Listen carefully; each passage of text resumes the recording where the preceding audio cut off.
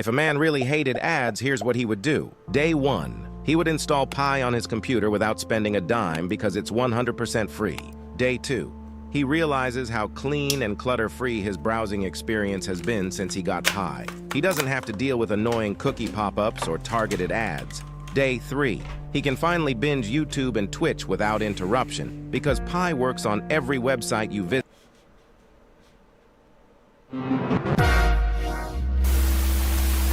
Last month, a secret cabal of centrist Democrats, consultants, and what have you had a meeting, which we're just now getting some insight into. I've talked about this for a while. You probably have an idea. You saw that? Yeah, I know. I'm trying not to rage out. I'm trying not to crash out over this. This was from last month. It's basically exactly what you think it is. I mean, if you've seen literally any of my coverage of the Democrats post-election, you know what direction this is going to take. Centrist Dem group rails against leftist identity politics and purity tests.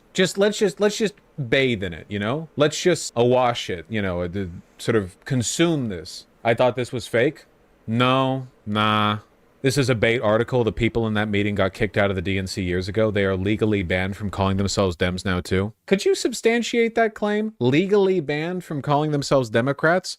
I would be interested in learning more about your rebuttal of this, because maybe you can. I would like that information, is what I'm saying. When several dozen Democratic political operatives and elected officials gathered at a Tony resort off the Potomac River last month, frustration boiled over at the left wing of their party. Too obsessed with ideological purity tests and should push back against far-left staffers and groups that exert a disproportionate influence on policy and messaging, produced by the center-left group Third Way and obtained Politico. That's great. One of the key ways to win back the trust of the working class, some gathered there argued, was to reduce far-left influence and infrastructure on the party.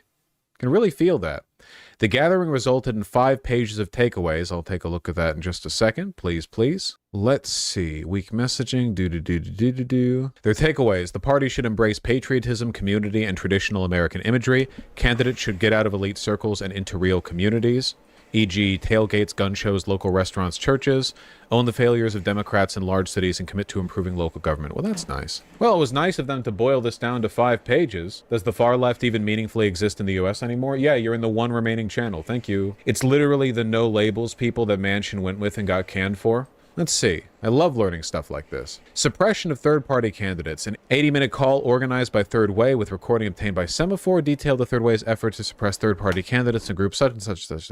No labels, including Kennedy. I don't think this necessarily means that because people associated with this group have gotten lambasted for their behavior, that doesn't necessarily mean that these the people present at this meeting weren't politically relevant. Were there not elected officials here? Did I not say that? When several dozen Democratic political operatives and elected officials, I mean, Masaiga won. I'm just saying, you know, there's a contradiction. Who are these elected officials? I would like to know that. AIPAC Dems? Well, that's just the Democrats. There's a lot of people posting about this. The Democrats right now are floundering in general, so the behavior of those people isn't surprising to me. How indicative it is, you know, we'd have to see, I suppose. Third Way got into a war with no labels last year to stop them from challenging Biden with a unity ticket. Third Way is still aligned with the Dems. That's certainly my impression. I don't think there's any reason to believe that that's not the direction they're taking things. For starters, the party chose the battleground state moderate Elissa Slotkin of Michigan to deliver its response to Trump. A Republican by another name. Slotkin outperformed former VP Kamala Harris by more than a full percentage point in all but 28 of the state's 83 counties, according to a Detroit News analysis. A group of moderate Democrat consultants, campaign staffers, elected officials, and party leaders gathered in Loudoun County, Virginia for a day-and-a-half retreat.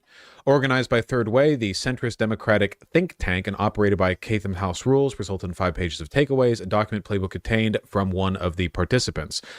Parentheses, not all attendees endorsed every point. Okay, that's not very helpful. Michigan, surprisingly Republican. It's like razor-thin margins. The retreat's conversation centered on a disconnect with the working class. I can't stand it when moderates and reactionaries talk about the working class. Dude, the working class, they say the working class, what they mean is like white evangelicals who live in the rural areas outside of town. Them. For one, you don't know who the working class is. For two, if you met them, you would hate them and they would hate you. For three, the cities are full of working class people. Absolutely packed full of them. They're not all white. They're not all men. They do have a point about left-wing idpol not resonating with the working class. What left-wing idpol? Where? Where is it happening? That's my question. The Kamala Harris didn't run it all. Kamala Harris is a black woman, but her campaign was devoid of social messaging. Like, where is it? Where is it happening? I'm getting right-wing idpol flooding the marketplace of free ideas every day, every moment. I look online and the president of the United States is like complaining about blacks attacking whites in South Africa or some crazy shit. Like it's every right-wing. Time to shut up, Mr. Annoying Man.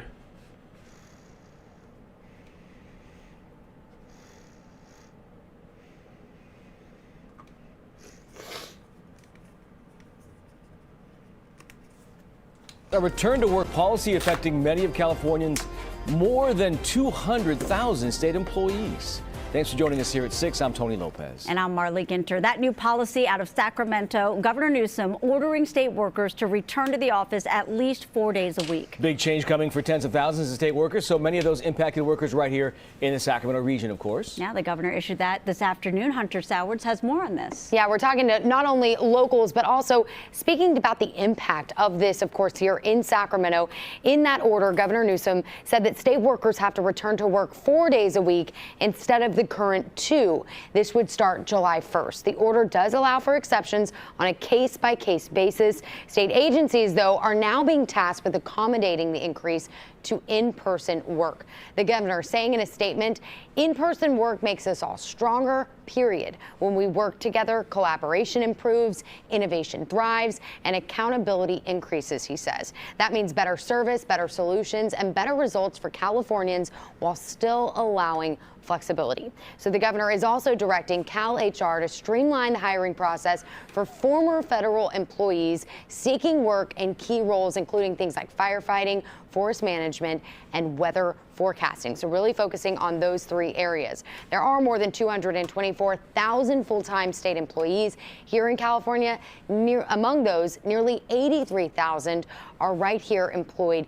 in Sacramento County. I've been talking to Sacramento agencies, of course, that are very excited to see something like this happening. They think it's going to be the difference we need to revitalize downtown Sacramento. Yeah, businesses down there have been hurting, that's for sure. They have been for a long time. Hunter, thank you. All right, we continue tonight from Washington, D.C. Here is part 2 of my exclusive interview with the Vice President, J.D. Vance. Every time he talks about tariffs, I'm like, is the media and Democrats that ignorant? Have you not figured out that means, oh, let's negotiate? Exactly. And they seem not to want to understand that part of them. You said at the Munich Security Conference, and I want to quote it directly, biggest threat to Europe is not Russia or China. You talked about the retreat of Europe from fundamental values. The threat is from within. Yes. And you went on to talk about digital censorship and canceling elections. That was a powerful condemnation of what is really happening there. I appreciate it. And it's also, by the way, Sean, a condemnation of what the Biden administration was doing. This is one of the things that I think the Europeans didn't appreciate about the speech is the biggest driver of mass censorship in the last 5 years. It actually wasn't the Europeans. They were the victims of it in a lot of ways. It was coming from the Biden administration. This whole crazy left-wing idea that we're not allowed to debate ideas, that we're not allowed to discuss things, that we have to silence people, censor them, throw them in jail for silently praying outside of an abortion clinic. These ideas are going to destroy Western civilization. They're going to destroy Europe, and they would destroy the United States of America if we allowed them to fester. Thank God we have a president now who believes in free speech, but the danger is still there. The danger is there in Europe. The danger is there in the United States of America. We have to ask ourselves the questions as leaders. Are we willing to defend people even if we disagree with what they say? If you're not willing to do that, I don't think you're fit to lead Europe or the United States of America. If you're running in fear of your own voters, there is nothing America can do for you. Exactly right. You said it at the same conference. That's exactly right. There's nothing that we can do for you if you're terrified of your own people. And Sean, you see this every single day. What are some of the biggest drivers of violence in these European societies? It's mass migration. It's people who haven't assimilated into European societies, who are driving cars into Christmas festivals, killing tons of innocent people. And very often, the European response response to that is not to say, oh, well, maybe we should get control of our own borders. The response is to try to silence and shut down their own citizenry. That is a danger in Europe. It was a danger under Joe Biden in the United States of America. And look, of course, China is a major threat. It's a major competitor over the next few years, over the next few decades. But I have no doubt that America and Europe could take on whatever threats so long as we're strong internally. That's the biggest risk to our civilization. It's that weakness internally. That's what we have to fix. The Democratic Party now, they want long, protracted wars. The Democratic Party championing men to play in women's sports. The Democratic Party putting the rights of illegals over the safety of Americans, and defending what will be hundreds of trillions of dollars in waste, fraud, abuse, corruption. How does that end for them? I think it ends very, very poorly. And the American people are a lot smarter than the Democrats give them credit for. You cannot shut up your fellow citizens. Yeah, you're smart. You're smart that you're acknowledging this. To play in sports with girls, which, by the way, it's just insulting to the girls. It's actually dangerous to the girls. Title IX, some of these sports are very violent. You don't want to have biological men against women. It's crazy. And the Democrats, again, there's this crazy idea in the Democratic Party that if you just repeat insane ideas, eventually the American people are going to believe them. We actually think the American people are smart, and we should listen to them rather than preach at them. And I think that's the core right now of the president's political strength. Last question. Tomorrow, you'll be sitting in a very prominent seat. Are you excited about your seating chart for the State of the Union? I'm excited about the speech. It's going to be a little unusual to have the camera on me for, an hour and a half and every reaction that I have. But I think, as the thing that I've learned, Sean, is people always say when you're on camera, try to be stoic and try not to show your cards. I'm going to have fun tomorrow because the President of the United States, he's going to make a lot of good arguments. He's going to talk a lot about a lot of the successes that we've had in these first 45 days. He's also going to be himself, which means he's going to poke a little fun, and we're going to have a good time tomorrow, so I'm just going to try to enjoy it. Well, it seems like when I first interviewed you, it seems like it's sunk in. You now know you're the Vice President. So you're like, okay, this is a little new, but Mr. Vice President, you're always generous with your time. We really appreciate it.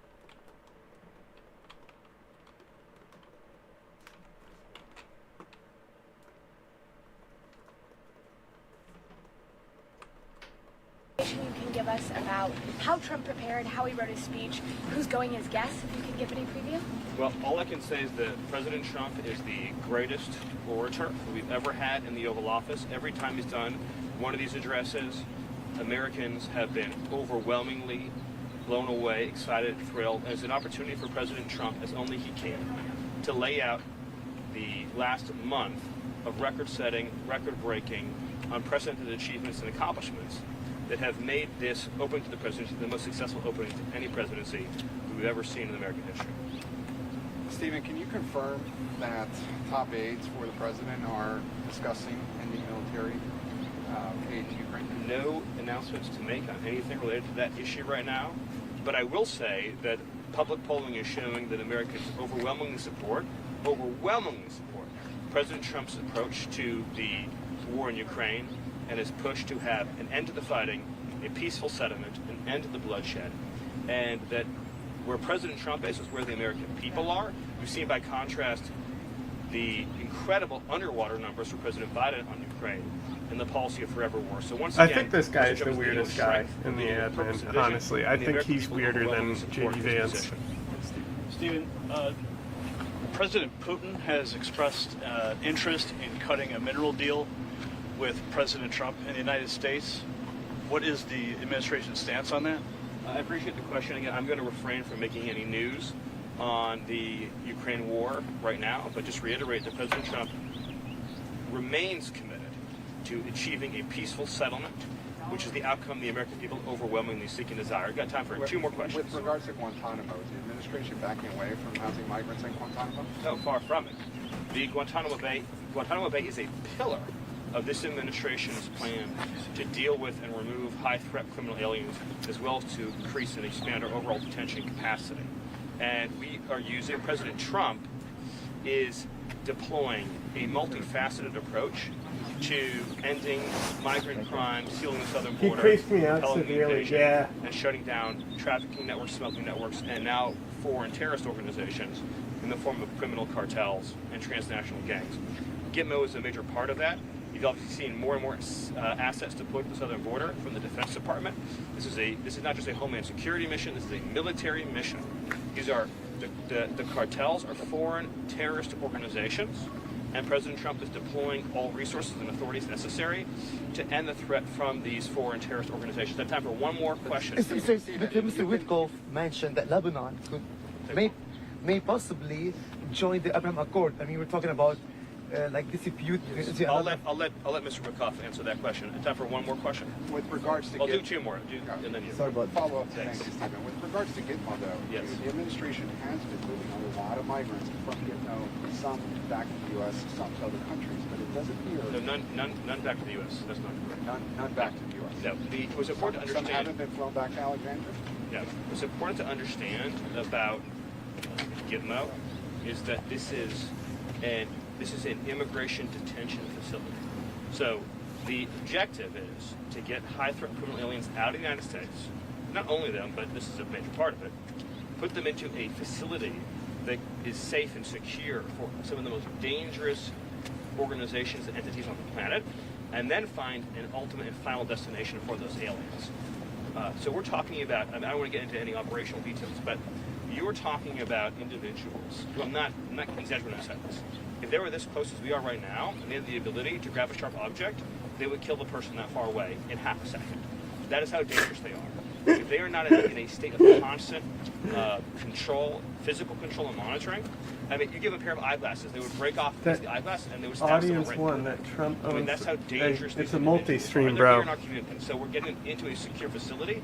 Gitmo's also set up by Congress to handle migrant processing in a more general way too, and we're working on building out that capacity. Well, the emphasis right now is on these very high-threat criminal aliens. I just want to underscore that President Trump, he's made the designation.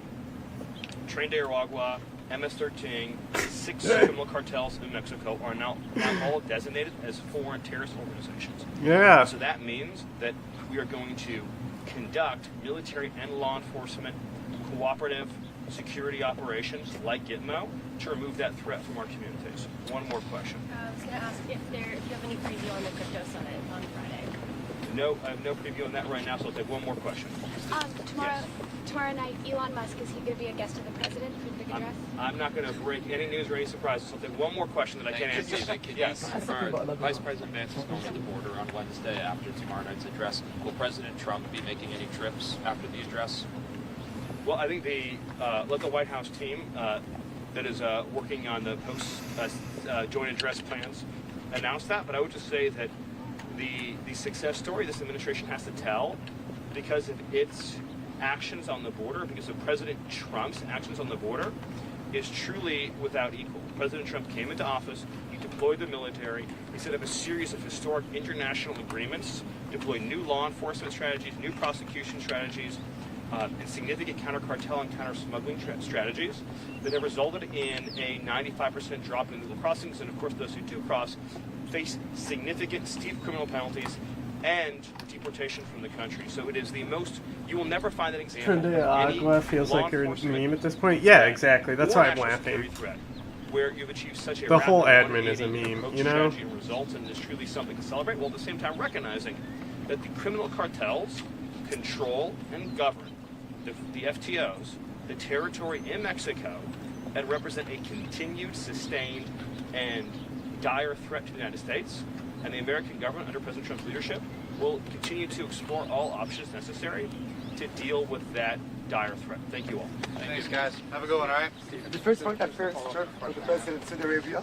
Just a follow-up question I asked. It's not correct. Guys, we got to. 48 was flown to Alexandria. I'm just trying to clarify that.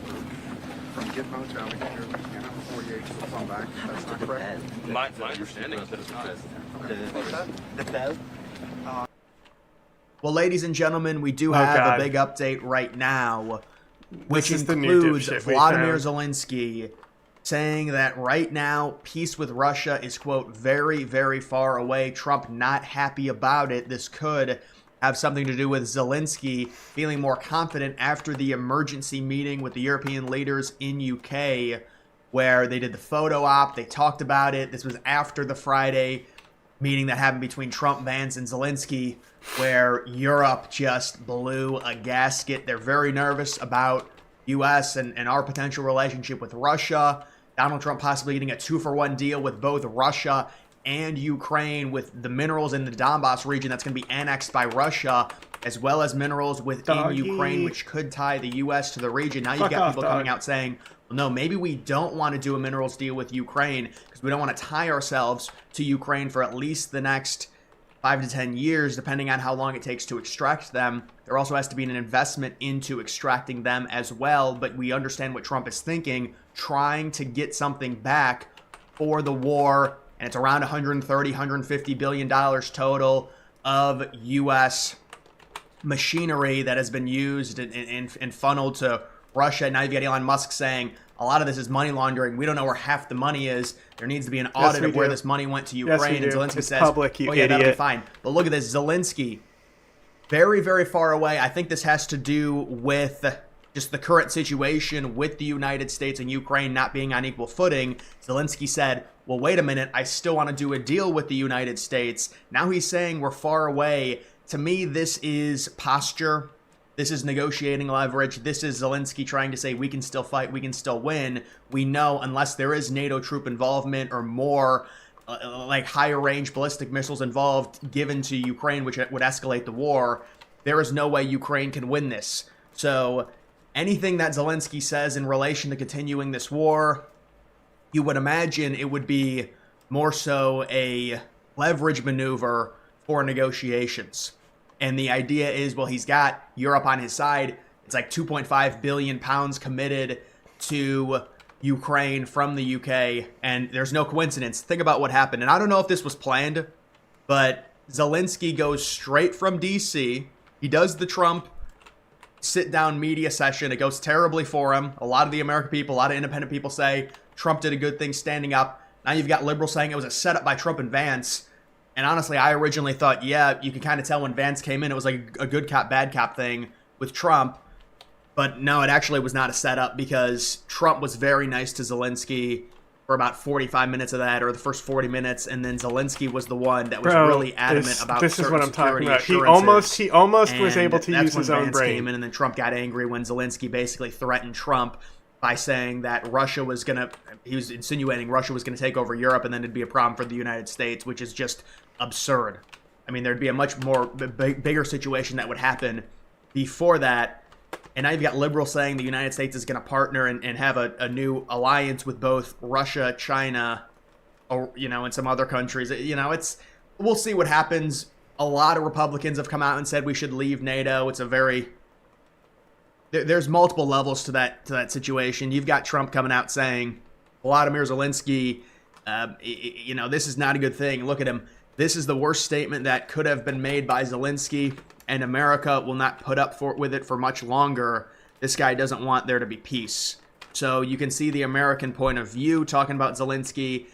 In terms of Zelensky not wanting peace, I think it's more of a Europe situation. Europe is very influential in Zelensky's actions right now. I mean, he flew from DC to the UK, to London, to meet with Starmer, the prime minister there, and then they all had a meeting. You had all the big leaders, Macron, they were all there. They had their own meeting, an emergency meeting, and they're very worried about the United States leaving NATO. It was a planned You can see meeting, Trump is bro. meeting with aides today to discuss canceling U.S. military aid to Ukraine.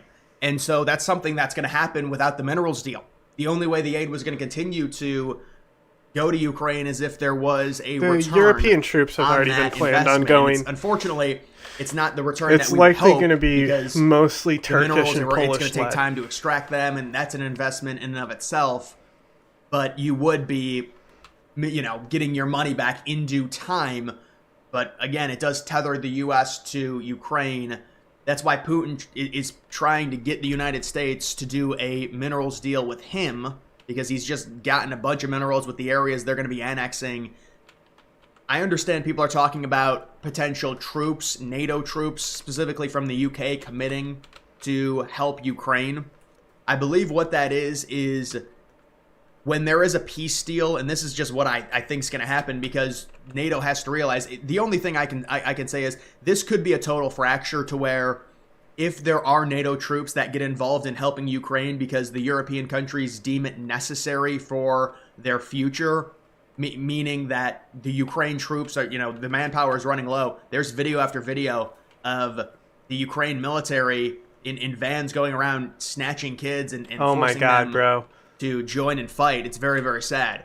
But if those European countries think we have they to literally help and this do cannot not snatch continue, kids. We cannot give up land to Russia. We're so scared of them. Don't The United States will be forced to leave NATO. 30? Donald Trump is not sending any American soldier to fight. And the whole Article 5 thing with Zelenskyy. I know Trump said with Starmer when they met last week that he would honor Article 5, but not in a situation like this. There's just no way. And so that would be the straw that broke the camel's back, to where Trump would 100% leave NATO in that scenario if European countries within NATO committed to sending troops to fight Russia. What I think is happening, they're not going to be fighting Russia. They're going to help secure a demilitarized zone in between the new border of Ukraine and Russia. Correct. Wherever that ends up being, it's probably going to be about 1/5 or 1/6 of the country will be annexed. Mainly the eastern regions connected to Crimea, the Crimean Peninsula, that Russia is going to be getting. And then there'll be a demilitarized zone, and that's where the UK troops come in, the French troops, whoever it ends up being. This is a European conflict if that ends up happening, if they engage. But to me, it makes no sense, because you look at the way NATO is, even under Biden, there was never any thought of any NATO troops being involved in this conflict in terms of fighting, because they knew it was going to be escalated. And from what I've seen, it seems like some of these European countries, there were articles back in early January about them trying to get minerals from Ukraine as well. So, we're talking about, that's what I was there's a thinking lot at going first, on when it comes to potential peace I deal. think that But might I be think too that low. the troops from the UK are more so for security of Ukraine. And that's what Zelenskyy wants with Trump in this minerals deal. He wants assurances that the security level that Ukraine will get is basically NATO level, which is not going to happen. But, I mean, for Turkey the has States such an investment in the Black Sea. And so that's the real big question in my eyes. Of course, you talk about, how much minerals are we going to get in terms of just raw money? Is it like 300 billion? Is it 500 billion? Is it 100 billion? Trump was talking about like maybe $1 trillion. Putin is saying, hey, come do a deal with us. We'll give you even more. Just stay out of this war. Stay out of Ukraine. Damn right, for they the have a huge army. It's NATO's second standard army. The United States does do a minerals deal with Ukraine. It's not good for Russia, because that ties the U.S. and our influence into Ukraine for the foreseeable future as we extract these minerals. There might be some security that's given to Ukraine just as a byproduct of us having an investment there. So that's why Russia's like, hey, we've got more minerals. We just annexed, or we're going to annex areas that have a ton of rare earths. Why don't you come do a deal with us? Maybe it's a 2-for-1. Maybe it's a deal with both Russia and Ukraine, as the United States tries to have a better, more cordial relationship with Russia than they previously had. And that's another reason why Europe is getting so worried about this. So you see what Zelenskyy said today, saying the war's not going to end anytime soon.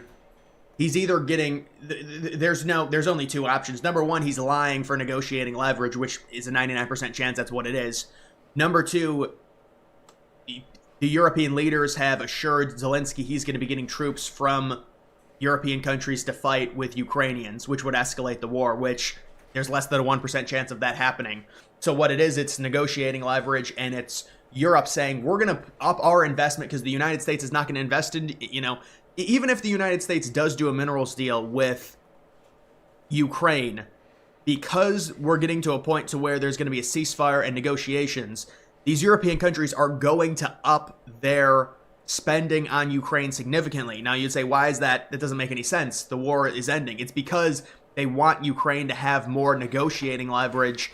It's the idea to where if Ukraine has no support, they have to yield to the Russian demands, because Russia can say, you know what, if you don't give us X, Y, and Z, we're just going to continue the war. You have zero support from NATO. Why would we not just take over your entire country now? You're running out of men. But if they have all the support from the UK, France, the United States, that's why they're trying to do the minerals deal with the United States, even if it's a bad deal for them, no matter what, if they can still have the US on their side and also tied to their country for the foreseeable future with a vested interest in their country in terms of mineral extraction, that will allow them to feel more safe when it comes to negotiations and give them that buffer to say, you know, we'll give up X, Y, Z, but we need this in return. And if you don't give us this, we still have backing of the United States and of the European countries. So they're all upping their budget as we get closer and closer to this negotiating period.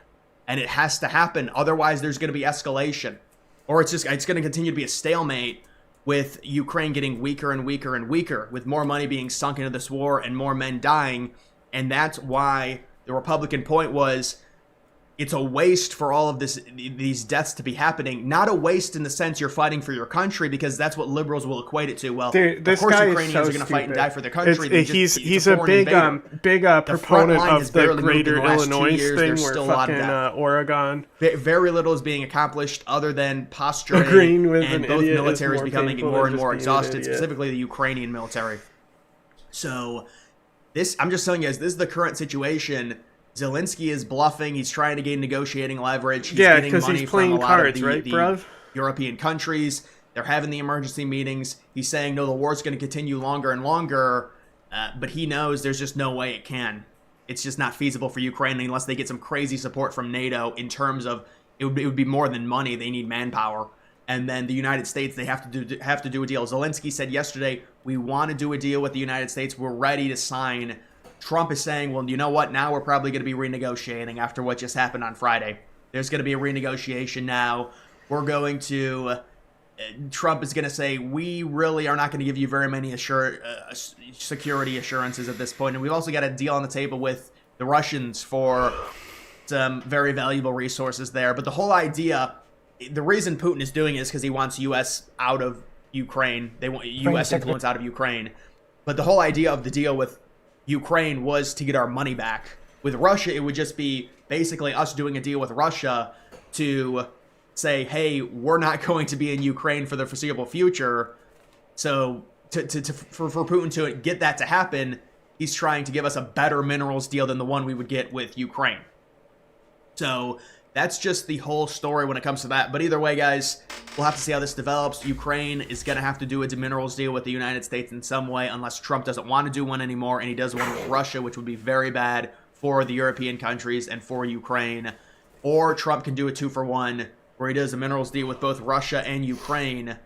And you'd say, well, why would Russia do that? I think Russia wants to have a good relationship with the United States, and an economic relationship. Oh my, bro. When it comes You're a moron. Our relationship with Russia needs to improve, just in terms of preventing a potential horrible scenario where you get an East versus West, which is liberals are obsessed with it. They want the East versus West war. We don't want that. We want to have a good relationship with Russia. That's why Trump's talking about the economic relationship and potentially helping each other out in a sense. And you know what? Maybe this is a little deal that happens to where this is going to be a peace deal, and if we do facilitate the annexation of the eastern regions and the Donbass, Russia is going to have to help us with our military exercise in Greenland. And so this is what superpowers do. So that's something that could happen as well, just maybe in a little bit of time, maybe in a few months. But either way, guys, that's going to do it for this video. Make sure you follow me on X. Link to that's always in the description. I spent weeks secretly studying ape communication in order to convince these apes that I was one of them.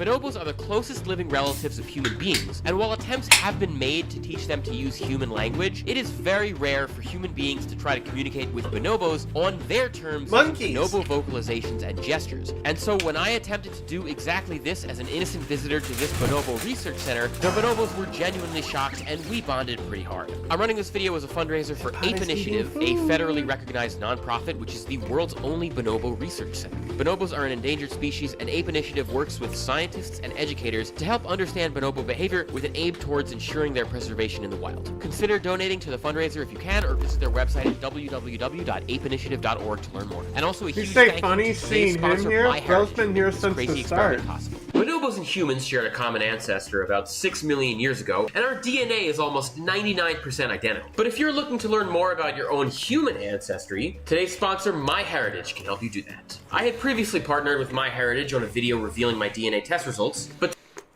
for free shipping. And as an added bonus, you can start. Now back to the video. Let's go. So nice to meet you. Yeah. Welcome to Des Moines. I feel like I'm in Area 51 over here. Little Jurassic Park for you. Yeah, this is actual Jurassic Park, and you've got bonobos, I heard. We do. We are home to 7 bonobos. In the middle of Des Moines, Iowa. The bonobos that live at Ape Initiative were all born in captivity. They don't have the skills to do well out in the wild. So they're like rescue apes. Is it right they're the closest living relative to human beings? Yeah, so bonobos and chimpanzees. Chimpanzees too. Yeah, so they're equally closely related to us. They're our closest living relatives. And then bonobos and chimpanzees are actually more closely related to humans than they are to gorillas, orangutans, or any of the other primates. Really? So we're their closest relatives too. Yes. So the original researchers wanted to know if the bonobos could learn human language. And so they were teaching them not only spoken English, but these arbitrary symbols. And so Kanzi knows over 300 of those individual lexigram symbols that he can use. So Kanzi doesn't have a symbol for every word or every food. And so sometimes he's posed with a new challenge, like being given a food item that he doesn't have a lexigram symbol for and seeing what he calls it. And so one really good example is he called Brussels sprouts trash lettuce. Trash lettuce. Trash lettuce. Like in the sense of that's an insult to me that you would even give me Brussels sprouts because it's trash. Right, like the idea that he would even use trash, which refers to garbage, and like is not food, right? Right. It indicates some kind of like abstraction. Information sharing, theory of mind, a lot of the things that we used to think were unique to humans, we actually think through studies with bonobos and other non-human animals that they have a lot of those capacities as well. Meeting some bonobos. I'm kind of nervous, to be honest. I don't think I've ever seen a bonobo in real life before. So a lot of the early research was really focused on like how human can the bonobos be? What of our language can they learn? An anthropomorphic lens. The guy who's filming is cold, you can tell. And really a lot of the work You hear that him we do breathing. is focused on like what are bonobos doing naturally with each other that we can learn about. And so I'm so excited for you to get to meet them because you're really the first person who's coming in with the perspective of you're going to communicate with them using their own language and their own signals. Or try to at any rate, yeah. I'm so nervous right now. Oh my god. I'm gonna try to do the broadcast vocalization to announce my presence. We'll see if I can fool them into thinking I'm a bonobo. In a couple of different groups at a time, the bonobos enter the main room where I wait behind this door. They can't see me yet, but they can hear me through a two-way speaker setup. Our first group is just 2 bonobos, Kanzi and Tico.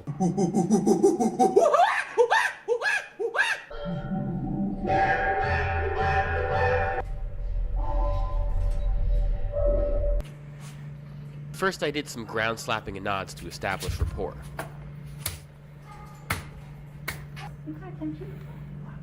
That's a chase me. You got him. Like an affiliative thing. This is my stab at bonobo playface and laughter. He looks confused. That's sweet. He's enthralled. Why use many word when few word do trick? Exactly. They really enjoy affiliative tapping, so I tried some of that next. Along with these peeping noises while eating to establish my bonobo-ness. They really like looking in your mouth while you chew. Make a nice little bed out of that box. Oh, nice. You want Ari to do that too?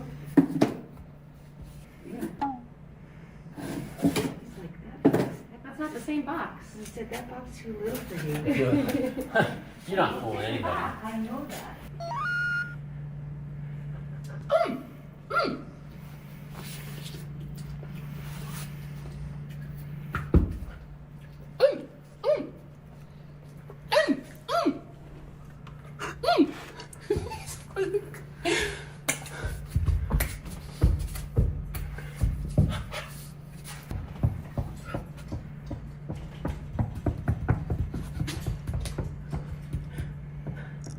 You can do your big play face.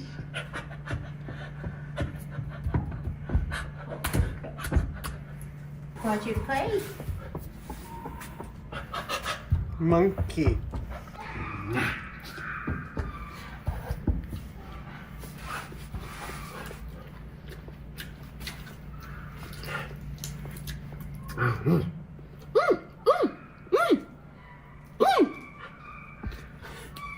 Was he clapping? Yeah, that's Chase. Okay. So he's gonna run that.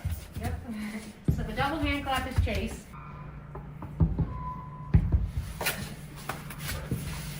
It's actually quite tiring keeping up with these guys physically.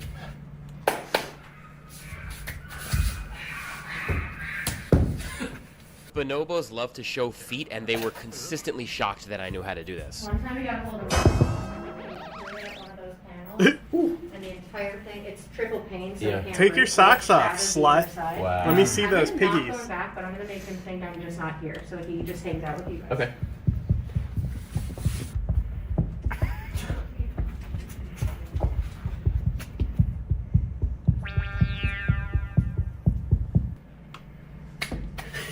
So he's gesturing at you.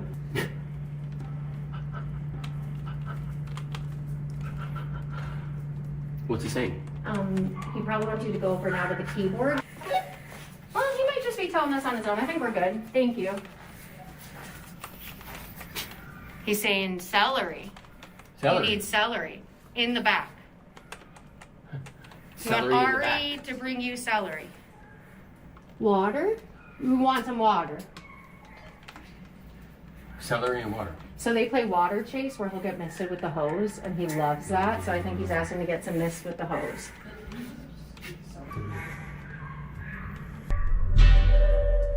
Sorry, he likes to scare you. Okay.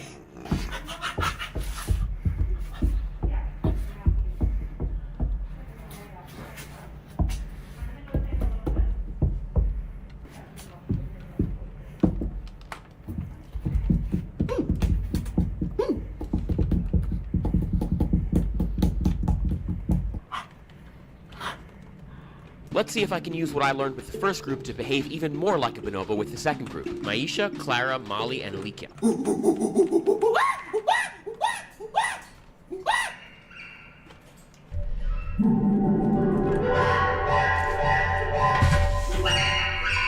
Gross. I think here Vagina. Maisha Did actually you see tries to that thing's respond under the vagina, group. bro?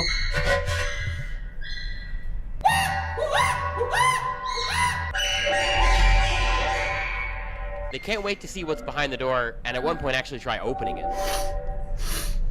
Okay, Amanda, west or east down the door, please.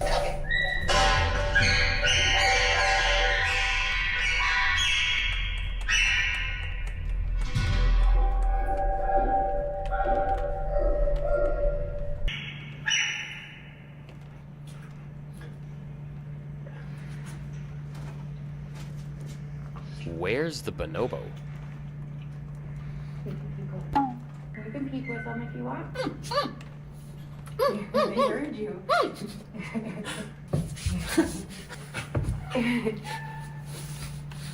Yeah, being submissive, that's perfect, Ari. Lips bared back in a grin and chest out indicates submissiveness.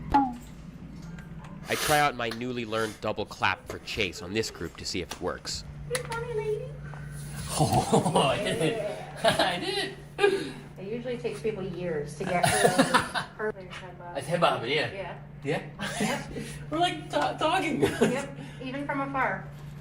Wow, it's like sign language almost. Like waving to your friend across the cafe. Yep, she's head bobbing. Who's head bobbing? Oh, what's up? Her face. Who invited this guy? Perfect. Yep. Just show her you're not intimidating. You do some laughing. You're almost fluent, Ari. So close. You want to see my feet?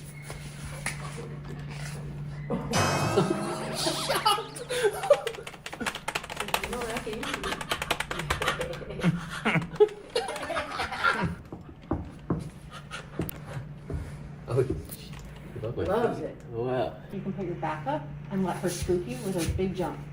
You want Ari. He'll tickle everything you got, so you just hand it over to that dude.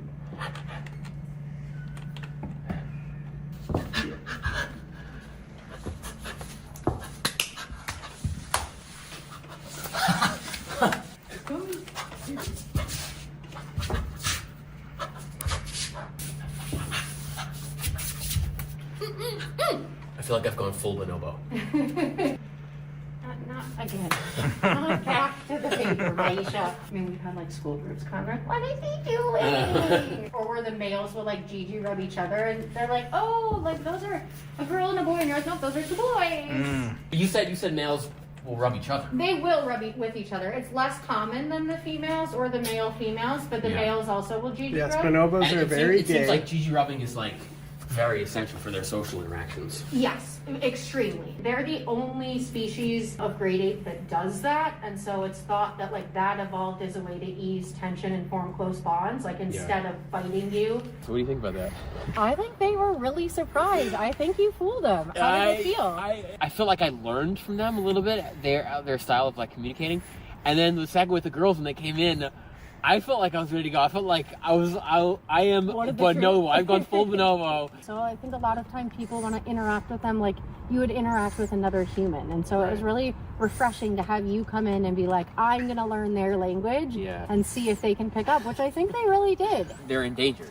Yes, so bonobos are endangered in the wild. And we really think that if people don't know about bonobos, if we just ignore the fact that they're our closest living relatives, that the species will go extinct in our lifetimes. Habitat destruction and fragmentation. And then there's also a very big illegal bushmeat and pet trade. So the adults are killed and cooked for meat, and then the infants are taken and sold into the pet trade as human pets. And that's why it's so important to have people know about bonobos so we can do more to help protect them and their natural habitats. Thank you for doing what you do, and I hope people can check out your website and also consider donating. Thank you so much for helping us raise awareness about endangered bonobos. For sure. So remember to check out apeinitiative.org, and also thanks again to MyHeritage for sponsoring this video, and remember to click the link in the description box or scan the QR code and use coupon code SHOW for free shipping.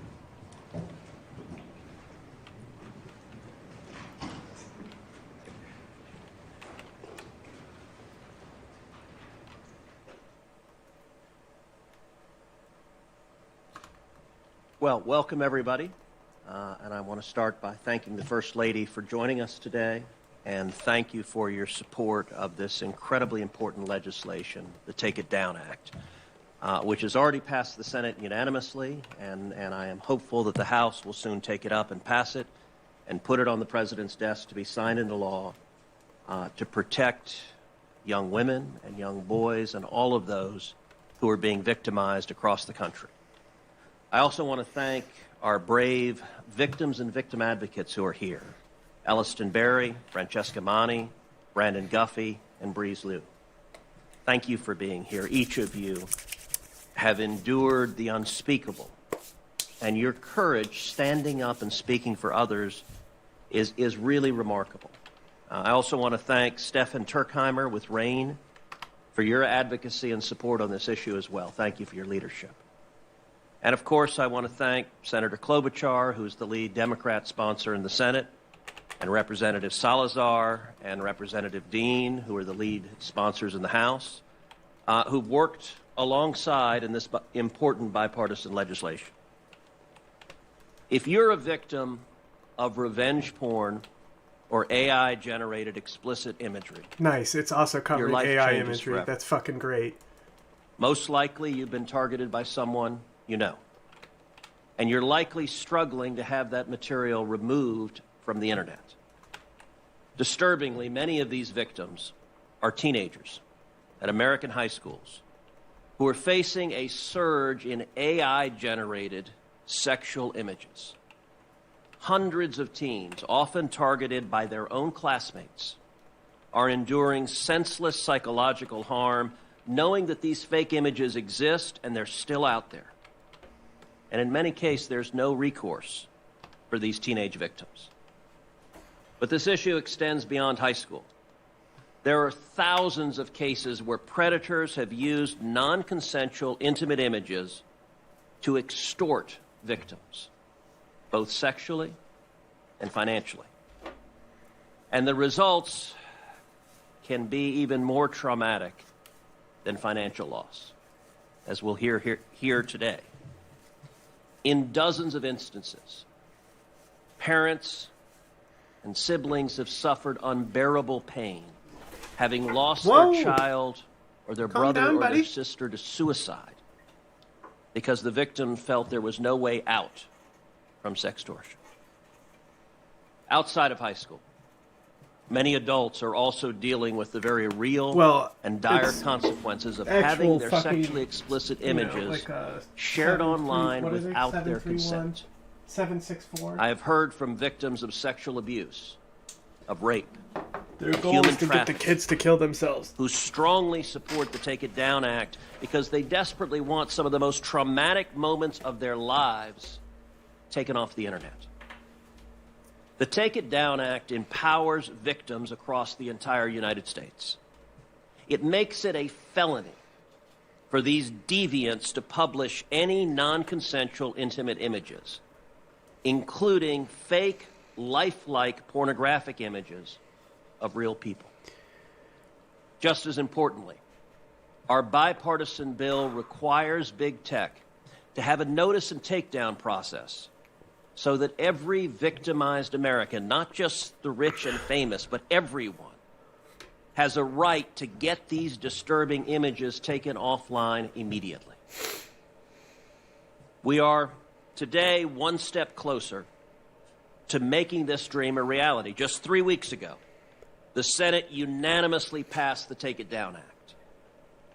Now it goes to my House colleagues, and I have every assurance and confidence that the House will take this up, pass it, and put it on the President's desk so that we can protect the victims of these predators. And we're very excited to be joined today by the First Lady of the United States, Melania Trump. Mrs. Trump has long been a champion for protecting our nation's children with her Be Best initiative. And I can think of no more important issue for our First Lady to lean on than protecting children online. Your success will mean our children's success and healing for thousands of victims. And with that, I'd like to turn it over to the First Lady of the United States, Melania Trump. Whose speech will she plagiarize today?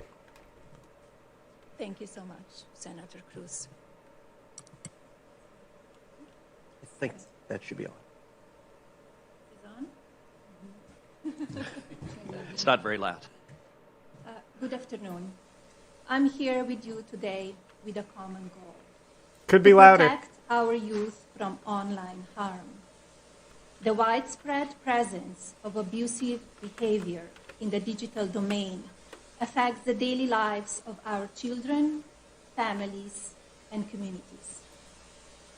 Addressing this issue is essential for fostering a safe and supportive environment for our young people. I hope today's roundtable builds awareness of the harm caused by non-consensual intimate imagery, and eventually the approval of the Take It Down Act bill in Congress. In today's AI-driven world, the threat of privacy breaches is alarmingly high. As organizations harness the power of our data, the risk of unauthorized access and misuses of personal information escalates. We must prioritize robust security measures and uphold strict ethical standards to protect individual privacy.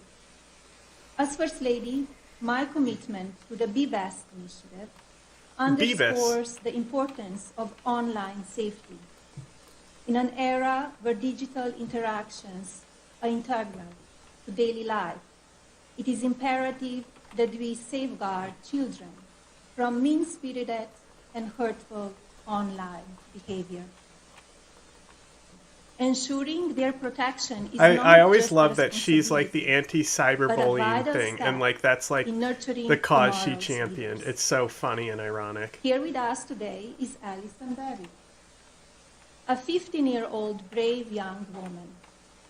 Alliston's peers used AI to create non-consensual intimate images of her and then spread the images across social media. They superimposed her face into pornographic content without her consent, solely to humiliate her. An author, Allison's family contacted the social media companies for help. Their efforts fell upon deaf ears. Ultimately, the fake images circulated worldwide. It's heartbreaking to witness young teens, especially girls, grappling with the overwhelming challenges posed by malicious online content, like deepfakes. This toxic environment can be severely damaging.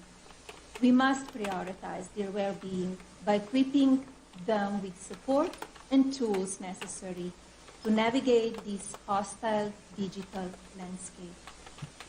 Every young person deserves a safe online space to express themselves freely without the looming threat of exploitation. Loony threat. To the brave survivors of NCII, The Looney Tunes are coming over? Your strength Yes, inspired 764, neo-Nazi the Satanist courage group. in Yeah, others. so that's what he's talking about, is To like the a girl who advocates, killed herself. Your voices power our youth and hopefully bring change. And to the families, your unwavering love is a pillar of resilience. Thank you again to Senator Cruz, Speaker Johnson, House Majority Leader Scalise, Representative Salazar, Chairman Guthrie, Chairwoman McCain, Chairman Hare, and Representative Kahan for being here today and for your dedication to this important cause. I was heartened to learn that Senator Cruz and Senator Klobuchar united to prioritize this fundamental matter. I must admit, however, I expected to see more Democrats, leaders with us here today, to address this serious issue. Surely, as adults, Leave we Democrats can out of this. prioritize Americans' children ahead of partisan politics. I urge Congress to prioritize the passage of the Take It Down Act bill. This legislation is essential for addressing the growing concerns related to online safety, protecting individual rights, and promoting a healthier digital environment. By advocating this bill, Congress can take an important step towards ensuring accountability and fostering responsibly online behavior. The Take It Down Act bill represents a powerful step toward justice, healing, and unity. Thank you. And thank you very much. I want to thank the First Lady for being here, and your presence and your leadership on this issue is incredibly important, and I'm confident it's going to play a critical role in accelerating the passage of this bill and getting it passed into law so that we can protect all our kids and young women and young men across The guy just crashed into the wall I now want to several turn to the leader in the House, Representative Salazar, for her remarks. There.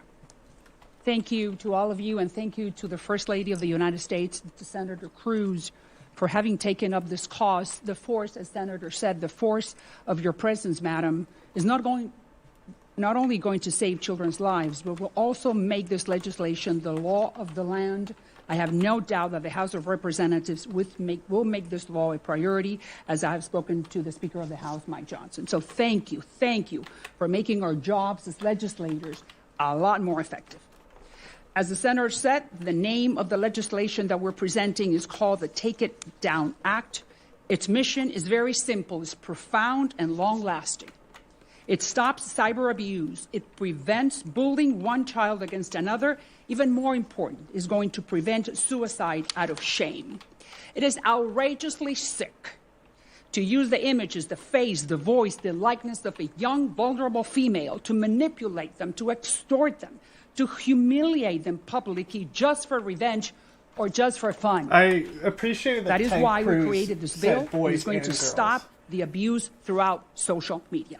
It is widely known that 99% of the time, the victim, most of them girls, don't even know that their faces, their bodies, their intimate parts are being circulated around the internet in fake, compromising pornographic images. But perception is reality, unfortunately. And even though these images do not belong to them, they are paying the price dearly. So they see it, they live it, they have to suffer it, and they don't have any recourse, as the senator said, up until today, up until now. Our bill, the Take It Down Act, finally is sending a very big message to big tech that they have to bring down these images, fake images, within 48 hours. No more time than that, no more excuses. If not, big tech then will be just as guilty as the aggressors. Snapchat, Instagram, TikTok will have to comply within 48 hours when the victim demands that they take down those pornographic images. Now our messages to the bullies, to the perverts, to the predators. If you dare to do this to another innocent child, you are going to go to prison. You will serve jail time. That will be a great place where you can sit and ponder what you did and be consumed by your conscience. Yeah, up until conscience. now, the parents of victims found that the schools, they couldn't do anything. The police couldn't do anything. Nothing. Big tech couldn't do anything, according to them. No more. This legislation has taken the power away from the aggressors and the accomplices and have given it back to the victims and their parents. What a great honor for me to be part of this initiative. Thank you very much, and thank you, Madam, for making this a reality. Thank you. Thank you, Representative Salazar, for your friendship, for your leadership on this important issue. I now want to introduce our victim advocates who will share their stories and explain why it is important that we urgently pass the Take It Down Act. Here with us first are two teenage victims of AI-generated sexually exploitative images. Miss Elliston Berry of Aledo, Texas, and Miss Francesca Mani of Westfield, New Jersey. Both of these young ladies were victims of virtually the identical crime within weeks of each other. Elliston was just 14 years old when a male classmate of hers took an innocent photo off her Instagram page and used an app to create an explicit image, a deep fake AI, that in turn was sent to her classmates at school. Elliston helped inspire the Take It Down Act. She's a Texan, and she and her mother contacted my office and relayed what happened, and we were horrified, and she was the initial inspiration for writing this bill. And Melania, I'll tell you an amazing aspect. When I was sitting down with Elliston and her mother, Anna, who's here as well, I asked in my office, I said, what's happened to the images? And they looked at me with enormous frustration, and they said, they're still up. It's been 9 months. Elliston's mom said she had called Snapchat, she'd emailed them, she tried repeatedly taking this garbage making down more revenge of my porn dog. laws is completely And necessary. she'd gotten no response at all, no movement. I turned to my staff in my office that afternoon and I said, I want you to get the CEO of Snapchat on the phone today. I want those pictures down today. Within 2 hours, they pulled them down. Damn, this is a whole hour. Vladimir Putin has pierced and infiltrated the United States military. It is very obvious to our, and I say this with a lot of sadness, former European allies. Pumps is back. And let's see what the Democrats have been doing since the Trump administration has handed over basically the United States government to Vladimir Putin. Let's put up the slide. All right, here we have, they had a dim playbook. Last month, a group of moderate Democrat consultants, campaign staffers, elected officials, and party leaders gathered in Virginia. And here are their plans for us to counter MAGA. Number one, the party should embrace patriotism, community, and traditional American imagery. And it goes on down here. They want to back off of small dollar donors. And then they think candidates should get out of elite circles and into real communities. Tailgates, gun shows, local restaurants and churches. So the Democrats are going to cosplay being rednecks while Donald Trump is basically raping and pillaging the federal government. And I want to remind everybody we're playing two different games here. They're going in and saying, we won, we barely won, but we're going to call it a mandate, and we are going to F this whole thing up. We're going to cram it down everybody's throats. We don't care. The Democrats are going to run away from their base and go cosplay being rednecks and wave around American flags. And let me just tell you something, as somebody that lives in a red state, this is why Kamala lost. She started talking about her Glock.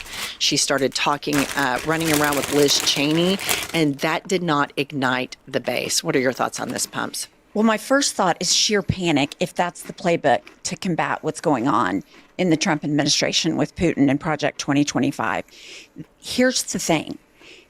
You have 20, 25, 30% of people that it doesn't matter what Donald Trump does to them, they're going to be pro-Republican, full stop. The people that are on the fence, they do not become ignited unless they are viscerally touched by something.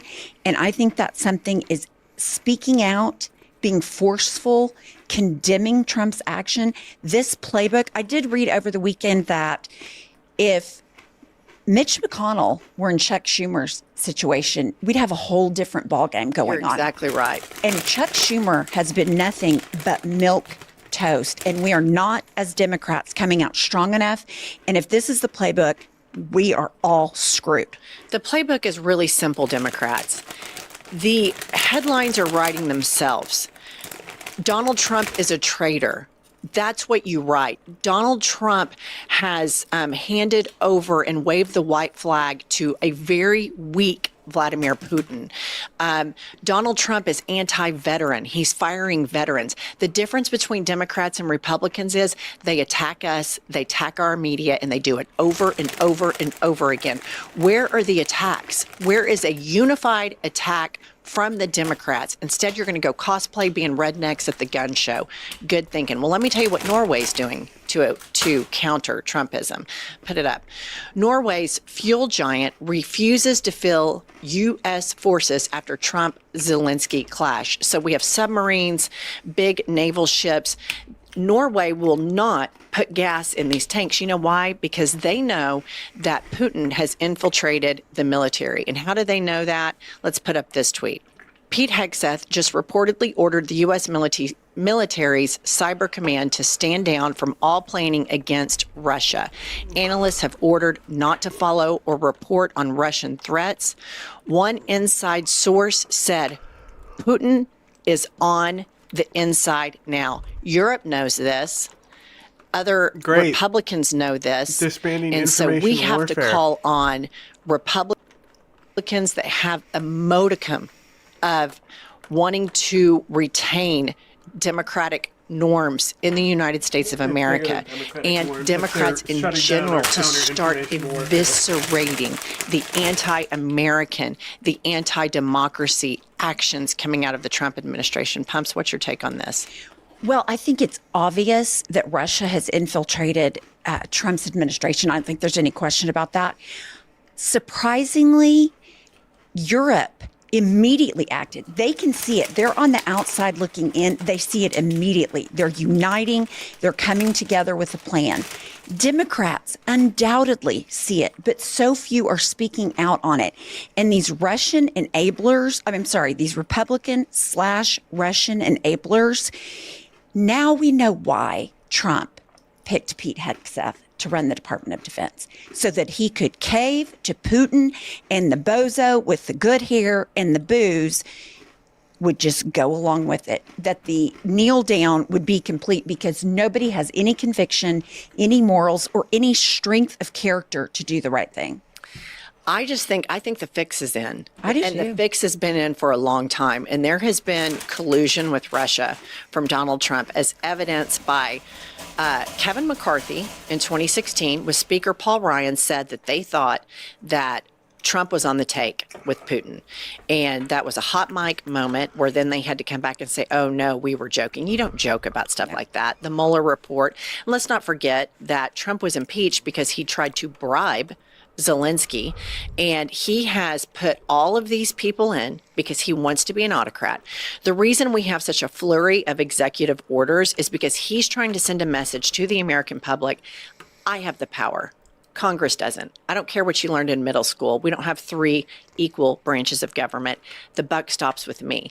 And I read an article that Stephen Miller has been shocked that there have been so few lawsuits. They expected more pushback. And so you have Hakeem Jeffries out there saying that he's going to, quote, urge Republicans and Donald Trump to be mature, which is a joke. You have these Democratic moderates saying that they are going to cosplay being rednecks at gun shows, and they want to let go of small dollar donors, which tells me they want to be owned and a part of the oligarchy as well. And so I think we're at a time right now where the Republicans are the Republicans. These people have no morals. And if there's a triple Trumper out there, you can go to all the gun shows you want to. They are never, ever, ever, ever going to vote for Democrats because there has been a decades-long attack on it.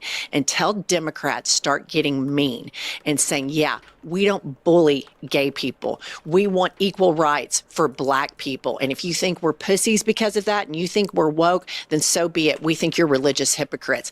Until they start campaigning like that and grabbing the shit out of Republican ideals and exposing the fact that Elon Musk is an American taxpayer-funded billionaire. The only reason he has the billions of dollars that he has is because of hardworking Americans. They're being and he is completely funded by the United States. He is completely compromised, and this is such a disaster that the Democrats roll out with that attack plan. And it's going to make a lot of people. My husband has already said he's changing his voter registration to independent. And if that's what you guys do, if you run away from your base and you don't fight, we won't have a political party anymore. All right, next up we have a tweet. And this was a comment from a Russian dissident on YouTube. In the war between Russia and Ukraine, the first surrender was America. And she says, ouch. And I think that is true. But please do not stop listening to our show because you can support us by supporting our doctors. And I have to tell you guys, I have had, remember last week I was hoarse. Now I have all this congestion and Ukraine, the difference between the administration in America and the administration in Ukraine, they have conviction. They are patriots to their country, and they're willing to fight for it. Donald Trump is for sale. His entire administration is for sale. He's already saying, oh, yes, please, let's let oligarchs buy in because he wants America to be an oligarchy. And the absolute compromise of the United States government, and I keep saying it, Tulsi Gabbard all the way around in his intelligence offices, we are in a hair on fire moment when it comes to national security and our place in the world. And NATO has realized it, and good on them because they are up against an alliance between the United States and Putin for the first time in history, I think. Well, Elon Musk tweeted yesterday that he wants us to pull out of NATO and the UN. And I just have to say to all of the triple Trumpers, or even if you're 1 out of 3 Trumper or 2 out of 3 Trumper, you're voting away 80 years of veterans that fought and died for this Democratic alliance. So don't run around and act like you're the patriots. And Democrats, where I started off this episode, this is where you attack. We're not going to go run around at gun shows and act like something we're not. We stand for gun reform. We don't think kids should go to school and get shot. Don't back away from that. And there's one senator that is consistently speaking out. And I think if Chuck Schumer cannot step up to the plate here, he needs to step aside. Right. If Hakeem Jeffries cannot step up to the plate here, he needs to step aside. This is a historical moment. And what it's looking like to me is these two are just as beholden to corporations as the Republicans are, which is why they are not attacking the way they should. But somebody is, and he is a Connecticut senator named Chris Murphy, and he is really fighting the good fight right now. And here he is on CNN over the weekend. Reaction to what you just heard from the president's national security advisor. Do you think there's hope of salvaging this relationship with Ukraine? So it is absolutely shameful what is happening right now. The White House has become an arm of the Kremlin. Every single day, you hear from the National Security Advisor, from the President of the United States, from his entire national security team, Kremlin talking points. For the last week, the White House has been pretending as if Ukraine started this war. That's essentially saying that Poland invaded Germany at the beginning of World War II. There are still facts in this world. And the fact is this: Vladimir Putin is a brutal dictator. Russia started this war. And the entire pretext for that meeting yesterday was an attempt to rewrite history in order to sign a deal with Putin that hands Putin Ukraine. That is disastrous for U.S. national security. That means that China will be on the march. Putin may not stop. America may be at war with a nuclear power. And for what? For what? It appears as if America is trying to align itself with dictators, that Donald Trump wants us to have our closest relationships with despots all around the world, because that makes it easier for him to transition America into a kleptocratic oligarchy where Elon Musk and Donald Trump rule and steal from the American people. If we were allied with democracies, that would be harder. But if the United States' closest partner is Russia, then it makes it a lot easier for Donald Trump, Elon, and their billionaire pals to steal from the American people, to steal our data, to steal our Medicare, to steal our Medicaid, and order to enrich themselves. For fucking impeach him. He's exactly right. Elon Musk is a taxpayer-funded billionaire. Donald Trump and Elon Musk are running around saying we can't afford FAA air traffic controllers, we can't afford park rangers, we can't afford cancer research, we can't afford Social Security even though you paid into it, we can't afford Medicare, Medicaid. But you know what they're doing? They're buying a bunch of crypto. Right. Elon Musk is rewarding himself a bunch of government contracts because he's a welfare queen. And the Democrats want to run around at a gun show. Are you kidding me? Attack the shit out of this vociferously. Make sure you subscribe to our channel. We're going to try to hit 1 million sometime soon. We're so glad Pumps is back. We'll see you all later today.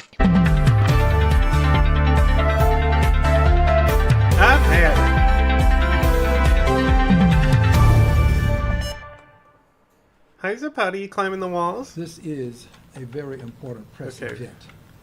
And it...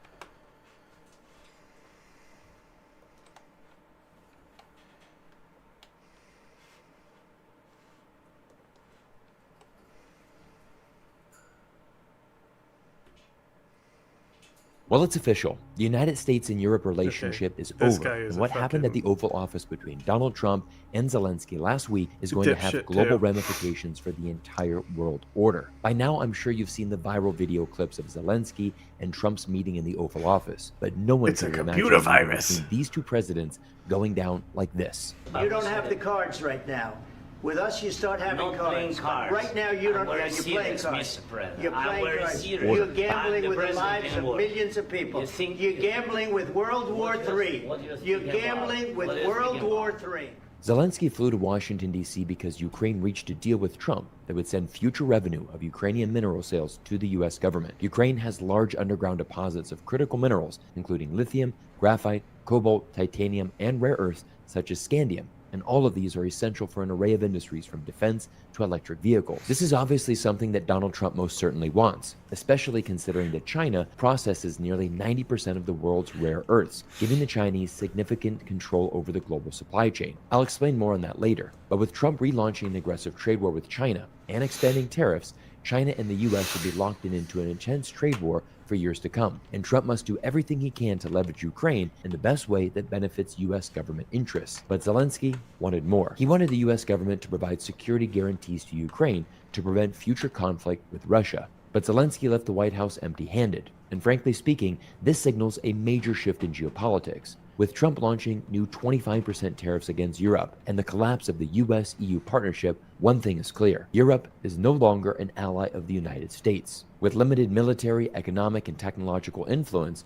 Europe finds itself sidelined in the very negotiations that concern its own continent. Trump and Vance made it clear to the world that the war in Ukraine will end on America's terms. And to show you just how quickly the political landscape has changed since Trump has entered the White House, just observe the incredible pivot from NATO President Mark Rutte, who said on October 24, 2024, Ukraine's path to membership is irreversible. The day will come that Ukraine is a full member of NATO. At the time, Ukraine had the full support of the Biden administration. The US government was giving billions of dollars to the country and even making dangerous escalations by giving long-range missile systems to Ukraine just weeks before Biden left the White That's House. the thing. But just Truth 4 months and reality later, need the to be NATO universal. president They has should have completely started changed his addressing stance, information stating warfare Ukraine years was ago. never But promised now NATO we're going to membership. fucking Wow, have the what a only turnaround. On basic this channel, information we warfare frequently we quote have Henry canceled. Kissinger's We're famous fucked. saying, "To be an enemy of America is dangerous, but to be a friend." Henry is Kissinger fatal. did not This say situation this. reminds me of another famous quote attributed to Kissinger: "America has no permanent friends or enemies, only interests." He did This not quote say sums that. up the situation perfectly. Ukraine has become too much of a headache for the United States, and just like that, the US government is now willing to abandon the country after 3 years of supposed steadfast allyship. The tragedy of it all is not only did Ukraine lose an entire generation of people, territorial concessions, but for the foreseeable future, the minerals deal, which realistically was Does this Ukraine's tank only look small shot at to you? leverage with Donald Trump. What rubs salt in the wound even further is that all of this is after the United States and its EU allies purposely sabotaged peace efforts several times over the past 3 years. Unfortunately, Ukraine is just the latest victim of US foreign policy, being used as a vehicle for US interests and disposed of when no longer useful. But to truly understand this failed meeting between Trump and Zelenskyy, we can't just observe what happened in the White House. We actually need to go back in time 2 weeks when Vice President J.D. Vance gave a speech at the Munich Security Conference that set the stage for a more America-first approach to Europe. In his speech, J.D. Vance revealed 5 key realities about how the Trump administration views the war and European security as a whole. Number 1, Vance made it abundantly clear that Europe has benefited tremendously from the U.S. government despite pursuing policies that don't align with U.S. interests. Number 2, Russians have a massive numerical advantage in manpower and weapons in Ukraine, and that advantage will That's why they're persist getting their shit regardless pushed in, of huh? further Western aid packages. Number 3, the United States retains substantial leverage over both parties to the conflict. Number 4, ending the conflict requires talking to the people involved in starting it and maintaining it. And number 5, the conflict is bad for Russia, bad for Ukraine, and bad for Europe. But most importantly, it is bad for the United States. J.D. Vance ended his speech in Munich with a stern message that shocked Europeans when he stated, "Neither Europe nor the Biden administration, nor the Ukrainians had any pathway to victory. This was true 3 years ago, it was true 2 years ago, it was true last year, and it is true today." This statement isn't just significant for what it reveals about the future of the US-European strategic relationship. It also raises serious questions about the strength of NATO itself. Now that the United States has made it crystal clear that Europe is no longer a priority, and that they won't even be considered relevant in negotiations to the end of the Ukraine war, the ball is in Europe's court. How will European leaders respond to this new reality? Will they continue clinging to a transatlantic alliance that no longer values them? Or will they finally chart their own path? I recently interviewed one of the most respected geopolitical insiders in the world, Kishore Mahbubani, the former president of the United Nations Security Council, to share his thoughts on this very question. Unfortunately, you see, geopolitics is a very cruel business, and people who are naive and simplistic in their analysis of geopolitics always suffer. And yet, at the same time, some of the rules of geopolitics are also very clear. All great powers, including the United States, will always put its own interests first. It will never sacrifice its interests for even the best of friends, including its European friends. It was very naive for the Europeans to believe that the United States would always put European interests first in dealing with Russia. I'll be launching my full interview with Professor Mahbubani next week, but for now, I want you to focus on his recent article for Foreign Affairs entitled, "It's Time for Europe to Do the Unthinkable." Inside this article, Professor Mahbubani lays out 3 unthinkable options for Europe, and I'm going to break them all down and explain why Europe must start thinking outside the box, charting a new path forward without the United States. The first, Europe should announce its willingness to quit NATO. A Europe that's forced to spend 5% of its GDP on defense is a Europe that no longer needs the United States. If European leaders finally invested in their own security, they would have a $1.1 trillion military budget, comparable to the US defense budget of $824 billion in 2024. That would be a real show of independence, one that would force Trump to take Europe seriously. But instead, Europe's insistence on staying in NATO, despite Trump's repeated provocations, is making them look The weak. dogs are the They're hardest clinging to unit an in this alliance game. that doesn't respect them, practically begging to remain under Washington's thumb. The second option, strike a new grand bargain with Russia. European leaders scoff at the idea, convinced that Russia is some existential security threat. But let's be real. No one is marching on Moscow again. Not Napoleon, not Hitler. And there's a glaring contradiction in Europe's messaging. On one hand, they mock Russia's inability to defeat Ukraine, a country of 38 million with a GDP of 189 billion. But then they turn around and say that this same Russia somehow threatens all of Europe, a bloc with 744 million people and a $27 trillion economy. Which one is it? A realistic compromise with Russia that secures current borders and neutralizes Ukraine's position would instantly reduce tensions. Yet European leaders refuse to even consider it. And that leads us to Mahbubani's third option: work out a new strategic deal with China. The only reason Washington is in conflict with China is because it refuses to accept a multipolar world.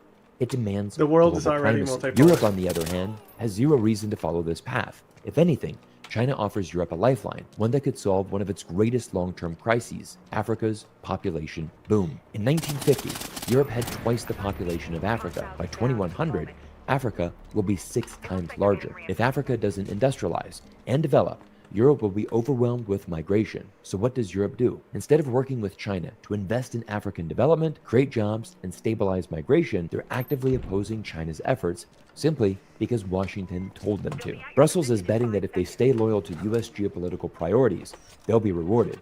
But so far, all they've gotten is humiliation. Don't forget the core message of Mahbubani's realist argument shared earlier. Every great power prioritizes its own interest, even at the expense of its allies. Trump understands this. Russia understands this. The only one who doesn't seem to get it?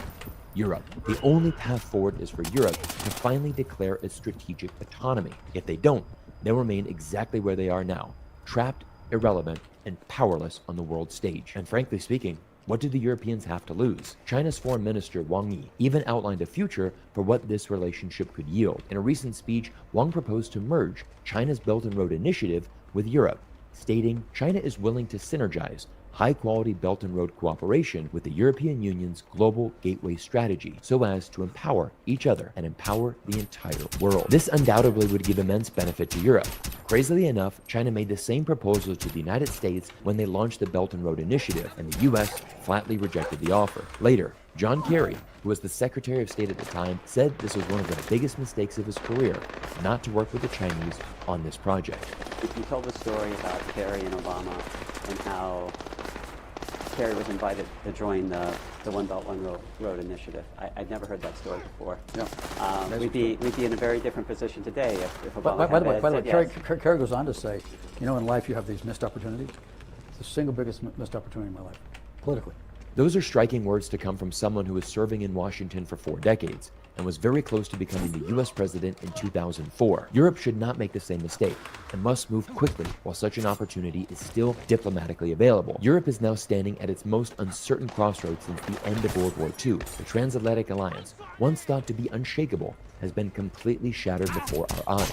Trump has made it abundantly clear that the US no longer sees Europe as a priority, and instead of adapting to this new reality, European leaders remain stuck in the past, clinging to a partnership that Washington has already walked away from. One thing is certain, the world is changing, and for the first time in nearly a century, Europe is no longer in control of its own future. The only question is, will they take back control, or will they let history be written for them? But as promised, I want to shift to the investing portion of today's video and explain exactly why ending the war in Ukraine and receiving 50% of the country's future revenue from mineral deposits is such a priority.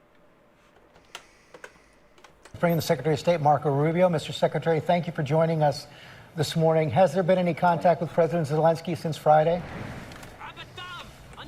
Well, I haven't had any contact with him since Friday. We have plenty of contacts with him, though. Plenty. I mean, he met in the last 10 days, he's met with the Secretary of Commerce. He spoke to the President on the phone, met with the Secretary of Commerce, met with me, met with the Vice President, met with our special envoy, and then was invited and came over on, well, invited, you know, he wanted to come over on Friday to sign this commercial deal. It didn't happen.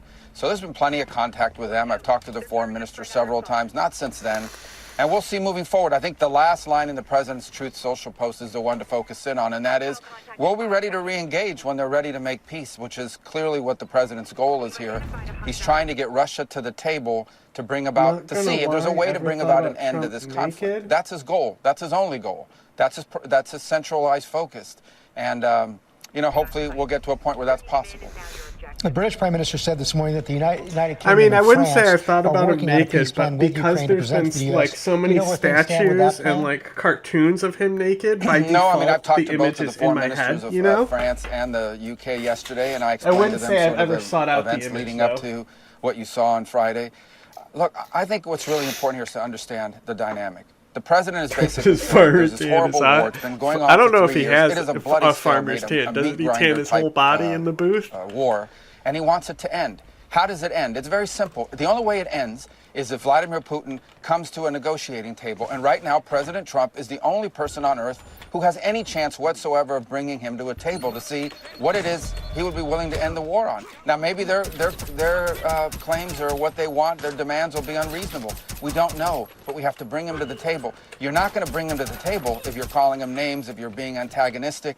That's just the president's instincts from years and years and years of putting together deals as someone who's in business. And that's the only goal. Let me just stop you there for 1 second. Why is it a war with no end in sight? Why is it okay to call President Zelensky Why is it okay to call President Zelensky a dictator, but not, as you say, call Vladimir Putin names? Listen, we've spent 3 years calling Vladimir Putin names. That's not the point. The point that we're at now is we're trying to get the man to a table, the Russians. And I've said from the very beginning, maybe they don't want a deal either. We don't know. But we haven't talked to them in 3 years. But maybe they do. The point is, do we want to make... I would ask everybody this. If there are no negotiations, what is the alternative? Another 4 years of war, another 3 years of war, in which the United States and Europe continues to pour billions of dollars into a war in Ukraine? Is that the alternative? I've asked every foreign minister I meet with, tell me your idea of how this turns out. Most don't have a plan. A few have said, well, let's give them another year of fighting. A year from now, a year later, after another year of death, another year of destruction, then maybe Putin will be ready to negotiate at that point. Does he do his That own doesn't sound makeup? like a good plan to me, and it certainly is not a plan the president's on board with. It's not just about getting people to the table, it's about keeping agreements that are made. And that was one of the points that President Zelensky was making in the Oval Office on Friday, is that Vladimir Putin has not kept the agreements that were made in the past. Wasn't he right about that? But what is moving forward is the question, not the past. No one here is claiming Vladimir Putin is going to get the Nobel Peace Prize this year, or that he should be the Man of the Year of the Humanitarian Association. What we're arguing here is he has a very large country. They're in full war footing. They're cranking out weapons now at a war footing pace. And we need to figure out, is there a way to get them to stop the war? And the only way you're going to do that is to get Russians engaged in negotiations, something the Europeans haven't been able to do, the Biden administration wasn't able to do or didn't even try. That's the goal here. It's that simple. Can we try to sit with them and figure out whether there's anything, what are the Russians' demands? Under what conditions would the Russians be willing to stop this war? And as I said, we don't know what those are because we haven't talked to them in 3 years. That's the singular goal here, is to try to bring about an end to this conflict, and it begins by getting them to the table. Ultimately, like any truce, like any peace agreement anywhere in the world, those things will have to be enforced, they'll have to be enduring, there'll have to be safeguards put in place. Everybody understands that, but it begins with the first step, and that is engaging them to see if it's even possible. Because if it's not possible, then what we're looking at is a protracted stalemate with thousands of people dying, billions of dollars pouring in, and more death and destruction. And that's not something the president wants to be a part of. He's made it very clear. Aren't those talks feasible only if the United States is willing to also provide security guarantees to Ukraine? That was the point that President Zelensky was also making in the Oval Office. Well, the security guarantees, which I actually like to call deterrence, is all contingent upon there being a peace. Everybody's saying security guarantees to secure the peace. You first have to have a peace. We don't even know if the peace is possible. And this was understood by the Ukrainians. It was explained to them repeatedly. And that is, here's our strategy. We're trying to get Putin to a negotiating table. Let's not rehash. Everyone knows the history here, the back and forth. We understand that. We all understand that. But the question now is, can we get them to a table to negotiate? That's our goal. Don't do anything to disrupt that. And that's what Zelensky did, unfortunately, is he found every opportunity to try to Ukraine-splain on every issue. Then he confronts the vice president. When the vice president says, the goal here is diplomacy, he immediately jumps in and challenges the vice president. Well, what kind of diplomacy? So we all understand, okay, that Putin is not going to be an easy negotiator. in this regard. We all get that. But we have to start the process to see if something is even possible. And I honestly am puzzled. I just don't understand. The Biden administration berated Benjamin Netanyahu and the Israelis, put all kinds of conditions and pressure on them to try to get a ceasefire. In this particular case, we've been nice by comparison. And all we're trying to do here is figure out whether a peace is possible. All these other things that people keep bringing up, that'll have to be a part of a negotiation. Right now, there is no negotiation. Shouldn't we at least try to see if there is a way to end this war in a way that's acceptable to both sides and is enduring and sustainable? How is that a bad thing? I really am puzzled why anyone thinks that trying to be a peacemaker is a bad thing. It's only a bad thing when it's Donald Trump trying to do it. When it's President Trump, it's absurd to me. Well, even some of your Republican allies are puzzled by the steps that President Trump has taken. Little Bitcho is right. Vladimir Putin. I want to bring up a post that Lisa Murkowski. Well, which ones? What steps has the president taken to placate? Let me show you. Let me show you what. Are we arming the Russians? Are we providing economic assistance to the Russians? Have we given the Russians $180 billion? Please let me ask you a question. This is Lisa Murkowski, and here's what she says. This week started with administration officials refusing to acknowledge that Russia started the war in Ukraine. It ends with a tense and shocking conversation in the Oval Office and whispers from the White House that they may try to end all U.S. support for Ukraine. I know foreign policy is not for the faint of heart, but right now I am sick to my stomach as the administration appears to be walking away from our allies and embracing Putin, a threat to democracy and U.S. values around the world. Those are not my words. That's Senator Lisa Murkowski. What's your response? Well, yeah, we're a free country. People have a right to these opinions. I would just say to you, what have we done to placate the Russians? The only thing we've done is say, are you guys willing to talk about peace? I say the same point. We're not giving that. We haven't given. You voted with North Korea and Russia and you voted with North Korea and Russia and Belarus in the United Nations and against our Western allies. No, let me tell you. All right. So you know what do you know what the United Nations resolution was? I'll tell you if you want to hear what it was. It basically said this has been a horrible war. It's time for it to end. The job of the UN is to bring about peace in the world. I thought that's what the UN was created to do, to stop wars and to prevent them. And that's what the resolution did. Was it antagonistic towards the Russians? No. Back to the point. But it also didn't praise the Russians. All it said is, this is a bad war, it needs to end. And by the way, at the Security Council, which has not been widely reported, the first resolution on Ukraine that has passed the Security Council in 3 years passed this week because of the leadership of President Trump. And it's a resolution that says, bad war needs to end, let's bring the two sides together. That's what the resolution is. Again, what is the United Nations for? Isn't it not a forum to promote peace in the world? And shouldn't we all be happy that we have a president who's trying to stop wars and prevent them instead of start them? And I just don't get it. I really don't, other than the fact that it's Donald J. Trump. If this was a Democrat that was doing this, everyone would be saying, well, he's on his way to the Nobel Peace Prize. This is absurd. We are trying to end a war. You cannot end a war unless both sides come to the table, starting with the Russians.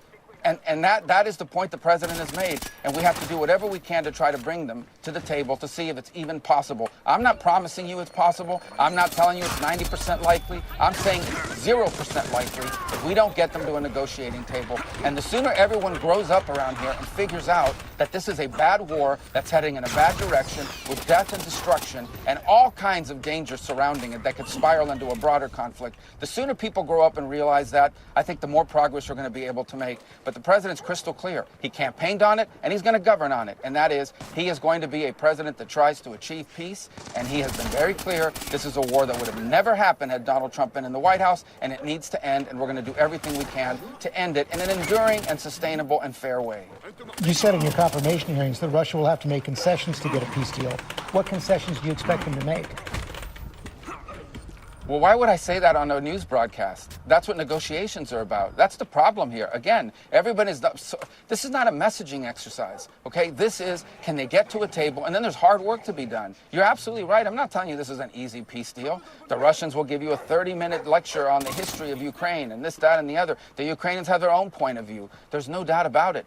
But what peace deal in the history of the world has ever been easy? That's the hard work of diplomacy. That's exactly what the vice president was alluding to. That's what peace deals involve. You've covered this. You've been around for a long time. These conflicts are not easy to solve. But you can't solve them at all if you don't even have a process to try to solve it, if you don't have the parties at the table. And right now, that's been our goal. It's been crystal clear to the Ukrainians and the Europeans and everyone else who wants to know for weeks now. And the only thing they were told is, do not do things to derail it. And sadly, President Zelenskyy, couldn't contain himself in that regard. I hope this could all be reset. I hope he comes to the realization that we're actually trying to help his country here before it suffers thousands of more casualties. 3 million people have already left Ukraine. Are they ever going to be able to come back? He's got Ukrainians being held prisoner, including children, on the Russian side. All this is, why is any of this good for anybody? And the argument that we're going to just keep it going forever, that's absurd. So it's time to bring the Russians to the table, if it's even possible, and see if there's a way forward that ends this conflict and makes sure it never happens again. That's our goal. That remains our goal. That's the president's goal. Mr. Secretary, thanks for your time this morning. Thank you. This video is brought to you by Brilliant. On Wednesday, Milorad Dodik, the president of Republika Srpska, a Serb-dominated autonomous entity in Bosnia and Herzegovina, was given a 1-year prison sentence and a 6-year ban on holding public office for his separatist actions and defying the country's peace envoy. While the trial has been widely interpreted as a win for Bosnia's territorial integrity and its central institutions, there's nonetheless a risk that the conviction of Dodik, who's a close ally of the Kremlin, could trigger a fresh political crisis in the country. So in this video, we're going to take a look at what's happened in Bosnia and what might happen next.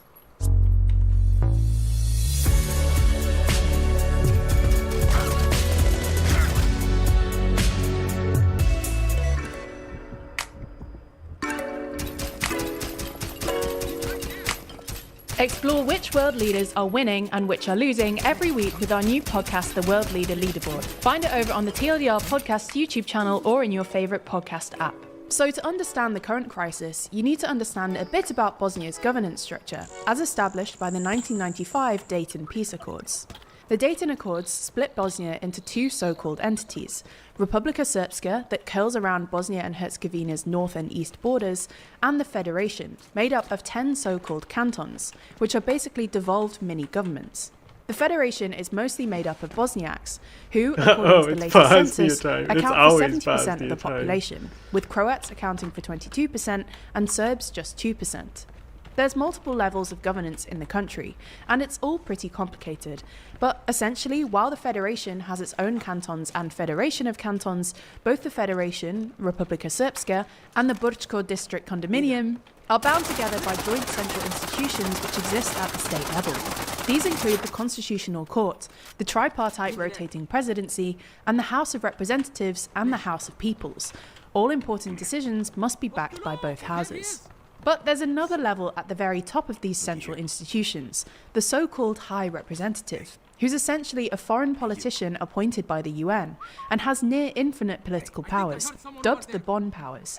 The incumbent High Representative is Christian Schmidt, a German politician from the Christian Democratic Union, who basically oversees and is responsible for the implementation of the Dayton Agreement. Bullshit. Now, the High Representative is a particularly controversial figure for most citizens. They're cheating. Because, well, not everyone agrees that an omnipotent foreign power broker should have the final say in Bosnia's affairs. But Schmidt specifically is quite controversial for at least two reasons. Firstly, because members of the UN Security Council, China and Russia, did not endorse his appointment. And second, because he caused widespread outrage back in October 2022, when he changed Bosnia's electoral laws mid-election. Dodik, who served as the president of Republika Srpska from 2010 to 2018 and was re-elected in 2022, has frequently clashed with Schmidt. Dodik has long accused Schmidt and the country's state-level institutions of unfairly targeting ethnic Serbs and undermining the autonomy of Republika Srpska, repeatedly describing Bosnia and Herzegovina as a failed state and threatening Republika Srpska's secession on multiple occasions, which has led to sanctions against him by the US and the UK. While Dodik's threats have often been dismissed as political bluffs aimed at sowing instability, a tactic he likely employs to divert attention from allegations of clientelism and his patronage network, Dodik has made concrete efforts to undermine the influence of Schmidt and state-level institutions in Republika Srpska. The most glaring instance of this came in 2023, when the Republika Srpska National Assembly adopted a law according to which the decisions of the High Representative in Bosnia and Herzegovina would neither be published in the official gazette of the Republika Srpska, the entity's constitution, nor actually implemented. Shortly after, the High Representative annulled that law, but Dodik ignored it and signed a decree putting it into effect. In the meantime, the High Representative also amended the country's criminal code so that failing to implement the decisions of the High Representative became a criminal offence. And after Dodik ignored this too, the prosecutor's office filed an indictment against Dodik and the director of the official gazette, Miloš Lukic. Dodik dismissed his indictment, claiming it was politically motivated, an attempt to remove him from power, and alleged that the indictment against him was filed by the prosecutor's office under pressure from the US ambassador. The day before his sentencing, Dodik upped his threats and warned that if Schmidt entered Republika Srpska, he would be arrested. Meanwhile, gas supplies to Sarajevo were suspended, and Dodik called for a 2-day protest in Republika Srpska's de facto capital, Banja Luka, saying that if he is found guilty, he will hold a referendum on Republika Srpska's separation from Bosnia and Herzegovina, remove Bosnia's court and prosecutor authority from Republika Srpska territory, and finally withdraw all Republika Srpska representatives from Bosnia's state institutions, including the State Investigation and Protection Agency and the armed forces. Then on Wednesday, the first instance verdict acquitted Lukic, but sentenced Dodik to 1 year in prison and a 6-year ban on being president of Republika Srpska. While this is slightly less than what the chief prosecutor requested, which was 5 years imprisonment and a 10-year ban on political activity, it's still a big win for Bosnia and Herzegovina's judicial independence, which reportedly faced significant external political pressure from Dodik and his party. It also marks the first time since the war that local courts, rather than the High Representative, have moved to rein in Dodik. What's more, Dodik's secessionist threats now feel, well, a bit empty. For one, any actions he takes which go against the country's constitution can be reversed by Schmidt, and Dodik doesn't have the political or military capacity to secede the territory by force, especially while NATO security guarantees are still in place. What's more, the opposition in the Republika Srpska Assembly said that they rejected Dodik's threats, arguing it will only threaten the autonomy and stability of Republika Srpska, and refused to participate in an emergency session called by Dodik. Republika Srpska army veterans also refused to support Dodik or take part in his rally, which they claim was organised to defend Dodik, not Republika Srpska. But this doesn't mean it's necessarily smooth sailing for Bosnia and Herzegovina from here on.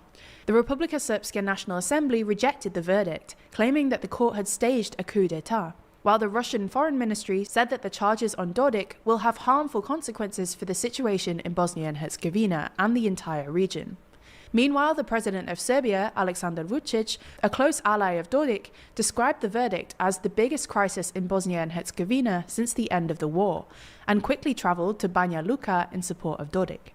Whilst in the past, Vučić has played the role of the regional stabiliser, which has earned him points in the EU, some analysts argue it may work to his advantage to add fuel to the fire in Bosnia and Herzegovina, which would divert attention away from the protests in Serbia that are escalating into a popular uprising. Dodik still has 2 weeks to appeal the verdict, so we'll have to wait and see whether he will, and what political drama may follow. Now, the thing is, often in politics, we need to understand a wide variety of topics to truly understand what's going on.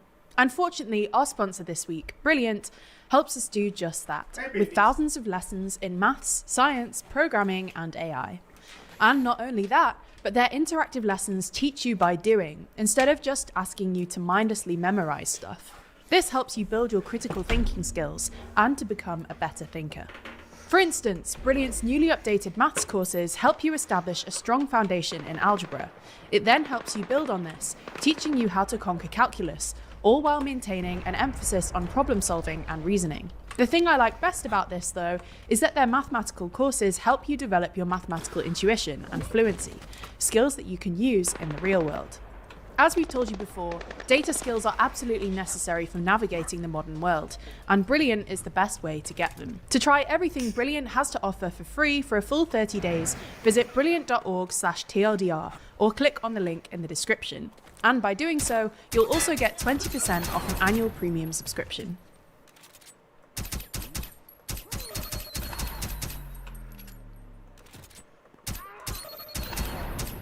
Ladies and gentlemen, we've got big updates regarding the current standing the United States has when it comes to the European powers in terms of military agreements.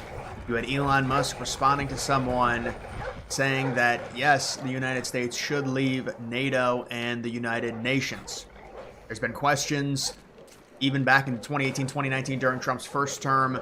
He was not happy with NATO. You remember that whole saga? He really wanted to get all of the country's military spending at least up to the 2% that was required, 2% on military per GDP.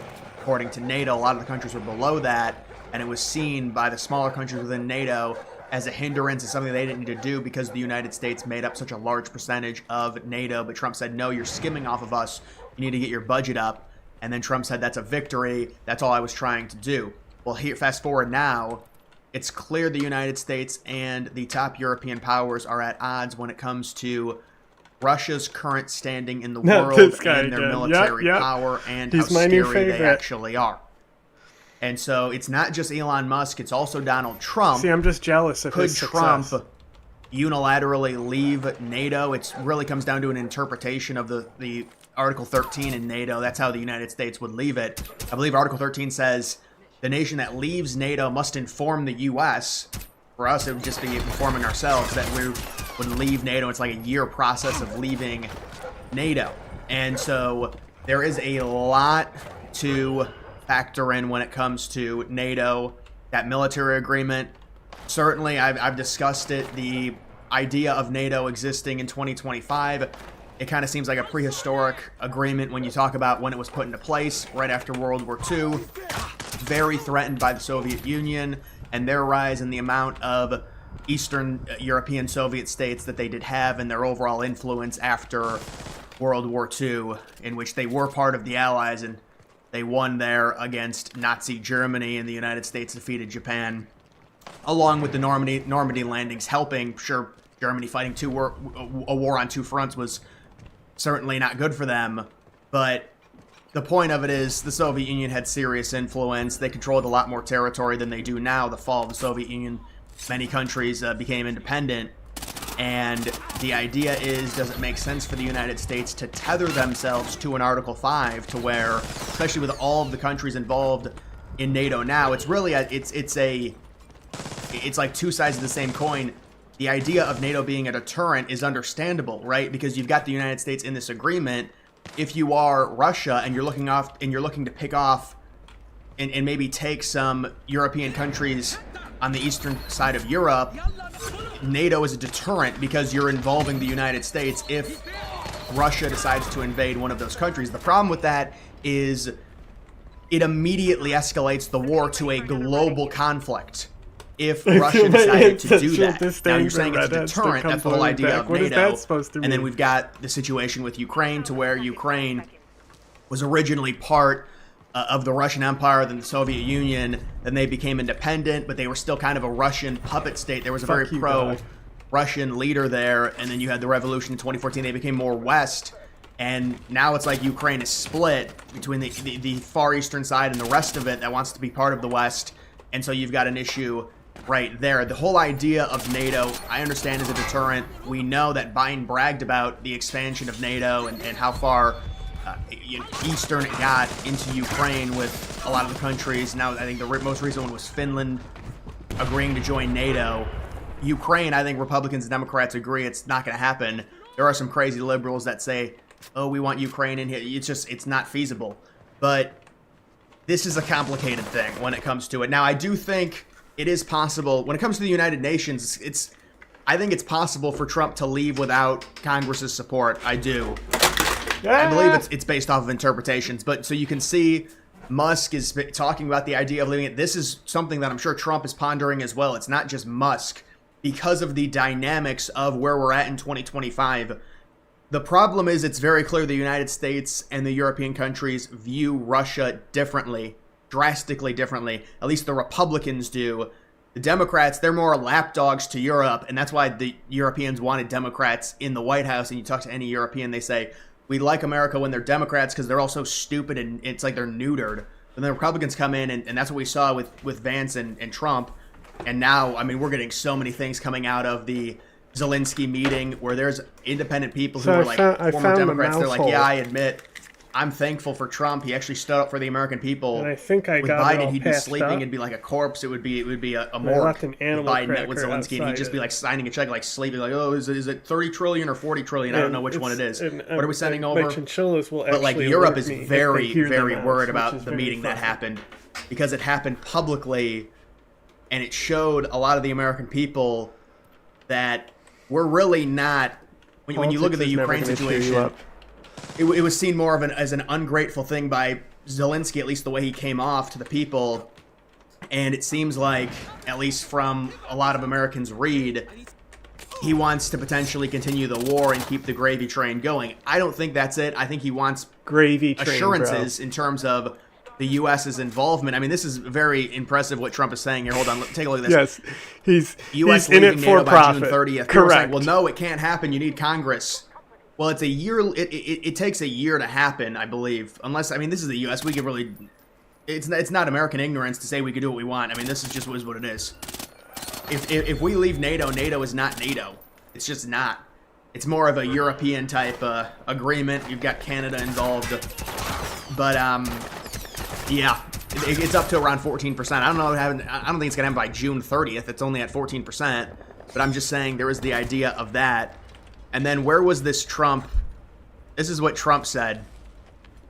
Trump just posted this on the mineral deal. Zelenskyy will have no choice but to put down and accept Trump's terms. By negotiating a mineral deal, Trump ensures Americans will be involved in Ukraine's mining industry. This prevents Russia from launching an invasion because attacking Ukraine would mean endangering American lives. Trump played both sides like a master chess player. And so even as an American, Republican American, you might be saying, well, do we really want to be involved in Ukraine in terms of... You've got the mining situation. The question is, what are the assurances? Like, let's say Russia decides to be aggressive with Ukraine. I mean, is this insinuating that the United States is going to have to help Ukraine again in a meaningful way? And would they be willing to? Or is it going to be more of a European situation? But it kind of is insinuating we're going to have to help them because we have a vested interest in their mining. Because we're trying to get the minerals back. But to be honest, this could be the gateway to Ukraine agreeing. Right? The idea is we're going to be in the region. We're going to extract whatever we need to extract. I don't know exactly what the negotiation is in terms of, well, once the United States gets all their minerals, do we get to go home? Do we still have to have security? Is it more of a European thing? I think that's what's being negotiated right now when it comes to Ukraine. But yeah, this is, you would think it's like a best of both worlds. The United States does an economic deal with Russia and gets minerals from them. They also do an economic deal with Ukraine and gets those rare earths from that area, and it also makes Ukraine feel good because the United States has an investment into the region. But again, we're talking about on top of mining the minerals, what is the U.S. total pledge to protecting Ukraine from an invasion of Russia? A reinvasion is what it would be. And I mean, nobody really knows exactly what Russia is going to do, but we can predict if the United States has an economic But this is what situation what with Buddha Russia, teaches about there would be attachment, less likely it's the of risk you take a on. invasion or a reinvasion of Ukraine by Putin and the Russians. That's what I would say on that. So Trump is basically saying this is the best for both sides. We're gonna have interest in Ukraine. They need to just do this. They're sitting there like, well, what if a reinvasion happens? I mean, they have no choice. News they have no choice based on what's happening right now. And Europe got really scared. They scrambled. By the way, this woman was just, I don't even know what she's saying here. I'm going to play, let me see if I can find the part where this woman is just like, she is misrepresenting Americans' point. Let me see this. Some American officials saying that, you can't better not possibly talk shit about beat Russia. I mean, Russia is so much bigger, and, you need to give in to Russia because it's not beatable, which is not true, by the way. Yeah, and she's totally misrepresenting the point. She's talking about... It's not. She's not talking about Ukraine. She's talking about Europe. Can't be. Listen, the whole idea is right now the current situation. Ukraine cannot beat Russia. If the European countries banded together against Russia, sure they could beat Russia. Winning. That's not the point. The point is we're specifically talking about Ukraine against Russia. No matter how much support Ukraine gets, if it's just their men, they're far outnumbered. We're not talking about all of Europe. That's actually an American point when you're talking about, because the Europeans fearmonger and say we need U.S. support because Russia's going to take over all of us, which we all think is ridiculous considering their struggles to even get half of Ukraine. So that is a misrepresentation. We never said that Europe would be immediately defeated by Russia. I said Russia, it's not even impressive what they're doing. but we want to end the war, and if it's just Russia versus Ukraine in an isolated incident, then Russia would win 100 times out of 100. You're misrepresenting it. It's not, we didn't say that Europe against Russia. If it was Europe against Russia, Europe would have a good chance. Yeah, Europe would have a good chance, and that's what we thought. It's all the Europeans saying, no, we'd get trounced. We're so scared of Russia, we need U.S. support.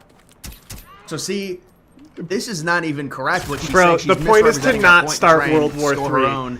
Which would happen if Russia took more of Europe. Articulating that situation correctly. Look at this. There's an emergency meeting now.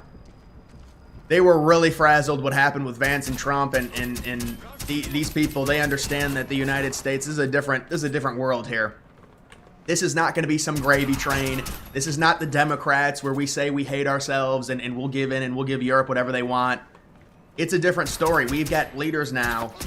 When you're talking about these wars, Trump is standing up for the United States. Zelenskyy thought he could do the whole thing where it's like, you're going to feel it. It's going to be really bad for you once Russia takes over everything. And Trump shut him down. And now people are like, we are thankful. Oh, bro is immune to his own United States is a grenades, leader that will stand up for the country in a meaningful way. And that's exactly what Trump did.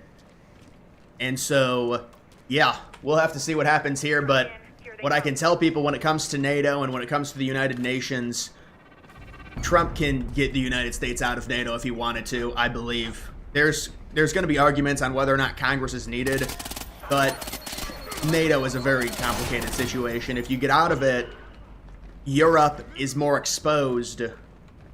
But are we really scared about Russia doing anything with, into Europe? Does that really... I know the whole idea of NATO being a deterrent, but obviously it goes a bit too far when you're talking about a defense agreement getting really aggressive in terms of expanding. And we'll have to see if the United States tries to do a bigger agreement with both China and Russia, because that's what I think Trump's going to end up possibly doing if he does get out of NATO.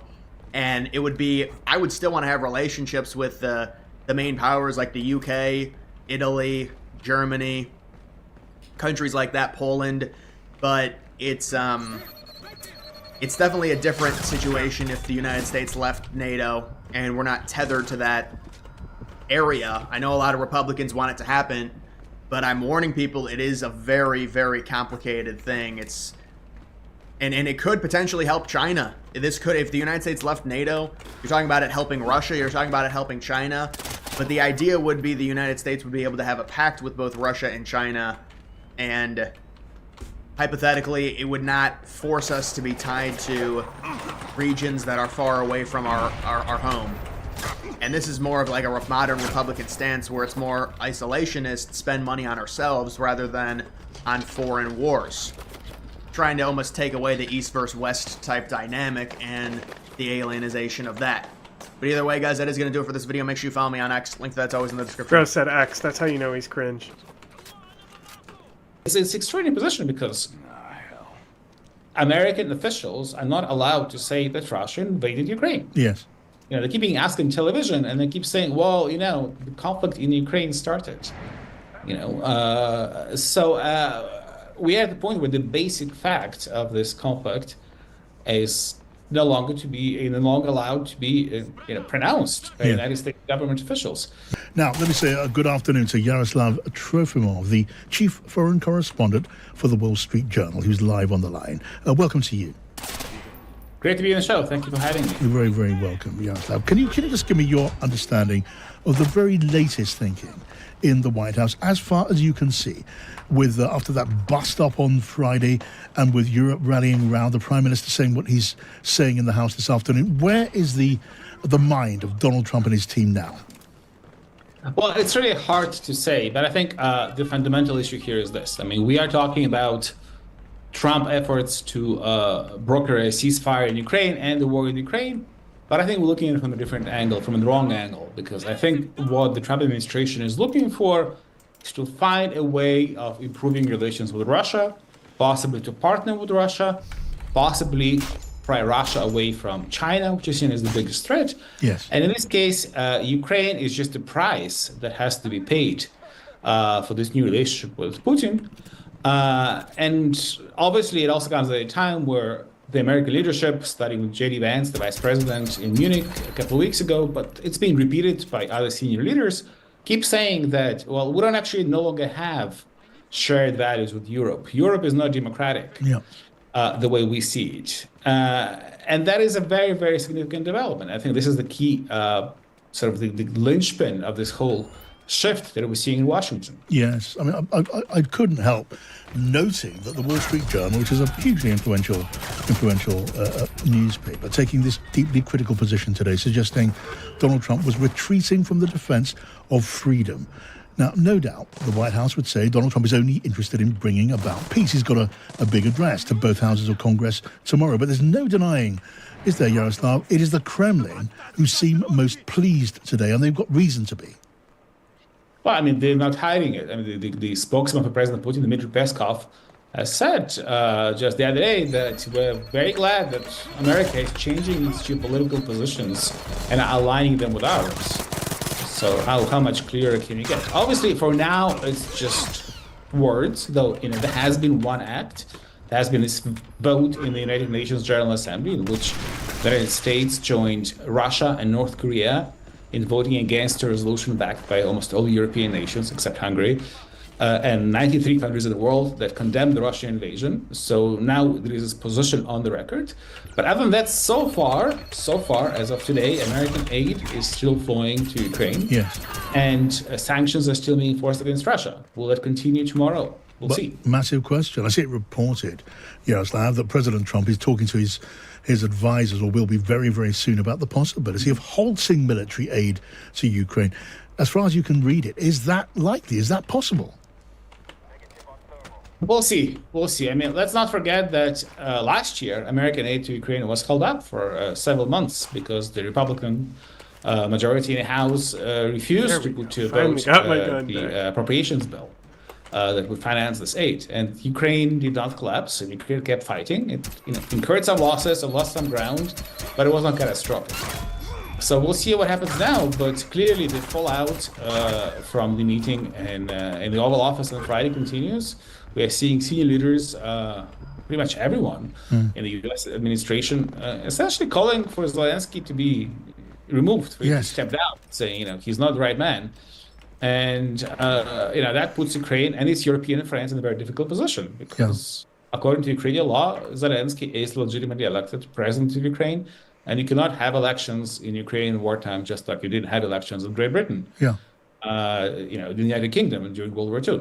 That is another, in its way, really quite extraordinary position on the part of the White House, Donald Trump and his team, as you say, suggesting that maybe Zelenskyy should resign. From all that we can see, the president of Ukraine has become more popular, significantly more popular, probably more popular in the light of the bust-up on Friday. When you hear people like the Senator Lindsey Graham, when you see Marco Rubio floating the idea, and other senior figures around Donald Trump saying that maybe he should go, they might almost be the Kremlin talking. Well, I mean, sometimes nowadays, and I would add to this list the new director of national intelligence, Tulsi Gabbard, who voiced the very same opinions, reciting a laundry list of why Ukraine is not a democratic country. She didn't have any words to criticize Russia or President Putin. So it's really stunning to what extent the talking points coming out of this administration are very similar from what's coming out of the Kremlin. But let's also look at the substance of this fight in the White House. I mean, to boil it down, it was basically President Zelenskyy saying, I cannot sign to a deal without any guarantees. And President Trump saying, well, trust me, Putin will not invade as long as I'm president. And Zelenskyy said, well, he didn't invade in the past. And that's where Vice President Vance intervened and started telling him he's insulting his hosts. Yes.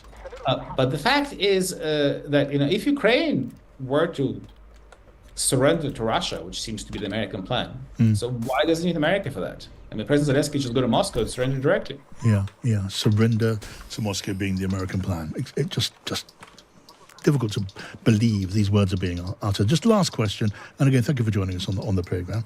So again, reports that the American Defense Secretary Pete Hegseth has halted U.S. cyber operations against Russia. That officials have been told not to report Russian cyber operations. Can you explain that to us? It looks so like a demonstration of appeasement. Well, it's hard to explain it. I obviously know the details of what kind of operations were underway, and one, benevolent explanation would be that, well, if you're about to engage Russia in serious talks, you don't want to inadvertently, create a crisis through this. But it's clear that the mood now is, well, if not appeasement, at least placating Russia. Yes. It's extraordinary position because American officials are not allowed to say that Russia invaded Ukraine. Yes. They keep being asked on television, and they keep saying, well, the conflict in Ukraine started. So we are at the point where the basic fact of this conflict is no longer allowed to be pronounced by United States government officials. Yes. So how much further can you get? Yeah. Very, very good question. And is there any other word than appeasement of Russia by the US president and his team? Yaroslav, really grateful to you for coming on and sharing your view of what's going on at the moment. We're going to be following it. We're going to be reporting it through the program and through the evening here on Times Radio. That's Yaroslav Chomivov from the Wall Street Journal.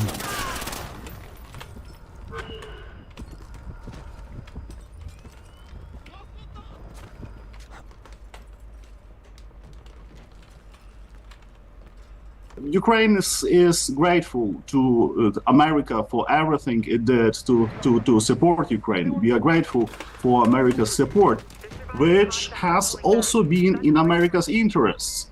If President Trump prioritizes the American interest, I believe that continuing cooperation with President Zelenskyy and with Ukraine would be right course of action. Sounds racist. Ukraine's leader has praised European unity after a summit in London yesterday, whilst also stressing the need for security guarantees from the US following that unpleasant public dressing down from Donald Trump on Friday.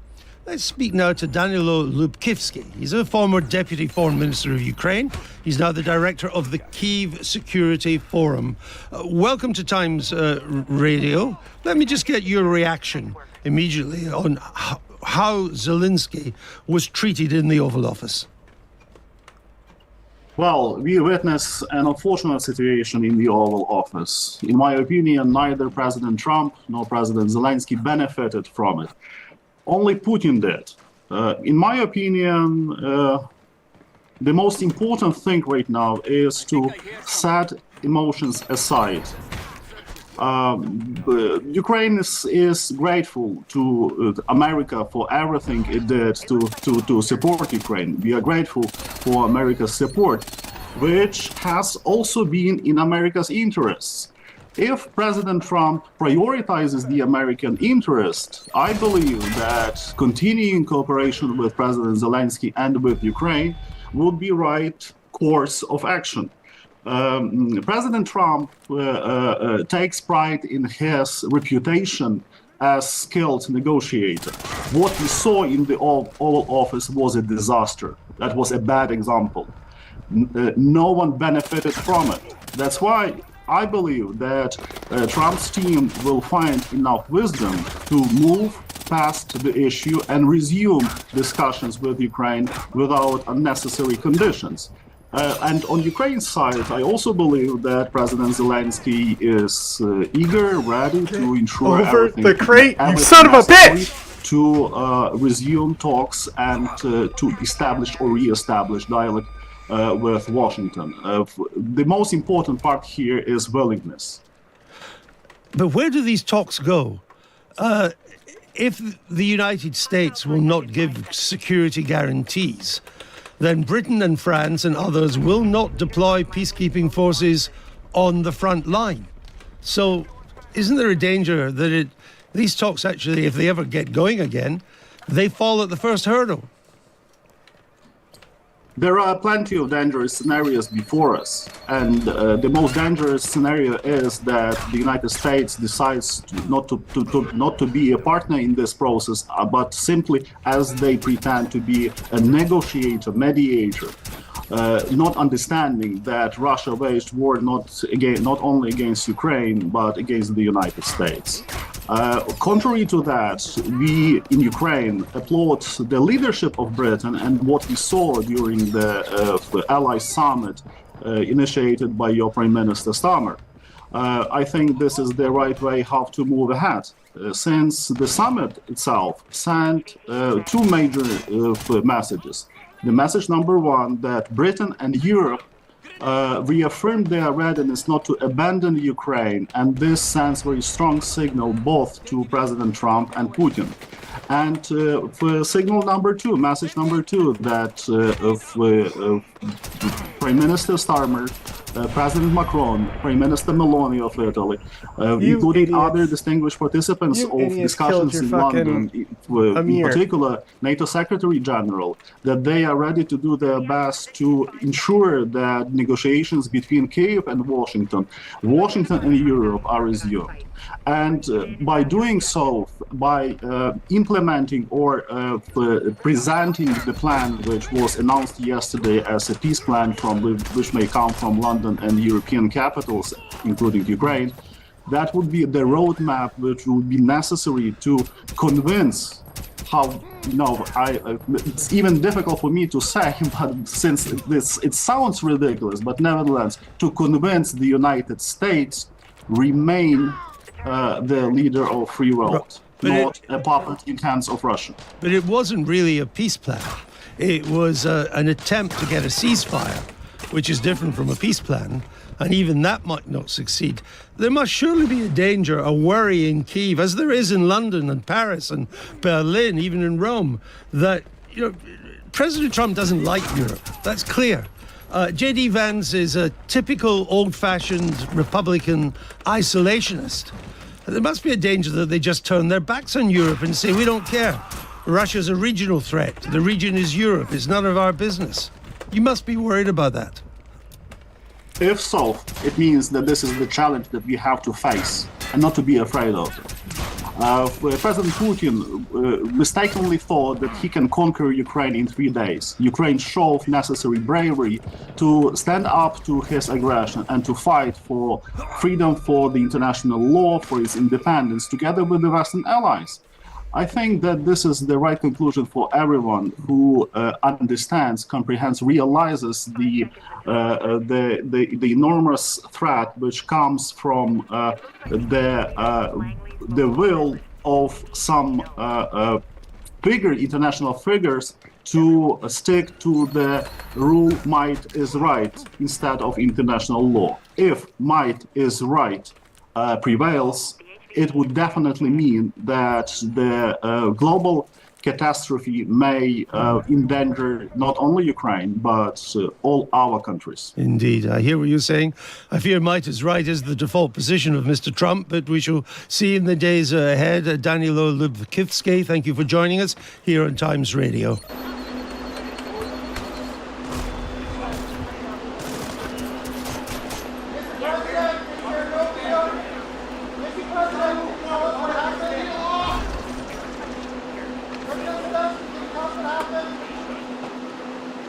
Do you disagree that you've had problems bringing people into your military? And do you think that it's respectful to come to the Oval Office of the United States of America and attack the administration that is trying to prevent the destruction of your country? A lot of questions. Let's start from the beginning. Sure. You're not in a good position. You don't have the cards right now. With us, you start having cards. Right now, you don't. You're playing cards. You're playing cards. You're gambling with the lives of millions of people. You're gambling with World War III. You're gambling with World War III. If you will speak very loudly about the war, you can... He's not speaking loudly. He's not speaking loudly. Your country's in big trouble. Can I Wait a minute. No. You've done a lot of talking. Your country is in big trouble. I know. You're not winning. You're not winning this. We gave you, through this stupid president, $350 billion. We gave you military equipment, and your men are brave, but they had to use our military. If you didn't have our military equipment...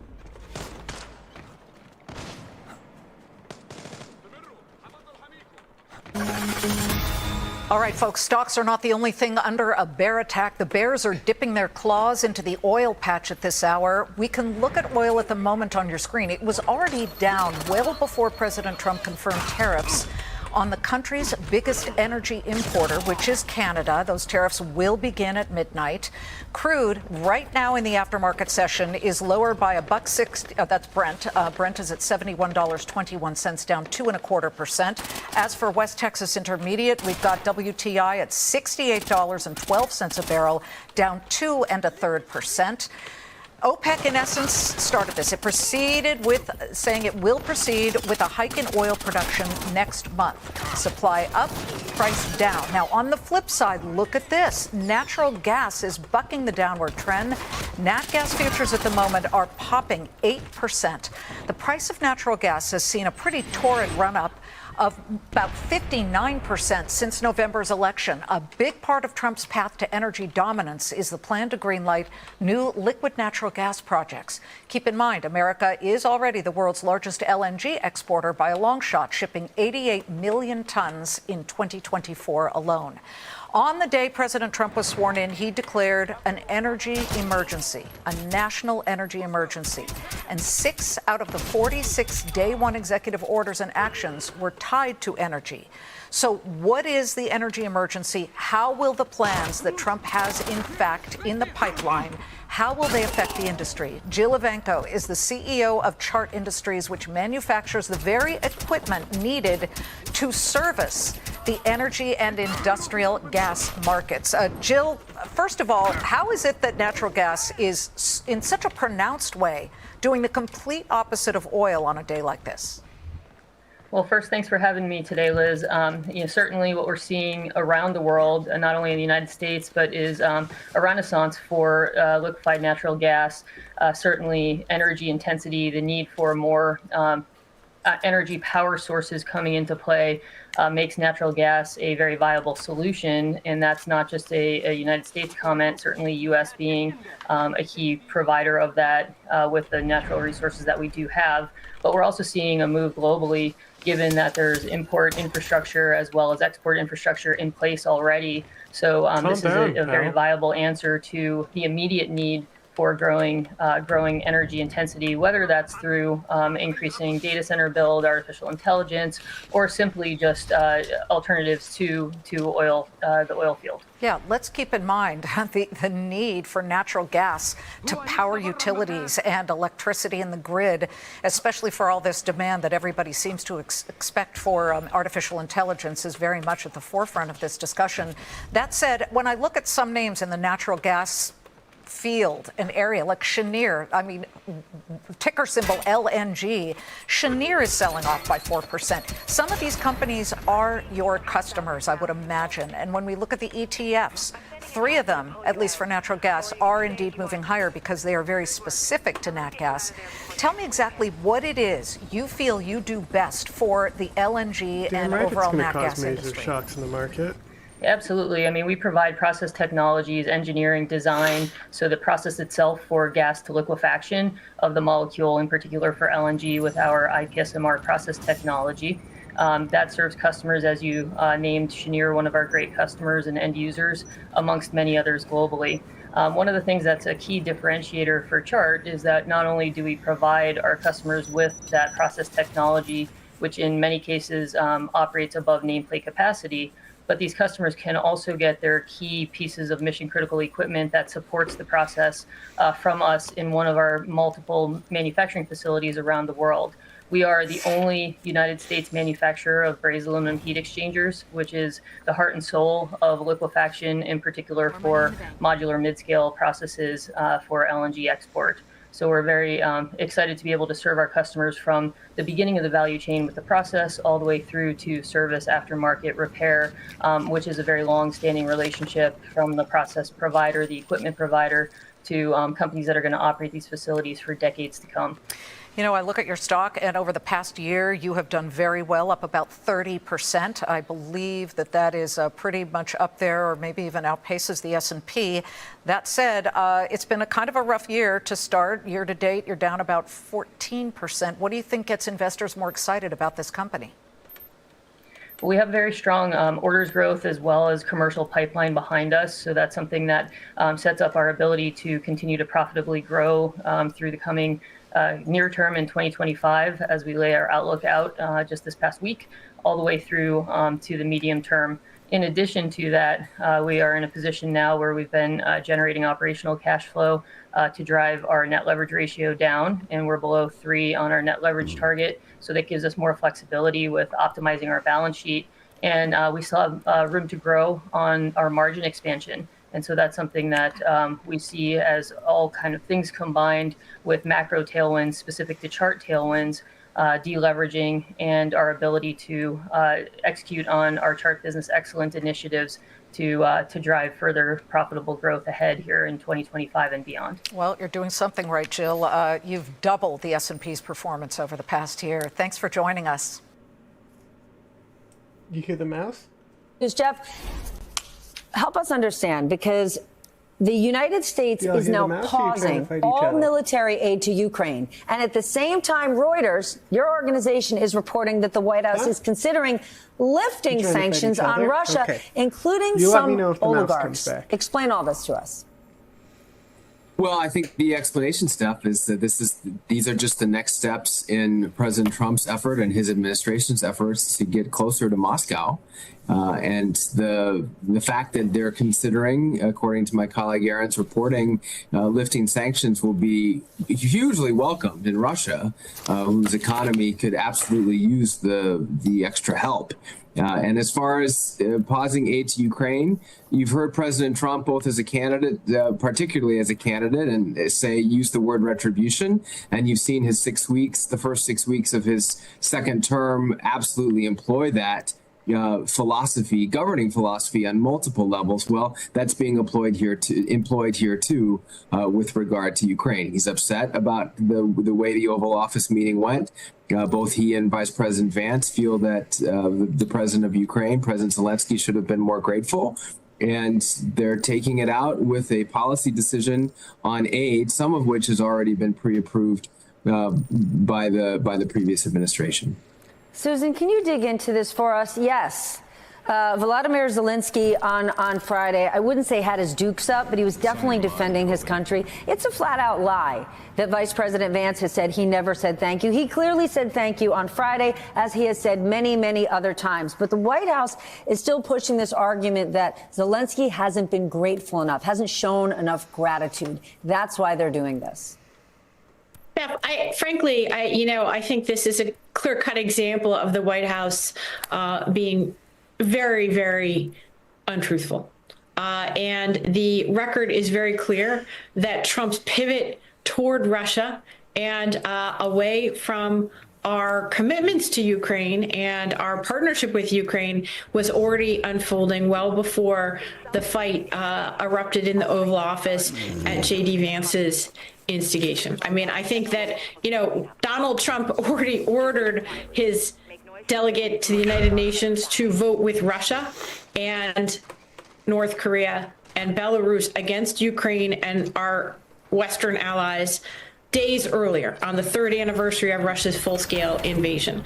You mentioned in your report the Pentagon seeming to stand down on offensive cyber capabilities looking at Russia well before this visit. Trump already ordered Ukraine essentially to pay a punitive $500 billion deal and became enraged when Zelenskyy didn't sign it weeks earlier. Donald Trump never been a supporter really of Ukraine's. This is not the first time that he has held up aid to Ukraine. In fact, go back to 2019 and his first impeachment, which was all about Donald Trump holding up aid to Ukraine because he was demanding that Zelenskyy investigate Trump's domestic political enemies. So, it seems that the fight on Friday was a fight that the White House very much wanted to have because it goes along with a major geopolitical policy shift that was already underway and well in train by the Trump White House. But it's a very, very significant shift. And I'll tell you, I never thought I would hear the Kremlin say that the White House and the President of the United States have adopted Vladimir Putin's geopolitical views. It's a stunning moment. Okay, Susan, then to that point, when you hear the Kremlin, right, say, yep, Donald Trump's foreign policy is in line with Russia's vision. I saw on Twitter earlier, Gary Kasparov posed the question, if Vladimir Putin himself were in the White House, what would he be doing different? We were just having this conversation, which is find me an aspect of Donald Trump's foreign policy right now that isn't something that's welcomed by the Kremlin. And by the way, that includes the tariffs that I know you're going to talk about later that Trump is threatening to impose in less than 1 hour from now on our closest neighbors and allies, Canada and Mexico. It includes the rift with our closest allies in Europe, the European Union, Britain standing against us. We're threatening Canada, for God's sakes. These are things that bring joy to Vladimir Putin's heart.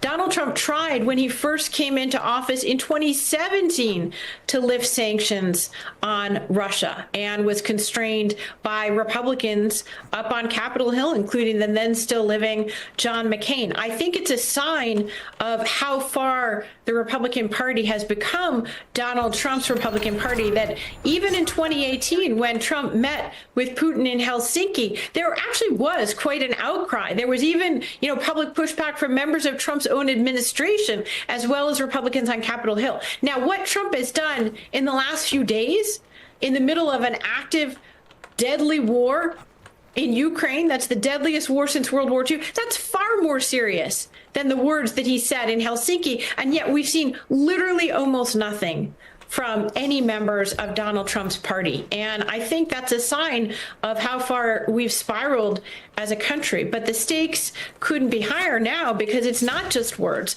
but very, very disruptive acts that we're in the middle of from the Trump White House only 6 weeks in. So, Leanne, take us to Capitol Hill, right? Think about all those Republicans who pushed back when all it was sort of Donald Trump whispering sweet nothings to Vladimir Putin in Helsinki. Now it's massive policy changes. Where are those Republicans in Congress now? What are they saying?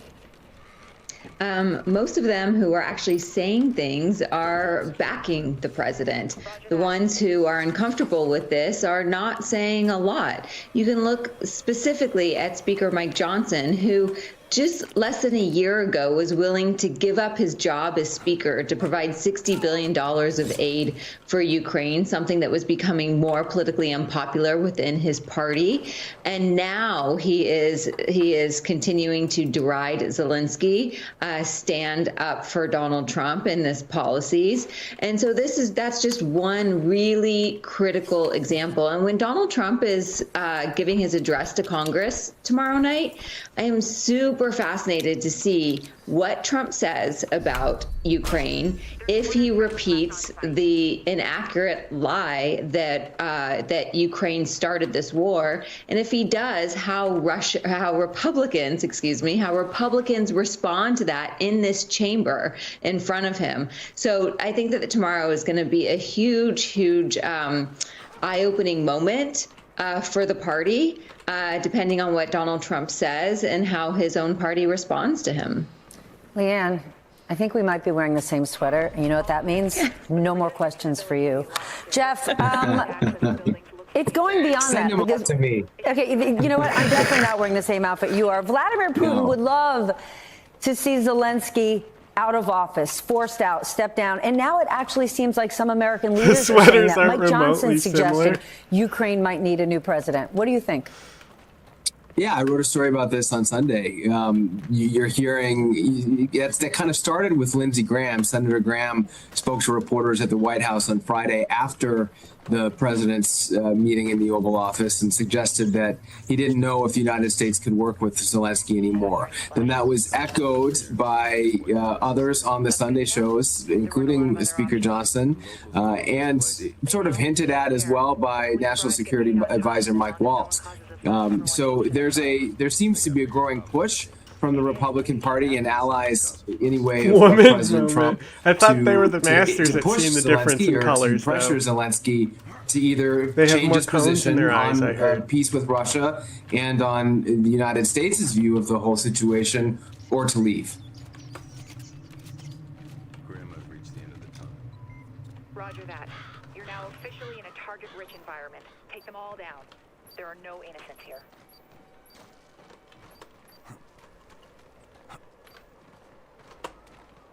Oh.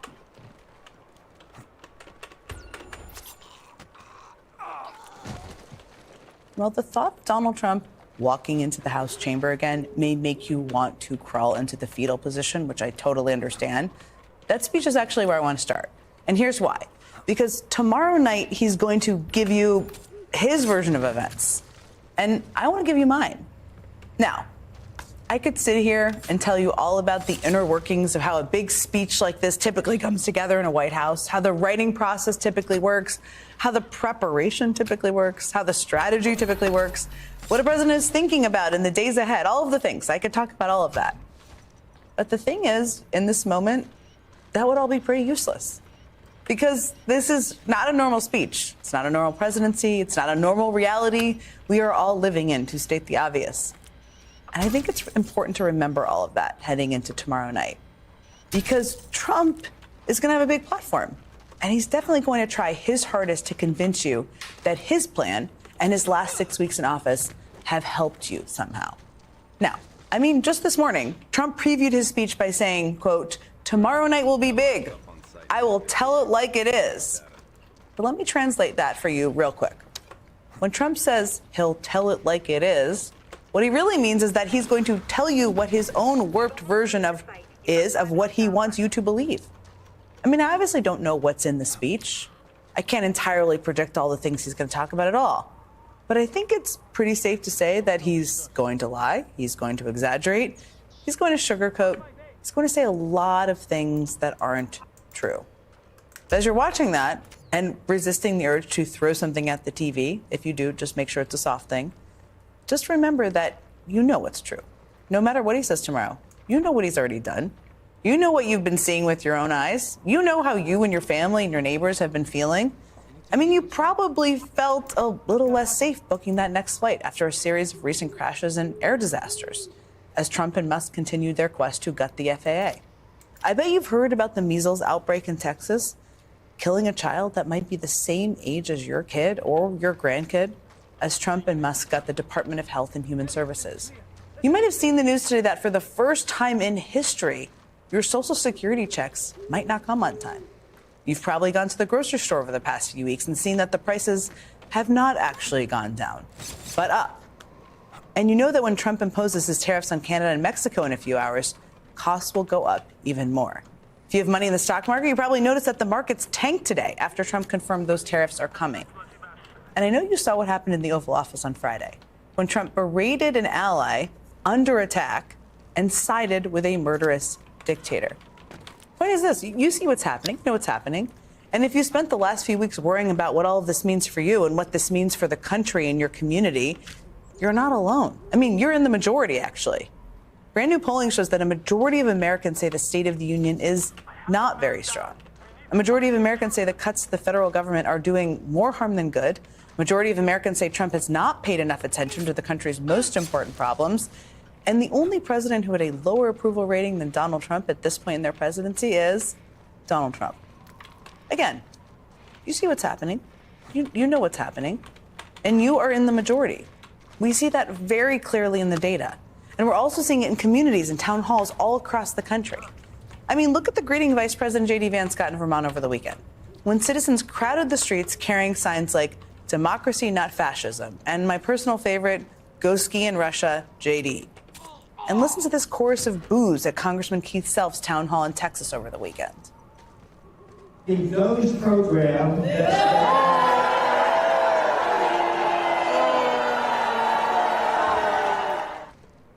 I mean, that's pretty loud from the people of Texas. And watch this moment from a town hall in Kansas where constituents pressed Senator Roger Marshall so forcefully that he literally just got up and walked out. We don't have time for everyone to stand up. I do got 2 more commitments today. Appreciate everybody making the drive out, and God bless America. Thank you. You're not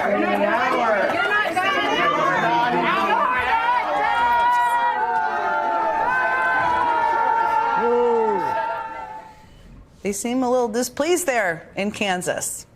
And I want you to take a listen to one more. This is from Congressman Tom Suozzi's town hall over the weekend. And keep in mind as you're watching that, well, yes, he is a Democrat. He represents a very purple district. Listen, everybody's freaking out. Everybody's like, you know, I'm Mr. Like, let's work together. Let's try and find common ground. And what happened in the White House yesterday, I was so pissed off. It was just so...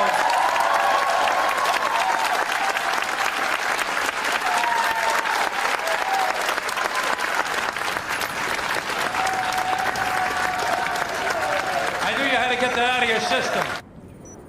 I mean, he was referencing Donald Trump berating Zelenskyy, the president of Ukraine, in the Oval Office. And people were clapping because they were pissed off, too. It's pretty loud and clear from the people of Long Island.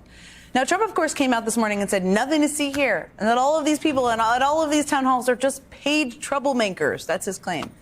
And, of course, there's no evidence that that's true. But that response is an awfully good window into what we will likely hear. It's a pretty good read by Jen. He's certainly going to better tell than you Maddow's not reads. to believe what you're seeing with your own eyes, not to believe what you're feeling in your gut, and to just take him at his word. I'm here to tell you to do the exact opposite. I'm here to tell you to trust what you've been seeing with your own eyes. Believe what you've been feeling in your gut, and know that you are definitely not alone. I can't think of two better people to talk with about all of this. Dan Pfeiffer is a former senior advisor to President Obama and co-host of Pod Save America. Ben Rhodes is the former deputy national security advisor to President Obama. If this was a normal State of the Union, we could just get super nerdy about all the preparations, but it's not. So we're not going to do that. So Dan, let me start with you. I just gave my take on how I'm looking at tomorrow night. We're all going to watch it. So if people watching don't want to watch it, we'll tell you all about it. But how are you looking at it? I think one of the big questions about this speech is everyone, people like us, the media, the Democrats in Congress, going to treat it like a normal speech? Just a slightly more extreme version of a traditional State of the Union. But that's not what this is, right? We know what we're going to get is going to be gaslighting. We know that we are undergoing one of the most radical and dangerous, potentially unconstitutional changes in how America operates over the last 6 weeks here. And are we going to treat it as such? Are we just going to get up there and critique what he says, say, you know, maybe this wasn't exactly right, maybe this wasn't wrong, go through the strategy of it, and then come out with our talking points about the price of eggs, right? Or are we going to play a bigger game here and talk about what's really happening? And I think that's the question for all of us as we try to figure out, because we don't really have the vocabulary or the experience to really deal with what Trump is doing, with Elon Musk are doing to our country right now. No question. It's unprecedented is one way of talking about it, but it's many, many things. Ben, let me ask you, I mean, one of the things that you always prepare for and you always watch on the outside is sort of what everybody does in the room. And I'm sure we will talk about that tomorrow as we see it. But I think it's important to also level set just how abnormal and horrible in many ways things are right now. I mean, we just learned tonight that the U.S. is going to pause all military assistance into Ukraine. I think we should expect anything in this moment, of course. But if Trump makes a big deal of that tomorrow night, are you expecting Republicans in the chamber are going to stand up and applaud? I mean, what should we be preparing for, to the degree we even know in that regard?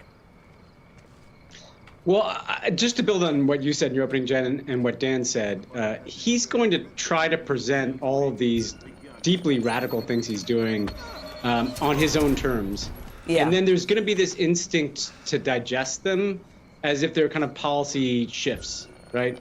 So Ukraine, he will present what he's doing, berating President Zelenskyy in the Oval Office and cutting all assistance, as a peace plan, and not as what it really is, which is a transformative event in American history where the United States is shifting from the side of our European allies to the side of Vladimir Putin. That's what it is. He will try to present it as something else, as a peace plan. In the same way that he'll try to present, DOGE as just an effort to get rid of waste and fraud and cut some spending from the budget, and not what it actually is, which is an effort led by a tech oligarch to dismantle the U.S. federal government, right? And so across the board, there are going to be these things where he's trying to kind of take advantage of the normalcy of the venue I just am a guy with an agenda to make government work better, to bring peace to Ukraine, to have a big, beautiful economy. Never mind that the tariffs are going to go into effect tomorrow. We're going to have huge disruptive effects on vital American sectors like the automotive sector or like the prices of food. And so I think the Republicans, look, I have no hope for them. They'll stand and applaud. They'll salute Mr. Trump. They'll do whatever they have to do to avoid, some MAGA media coming after them. I think what we have to do is not give in to the normalcy of the event.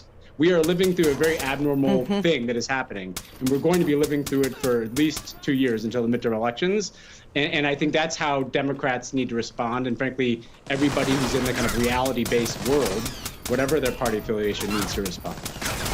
I mean, the man could read from a teleprompter if he needs to. I actually don't. The inauguration was so much crazier than the first inauguration, so that's not what I expect. But if anyone says he became president tomorrow night, I'm going to lay on the ground. So I hope that's not what happens anywhere. Dan, let me ask you just about Democrats, and because that's one thing Ben raised there, and also you referenced. I mean, the vernacular and the how exactly to fight back. It feels like everybody's kind of working out the kinks of what works and what doesn't work. Some Democrats are not showing up. Some are doing alternative events. Some are bringing federal workers who have been fired. What do you think they should do? I mean, all of the above, honestly, which is, I think, for much of we're getting better. We should stipulate the Democrats are getting better than they were a few weeks ago. But as a party, we've been so flummoxed by how to deal with Trump, because I think the results of the election, the degree of the shift in Trump's direction really sort of broke people's brains. And so a lot of people are waiting for whatever the silver bullet, the right message, the one poll that's going to tell us what to do. When the reality is just get out there and make noise, right? Get out, because right now, and this is, I think, the lesson of media in the Trump era is quantity is more important than precision in what you say. So go out there and try to get attention. My only piece of advice, I think, is don't play whack-a-mole. Try to tell one story about what Trump is doing. And the story that I would recommend is corruption. It is what ties all of this together, right? Whether you have the world's richest man rooting through our government, including the regulators that look after his businesses, whether you have a taxpayer-funded crypto scam, whether you have a taxpayer-funded political ad for Trump, a bunch of people are enriching themselves within the government. That is a story that can tie everything together. But you don't have to take my story. Just get out there and start talking.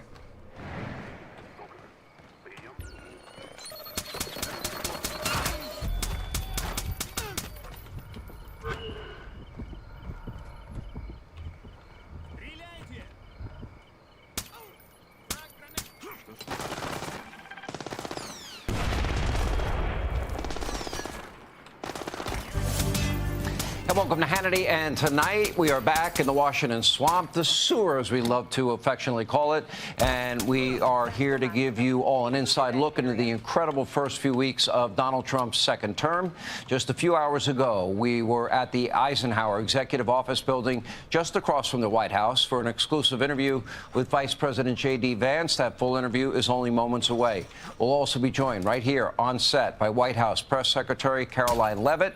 We'll get our Hannity White House briefing, and the U.S. Attorney General Pam Bondi. We'll talk about Epstein. We'll talk about a lot more. But first, breaking tonight, the United States is pausing all military aid to Ukraine until the country makes a commitment to good faith peace negotiations. This after the Ukrainian President Zelenskyy proclaimed that peace is, quote, still very, very far away. Now, keep in mind that Zelenskyy has already been given many, many opportunities to team up with the U.S. on a peace deal.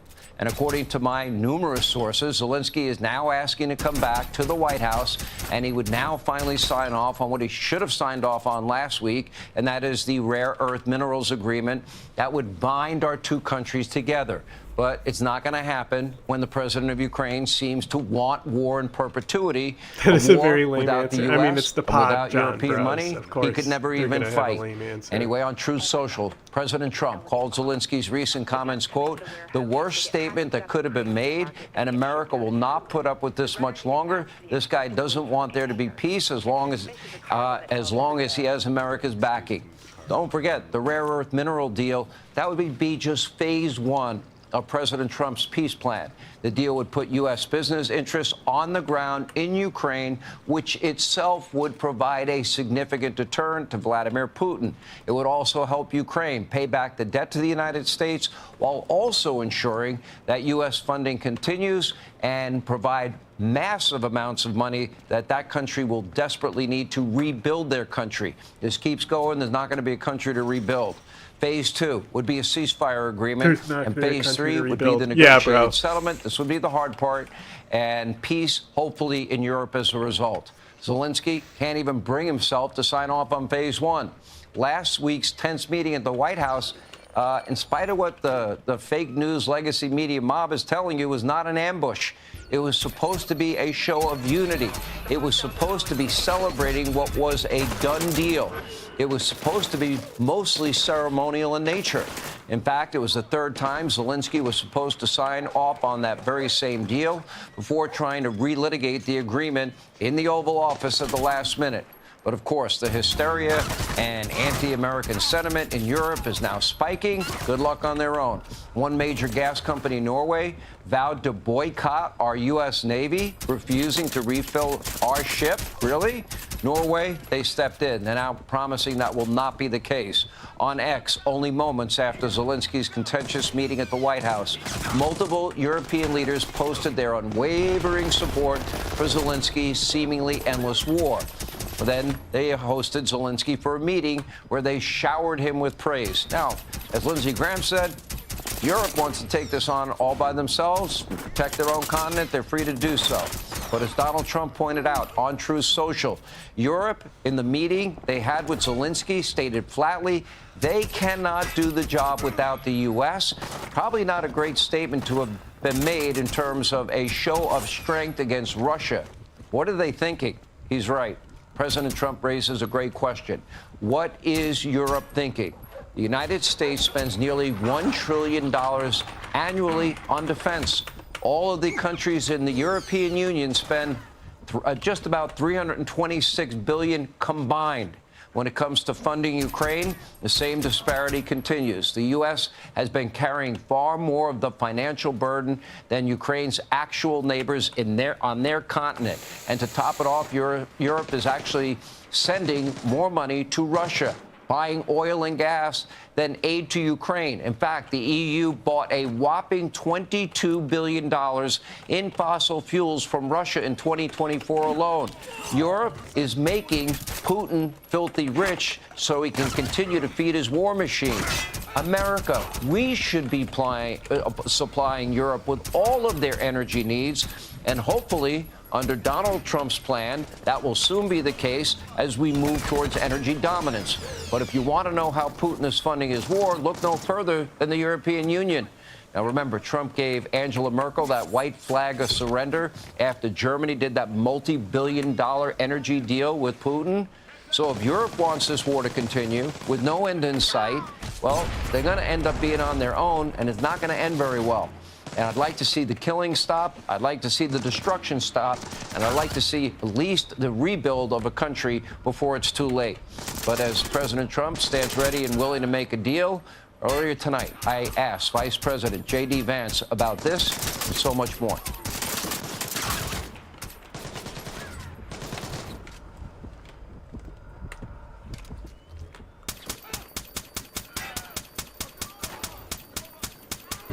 President Trump putting Zelenskyy on blast again after the Oval Office smackdown heard around the world. 47 sending the Ukrainian leader to his room for having a bad attitude on a potential peace deal with Russia. And instead of apologizing, Zelenskyy was running over to his European friends, where he said, quote, "An agreement to end the war is still very, very far away, and no one has started all these steps yet." President Trump not happy with that one. He should be more appreciative because this country has stuck with them through thick and thin.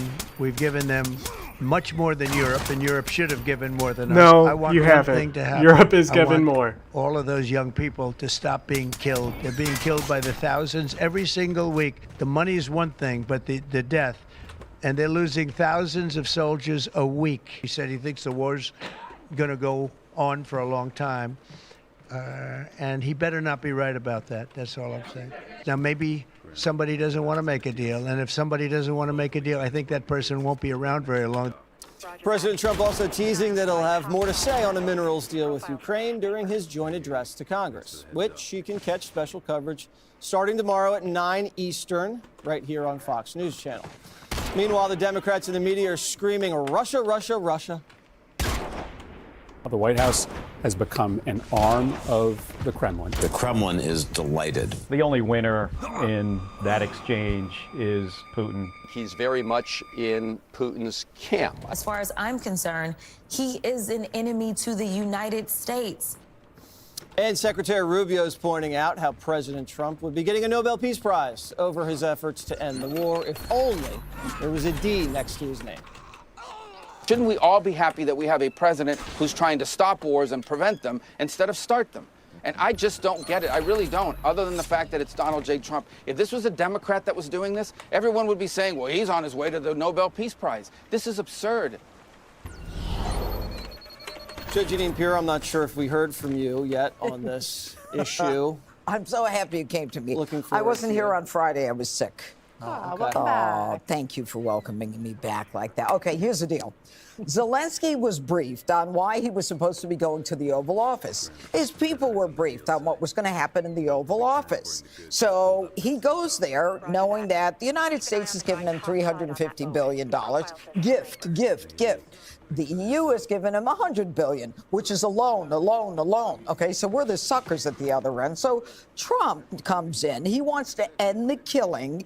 And Zelenskyy, at the end of the day, wants to keep fighting.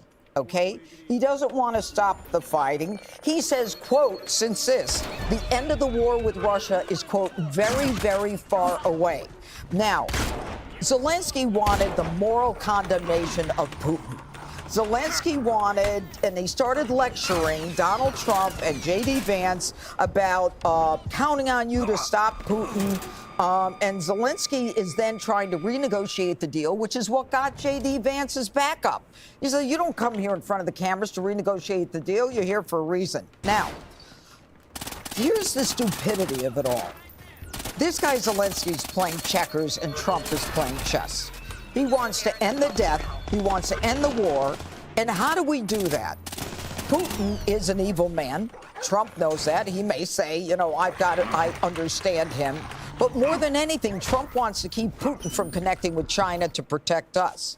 So with this mineral deal, we will have not just security and a collateral for our money, but we'll have Americans there, businesses there. We'll have boots on the ground, not military boots, but American feet on the ground. And you can bet your bottom dollar, you idiot Zelenskyy, that with Americans on the ground, Donald Trump is going to protect us if there is any invasion. How does he not understand that? His ego was so huge, and then the Democrats come in, this Chris Murphy, and says, you know, don't take the deal. This guy Zelensky's a fool. He had a fight with Biden. Biden even yelled at him in 2022 and said, you're an ungrateful pig.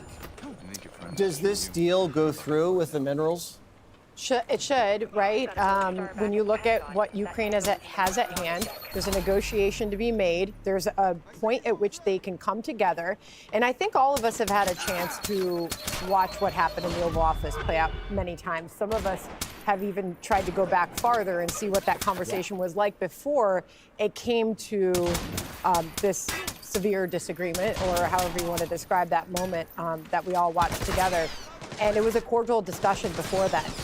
Zelenskyy seems to keep putting himself into an awkward position that he's having to climb out of, saying, to which the president responded, Zelenskyy saying this war is very far from being over. President Trump immediately took this to Truth Social and, you know, essentially said, paraphrasing, what a ridiculously stupid statement. There is a way to end this war, and it's through peace, and that is the word that the president continues to use. So the country and the world is going to have to look forward to tomorrow night. This is going to be critical because the president, when he was speaking today in the Roosevelt Room with that financial announcement, investments coming to America, he was asked about this in Q&A from reporters, and he said, I'll have a lot to say about this tomorrow night. So he has said Zelenskyy is welcome to come back to the table with conditions, okay? And also highlighting with all this Russia talk, how about Europe? Everybody's quick to point out, the media and the left, to say, oh, look at our European allies, the way they're reacting to this. They're also buying a lot of energy and oil and gas every single day from Russia, lining Russia's pockets. So we'll see what he has to say tomorrow night, but I think that's what's next in all of this. You were off also on Friday. Were you sick too, Greg, or? Well, that's what the judge told me to say. Yeah, we were together. We were both sick. That's how rumors get started. Yeah, I've got to take those pictures down off my OnlyFans. There are two funny things going on right now. One, it's like you're watching the media walking in on a movie at the third act, and they have no idea what happened before. And it's like, oh my God, one man is beating up another man. This is terrible. And then you rewind and you find out the guy that's getting beaten up had it coming. Yeah. He's a criminal. Had it and coming, he deserved bro. It. So right now, it's. I Bro find it funny said they because had it coming. To me, this is a Are negotiation you serious? process. Anybody who's been in a negotiation knows there's always a walkout or a blow up. I've done it, I don't know, 10 times. I get up, whenever I'm in contract negotiations, I leave. It's the best tip for anybody. Get up and leave. Yep. And you know what happened? It resets. My prediction is, of course, there's a deal. Yeah. This was just a little step along the way, and anybody who freaks out about it has never actually. This is the god of transparency. Donald Trump just showed you how negotiations work. He might throw you out. He's turned this whole thing into Celebrity Apprentice. You know, it's a business. He realizes that if you want peace in the world, you don't spread democracy, you spread business. Because you create business relationships with people, and then they don't want to kill you. It's as simple as that. So the question then, the funniest part is like, what do the Democrats do? How do you respond to, once again, this blunt common sense? It's always going to be about the methods. So whether it's about solving the border crisis or DOGE or now Ukraine, what's the pattern? Because Trump is right on all three, especially Ukraine, when he says, oh, look at all these dead people. And this is a consistent Trumpian vibe. He's a pacifist, hates war. He may hate it from a sober perspective that it's such a waste, or he may be emotional about it. Who knows? He hates war. So he's right on Ukraine. He's right on DOGE. He's right on the border. So if you're right on all those things, what do you argue about? The methods. You know, the border's already changed for the better. We know that. It feels different, but what he did was so mean. Then you look at DOGE. The American public's behind DOGE, but he's so mean the way he's doing it. Then you talk about Ukraine. Did you see what he did to Zelenskyy? Doesn't matter. He's right. He's right. So you can argue about how he's doing it and that it's so harsh and unbecoming. It doesn't matter because he's right about the solution. So you can quibble all you want. We have a new president. He's got a pulse. He doesn't need a life alert. Zelenskyy just found out that maybe he should wear a suit next time. Those are tiny little things, tiny little things. The big deal is when you're right on the issues, sometimes you got to be harsh. In all those areas, he's the adult in the room, which is exactly what we voted for. How proud, Jessica, will you be when Donald Trump receives the Nobel Peace Prize? I hope he invites me to Sweden so that I can be there in the audience to cheer him on. So I get it. There are a lot of people in the your words hurt my feelings bucket, and that is not the place to be when you're looking at something like this. But I do think that it's important to consider the fact that this quote unquote peace deal that he's offering means that Zelenskyy essentially cedes his country to Russia. And no one has explained what the sudden change in the last couple of weeks and the way that Donald Trump is talking about Ukraine and Zelenskyy is spurred by. He didn't used to call Zelenskyy a dictator. He didn't used to say that his people hated him. He didn't used to say he had a 4% approval rating. He didn't used to say any of the total blasphemy that he's been throwing out there the last few weeks. Elon Musk also on Twitter a couple days ago saying, I agree, to someone who said that the U.S. should get out of NATO and the UN. These are all things. Is that bad? I couldn't come up with the right word. It's funny. Okay. Well, have a good chuckle at it. These are all things that Putin wants to hear. And you know that because his own spokesman, Peskov, said as much, said the rapidly changing U.S. foreign policy configurations largely coincides with our vision. Dmitry Medvedev, the insolent pig about Zelensky, finally got a proper slapdown in the Oval Office. Trump is right. The Kyiv regime is gambling with World War III.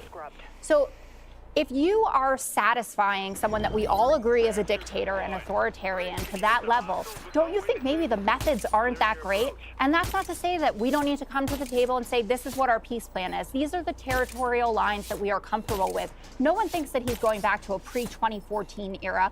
Zelensky himself doesn't think that. I don't think it's smart, a week though, ago. Jessica. But you just made a case about it being that somebody else might agree with your perspective. If that's what you believe, if Trump believes, there's no, okay, Putin doesn't want this war. Zelensky doesn't want this war. Trump doesn't want this. So they're all in agreement. But they're not in agreement because this actually has to come down to the brass tacks of how that country gets split up. And who holds the cards? No, I get it. Ain't Zelensky. Big man, I get it. I heard it. Tommy Tuberville was on TV today saying this is about what Putin and Donald Trump want. This doesn't have to do with Zelensky. But guess what? There are millions of Ukrainians who would beg to differ. No, they're not dead. Already they don't dead. have a future with him. They do not have a future with Zelensky. Zelensky is dependent upon us. Do you guys get what you're saying? You're just saying that a sovereign country. Saying? Yes, I do. Besides the blasphemy word, which maybe I shouldn't have used. I know exactly what I was saying. It's time for Ukraine to start building to become and stop part the of killing. Russia again. Nobody's That's what making it part of Russia. You're telling them you can't be part of NATO. You're telling them you don't get your territory back. No, because that was agreed upon decades ago. And every decade they move closer and closer to Russia, NATO has. And the Crimea and everything else is a response to NATO. Russia. NATO encroaching on them. They are an independent country who believes, and I'm not pro-Russia at all. Really? It doesn't sound like that. Don't give me that, really. Don't give me that. Don't give me that. You know what? The truth is, they stand for this, and they don't want NATO any closer. And it's been decades that's been agreed to. They invaded a sovereign nation and do you remember 3 years ago? They've stolen their children. Okay, 3 years ago. 1 second, Jessica. No. 3 years ago, I sat here and I said the Russian-Ukrainian thing is like a family fight across the street. We don't want to go over there and get in between a family fight. We did. It's 3 years later. I'm still waiting to hear what Jessica's plan is to remove Russia from eastern Ukraine. We haven't heard that yet from you. So until you tell us what your peace deal is, I think this is probably the better deal. Really? Jessica, how are you going to get the Russians out of eastern Ukraine? You make a deal if the with Ukrainians them. you make a deal with them. But the deal is not giving up all of Ukrainian territory and calling him a dictator when he's clearly not. Okay, so how do you get them to stop fighting and get Russia to leave the country? I don't know is your answer. I don't know. Sorry, I left my 4 stars at home when I came into work. I'm just saying, the guy is talking like a Kremlin plant. If you can't do it militarily, you got to go do it at the negotiating table. You know what? The truth is that Donald Trump's job is to get a deal, and that means you don't take one side or the other. He's taking one side. And their interpretation of his not taking, of his Brett not says we have to drive. Putin is that he's pro-Putin. He's a deal maker. Okay. Who likes Vladimir Putin? You know, you're like Zelensky. Just be quiet for once. Yeah. Okay, Sam. Get the tri-rotor in a little closer and we can do a clean voice match.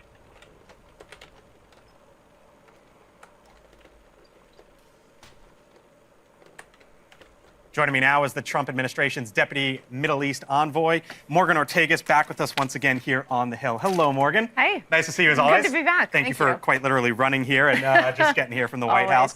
So I'll get to the Middle East in a second, but the president said, Zelensky said today, the end of the war is very, very far away, and the president said that was the worst statement that could have been made by Zelensky. Why?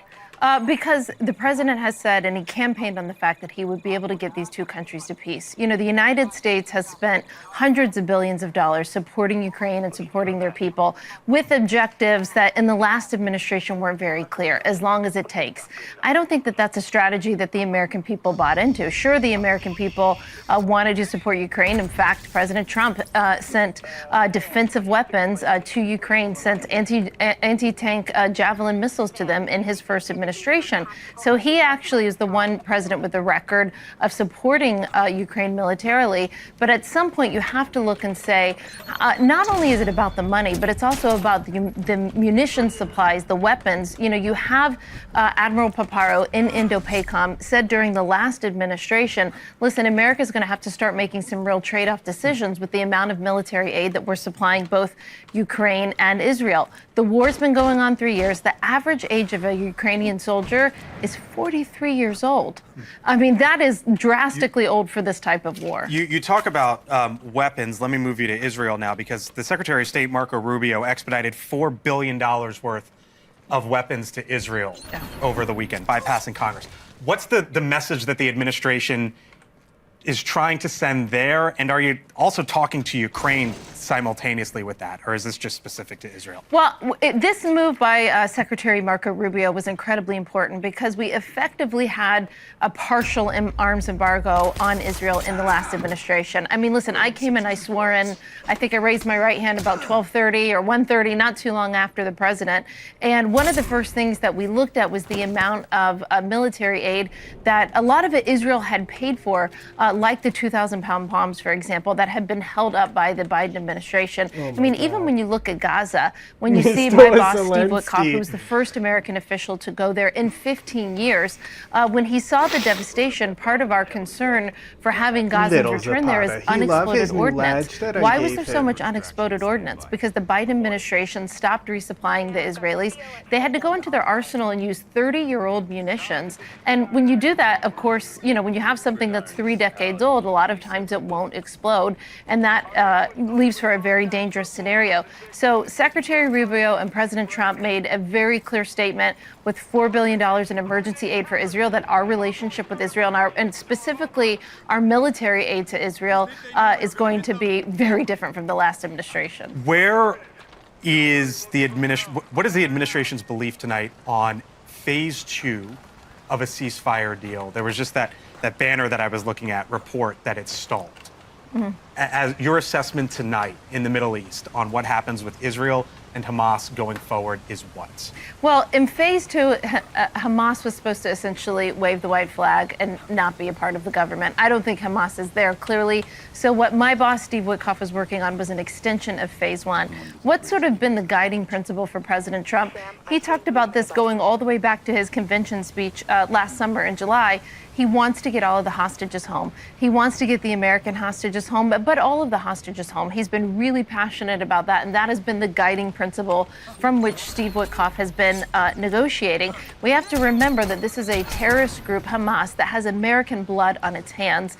And some people feel like the last administration did not make Hamas pay enough of a price for what they did, right? There was no specific response from the United States. But right now, where are things moving forward? So right now we're still in the middle of negotiations. Nothing is ready to announce or to be settled. But I think that President Trump has laid out some clear red lines, you know, for Hamas. They want the hostages home. They would like an extension in order for that to happen. We support Israel. So President Trump has said, listen, there can be hell to pay. He's going to support Israel for whatever they need to do. Nobody wants to go back into the fighting. Nobody wants to go back into it. But Hamas may be leaving everybody with no option if they're unwilling to extend phase 1. So on those red lines and hell to pay, the president did say all hell could break loose in the Middle East if all the hostages don't come home. They haven't.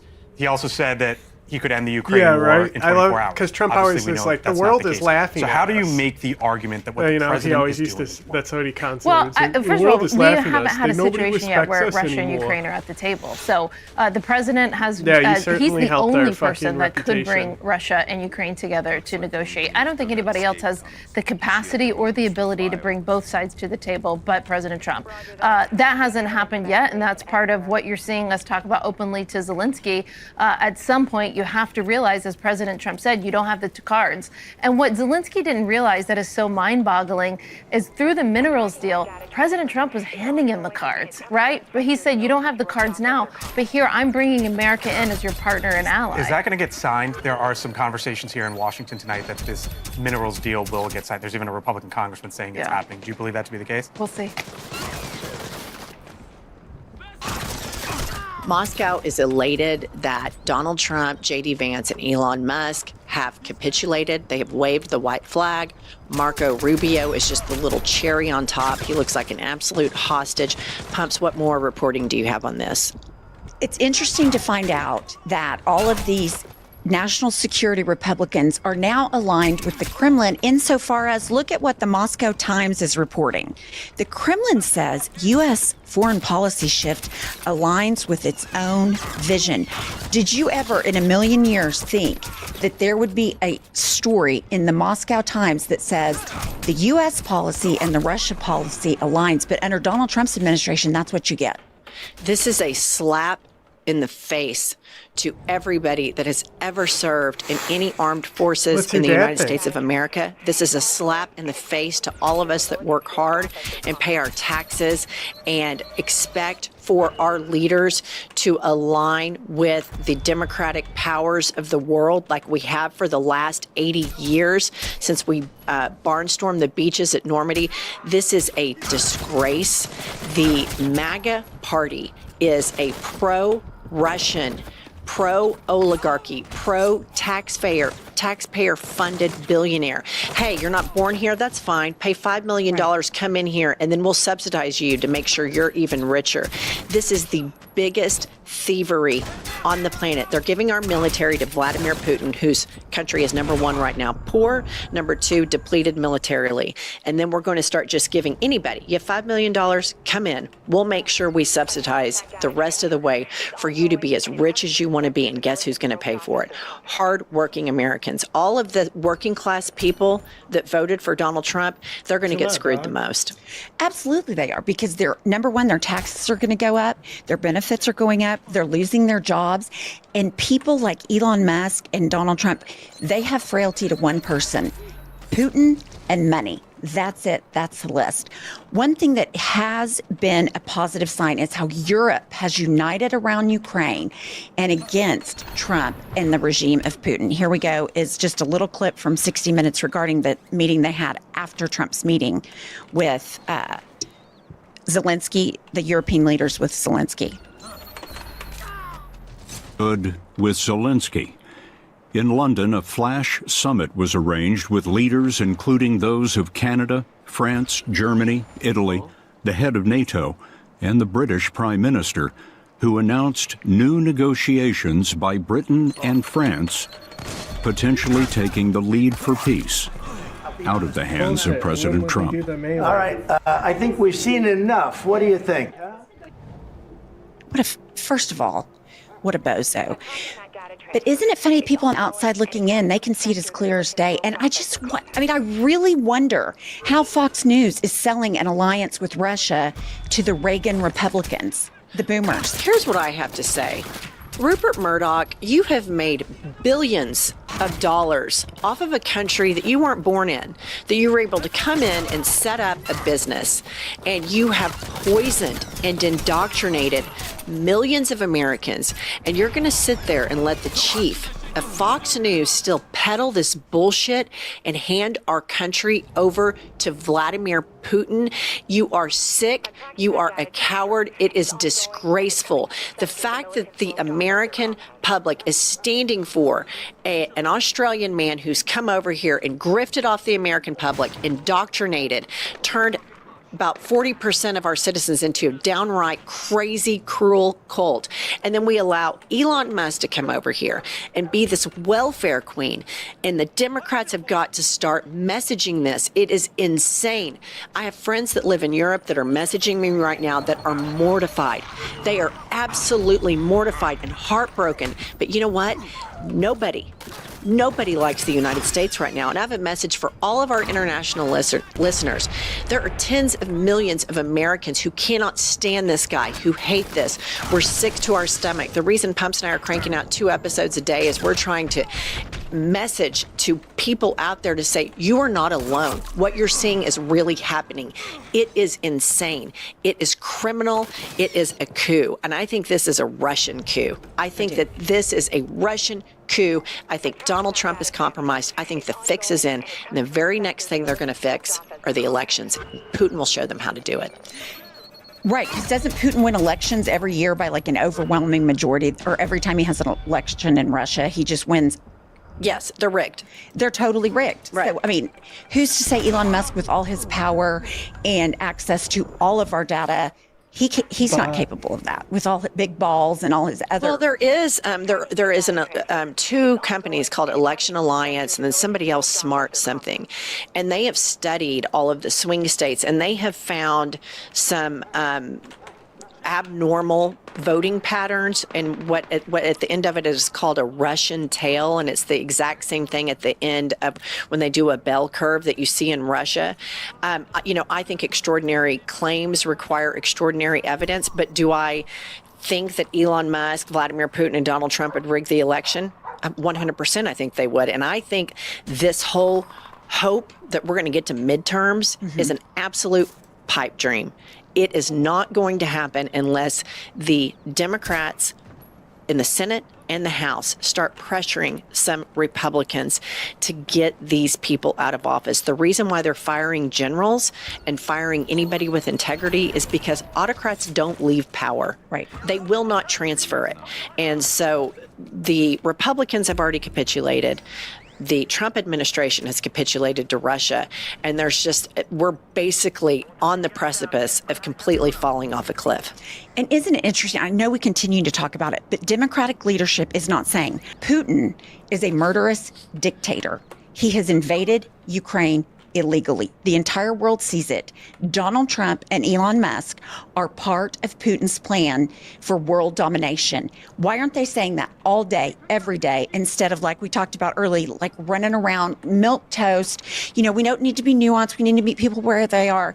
Where people are is fed up that you will not stand up and scream and yell. Well, you know what will win elections? Authenticity. That's right. Total authenticity will win an election. And seeing that you give a damn, seeing that you care, seeing that you'll fight, and also branding MAGA for what they are. MAGA has, and the Republicans at large, have for years scapegoated Democratic ideas and gotten them scared of less than 1% of the population, which is trans people, scared of all of these immigrants, when the real immigrants that have caused us a lot of problems are Rupert Murdoch and Elon Musk. And we have facts on our side, and the fact that these Democrats can't get out there and fight, and some do, but in general, I don't know if they're a part of it or what the problem is, because this is a historical moment. This is a massive realignment where we are going to be with the axis of evil. And I guarantee you, Democrats, when you go to really, really red towns and you tell them that they are funding Elon Musk, and he's going to take away their Social Security, their Medicare, their Medicaid, and they want to form an alliance with Putin, and you really start spelling it out, and you spell out the corporate greed, here's who the Democrats need to talk to instead of, scrambling the jets and circling back. Go talk to a lawyer in a small town that sues an insurance company. Right. Who does voir dire with a jury. Everybody's been fucked over by a corporation in America. Everybody has. In late stage capitalism, everybody has seen the greed. And there is a message here that the Democrats can latch onto. But I'm beginning to believe that up at the top, when you get to Schumer and Jeffries, that they are just as beholden to corporations as the Republicans are, because this is a moment in history for them to stand up and go absolutely bananas over what is happening. So the Democrats have chosen Alyssa Slotkin to give the speech after the State of the Union. She's voted for 8 to 10 of Trump's crackhead cabinet officials. She is completely beholden to corporations. This is your response? This is the Democrat you're trotting out? It should be Chris Murphy. It should be Bernie Sanders. It should be somebody who's not beholden to anybody except the Constitution. This is a disgrace. This is despicable. I am fed up to my eyeballs with Democratic leadership over that pick. It's poor leadership across the board. There's not just one thing you can pick out that's poor leadership. It's so many things. How tepid the response has been. It shows me a real lack of leadership. Here we've got Chris Murphy fighting the good fight. speaking. Marco Rubio was there. He didn't participate in the conversation, but he was with the National Security Advisor when they asked Zelensky to leave the White House after that blow-up. And he has been very supportive of what happened in that meeting. You voted to approve his nomination to be Secretary of State. Do you still think you made the right choice? Nope, it was a mistake. It was a mistake. I think a lot of us thought that Marco Rubio was going to stand up to Donald Trump on an issue like this, that when Donald Trump decided to align America with dictatorships, again, in order to make it easier for him to steal from the American people, to turn America into an illiberal democracy in which, just like Russia, the oligarchs, the economically powerful people in America rule and the rest of us just feed the powerful. I thought when Donald Trump decided to do that, when Donald Trump would come to him and say, help me move America closer to Russia and to Russian values, Marco Rubio would stand up to him. Marco Rubio has not, and that's been a great disappointment to many of his former colleagues in the Senate. You have been. Here's the deal. Every single piece of legislation, every nomination, anything, whether it's to everybody go take a water break at 5 minutes. The Democrats in both houses need to say, like I said, I think we're not doing it. We're standing firm. We'll filibuster until our heads fall off. Whatever it is, stand outside the steps of the Capitol saying, this is a kleptocracy. They are screwing you. They're taking away. We need Chris Murphy energy combined with Jasmine Crockett energy all day, every day. And not one Democrat should vote anything. Like if I hear a Democrat say, we're working on bipartisan I honestly think issues, it's like the only rational I solution might at this jump off a point. cliff because that is the dumbest thing I've ever heard. You cannot work with bipartisan leaders when they are voting and aligning with Russia. And I think that it's safe to say Europe sees it. Yeah, Putin is on the inside of the American government now. Chris Murphy sees it, and there are other people that see it. And if Chuck Schumer can't step up to this moment and be a Democratic leader of this moment, he needs to step aside, and Chris Murphy needs to do it because history is watching. The world is watching. Europe is watching. And more than anything, tens of millions, hundreds of millions of Americans are watching, even the people who don't know better, who've been indoctrinated because you let this crazy-ass news channel go out and present stuff as fact when it's not fact, like Fox News, that has done decades-long damage and rotted the brains of so many people. This is a moment where you have some people that are playing one game, and that's who I say Chuck Schumer and Jeffries are playing one game. And then you've got MAGA who's playing a completely different game. And I always go back to this. A bunch of Democrats clutched their pearls when Biden pardoned his son. And you and I immediately on the record said, good for him, he should have done it. But think about this, viewer. Biden knows, he knows how compromised Trump is by Vladimir Putin. He knows. Kamala Harris knows. Hillary Clinton knows. They have security clearance that none of us could ever dream of having. He pardoned his son immediately because he knew the fix is in. And the next thing they're going to do is come for our elections. The main thing here is most of this is on the Republicans because none of them have any sort of moral clarity to step in and say we're not handing our country over to Europe. But the Democrats have got to have a unified message, just like Pump said. Fuck you, fuck no, we're not playing this game. Well, another uplifting pro-democracy day in Trumpville. All right, make sure you subscribe to our channel. We're trying to get to 1 million viewers, and we will see you all later.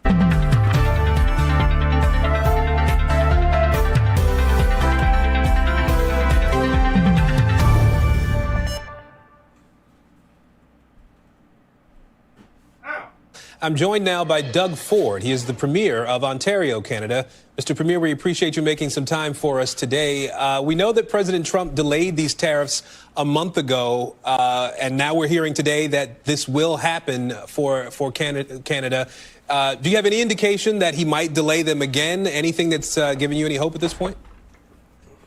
Well, first of all, thanks so much for having me on here. And for the sake of the American people and the Canadian people, he needs to pull back. I'm going to tell you exactly what's going to happen here.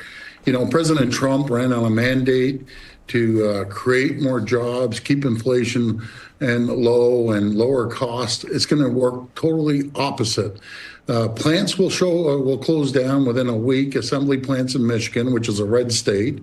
Manufacturing will stop. And the people of the U.S., which I absolutely love, the American people, they're going to be paying more. The market is going to go downhill faster than the American bobsled team. It's going to be an absolute disaster for both countries. We're your largest trading partner. I don't want to respond, but we will respond like they've never seen before. You need our uranium, you need our potash, you need our high-grade nickel. I will stockpile our high-grade nickel at 50% of your military and manufacturing needs. Your aluminum, the steel, the lumber. It will be an absolute disaster. And this is all due to one person, that's President Trump. I have talked to endless governors, Republican governors and Democrats, senators and Congress people. I love the U.S. I lived there for 20 years. They're all saying this is the craziest thing that someone could ever do. Well, sir, it's going to create massive problems. Well, let me ask you, you said a couple of things here I want to ask you about. First of all, you said that you will respond. Help me understand what you expect the Canadian Prime Minister might do and what you yourself might do as the leader of a province there in Canada. Well, we'll respond strongly, and we don't want to. On the critical minerals, I will stop shipments going into the U.S. for nickel. It will shut down manufacturing because 50% of the nickel you use is coming out of Ontario. I've ordered our bureaucrats to cut off tens of billions of dollars of contracts that we have with the U.S. We are the largest purchaser of alcohol in the world. We buy over 3,600 products from 35 states. I talked to the governor of Kentucky and Mitch McConnell, don't touch our bourbon. I'm going after absolutely everything. And I don't want to. We keep the lights on to 1.5 million homes and manufacturing in New York, in Michigan, and in Minnesota. If he wants to destroy our economy and our families, I will shut down the electricity going down to the U.S. And I'm telling you, we will do it. It's unfortunate. I would rather ship you more electricity, ship you more critical minerals. I want to ship you more energy, more potash to keep your farmers going, and uranium that you use for your nuclear power. It comes through from Saskatchewan over to Ontario, and it's going to be a massive, massive problem. I'm telling you, we love the Canadians love Americans. I love the U.S. Everyone does, and not one American friend. When I lived there for 20 years, I've talked to all of them. Hardcore Republicans are saying this is the biggest mistake President Trump has done, and we're dead against it. And I've yet to find one who supports him. And so, if I'm hearing you correctly, you are ready, sir, to go to war, to go to a trade war with the United States, with the Trump administration. It's the last thing we want to do. It's one person that's coming to attack us economically. Your closest friend, your treasured ally, that will stand shoulder to shoulder with you in every situation you've faced, and he's attacking the person, his number one customer. There's no country in the world that buys more products off the U.S. than we do. We're the number one trading customer to 28 states, and a lot of them are red states. They're going to feel the pain like they've never felt before. We're going to feel the pain, but I'll tell you, Canadians are resilient, we're strong, we're proud, and we're going to fight back like they've never seen before. And I'm sorry to the American people that your president has decided to do this. I apologize, but he's giving us no choice. There's nothing wrong with our trading. He keeps saying, oh, they're taking money. No, that's not accurate. Matter of fact, if you take out our oil, that you take 4.3 million barrels a day, and we keep things going, outside of that, take the energy to the side, you have a $55 billion surplus, which is good. That's fine. America has a $55 million process, and 55 billion more in trade, and God bless them. We want to expand the trade. We want to create an AMCAN fortress, the two greatest countries in the world. We have what you need. We want to ship more what you need, and I'll be very frank. You're going to see nothing like this ever in the history of the U.S. You obviously you have taken a very strong stance here today. Have you had conversations about your perspective, your action plan with the Prime Minister, with the folks in the Capitol there? Numerous times. I've talked to the Prime Minister up to a couple days ago. I'm the chair of the Federation, meaning the chair of all the premiers. I've talked to him on a daily basis. We all feel the same way. We do not want to do this. We love the American people. We love the U.S. But when one person attacks our country unprovoked, then we're going to respond, and we're going to respond like the U.S. has never seen before. We do $1.3 trillion of two-way trade, and we're like a big family between the U.S. and Canada. So we're almost out of time here, but we know that President Trump posted on social media that drugs are pouring into the U.S. from both Canada and Mexico, despite no evidence really to back that up. If this is his pretense for imposing tariffs, what should Canada do in response? How do you start to right the ship here in this relationship? Well, first of all, Secretary Lutnick came out and said, yes, we're moving forward. I agree. Let's tighten up the borders on both sides. We put 10,000 personnel along our borders, and it works both ways. We're working with the DEA. We're working with U.S. Border Patrol, with our Canadian Border Patrol. We're ramping it up because we're seeing, so far in the last couple of weeks, we've busted 624 kilos of cocaine coming from the southern border, endless amounts of guns, illegals are coming across. I agree with President Trump. Let's both tighten up the borders, and we're doing it. You know, your border czar, Holman, he seems to be satisfied because we're showing results. We're listening and we're agreeing with the administration. We need to tighten up both sides of the border, and that's exactly what we're doing. Okay, we will leave it there for now. Ontario Premier Doug Ford, sir, we appreciate your time today. Thank you. Love the Americans. God bless America and God bless Canada. Do not let your president do this, or plants will be shutting down within a week. All right, thank you, sir. Thanks for watching. Stay updated about breaking news and top stories on the NBC News app, or follow us on social media. Tonight, the Senate has confirmed Linda McMahon to lead the Department of Education. McMahon previously served as the head of the Small Business Administration during President Trump's first term. Well, now she'll be working with the president to wind down the Education Department, which Trump has vowed to dismantle. McMahon spent a year on Connecticut's State Board of Education. Both Senators Richard Blumenthal and Chris Murphy, whom she ran against in 2010 and 2012, voted against McMahon's confirmation. So we want to find what the American people are thinking. I think, Dana, for the purposes of the numbers I'm about to show you, and this goes back a ways now, sometimes it's 6 weeks, sometimes 2 years, is that the political parties really see this story in a very different way, okay? So this was our polling from 6 weeks ago. How concerned are you about Russia's invasion? This here, I think, is quite telling, extremely or very, okay? So it's about 2/3 of the American people. Democrats much more at 73, Republicans less at 54. Then look at this from Gallup, okay? So this is in the last couple of weeks now. U.S. support of Ukraine, limited time frame or as long as it takes. So Republicans are 2/3 for limited time frame.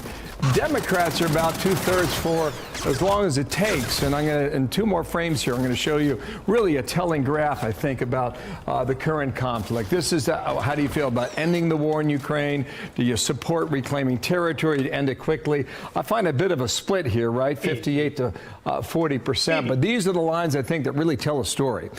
In red is Republican, in blue is Democrat. Here's the question. Should it end as quickly as possible? This Republican line here goes to 74%. The Democratic line goes to about 35%. But clearly there's a difference of opinion here. You know, Republicans and Democrats, independents, by the way, in the middle at 47%. All that said, if you watch the shows on Sunday, they are adamant that Zelensky's got to do the deal, and then we can put the pressure on Putin. Watch here. Either he needs to come to his senses and come back to the table in gratitude, or someone else needs to lead the country to do that. I don't agree. I'm not interested in calling on the resignation of other world leaders. I didn't like it when Chuck Schumer asked for Netanyahu to be removed I don't like it when other members of the Senate ask for Zelensky to be removed either. That would spiral Ukraine into chaos right now.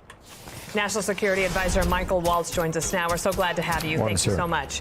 So Friday happened, and now looking forward, I'm curious how you would describe what does President Trump think success looks like at the end of this conversation with Zelensky, and does it include Zelensky in the end?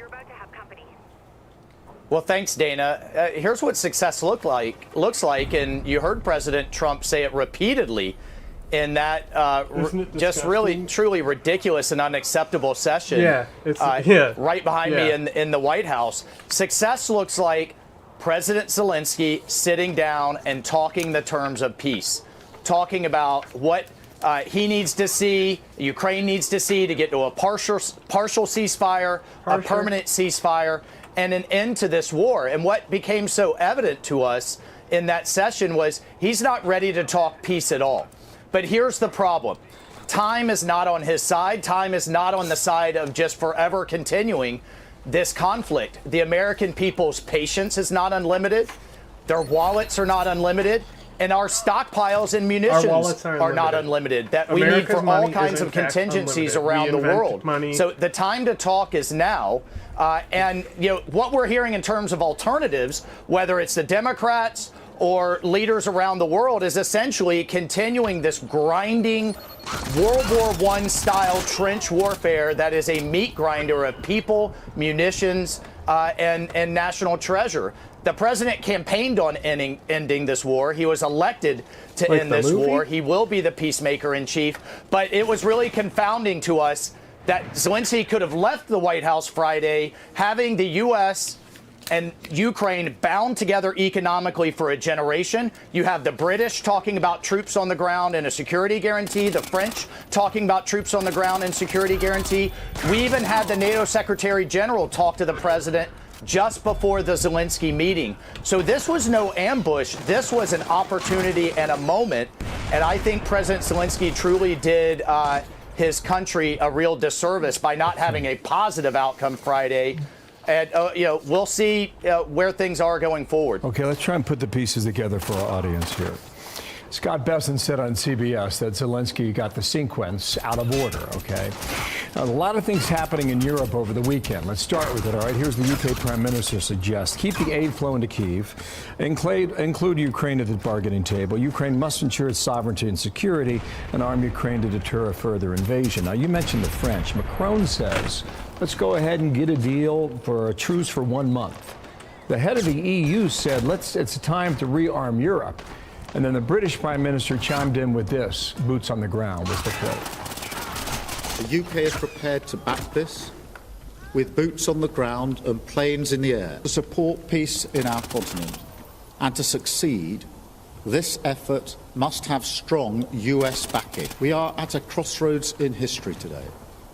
This is not a moment for more talk. It's time to act, time to step up and lead, and to unite around a new plan for a just and enduring peace. Okay, so if all that is on the table here, and Zelensky comes back to sign this deal, and he said this over the weekend, there's not been a day when we haven't felt gratitude. It's gratitude for the preservation of independence. Our resilience in Ukraine is based on what our partners are doing for us and for their own security. If you can align all this up, Sarah, you then put the pressure on Putin to find out whether or not he is ready for peace. Does the White House believe he is at this moment? Well, all of those things have to be tested, Bill. But what we don't have right now is President Zelensky saying, I am ready to take the steps necessary and have the conversations necessary and make the compromises necessary to end the fighting, go to a ceasefire, some permutation of there's 1 month, there's 2 weeks, there's stopping long-range strikes on both sides, on each other's energy infrastructure. All of those things are on the table, but they were on the table before last Friday as well. And what we essentially heard was he's not ready to talk about it as though grinding this war forward for the years to come is truly an option, and it's not. So we're ready to have those conversations. We had it with the Russians in Riyadh. We're ready to have it with the Ukrainians and then engage in shuttle diplomacy. But we need to hear that latter piece from Zelensky, and we need to hear it publicly. Last question from me. At the end of this, if there is a deal that's signed, a minerals deal, does President Trump believe it will actually be with Zelensky or another leader? Well, I think what happened Friday really put that up in the air. Is Zelensky ready, personally, politically, to move his country towards an end to the fighting? And can he and will he make the compromises necessary? And you heard the president.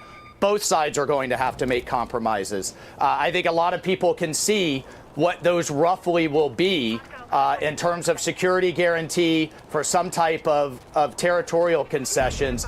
Those broad outlines are evident. Does both sides have the will to sit down and drive this towards peace? That's President Trump's objective. That's what he was elected to do, and that's what we're ready to do and trying to do right now. Okay, last question. You said Friday really put that up in the air. If Zelensky doesn't lead Ukraine, who does? Well, look, we're not going to get into, speculating on these issues in public. What we need to hear from President Zelensky is that he has regret for what happened, he's ready to sign this minerals deal, and that he's ready to engage in peace talks. I don't think that's too much to ask. I think that's what's best for the American people, for the Ukrainian people, for Russia, and for the world to restore stability. President Trump is ready to end this war. And there will be a process to do that we've laid out. And it was no accident we had key European leaders here saying they are ready to step up and provide those security guarantees. The president even said with some type of American support to be negotiated. So we're ready to enter in those negotiations, is President Zelensky, and we'll test both sides in terms of their willingness to compromise to get this deal done. President Trump knows how to surprise. Any possibility that this gets resolved and he announces it tomorrow night at his joint address to Congress? Well, we'd certainly like to see that. We were planning to to announce this minerals deal, that it would have been signed Friday and was a very positive step forward for all sides, and importantly for the American taxpayer who is given so much of their hard-earned treasure so that Ukraine could defend itself. That was the plan. We'll see what happens in the next 48 hours, but we are certainly looking to move forward in a positive way. Michael Waltz, really appreciate your time. Thank you, sir. We're watching by the you. hour. Thanks for coming on. The hostile leader's been designated a high-value target. Bring him in at all costs.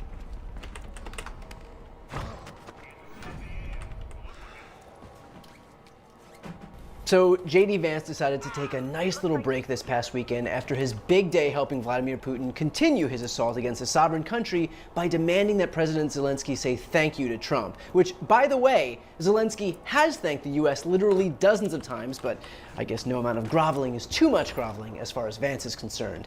And instead, Vance decided to go skiing in Vermont and, well, let's just say Vermont didn't want J.D. Vance. Vice President J.D. Vance is vacationing in a remote ski town in Vermont, and we did see some protests today lining the streets, including one protester who held a sign that said, "Go ski in Russia, traitor." I want to show you just a few of my favorite signs. J.D. Vance skis in pants. J.D. Vance puts his cast iron skillet in the dishwasher.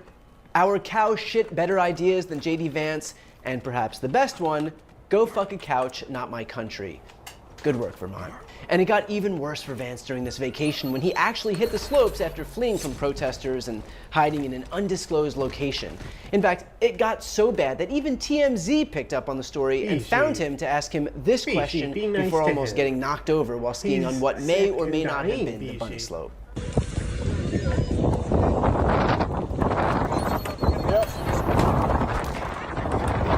JD, how does it feel being Putin's puppet? Oh my God.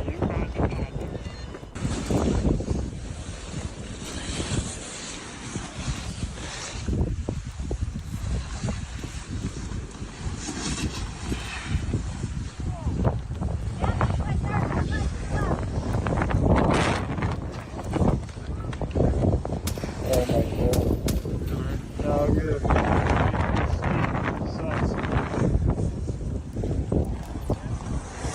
Of course, as we all know, Republicans are going to whine that Vance couldn't enjoy his precious vacation, just like when they clutched their pearls over Sarah Huckabee Sanders not being able to enjoy her dinner at the Red Hen restaurant. But when your agenda is predicated on stripping rights from other people, stripping healthcare from other people, stripping food stamps and jobs and cancer research and education funding, then you sacrifice your right to be able to enjoy peace and solitude when you are in public surrounded by the very people who you fucked over. And also, just a word here about the audacity of JD Vance jetting off for a ski vacation after chastising a world leader who is sleeplessly trying to save his country from total annihilation. Vance was so proud of himself for berating Zelenskyy over his wardrobe choices while his country is literally at war, only for Vance himself to pop over to Vermont to ski 5 minutes later. In case you really wanted to drive home the asymmetry in who's actually tough here, here's a hint. It ain't the guy whining about clothing. And of course, that's to say nothing of the fact that it really does feel like a poetic justice for Vance to have to witness the kind of response from everyday people who don't have the luxury of being shielded from the consequences of him and his boss's actions. The people who are pissed off at Vance are not the billionaires and cronies who this White House caters to. It is the everyday Americans who are recognizing more and more that they were sold a bill of goods with this administration. What we saw in Vermont is just yet another example of the many thousands of Americans who are turning their anger over this administration and the Republican Party into action by organizing and protesting. And we've seen the same sort of grassroots energy at Republican town halls across the country, where elected officials are having to reckon with the outrage and anger that they themselves have fomented through their cruel and chaotic policies. There's been a mandate to the president from the American people, am I correct? No! There's not a mandate by the American people because of overwhelming 30%. Congressional Budget Office, you know what it's going to be by 2035? It's going to be $59 trillion. Did I tell you? You've got people who pay more taxes. The top 1% of this country pays taxes, more taxes. And it's not just at town halls or near vacation spots either. Here's a huge pro-Ukraine protest this past weekend outside of Tesla in New York City.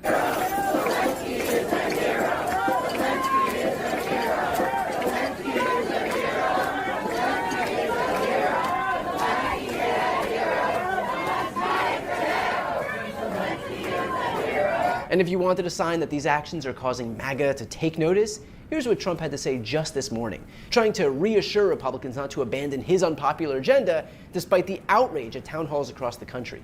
Paid troublemakers are attending Republican town hall meetings. It is all part of the game for the Democrats, but just like our big landslide election, it's not going to work for them. You know they're getting nervous when they start randomly accusing all of us of being paid. And speaking of nervous, here's Republican Representative Lisa McClain attacking voters for, quote, hijacking Republican town halls to share their, quote, sob stories about how Trump's policies are actually hurting them. So good morning, everyone. I want to start with last week. Videos of protesters yelling at members of Congress went viral, right? But the content focused on the confrontation, not the why. You bited me. Some of the people that hijacked those town halls are happy with the bloated status quo. They want the bloated status quo to continue. They don't want to get our country back on track. Yet Democrats are soliciting sob stories from bloated bureaucrats with six-figure salaries. Give me a break. Give me a break? Again, these are not paid protesters. They are nurses and teachers and retirees and veterans and healthcare workers.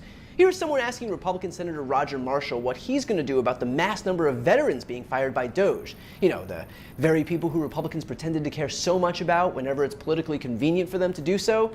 Here's how Marshall responded. Right now, as far as cutting out those jobs, a huge percentage of those people, and I know you care about the veterans, are veterans.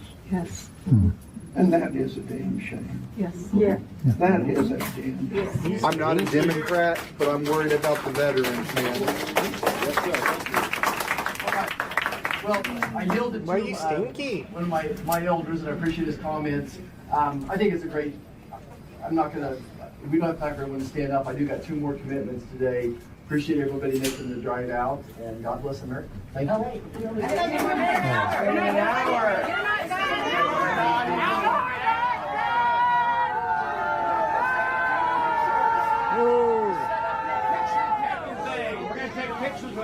He couldn't even respond to this guy's question and had to immediately run out of the room. That guy wasn't a paid protester. And the other guy in the audience who said, I'm not a Democrat, but I'm worried about the veterans, he wasn't either. These are everyday Americans who are seeing prices go up under Donald Trump, the economy showing signs of slumping, their neighbors being fired without cause, and America retreating around the world. And they want answers. And as Americans who still live in what remains a democracy, at least for now, that is exactly what we should be doing. All of this just reinforces what I've been saying all along. I understand the impulse to throw up your hands and feel apathetic at the state of the country right now, but what is needed in this moment is for us to channel our rage into action. It is being noticed and it is having an impact. There is a lot of work to do and a long way to go, but these early actions matter. So let's all take a lesson from Vermonters and speak truth to power. Before you go, first, if you enjoyed this content and you want to see more and support independent media, please subscribe to this channel. The subscribe button will be right here on the screen. But second, the reality is that we're now in a political environment where this administration can lean on any of the social media platforms to suppress certain voices if they don't like critical coverage. That means my longevity here is in the hands of a few tech billionaires who are already making it clear that they're willing to cater to this White House. To that end, signing up for my newsletter is a great way for me to be able to reach you directly if that ever becomes sign necessary. up to our Patreon. I'll put the link on the screen as well, so us. please sign up. It's completely free, but there's also an option to do a paid subscription if you'd like to support my work. I really appreciate it. Thanks so much for watching. He got kicked out of the White House on Friday. The staff ate his lunch, and he spent the weekend flapping his gums. Ukraine's president told the AP, the end of the war is very, very far away. Trump says, you sure about that? President Zelenskyy supposedly made a statement today in AP. I'm not a big fan of AP, so maybe it was an incorrect statement, but he said he thinks the war's going to go on for a long time. And he better not be right about that. That's all I'm saying. A senior White House official tells Fox everything is on the table. And breaking tonight, Fox News alert, the U.S. is hitting the brakes on arms to Ukraine. The Trump administration has stopped financing new weapons sales to Zelenskyy and is considering completely freezing weapons shipments from our stockpiles, pausing military aid to Ukraine. So Zelenskyy does the right thing. Isn't that what Democrats impeached him for? Why aren't Democrats calling for impeachment? Suddenly it's not a high crime and misdemeanor. I guess not. My favorite. This move will certainly bring Zelenskyy back to the bargaining saying table. the word rhino. We should be more appreciative because this country has stuck with them through thick and thin. We've given them much more than Europe, and Europe should have given more than us because, as you know, that's right there. That's the border. I'm not knocking Europe. I'm saying that they were a lot smarter than Joe Biden because Joe Biden didn't have a clue. He just gave money hand over fist. And they should have been able to equalize with us. In other words, if we gave $1, they should have given. Well, we gave $350 billion. They probably gave $100. But on top of it all, they get their money back because they're doing it in the form of a loan, and it's a secured loan. So when I saw that, which I've known about for a little while, I said it's time for us to be smart.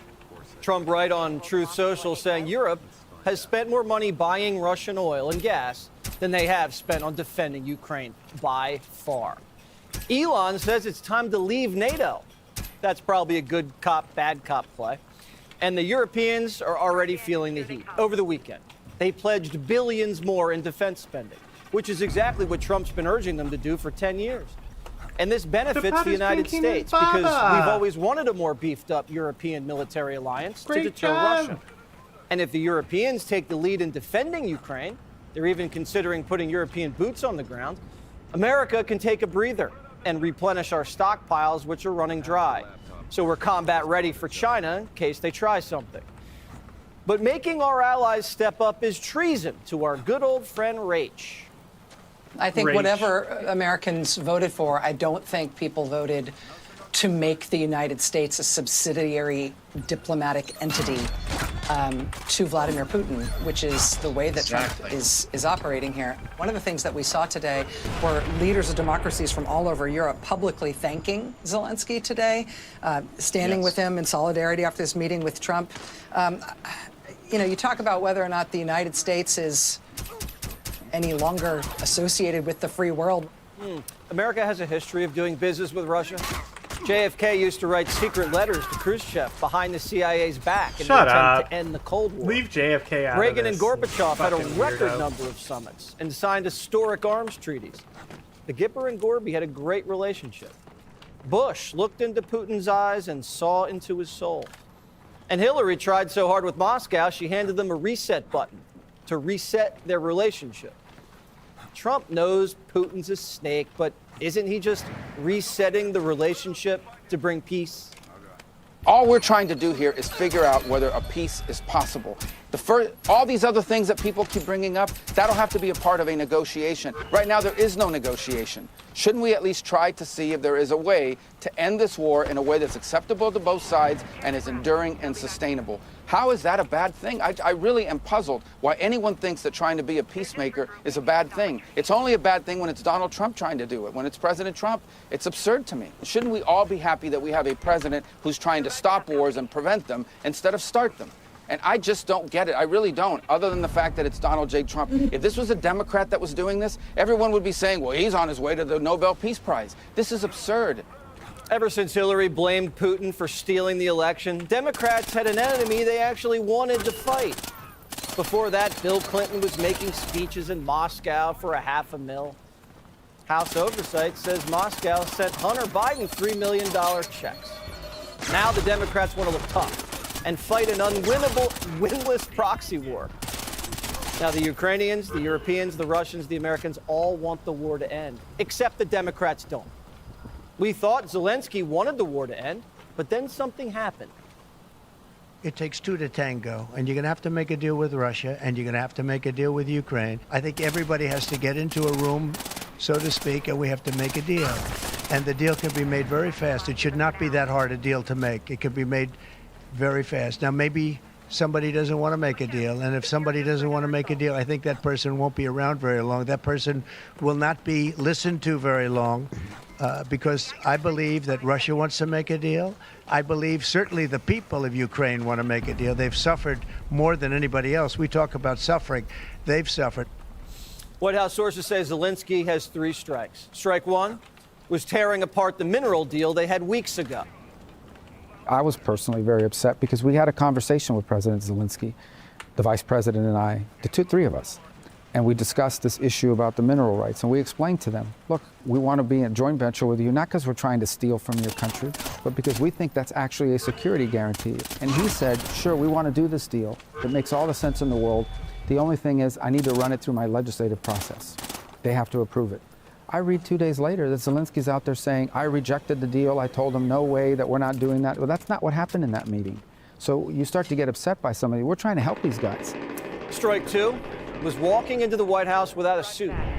The White House asked Zelenskyy to wear a suit to the meeting, just as a sign of respect. And Zelenskyy shows up in a long-sleeve T-shirt and cargo pants. Strike 3 was inside the Oval Office. The tragedy of Friday, and I don't know what President Zelenskyy was thinking, we had President of France, Emmanuel Macron, in on Monday. Great meeting. We had Prime Minister Keir Starmer on Thursday. Fantastic meeting. They were all on board the arc of the peace agreement. All President Zelenskyy had to do was come in and sign this economic agreement, and again, show no daylight between Ukrainian people and the American people, and he chose to blow that up. So the deal is no longer on the table, just to be abundantly clear. Not at present. One White House senior advisor says, I'm not sure this is salvageable.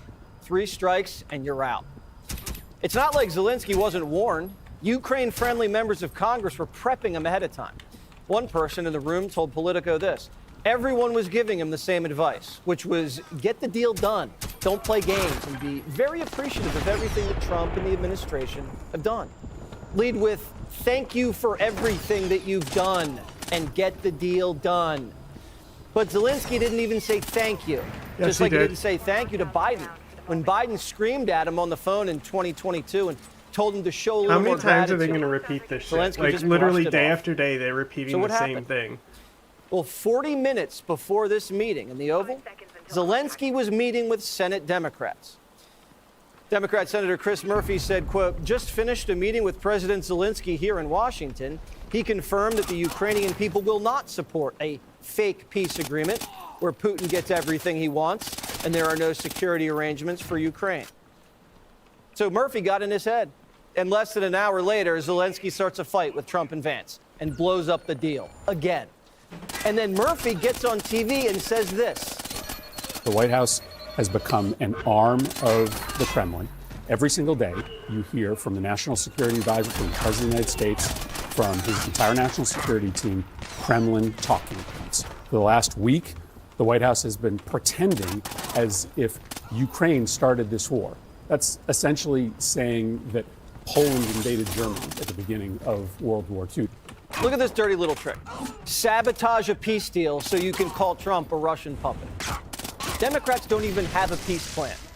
They don't even have a plan to win this war. Their only plan is to keep it going so you can call Trump a traitor for trying to end it. President Biden was caught telling donors here in Manhattan that this country has never been so close to nuclear Armageddon. All Trump's trying to do is stop World War III. And the American people want it stopped too. 72% of Americans want Ukraine to negotiate a settlement. And 60% of the country agrees with the way Trump's going about it, negotiating directly with Russia. Ending the war lowers energy prices, which brings down inflation. It also heals the world's messed up supply chains, which also brings down inflation. It boosts European defense spending and saves American combat power for the Pacific. Lets us focus on more urgent problems like the Iranians and the Chinese. And these sanctions we have up, they hurt the dollar as the world currency because it drives other nations to trade in other denominations. And it drives the Russians away from a deepening alliance with the Chinese and gives us a new market for minerals. Minerals that our tech sector is going to need in the arms race. So Zelenskyy says he's still ready to sign the minerals deal. But he's got to do one thing first. I have been told by a senior official here that nothing's going to happen with this minerals deal until Zelenskyy goes in front of cameras and makes an explicit public apology for the way that he behaved himself. Philosophers throughout the history of time have warned about the excesses of pride. And this looks like a prime example. America is a very forgiving nation. Donald Trump has shown that he can work with people who've called him some of the worst names imaginable. So this is a very fluid situation. Does he show that, Jesse? He's apologized to other countries before. So there's nothing wrong with having other countries apologize to us.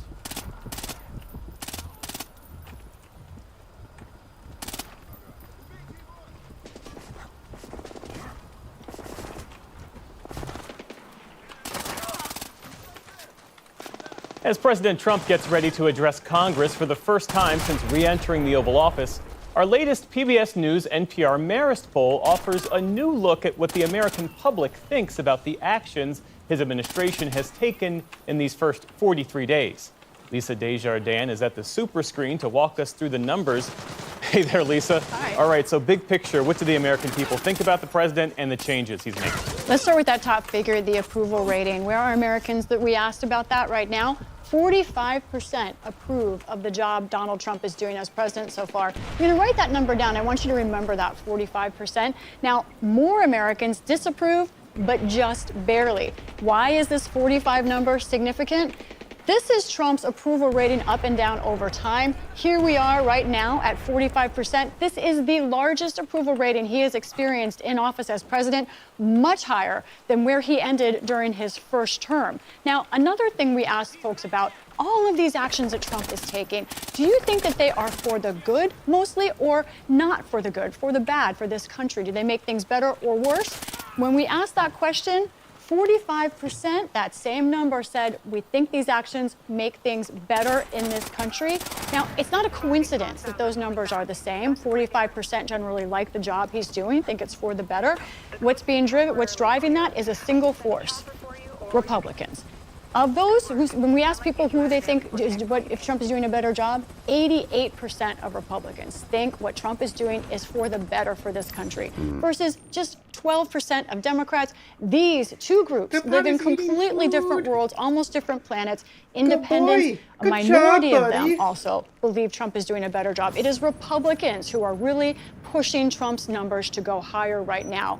Now, at the same time, this poll was taken before the confrontation in the Oval Office with Vladimir Zelenskyy, but Lee Maringoff with the Marist poll says what Trump is doing is he's flooding the zone with controversial actions. We're just seeing a lot of things happening with little time for the public to digest. The net effect of it all is there's a sense on the part of the public that, some things are moving just a little too fast, and they're not totally convinced that things are moving in the right direction. Well, let's talk about the pace of change, because the president has signed something like 76 executive orders. He's fired thousands of federal workers, slashed and frozen government spending. What are people saying about that? Right. We wanted to get deeper into these unprecedented actions. And we asked, do you think President Trump is rushing things, not considering the consequences, or are his actions something that need to happen in order to get government on track? Here's how people answered that question. Most people, 56%, said they think Trump is rushing. He's not considering the impact of his actions. That's the majority. However, it is a significant group, 43% in our poll, who said they think what Trump is doing is necessary to keeping government on track. Our producer, Matt Lothman, called some of the people who answered our poll. One of them was a Republican in Texas who told us he does think he likes what Trump is doing on immigration, but also in general. He's trying to keep his promises. We have to correct the destruction that has happened to our country and our society over the last 4 years. You cannot turn all the years of damage in 1 or 2 or 3 or 4 months. It's much easier to destroy things than build them. What about all those cuts? The cuts to federal funding and all the mass layoffs? We asked people about that as well. We saw a similar figure here. Most people, 55%, said all of these cuts are doing more harm than good. Now, this is a number Trump really has to watch as far as the future goes on Republicans. We spoke to an independent voter in Michigan who said, and he works in general contracting for the government, said what he's experienced in this first month, he's seen just chaos. Everything is going at breakneck speed to dismantle a system that's been standing tall and working for the American people for, decades. They're performing surgery with a sword and a blindfold. And they're just moving at this breakneck, chaotic speed. And it's unnecessary. Well, how do those polled view Elon Musk, who is in many ways the face of the Trump administration effort to scale back the size of government and fire federal workers? Right, holding the sword. Now, what's the approval rating look like for him? 39%. Of course, that is lower than Trump's approval rating of 45%. But what we've seen in the past month or so, 2 months, Republicans are warming up to him more, not Democrats or independents. And Lisa, we saw some Republican members of Congress in recent weeks face a real onslaught of anger from their constituents in those town hall meetings. How are those polled? How do they view Congress and our system of checks and balances? This is now a question at American dinner tables. How is the Constitution holding up? So we did ask, do you think checks and balances, that system is working now? Right today, 56% in the last week or so believe no, our checks and balances system is not working. But what is dramatic here is what a change this is from December when we asked the same question. Look at this. In December, 66%, 2/3 said yes, checks and balances, it's holding up. But that is a complete flip now where a majority of Americans say no, we don't think checks and balances are holding up. We spoke to an independent voter in Texas who told us she has a message for her Republican congressman on how they should handle and work with Donald Trump. They should be taking him to task, and they should be calling amongst themselves and start voting on things and start taking control of the things they actually have control of. But everybody's too afraid of offending a constituent, that they're just letting him run amok because they're also afraid of him and that they won't get voted in again. One last important and unusual question that we asked. Do you think Donald Trump will abide by court orders? Will he follow the law? Right now, Jeff, a majority of Americans, 58%, incredibly, believe that the current president of the United States will not follow the law and abide by court rulings. Jeff? Lisa Desjardins, our thanks to you as always. You're welcome. And you can read more details from our poll. That's at pbs.org/newshour.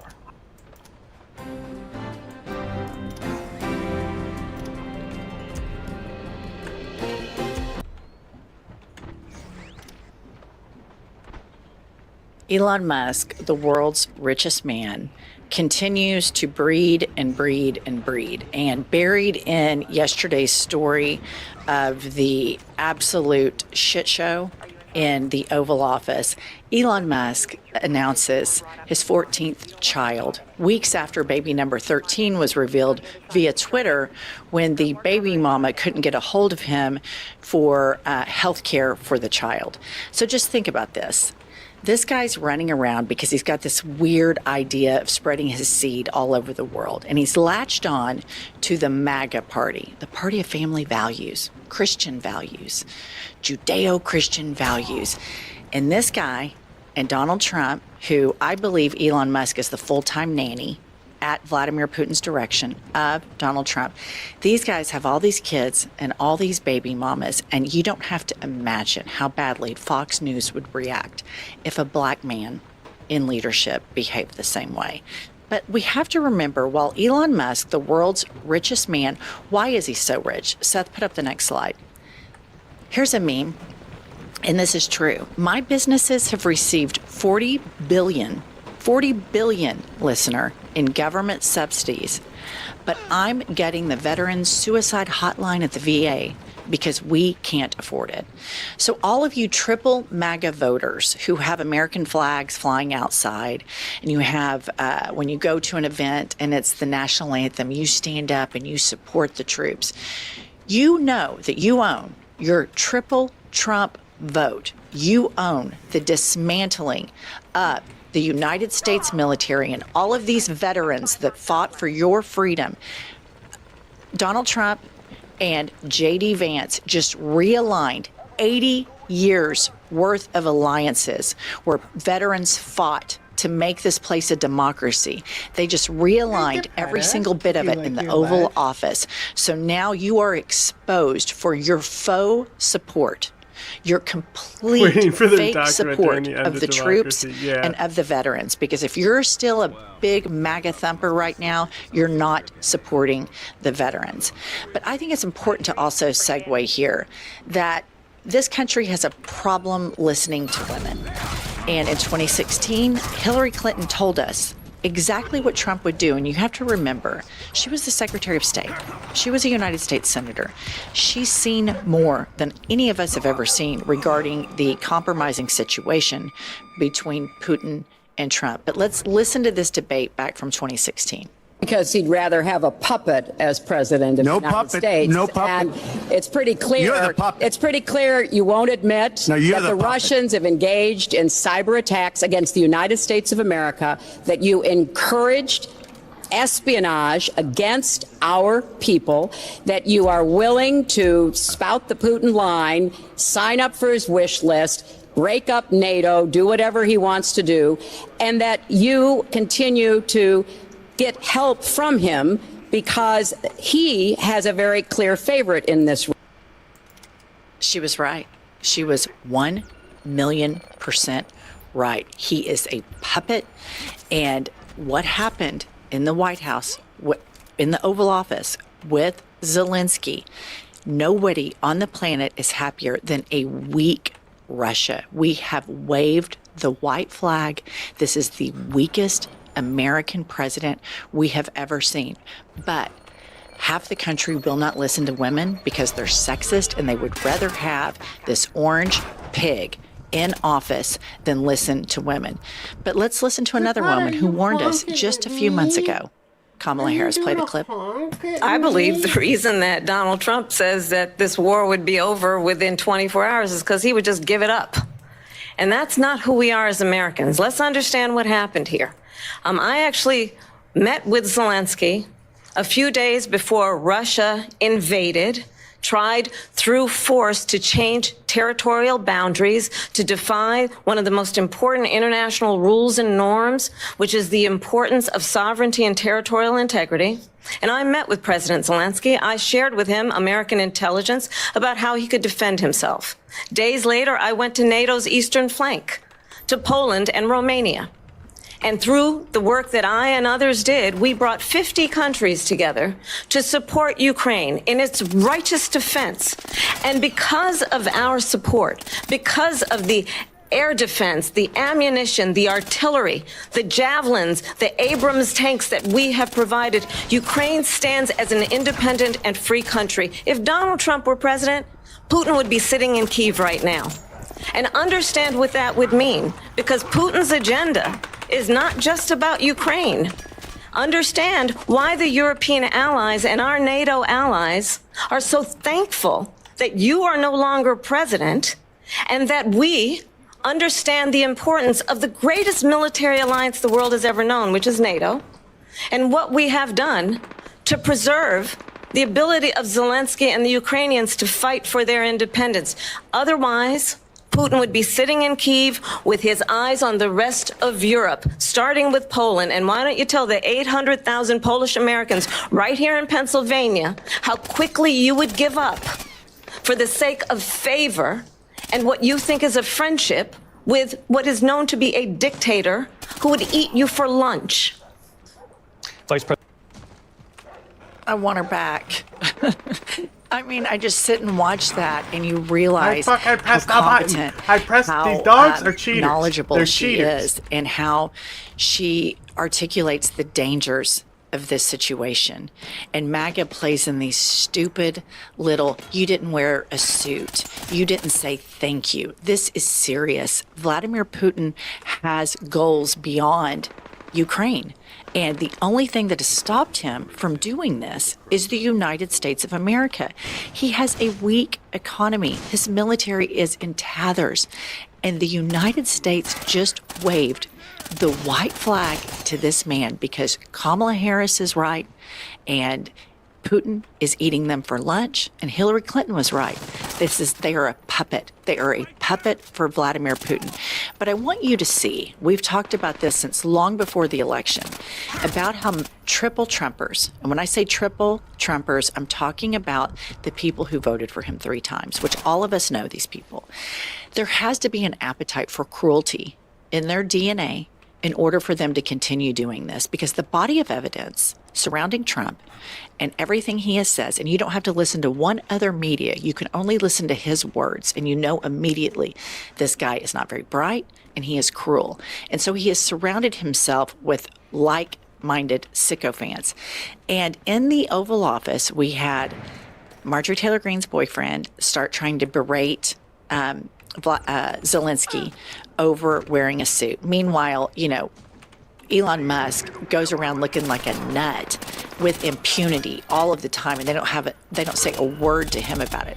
But I'm going to play this clip again, and I want you to watch 2 things on the sofa. J.D. Vance's smile and laughter as somebody is being cruel and demeaning and immature and childish towards the president of Ukraine, a war hero for that country, a leader in democracy. And then I want you to watch the reaction of Marco Rubio, who knows better, and they're sitting right on the sofa next to each other. And for those of you that are listening, I'll describe it after we play the clip. President Zelenskyy, why don't you wear a suit? Why don't you wear a suit? Watch J.D. Vance. In this country's office. See him laughing? He thinks that's a real knee slapper. Do you own a suit? Look at Marco. Yeah, problems. Look at the juxtaposition of those 2 men. I don't have. Look at that. Okay, stop. Here's what we have. We have the people who are surrendering to Putin because they want all of the autocrats to align. They don't want democracy anymore. And that's J.D. Vance. And then you have all of the people that are surrendering to all of this, like Marco Rubio, because either they're compromised, they've been bought out, or they're just completely castrated beyond all comprehension. And where Marco Rubio is right there, lots and lots and lots of senators, Republican senators, and Republican House of Representatives are right there. And the Democratic leadership needs to start targeting these potential people to flip, to stand up for democracy, instead of these impotent interviews where we're acting like this isn't happening right now, because we play 2 different games. They go in, and within 6 weeks, they have waved a white flag to Russia and said, basically, we're on your side now. We're no longer going to support Ukraine. You can march right into Kyiv. And then we're sitting around waiting for the midterms. we play two different games here. And the Democrats, this is a historical moment that we are living in, and it's time for Democratic leadership to stand up and fight. And if Schumer and Hakeem Jeffries can't do it, step aside. Quit playing the old games, because this is a post-bipartisanship era. This is save democracy era. And I don't think, and I don't know if any of you all think, that the Democratic leadership is taking this seriously. Now, there is Bernie, there is AOC. We do have Eric Swalwell, Jasmine Crockett, Chris Murphy. I've seen some. They're the ones who are speaking out. And if everybody in the Democratic leadership can't join them, we are going to be up a river without a paddle. And that's putting it as nicely as possible. But I want to play you one last thing. Throughout all of this, remember, Trump was going to deport sex traffickers. He was going to clean it up. We weren't going to let criminals, other countries' criminals, run around recklessly in the streets of the United States of America. And he jockeyed and campaigned for the Tate brothers, who are horrible sex traffickers, to come to Florida, and I couldn't understand why. And let's play this whole clip from a couple of years ago, and here is Andrew Tate. And I'm very close to the Trump family. I know them well, and I spoke to Barron after the incident, and I look forward to, once I am free, being with Donald Trump in person and reminding him that he's a bulletproof badass. This is the attorney for President. Bravo, Melania and Donald, that you've raised your son Barron to talk to Andrew Tate, and you have the audacity, all of you triple Trumpers have the audacity to lecture us on family values and Christian values and morality. Are you kidding me? I have two sons, and if my sons were talking to Andrew Tate, I mean, I would pick up a mountain, move it, and go get them all of the mental health help they would need.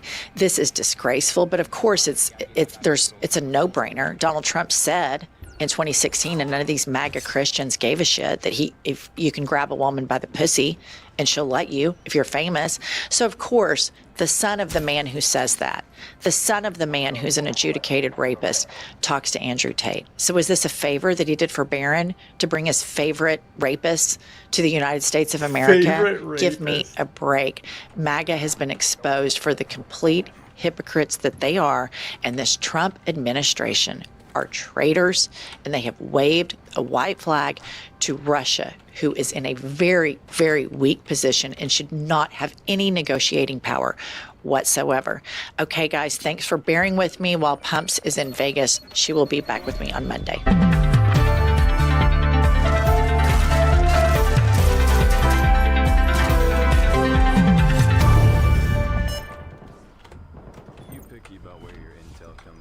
Democracy depends on a free press. Please support our independent journalism at democracynow.org/give. Welcome to Democracy Now!, democracynow.org, the War and Peace Report. I'm Amy Goodman.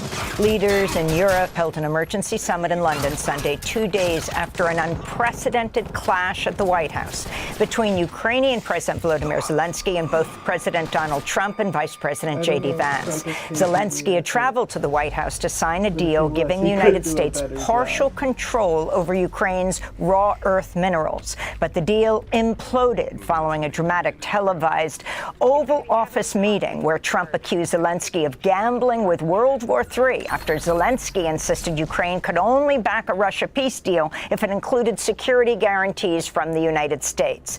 The news conference ended with Trump and J.D. Vance openly criticizing Zelenskyy. You're not in a good position. You don't have the cards right now. With us, you start having cards. Right now, you don't. Yeah, you're playing cards. Mr. President. You're playing cards. Serious. You're gambling with the lives of millions of people. You're gambling with World War III. You're gambling with World War III. And what you're doing is very disrespectful to the country, this country. That's back to you. Far more than a lot of people said they should have. Have you said thank you once? A lot of times. No, in this entire meeting, you said thank you. Even today. You went to Pennsylvania and campaigned for the opposition in October. Offer some words of appreciation for the United States of America and the president who's trying to save your country. Shortly after this exchange, Secretary of State Marco Rubio and National Security Advisor Mike Waltz asked Zelenskyy to leave the White House. Trump's treatment of Zelenskyy shocked many in Washington and around the world. Republican Senator Lisa Murkowski said, quote, "I'm sick to my stomach as the administration appears to be walking away from our allies and embracing Putin, a threat to democracy and U.S. values around the world," unquote. Meanwhile, House Speaker Mike Johnson suggested Zelenskyy may need to step down following the White House meeting. After leaving Washington, Zelenskyy traveled to London to meet on Saturday with British Prime Minister Keir Starmer, who warmly greeted Zelenskyy outside 10 Downing Street. On Sunday, Starmer hosted an emergency meeting of European leaders. He called for a coalition of the willing to be formed to support Ukraine if a peace deal is reached. We will go further to develop a coalition of the willing to defend a deal in Ukraine and to guarantee the peace. The UK is prepared to back this with boots on the ground and planes in the air. Together with others, Europe must do the heavy lifting. But to support peace in our continent and to succeed, this effort must have strong US backing. Meanwhile, France is pushing for a one-month truce between Russia and Ukraine. While almost all of Europe is backing Ukraine, Hungary's authoritarian leader Viktor Orban praised Trump, saying, quote, "Strong men make peace, weak men make war." President Trump stood bravely for peace, even if it was difficult for many to digest, Orban said. In other fallout from the White House meeting, a major Norwegian fuel supplier, Haltbach Bunkers, has announced it's halting fuel sales to U.S. ships. The company said, quote, "Today we witnessed the biggest disgrace ever put on display by the current U.S. president and his vice president," unquote. In other news on U.S.-Russian relations, Defense Secretary Pete Hegseth has ordered U.S. Cyber Command to suspend offensive cyber operations targeting Russia. The Pentagon has not publicly discussed the policy change, but National Security Advisor Mike Waltz told CNN the United States would use, quote, "all kinds of carrots and sticks to get this war to an end," unquote. Meanwhile, on Sunday, Russian state television aired an interview with Kremlin spokesperson Dmitry Peskov talking about Trump. He said, quote, "The new administration is rapidly changing all foreign policy configurations. This largely aligns with our vision," unquote. On Friday, a member of Russia's state-owned news agency, TASS, gained access to the Oval Office during the clash between Zelenskyy and President Trump, while reporters from the Associated Press and Reuters were excluded. The White House said the Russian reporter was not approved and was eventually removed. The United Nations and many Arab nations have condemned Israel for cutting off all food and humanitarian aid into Gaza. Egypt and Qatar accused Israel of using starvation as a weapon of war. Israeli Prime Minister Benjamin Netanyahu announced the blockade as Israel attempts to pressure Hamas to agree to a new proposal by the United States that would force Hamas to release all remaining hostages without Israel fully withdrawing from Gaza. Hamas has accused Israel of trying to derail the original ceasefire agreement. Over the past 2 days, Israeli troops have killed at least 9 Palestinians in Gaza. Residents in Gaza denounce the new Israeli blockade. Suffering will increase after the occupation's decision to close the crossings.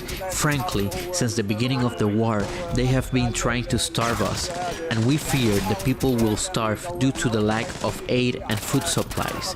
Additionally, people are afraid of the return of war and facing death again. Isn't it enough that the occupation has killed 50 or 60,000 murdered so far? The Trump administration is fast-tracking another $4 billion in weapons to Israel, including more than 35,000 2,000-pound bombs, as well as 4,000 Predator warheads. Secretary of State Marco Rubio signed an emergency declaration that bypasses Congress to expedite the arms shipment. The Trump administration has approved $12 billion in arms for Israel over the past 5 weeks. UN Secretary General Antonio Guterres is urging the Trump administration to reverse its sweeping cuts to international humanitarian programs, saying it'll make the world less healthy, less safe, and less prosperous. The consequences will be especially devastating for vulnerable people around the world. South Africa is one nation that could be particularly hard hit by Trump's foreign aid cuts. An official at the Desmond Tutu HIV Center is warning the funding cuts to HIV projects could lead to 500,000 deaths in South Africa over the next 10 years. Meanwhile, an advisor to the Elizabeth Glaser Pediatric AIDS Foundation said Trump's halt to foreign aid amounts to a, quote, death sentence for mothers and children, unquote. In related news, a high-ranking official at USAID has been placed on leave after warning in a memo that the administration has failed to protect programs that deliver life-saving assistance despite a promise of waivers by Secretary of State Marco Rubio.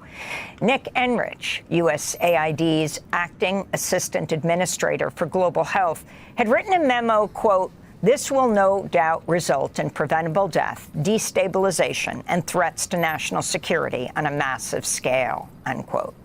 In other Trump news, federal judge Amy Berman Jackson has ruled the head of a key government watchdog was illegally fired. The ruling centered on Trump's firing of Hampton Dellinger, the head of the Office of Special Counsel, which handles whistleblower complaints. In her ruling, Judge Berman Jackson warned against giving Trump a, quote, constitutional license to bully officials in the executive branch into doing his will, unquote. In other legal news, the Democratic National Committee and related groups have sued Trump over his attempt to strip the bipartisan Federal Election Commission of its independence. In immigration news, the Washington Post is reporting the Department of Homeland Security has asked the IRS to hand over detailed information on about 700,000 suspected undocumented immigrants, including their home addresses, phone numbers, and email addresses. According to the Washington Post, the Internal Revenue Service initially refused the request, but the agency's new acting commissioner is reportedly exploring how to comply. Federal law bars the IRS from sharing personal tax information with other government agencies. Meanwhile, President Trump has signed an executive order designating English as the official language of the United States. The move comes weeks after the White House took down the Spanish language version of the official White House website. In Illinois, a jury found landlord Joseph Zuba guilty of murder and hate crimes for killing 6-year-old Palestinian-American child Wadi Al-Fayyoumi and wounding his mother Hanan Shaheen in October of 2023 in the town of Plainfield. He now faces life in prison without parole. After the verdict was announced, Wadi Al-Fayyoumi's father, Ode Al-Fayyoumi, spoke at a news conference, his words translated by CARE Chicago's executive director, Ahmed Rehab. For me as a father, I feel like I'm discovering Wadea and learning about Wadea more every day. And suffice for me as a father to know that his pride in being who he was as a Palestinian, as a Muslim, as an Arab, and being killed and targeted for that was sufficient for him to live through, even though it caused his death. And that for me, I will always remember him with pride. Here in New York, former Governor Andrew Cuomo has announced he's running for New York City mayor. This comes 3 years after Cuomo was forced to resign as governor in the wake of 11 accusations of sexual misconduct. Cuomo was also found by a New York ethics board to have improperly used state funds to write his coronavirus pandemic memoir and has been accused of deliberately underreporting and covering up the number of nursing home deaths during the pandemic. Cuomo joins a crowded field ahead of the Democratic primary June 24th as calls grow for New York City Mayor Eric Adams to resign. Adams has been widely accused of accepting a quid pro quo from the White House to enact Trump's immigration crackdown in exchange for the Justice Department pushing for Adams' corruption charges to be dropped. In other news from New York, another prisoner We has cannot died. have a rapist An in unnamed office. 22-year-old at the Mid-State Correctional Facility near Utica Oh, was can we pronounced not have a dead rapist on now? Saturday. I know, right? 9 fellow prisoners said the deceased was brutally beaten by prison officers. This comes 2 days after a prison guard union reached a tentative deal with New York Governor Kathy Hochul to end a wildcat strike that started 2 weeks ago. The deal suspended parts of the HALT Act, which limits the use of solitary confinement. 2 other prisoners died during the strike.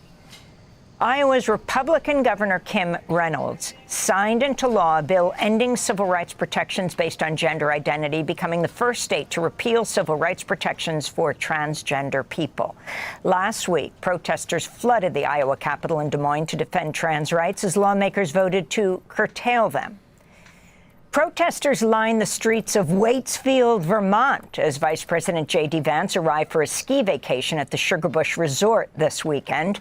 Protesters held signs expressing anger at the Trump-Vance administration over everything from its attacks on trans rights, the climate, and Palestinian rights, as well as the pair's treatment of Ukrainian President Zelenskyy and its mass firing of federal workers. Vance and his family reportedly had to move their stay to an undisclosed location I was joking because of the first of all, but he's demonstrations. gonna win. Several protests were also held at Sugarbush Resort.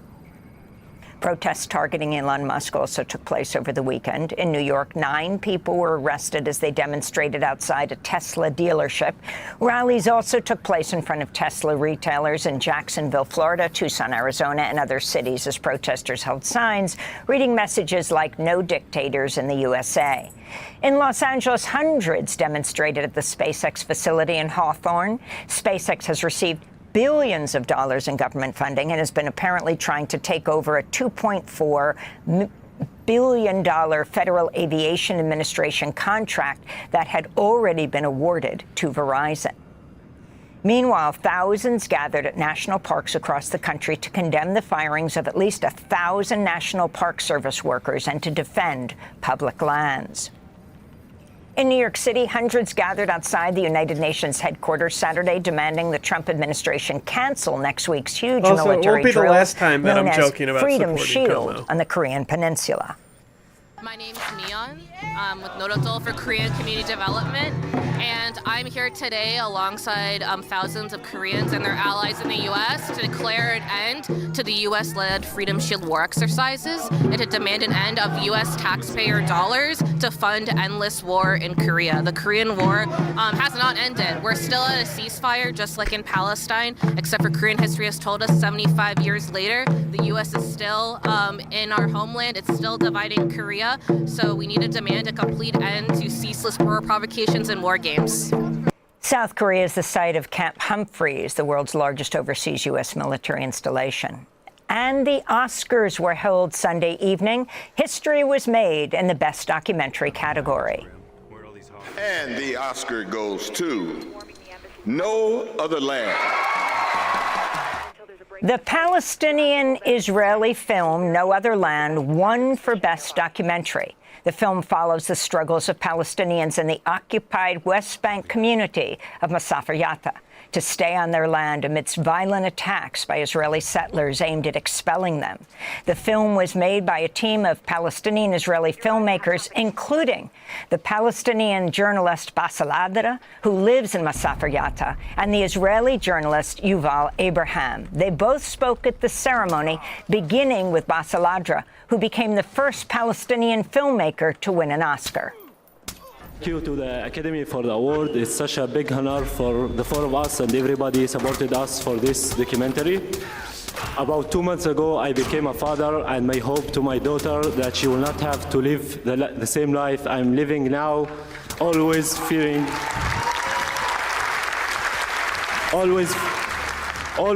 settlers' violence, home demolitions, and forest spill displacements that my community, Masafer Yatta, is living and facing every day under the Israeli occupation.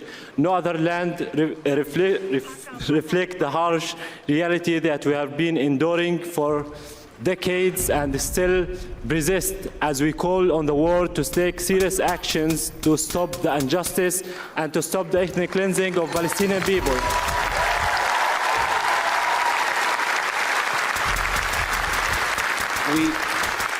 we made this film, Palestinians and Israelis, because together our voices are stronger. We see each other.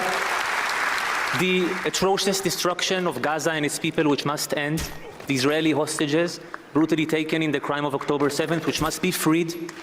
When I look at Bassel, I see my brother, but we are unequal. We live in a regime where I am free under civilian law, and Bassel is under military laws that destroy his life and he cannot control. There is a different path, a political solution without ethnic supremacy, with national rights for both of our people. And I have to say, as I am here, the foreign policy in this country is helping to block this path. And, you know, why? Can't you see that we are intertwined? That my people can be truly safe if Bassel's people are truly free and safe. There is another way. It's not too late for life, for the living. There is no other way. Thank you. Israeli filmmaker Yuval Abraham and Palestinian filmmaker Bassel Adra, co-directors of No Other Land, which just won the Oscar for Best Documentary. Visit democracynow.org to see our interviews with both of them. And those are some of the headlines. This is Democracy Now!, democracynow.org, the War and Peace Report. Democracy Now! Is funded by viewers like you. Please give today at democracynow.org/give. What about the sort of Russian-US dynamics in terms of negotiations? Most people think of them as the peace deal initiations, but they're not. They're bilateral restoration of ties more than anything else. And the peace sort of negotiations in Ukraine is one component of the broader geopolitical, grand strategic relationship that Trump and Putin are sort of reestablishing. What's your assessment there? Russia's relationship with the United States is now a relationship where Ukraine is one issue among others. And I think that's the kind of revolutionary reset we have been seeing in the few meetings that they have had. It doesn't have any substance to it yet, but it's quite an important conceptual realignment. The Russians are extremely skeptical still about Trump because they feel very burned by Trump's first term when he engaged in policies that they found hawkish against them. This is The Global Gambit. How are you going, everybody? As we record, Zelenskyy and Trump seem to be... Well, Trump's accused Zelenskyy of potentially sort of starting World War III. We are recording as Zelenskyy and Trump are meeting in the White House after a very busy week for the US president in diplomatic terms, hosting Macron at the beginning of the week, and then Zelenskyy at the end, or near the end. And it's been all sort of leading up to the, well, Ukrainian President Zelenskyy meeting Trump after obviously US and Russian negotiations, quote unquote, have started. Restoration of ties, perhaps, is more accurate. And there's a lot to talk about, simply. And someone who I think is, well, really well placed to do that is someone we've had on before, and sadly not more often because of certain things he has to manage, but it's Vlad Vexler, who is, well, someone who's been very supportive of the show, and I had one of the more philosophical, deep-seated conversations with a few months ago, and I'm delighted to have him back to talk about, well, everything under the sun, from Russia to Europe to America to NATO. And Vlad, how are you, and what do you think of everything going on right now? I'm happy to be with you. It's lovely to see your face. It's lovely to have everybody watching with us. Things are going really badly if we compare how they are going to the recent past. But if we look at human history more widely, I think we don't necessarily need to freak out. But that's really hard because our recent history indicates that many of the things happening right now are not normal. And I'm very conscious of how it's just impacting people. I mean, it's even impacting people emotionally who are not normally, profoundly engaged with the global politics. So we're in a transitional period, and what's scary about that isn't just that it's a sense that things aren't going well. It's a sense that things aren't making sense because it is a period of transformation and people are not sure where things are going to land. So I'm sensing a lot of not just anxiety out there, but a lot of sort of perplexity about how to even make sense of what's going on. Well, when you say out there, I mean, who are you referring to? Well, I'm primarily referring to the transformation in global politics as a result of Trump's first few weeks in office, really. Right. So, okay, so out there meaning the world. So, I mean, if we want to start small and maybe expand outwards, but, you know, obviously people who are most affected by this are people on the front lines in Ukraine. And, you know, how do you think, because you engage a lot with people from various facets of life, you know, how do you think people of the Ukrainian are managing it? Because there's some people want the war to come to an end, but people don't want to make concessions. So there's, you know, how do we square that circle? Well, I should be very conservative about talking about how Ukrainians feel. I haven't been to Ukraine since the beginning of the war. Indeed, I haven't traveled anywhere for health reasons since the beginning of the war. But I think what's happened is that the United States has shifted from a position under the Biden administration, which said, we support Ukraine's survival unconditionally, but not Ukraine's victory, to a position that says we support Ukraine's survival if that's convenient for us, and if it's not, we don't. So it's a position of enormous precarity, because it's not just that the powers backing you are suddenly changing their tune, it's that the whole arrangement of international affairs on which you were leaning for perpetuation of support and some kind of strategic clarity is up in the air. And you look to the United States if you are Ukrainian and you're very uncertain about what's going to come your way, and you look to Europe and you just see Europe looking to the United States with uncertainty about what to do and what to be. So it's a disconcerting situation, and it's made even worse by the fact that it's an incredibly painful conversation inside Ukraine what a victory or a good outcome means. Because there is this old story of what victory was, which has sort of been refuted by history. That's the story of territorial liberation leading to regime change in Moscow. That has been put aside, but it's now very difficult to put together another picture that really makes sense. And the problem is that for a picture to make sense, it requires a internal dialogue and conversation inside the country. But the country is at war, and having profound internal dialogue and having something like an election is both a blessing and a great threat.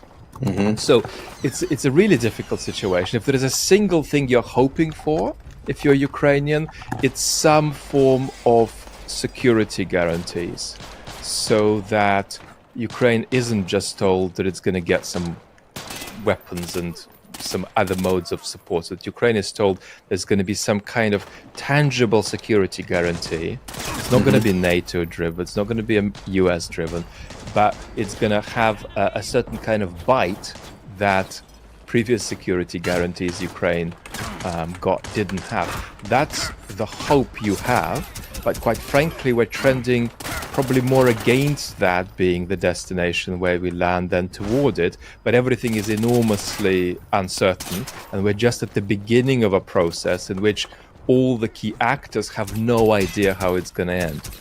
Yeah, I mean, you know, there's a lot here to dissect. Obviously, we're in a completely different international order, or in the transition towards that. I don't think there's really any qualms about the fact that the United States is still the most powerful, comprehensive power, but it doesn't have the same desire to exercise it or exert it in the same way, which is emboldening, obviously, middle powers and other sort of rogue or reckless nations in the, well, as the West views them or coins them.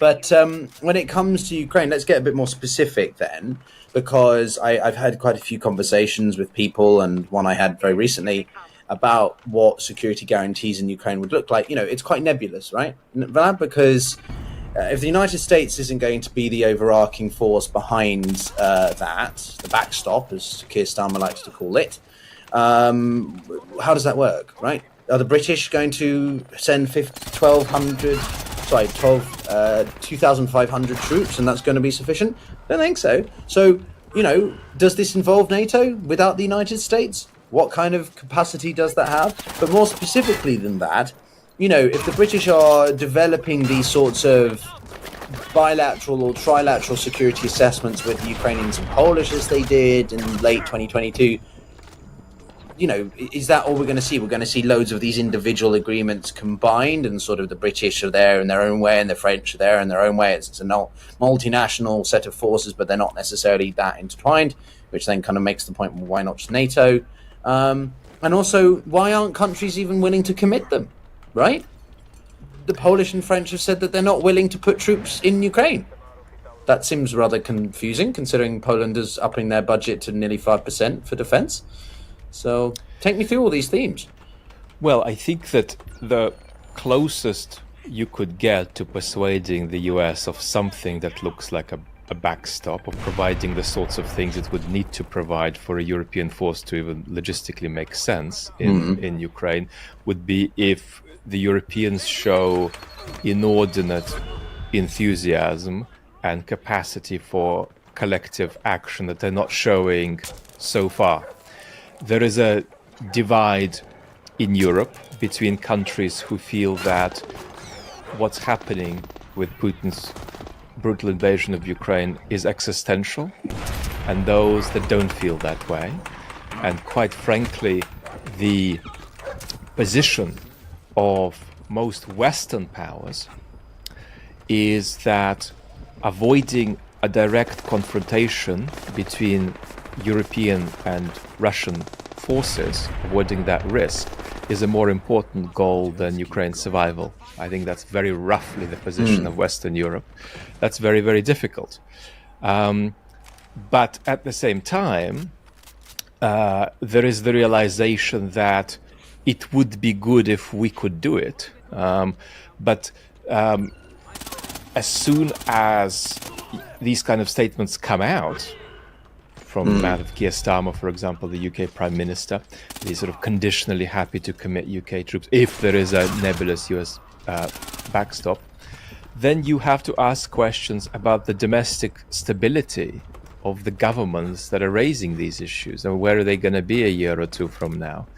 So that's another issue, the fact that Europe is worrying about what's happened in the United States, but may itself only be an election cycle away from the same kind of people as Trump being in power in a few major European countries, possibly 2 election cycles away.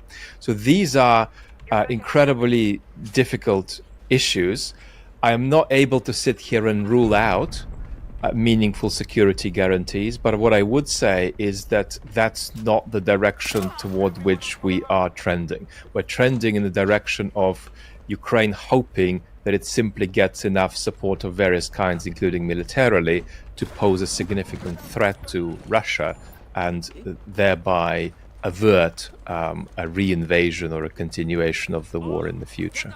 Yeah, I mean, I think that there is a lot of unwillingness, I think, by some people who are heavily pro-Ukraine to admit the likelihood that the Europeans would fully come to the support of Ukraine to ensure that it wins back everything is not there, right? This whole notion of Ukraine being in NATO is something that has been raised and repeated multiple times, but never been clarified in terms of an actual action plan, an actual, map, right? You have a membership action plan, which is only something you get when you're even in the early stages of being part of NATO.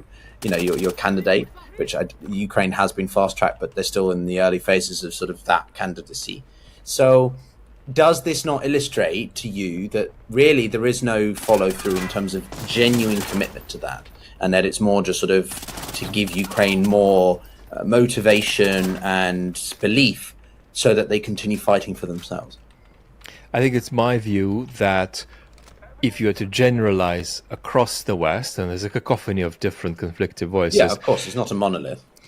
Then you'd have to say that it's not the West's position that Ukraine can be in NATO. Ever, roughly speaking. So that's one point. But a second point is that we have seen a profound degree of damage that NATO has accrued in the last few weeks. Damage to its legitimacy and genuine doubts about the sustainability of Article 5, which I think has lost half of its efficacy just in the last few weeks alone. So there is another question about whether being in NATO would even guarantee Ukraine's security, and it might well not.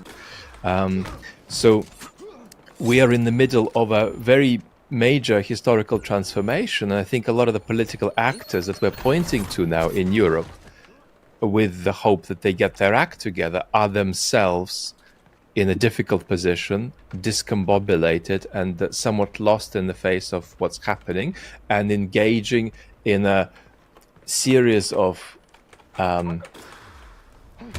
sort of proactive steps that are more proactive than they're necessarily efficacious. There's a sense of disorientation even when Europeans are meeting and trying to figure out what the next steps might be. So it's a situation of great flux. Then on the Russian side, Putin's position, even though he does realize that NATO is now weaker than it used to be, Putin's position is that Ukraine cannot ever be in NATO, and that still remains existential for Putin. So Putin simply wouldn't agree to that unless something black swan-like occurred in the next few weeks. I mean, it would just be an act of such self-destructiveness on Putin's own terms that he would need to be in a much weaker position in the war to accept Ukraine's Europe NATO is definitely going to even if it's just for the majority of the country that's still, still. And the not U.S. under is going to Russian lose out on those occupation. minerals. So that's difficult, and I think that we're not seriously looking at the prospect of Ukraine being in NATO. We're talking about what level of buffer is Ukraine going to have to not leave it undefended from whatever it is that the Kremlin might come up with in the next 5+ years. Yeah, but then, okay, if not NATO, then what of the EU, right? The European Union has been touted as something that Moscow was more willing to consider in previous years. I'm not going to go into the argument of neutrality because I think there's a lot of disingenuous points made about that by pro-Kremlinites. But more specifically, that if Ukraine is part of the EU in some form, it's got access to the stabilization action plan, which is something that the EU has developed with Bosnia and other countries to help them stabilize before they begin to join the customs union and things like that. But also, I think it's Article 47.2 of the Lisbon Treaty, which talks about security assurances of some form. So could you see Ukraine having options in the EU because it's a more comprehensive supranational body than simply a security alliance like NATO? I'd be more inclined to be confident about Ukraine getting some guarantees from a coalition of the willing, rather than from the accession to the European Union. What I would say about Ukraine's steps westwards generally is that there could be a paradox here whereby the weaker Putin thinks the West is, the less rigid he may be about making some concessions in that direction. Because what's still true is that his goals in Ukraine are unchanged. He's still after political control over the whole country, and his key aim is ungovernability, which is why we should be very pessimistic about where negotiations can lead, because that's pretty firm a position of Putin's. But there's then a second destructive aspiration that Putin has had that in Ukraine that may have weakened now a little bit, and that's to use Ukraine as a kind of prong to destabilize the West, dissolve NATO and so on. And if we are dissolving by ourselves, then Putin would see the use of Ukraine as a prong to encourage us to dissolve as being less essential. So I see Putin weakening on that aspiration, but I still see him as being strongly committed to the idea that Ukraine must be ungovernable.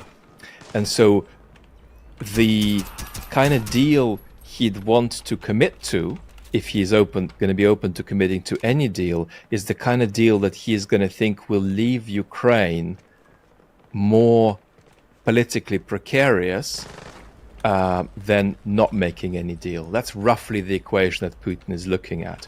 If he thinks that Ukraine is being put in a position in the course of a deal where it's got a set of promises that are not fully realizable and a set of aspirations and so on, that's going to leave Ukraine even weaker than it would be if Putin just carried on the war, he'd be more inclined to take that deal.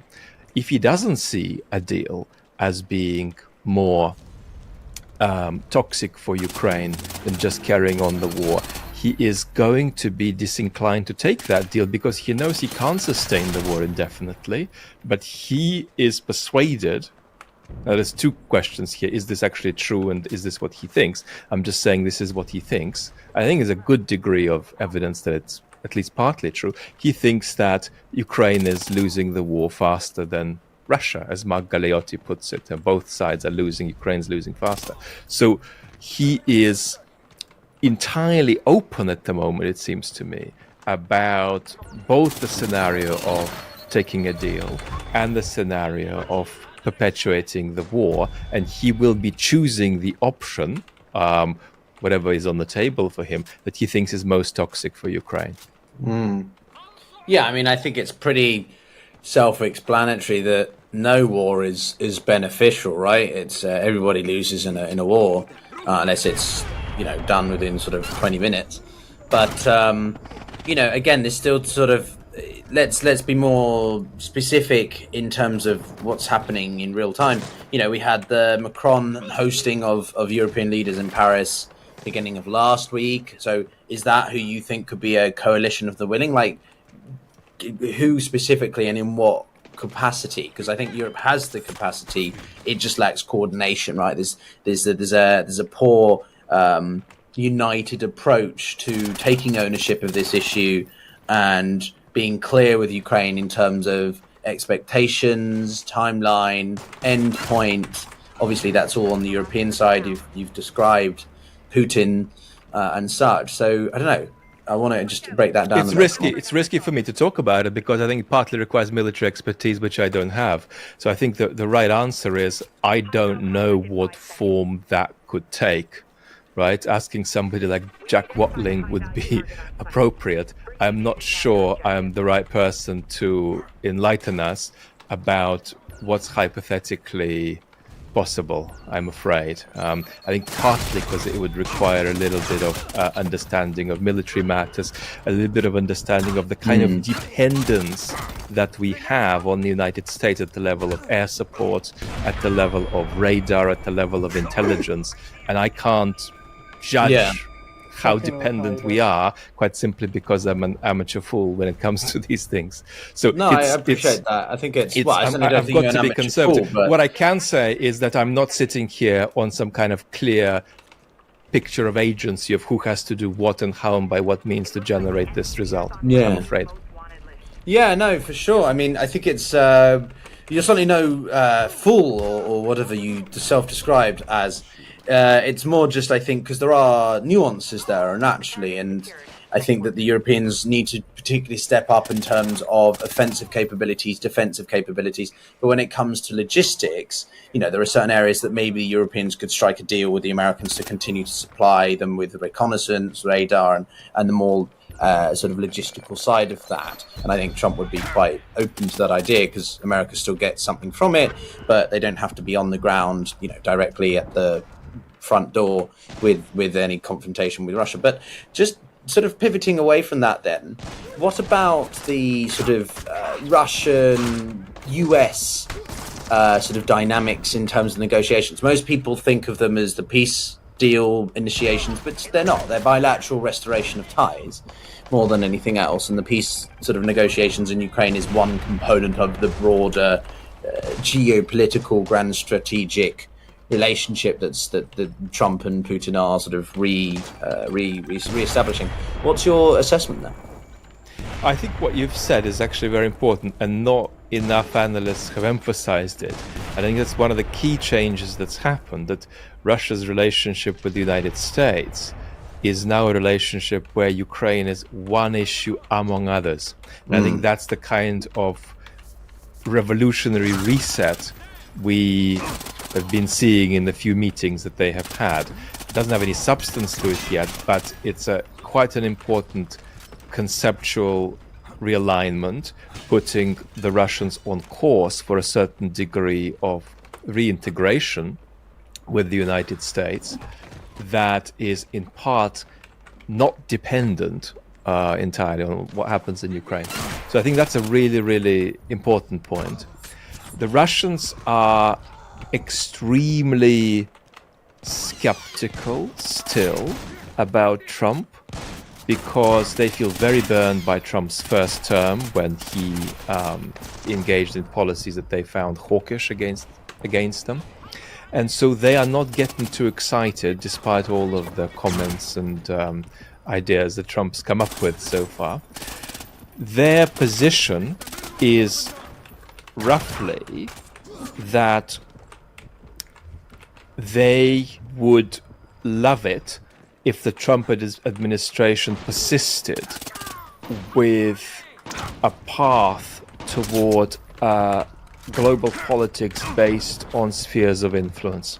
And I think that that's what the Russians want.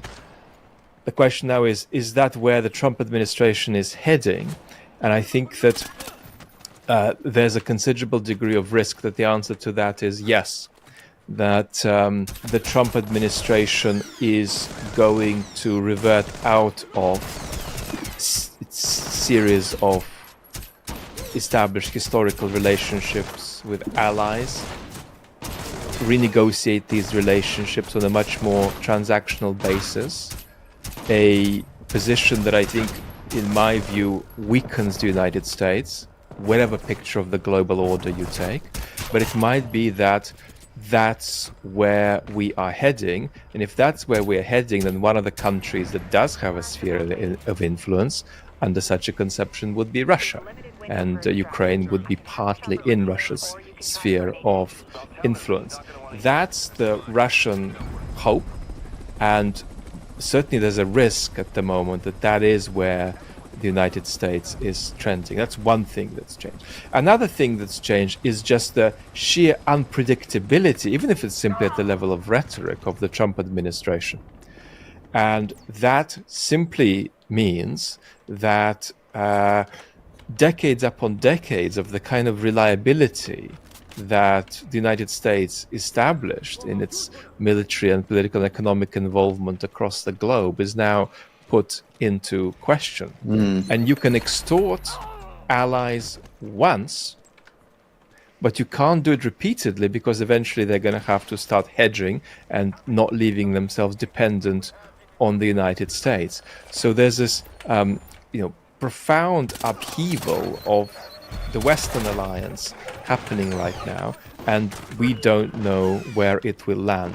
The aspiration that the Russians have in terms of what happens in Europe is that they are allowed to move closer toward having control over Eastern Europe. In other words, I think that pre-war ultimatum that the Russians came up with in 2021 still remains their aspiration, and they expect gradually to receive the possibility to make steps in that direction. That might mean NATO in some capacity clearing out of Eastern Europe. It might mean just a clear perception of the weakening of Article 5 when we think about the Baltic states. So that's the Russian aspiration, and how much of this they're going to get, in their view, depends on what happens in Washington, because they largely see Europe as itself devoid of agency. I mean, they see Europe as a sort of a set of confused vassal states that don't have much agency relative to Washington. I don't know if I would say they see them as vassal states. I think they see them as more like, I don't know, just complacent. right? Rather sort of fat catty, overindulgent in sort of themselves. It's disturbing how far Putin things, thinks that it's disturbing how far Putin thinks that Washington can call the shots in Germany in a way it absolutely can't. I mean, in my view, Putin himself has these sorts of views. Not everybody in Putin's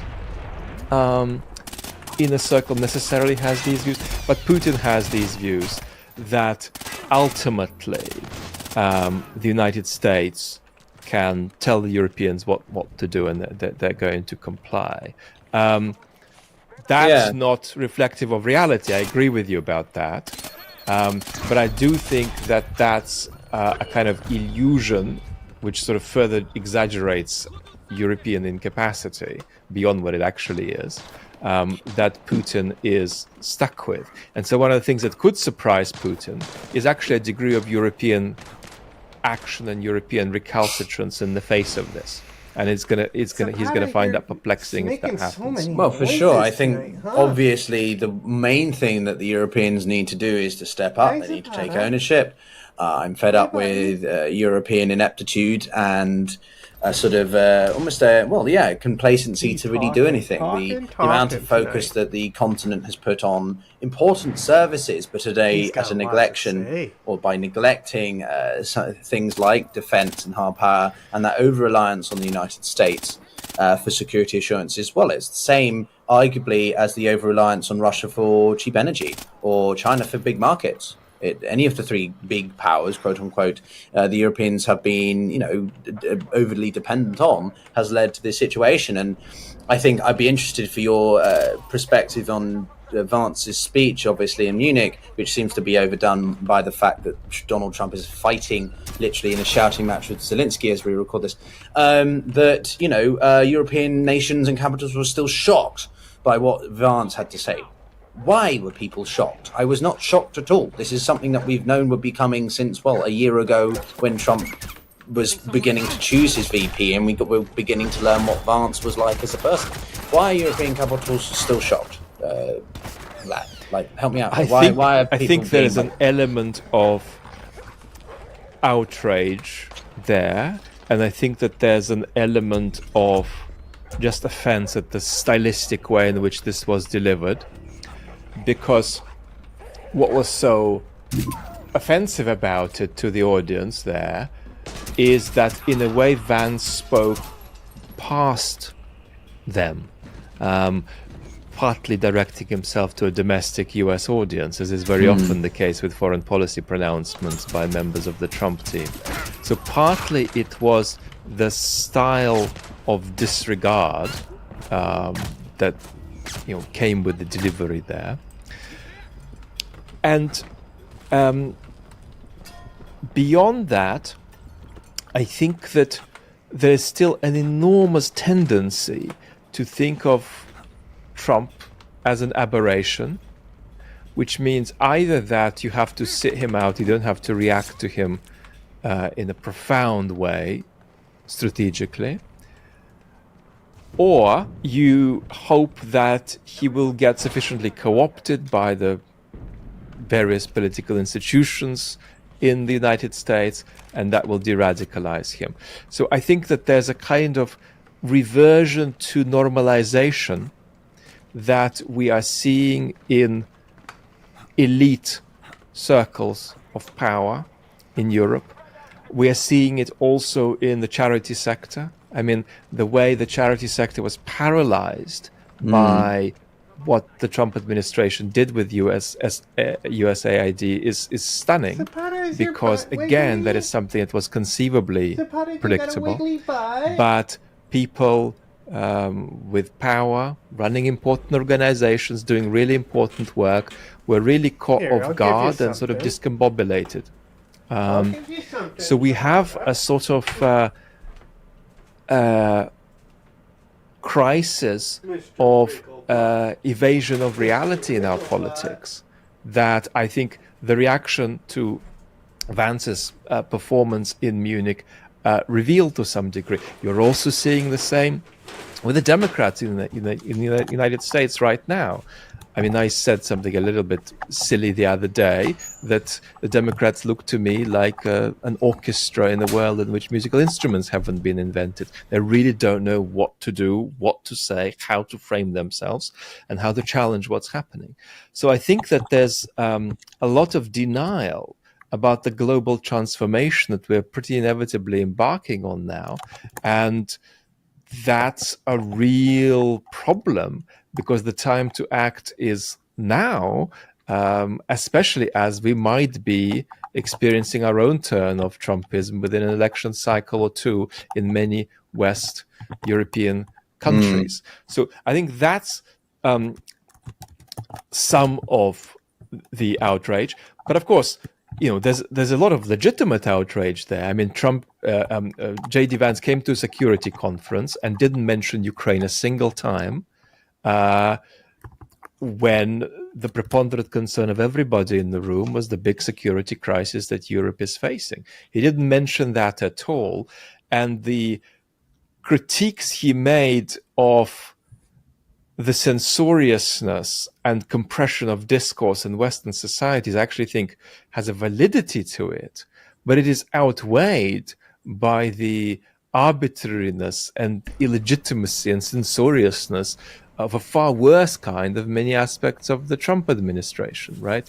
So it's also the rank hypocrisy of whatever legitimate criticism he may have had. But even that legitimate criticism wasn't on topic of the issue of security.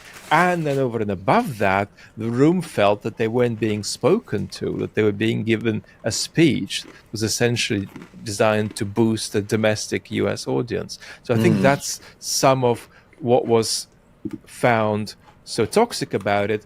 And to a mild degree, I think people were reassured by some of the things J.D. Vance said there more informally at the conference, but nevertheless, it was a shock, and it was and kind of an experience of something that felt like a counter-revolutionary rebellion against an order that was perfectly legitimate by some kind of vanguard that wasn't legitimate.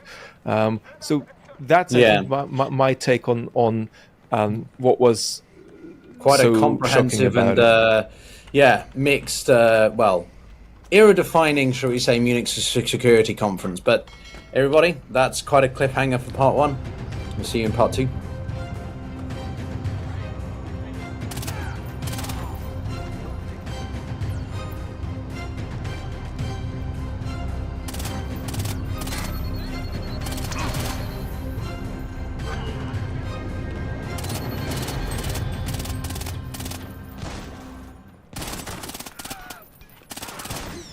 Well, the real breaking news of the night is that Donald Trump has stopped aid to Ukraine.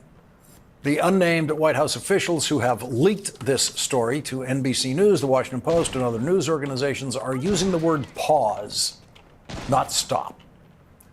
But that's the word they used when they claimed they paused the humanitarian aid being delivered to starving babies in Sudan. Wow. The food that was being delivered Sudan to children mentioned. in the middle of a famine. They paused that. That pause killed starving children and is continuing to kill starving children, because the truth is it was not a pause. A USAID official was immediately put on administrative leave when a memo emerged this weekend in which the official explained that even though a judge has ordered them to do it, the Trump administration has made no attempt at all to restart the funding and the machinery for that humanitarian aid at USAID, which includes life-saving drugs and food for people, children and adults, who are starving to death. And so when the Trump White House team uses the word pause, we have reason to believe, and Ukraine has reason to believe, and the world has reason to believe, that Donald Trump might never resume any form of aid to Ukraine. The Washington Post reports that their White House source said, quote, "The decision could be reversed if Zelensky demonstrates a good faith effort to participate in peace talks. That is exactly what President Zelensky demonstrated in the Oval Office on Friday when he was confronted with a very bad faith effort, first led by J.D. Vance, then followed incoherently by Donald Trump, to simply insult the president of Ukraine, much to the delight of the dictator who Donald Trump seems to think of as a comrade in arms. Let me tell you, Putin went through a hell of a lot with me. He went through a phony witch hunt where they used him and Russia. And he went through it. He was accused of all that stuff. The whole thing was a scam. And he had to put up with that. He was being accused of all that stuff. Was it a phony witch hunt? Yes. Vladimir Putin was accused of all that stuff because he did that stuff. Here is some of what Donald Trump and Vladimir Putin went through together. Russia, if you're listening, I hope you're able to find the 30,000 emails that are missing. And immediately after that, Russia, Vladimir Putin, did release Hillary Clinton's emails. The Mueller investigation, which Donald Trump claims proved nothing, actually proved that the Russian government, led by Vladimir Putin, did indeed do everything they possibly could, including the spread of lies online, to help elect Donald Trump president of the United States, which the Russian government did again last year, and will always try to do for the candidate who they think will help Russia more than Ukraine. The first president of the United States to earn the title leader of the free world was Franklin Delano Roosevelt in World War II. When World War II began, with Adolf Hitler's invasion of Poland in 1939, which was the mirror image of Vladimir Putin's invasion of Ukraine, the United States Army was the 17th largest army in the world. We were not ready for World War II. But by the time the United States entered World War II, President Roosevelt was in the middle of a military buildup that would make the United States the most powerful military force on the planet. President Roosevelt made the key decisions that won World War II in Europe and in the Pacific. British Prime Minister Winston Churchill was opposed to President Roosevelt's plan for a massive military invasion on the beaches of France across the English Channel to drive Nazi Germany out of France. And so were some of the commanding generals, American generals, who were serving President Roosevelt. But the president persisted with his strategy, winning Winston Churchill's support only at the last minute for the D-Day invasion, for what turned out to be the decisive military operation of World War II in Europe.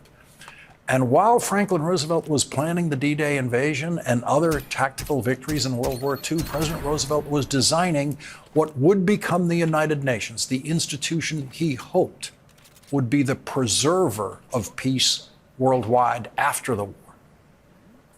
Franklin Roosevelt did not live long enough to see the opening of the United Nations in 1946, and the term leader of the free world was not widely applied to American presidents until the Cold War era, when the United States and the Soviet Union, led by a Russian dictator, were locked into a decades-long standoff with nuclear weapons aimed at each other 24 hours a day.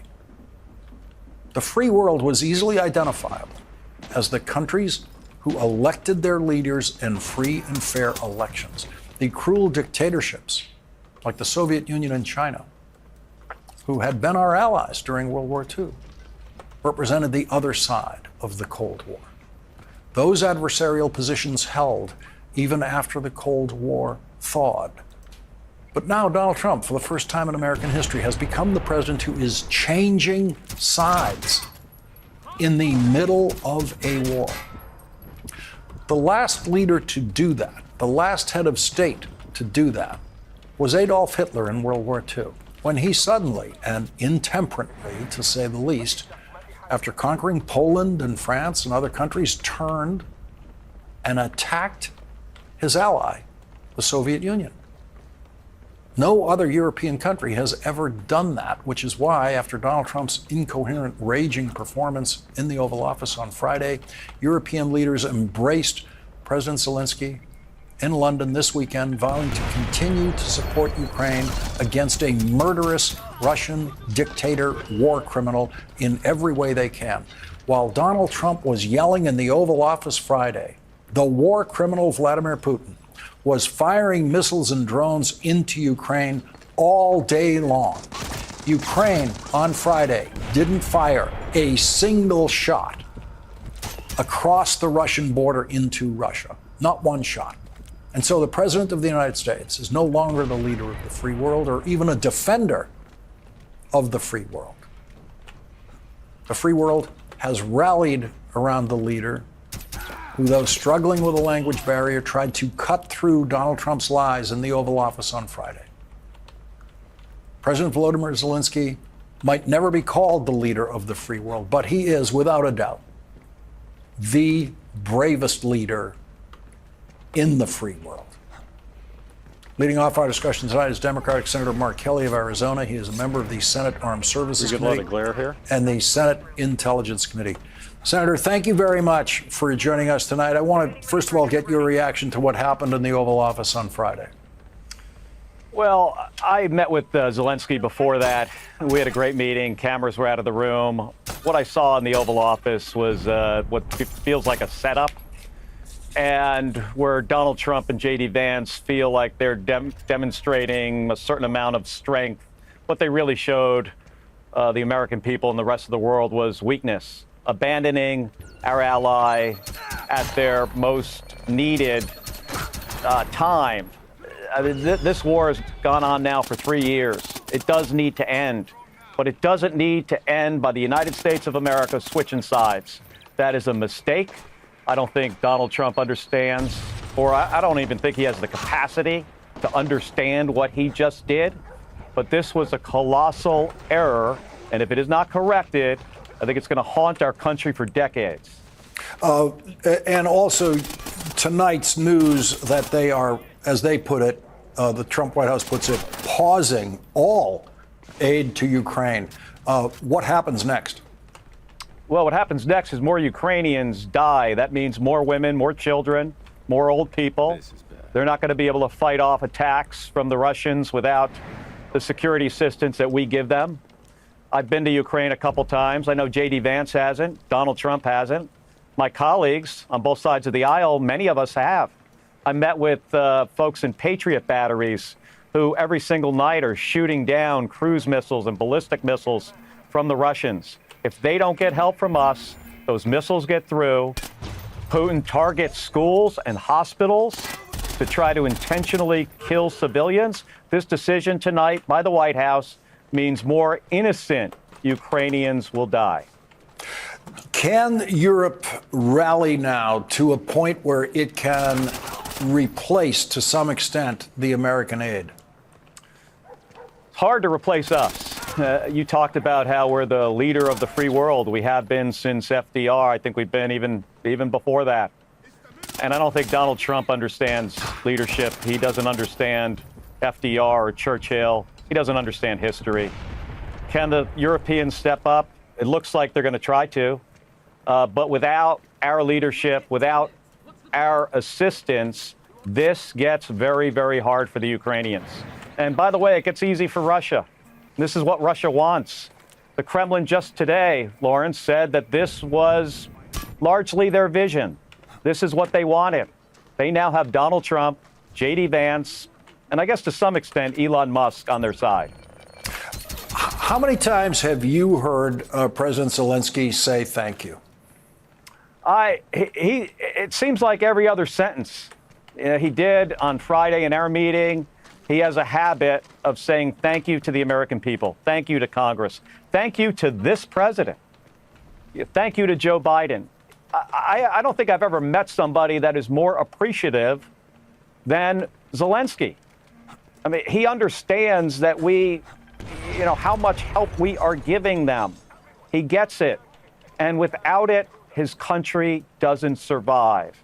And if we don't get back in there and give them the assistance that they need, Russia is going to win this thing, and make no mistake, Putin wants to put back the Soviet Union, put it all back together, and he'll pick his next target. Do you think there's any hope of Republican senators taking any action here? Well, Lisa Murkowski stood up and said, put out a strong statement the other day. I think there is some hope. However, especially after this election, many of my Republican colleagues have unfortunately fallen in line, and they will parrot whatever Donald Trump says. If he changes his opinion on something, if he switches sides in a conflict, many of them will just get in line right behind him. And that's really unfortunate. And the consequence of all this, Lawrence, is that as a country, we are less safe. As an individual here in the United States, you are less safe, your family is less safe, our future is less safe.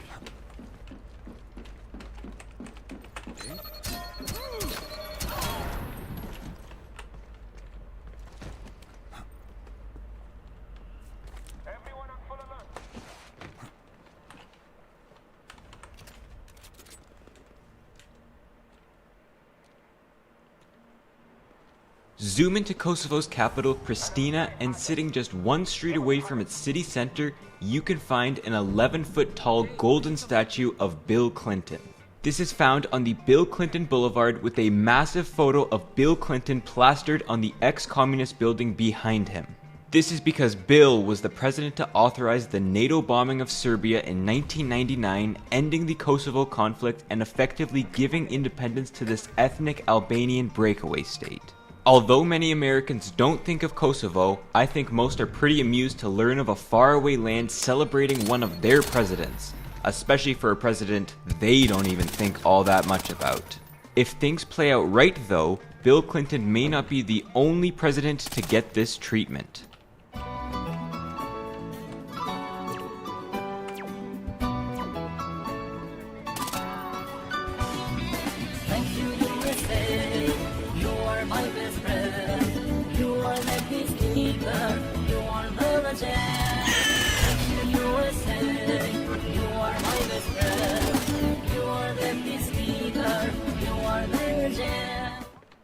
This is Hargeisa, the capital of a territory in northern Somalia known as Somaliland. Somaliland already acts like an independent country. It has its own elected government, legal system, military, currency, passport, flag, but not recognition.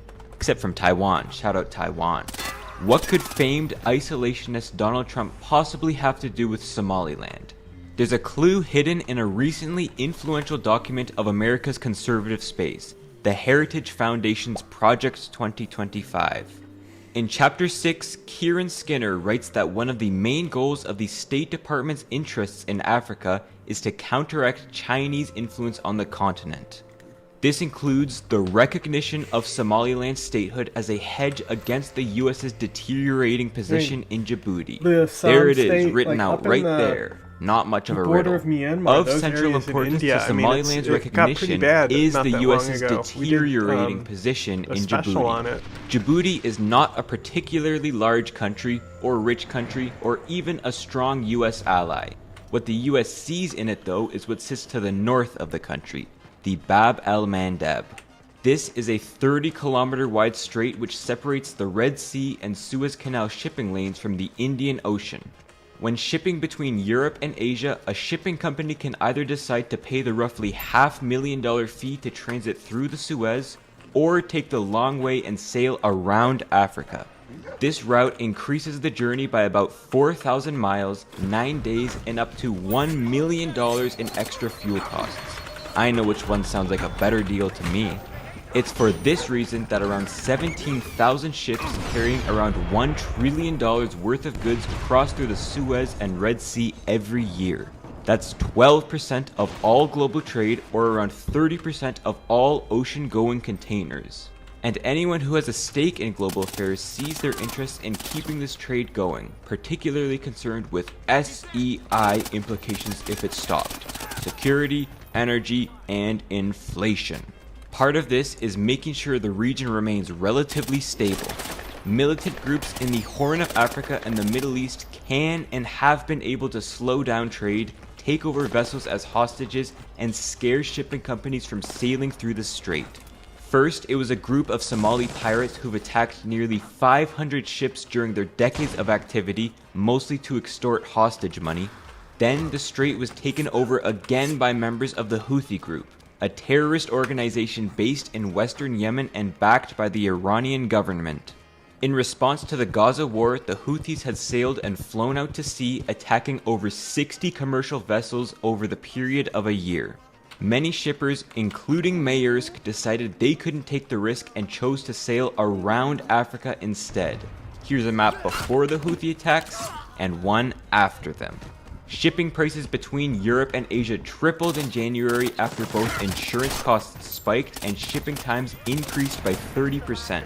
And this was at a time when the world finally thought they were getting over inflation. A joint mission by the United States and the United Kingdom to airstrike key Houthi bases followed, with over 450 missile strikes reported across the Houthi-controlled territory in northwest Yemen. And where exactly do they send those missiles from? You guessed it, Djibouti.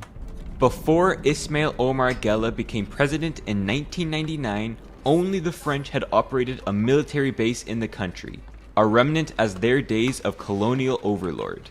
But since then, Guelleh has signed deals with various world leaders and expanded that privilege to 1, 2, 3, 4, 5, 6, 7, 8 other nations. This includes the US's Camp Lemonnier base set up in 2002 at the beginning of the War on Terror to be more capable of fighting Somali and Yemeni terrorists. Here in the Djibouti city base, there are 4,000 personnel, the French Chabeli airport used to launch American missile and drone strikes, and a whopping $60 million rent fee to Djibouti's government. When Trump tweets about bombing ISIS planners in caves, this is where the bombs fly out from. And for many years, the US saw itself and its allies as the only bosses in town, holding joint operations with European nations and successfully pressuring Djibouti to block Russia from starting a base here. Russia has since shifted to courting Sudan in hopes of getting a Red Sea base. But America did not succeed in pressuring Djibouti out of a Chinese deal. Now, sitting across the city is the Chinese military base, just 12 kilometers away from Camp Lemonnier. To sweeten their presence, China pays $100 million a year in rent, and they financed and constructed some critical infrastructure. The Djibouti data center, the Darela port, and a railway that links the port to Ethiopia.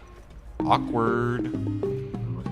It's important to note that this Chinese base was built during Trump's first term in 2017, and it very much raised concern among his staff.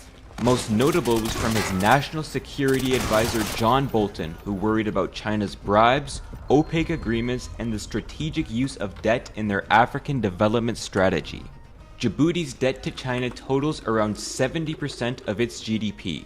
Although it's not necessarily true that China purposefully uses loans as a way to debt trap smaller countries, red flags were raised in Sri Lanka when the Hambantota port was leased to China for 99 years as part of a deal to pay some of their debt to Chinese state-owned companies. Get it? Red flags were raised? To be fair, that was more Sri Lanka wanting desperately to get rid of a failed port than some masterful scheme by the Chinese. Though, if Djibouti had its own debt crisis and something similar were to happen to the Darela port, which China currently owns a quarter of through its state-owned company China Merchants Group, that could have serious implications on America's security. Well, their foreign operations at least. Their only permanent military base on the African continent could logistically be controlled by China. It's this risk which is at the heart of America's growing skepticism with Djibouti. What China is actually doing here is obvious. They're conducting anti-piracy and freedom of navigation missions in the Red Sea like everyone else. After all, China is probably the single biggest loser if Red Sea trade is shut down. But their African strategy is bigger than just this tiny country. Across the continent, they've been investing tens of billions into various infrastructure projects, announcing them in large multi-year packages. This includes 100 ports, much needed railway lines, highways, dams, and parliament buildings, and major construction aid. While the American government has traditionally used aid packages for smoothing African relations, China builds things and gives out loans. Which strategy is more effective? A good litmus test to see how China's soft power has grown through time is to look at which countries maintain relationships with Taiwan. In 1970, the continent was rather split in recognition between the Republic and the People's Republic. But fast forward to today, and after all that spending, building, and currying favor, only tiny Eswatini still recognizes Taiwan as the China. Only 4 other countries maintain informal relations with Taiwan, and this is a list that includes Somaliland. Every other African country has taken the People's Republic pill. While African trade with the US has decreased by 33% in the last decade, trade with China has increased by 60%. 3/5 of what China imports are mineral resources with strategic relevance. That is, those minerals China does not have in its own territory, particularly those which make batteries. Cobalt, nickel, lithium, and the sort. China is still incredibly reliant on outside sources of oil and natural gas. They import about 70% of their oil and 40% of their natural gas. For China to be energy secure, it means either burning coal, which they do a lot, or finding a way to mass produce batteries. To China, having access to these resources is a matter of national security. You know, becoming more reliant on certain smaller countries to cut out the influence larger countries have on it. So America is rapidly losing its influence not just in Africa, but in the country which hosts their most important military base on the continent. Instead of trying to swing once US leading countries back into their orbit, is it a better strategy to just make a new country? One that'll be pro-US from the get-go? Of course, Somaliland is not new. They've been de facto independent since 1991, with a stable government holding democratic elections since. Contrast this to Somalia, which has more or less been in a state of crisis for the past 3 decades, with various militant groups fighting for control over its territory. There's an offshoot of the Islamic State in the north and territories controlled by Al-Qaeda affiliate Al-Shabaab throughout the south of the country. In fact, through land sales, zakats, and import levies, Al-Shabaab makes around half of what the federal government makes, around $100 million a year. It is borderline a state rivaling the power of the recognized government, which only controls a coalition of cities in the southern half of the country and most of the northern half, besides Somaliland. America has tried for decades to stabilize Somalia while keeping the federal government in charge of the entire territory. They've won some battles, airstriking Islamic State and Al-Shabaab bases from Camp Lemonnier and training the Danab Brigade, the federal government's elite command to fight the rebels. But there have also been many failures, none more famous than the 1993 Battle of Mogadishu, where 3 Black Hawk helicopters were shot down and United Nations forces had to withdraw from the city. And none more embarrassing than the state of war Somalia still finds itself in over a decade after the government was established in 2012.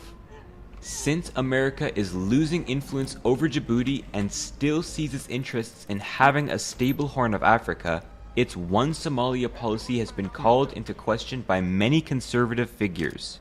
Recognizing Somaliland as an independent country could help to diversify America's footing in the region. The Somalilander Foreign Affairs Minister has explicitly said, I quote, "If the US wants a military base here, we will give it to them." Most likely this would be a base in Berbera, Somaliland's largest seaside city, which already holds a half-built Emirati military base and a substantial port owned mostly by the UAE, an American ally. The US could have 2 Red Sea bases for the price of 2 Somalias. But simply creating a new country and not expecting others to react is, well, it's kind of American. First of all, there are those living in Somalia that don't want to be Somalilander, with a sizable chunk of the rebels wishing to live in a united Somalia, most notably some members in the Dawood clan and Islamic State groups. Then you have to think about the relations that would be severed between the two Somalias. Well, not like they were any good to begin with. The federal government sees Somaliland as an integral part of its territory and perceives any sort of independence talk as an explicit act of aggression against the Somali state. Somaliland has tried to circumvent this aggression by teaming up with a mutual enemy of Somalia, Ethiopia. In 1977, under Somali President Siad Barre, Somali forces invaded Ethiopia to attempt to conquer the ethnic Somali Ogaden region. No borders changed, but tens of thousands died, and the horrible war led to animosity and plenty of border skirmishes between the two countries throughout the following decades. So on January 1st, 2024, Somaliland and Ethiopia signed a Memorandum of Understanding. An informal alliance and a deal that would give the Ethiopian Navy access to 20 kilometers of Somaliland's coastline, as well as a 19% stake in the port of Berbera in exchange for a stake in Ethiopian Airlines, the largest on the continent, and, most importantly, an assessment of Somaliland recognition. Ethiopia is the world's most populous landlocked country, and its Prime Minister Abiy Ahmed has called ocean access the existential question of Ethiopian development. Currently, Ethiopia imports about 90% of its goods through ports in Djibouti, making it reliant on another country to simply trade with the outside world. Somaliland, yes, if recognized, would also have control over their trade, but with equity in the Berbera port and direct control over the coastline, would let Ethiopia have much more autonomy over its imports and exports. So, why hadn't Ethiopia by January 1st, 2025, 1 year after the memorandum was signed, recognized Somaliland yet? Simply put, they backed out.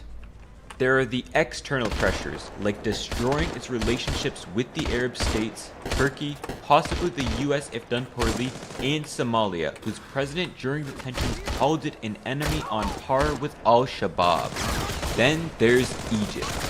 Egypt and Ethiopia have grown into bitter rivals in the past 15 years over the construction of Ethiopia's Grand Renaissance Dam. This dam will span the length of the Blue Nile River, providing electricity to tens of millions of Ethiopian houses and businesses. But for downstream Egypt, where the Nile River is its lifeblood, any reduction in the flow of water represents a threat to its livelihood.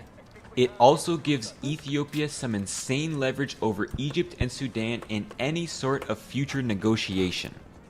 Tensions rose higher in August 2024 when Egypt signed a security deal with Somalia, sending the government military equipment and aid. But then in December, Somalia and Ethiopia finally held talks, mediated by Turkey, a strong supporter of Somalia. Diplomatic relations were restored between the two, and Ethiopia was even promised reliable access to the sea under Somalia's sovereignty, likely killing the Somaliland deal. Ethiopia probably could have held its ground a little longer if it wasn't for its internal issues. The Tigray civil war and wars in Amhara and Oromia have plagued the country with violence, killing thousands and displacing millions. 10 million people were then affected by one of the worst droughts in its history, and the country then struggled to pay back its debt, defaulting twice in 2 years. The dark humor is, after spending all this time trying to get ocean access, Ethiopia can't even afford to build a navy now. What was once seen as an inevitable African success story lost much of its momentum in just 3 years. This obviously complicates things for Somaliland, but realistically, what's even better than Ethiopian recognition is American recognition. Luckily for them, the Republican Party swept the 2024 US elections. We had a powerful win in all 7 swing states, and the popular vote, we won by millions of people. In the past few years, Republican Congressman Scott Perry has introduced a bill a couple times to recognize Somaliland. Here's the entire thing in full. Senators Jim Risch, Mike Rounds, and Chris Van Hollen have introduced the Somaliland Partnership Act to establish a partnership between the two countries. And a U.S. delegation has even visited Somaliland following the November elections in both countries. Op-eds from the Heritage Foundation promote Somalilander independence, featuring interviews from their president. And prominent African foreign affairs experts like Joshua Messervy and J. Peter Pham, who served in the first Trump administration, have called the One Somalia policy a disaster, and both advocate for Somaliland recognition. After all, the federal government has not established control over its own territory since its founding, a founding linked to Hillary Clinton no less. And Somalia ranks as the second most corrupt country on earth by Transparency International, whereas Somaliland is a more or less stable, democratic country. But really, this story and the independence of Somaliland all depends on the thoughts of one man. One of Trump's last moves in the global politics of his first term was to withdraw all 700 American soldiers stationed in Somalia at the time, something reversed by the Biden administration. The global politics of his second term are even harder to predict. Within the first month of his second presidency, he both dismantled the U.S. Agency of International Development, a clear sign he wants to disengage with the wider world, and announced an American takeover of the Gaza Strip, a step for America to get more involved in Middle Eastern politics than ever before. He's a man who hates norms, but if there's one thing we know Trump loves, it's deals. You could even say it's his art form. Somaliland won't be recognized by the US without giving Trump something. He would certainly get a military base. Some think he may want to use Somaliland as a place to deport asylum seekers. There's talk of building a US spaceport here, and he would want a guarantee that Somaliland would push against China ate your lunch, Joe. After all, this is the core reason why American politicians care about Somaliland in the first place. But recognizing Somaliland wouldn't just counter Chinese influence. It would counter Iranian influence by having a stronger position to fight the Houthis, Somali influence, and be a hedge for negotiating with Egypt, where disagreements are starting to grow. It would also improve relations with Ethiopia, a country alienated by the Biden administration over human rights abuses, as well as Saudi Arabia, the Gulf states, and Israel, which Project 2025 recommends creating a formal military alliance with. It might be pure politics, not the plight of the Somaliland people that gives them independence. But back in 1999, it wasn't the plight of the Kosovar people that eventually got them their independence. And look at Bill's statue over there.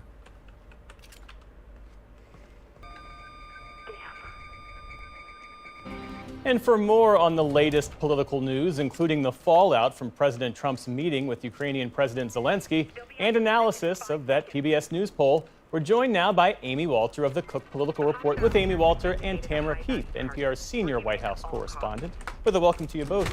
All right, Tam, so according to this PBS News NPR Marist poll, Americans are divided about President Trump's job performance, and in this latest poll, 56% of Americans say the president is rushing to make change without considering the impact of his decisions. That includes 2/3 of independents and 11% of Trump voters. What stands out to you about this? The 2/3 of independents, because independent voters are sort of the canary in the coal mine for approval of what the president is doing. And when you are winning independents as president, you're doing well. When independents are moving away from you, that's an indication. Because at this point, partisan views are so set in stone that Republicans will automatically say that Trump is doing great, and Democrats will automatically say that he is doing terrible. So you look to the independents. And in this case, 2/3 of independents say that the president and Doge are rushing too much to make change. That is certainly, like a yellow flashing light for the White House. And Amy, on his handling of the economy, our poll found that 42% think President Trump is changing the economy for the better, 46% think for the worse. But perhaps more telling, 56% of people expect grocery prices to actually go up over the next 6 months. And that's with those extensive tariffs set to take effect tomorrow. You wrote recently about the warning signs for Republicans on the economy. What are you seeing? Yeah, I use the same term that Tam did, which is sort of the flashing yellow lights here for Trump and for Republicans. Look, we've seen a couple of things in these last few weeks. The first is a drop in consumer confidence that's being captured in a number of different surveys. And then we see, like this Marist poll, that the president's overall approval rating on the economy is in more negative territory than positive territory. And that's not usually where Donald Trump is. If you go back and you look at the Marist poll from the summer of 2018, which was the last time that this poll asked about these issues while Trump was in office, so there wasn't any data from 2017. But at this point in 2018, opinions about Trump overall were much lower. Opinions about his handling of immigration, his handling of foreign policy, much lower than they are now. But his opinion on the economy, how well he was handling the economy, much higher back in 2018 than it is today. And I think a lot of it is driven by the fact that there are so many voters out there, especially independent voters, who voted for Donald Trump with the really emphasis on his ability to lower prices and to focus on the economy. And that's one other number that has been showing up. This one was a CBS poll from this weekend. 80% of voters saying inflation is the top issue for me. And yet only 29% think that Donald Trump is focused on that issue. Tim, meantime, it would appear that the fallout from President Zelensky's calamitous visit to Washington, that Friday Oval Office meeting, the fallout from that continues to grow. President Trump and his top advisors continue to criticize Zelensky, his outlook on the war, his demeanor. They're suggesting that he might need to resign. They're also saying that he doesn't necessarily want peace. The rhetoric from the White House in many ways mirrors the rhetoric from the Kremlin, trying to paint Zelensky, not Putin, as the warmonger. Yeah, and President Trump was asked about that today and didn't really engage on the question despite being asked and hearing the question.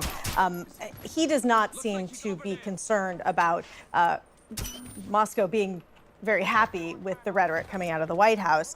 But the White House was clearly very happy with how that meeting went, with the blow up, with all of the attention that it generated. Because if they weren't happy with it, we would have seen President Trump. We would have seen him over the weekend. We would have seen him today. But instead, he has been quiet.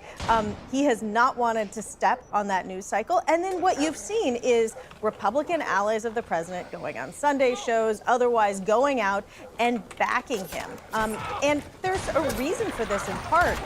The public has gradually, over the last several years, in part because of Trump and other Republicans, and in part because Russia has done a decent job of getting its views into the American bloodstream, the American public has really soured on Ukraine in this war.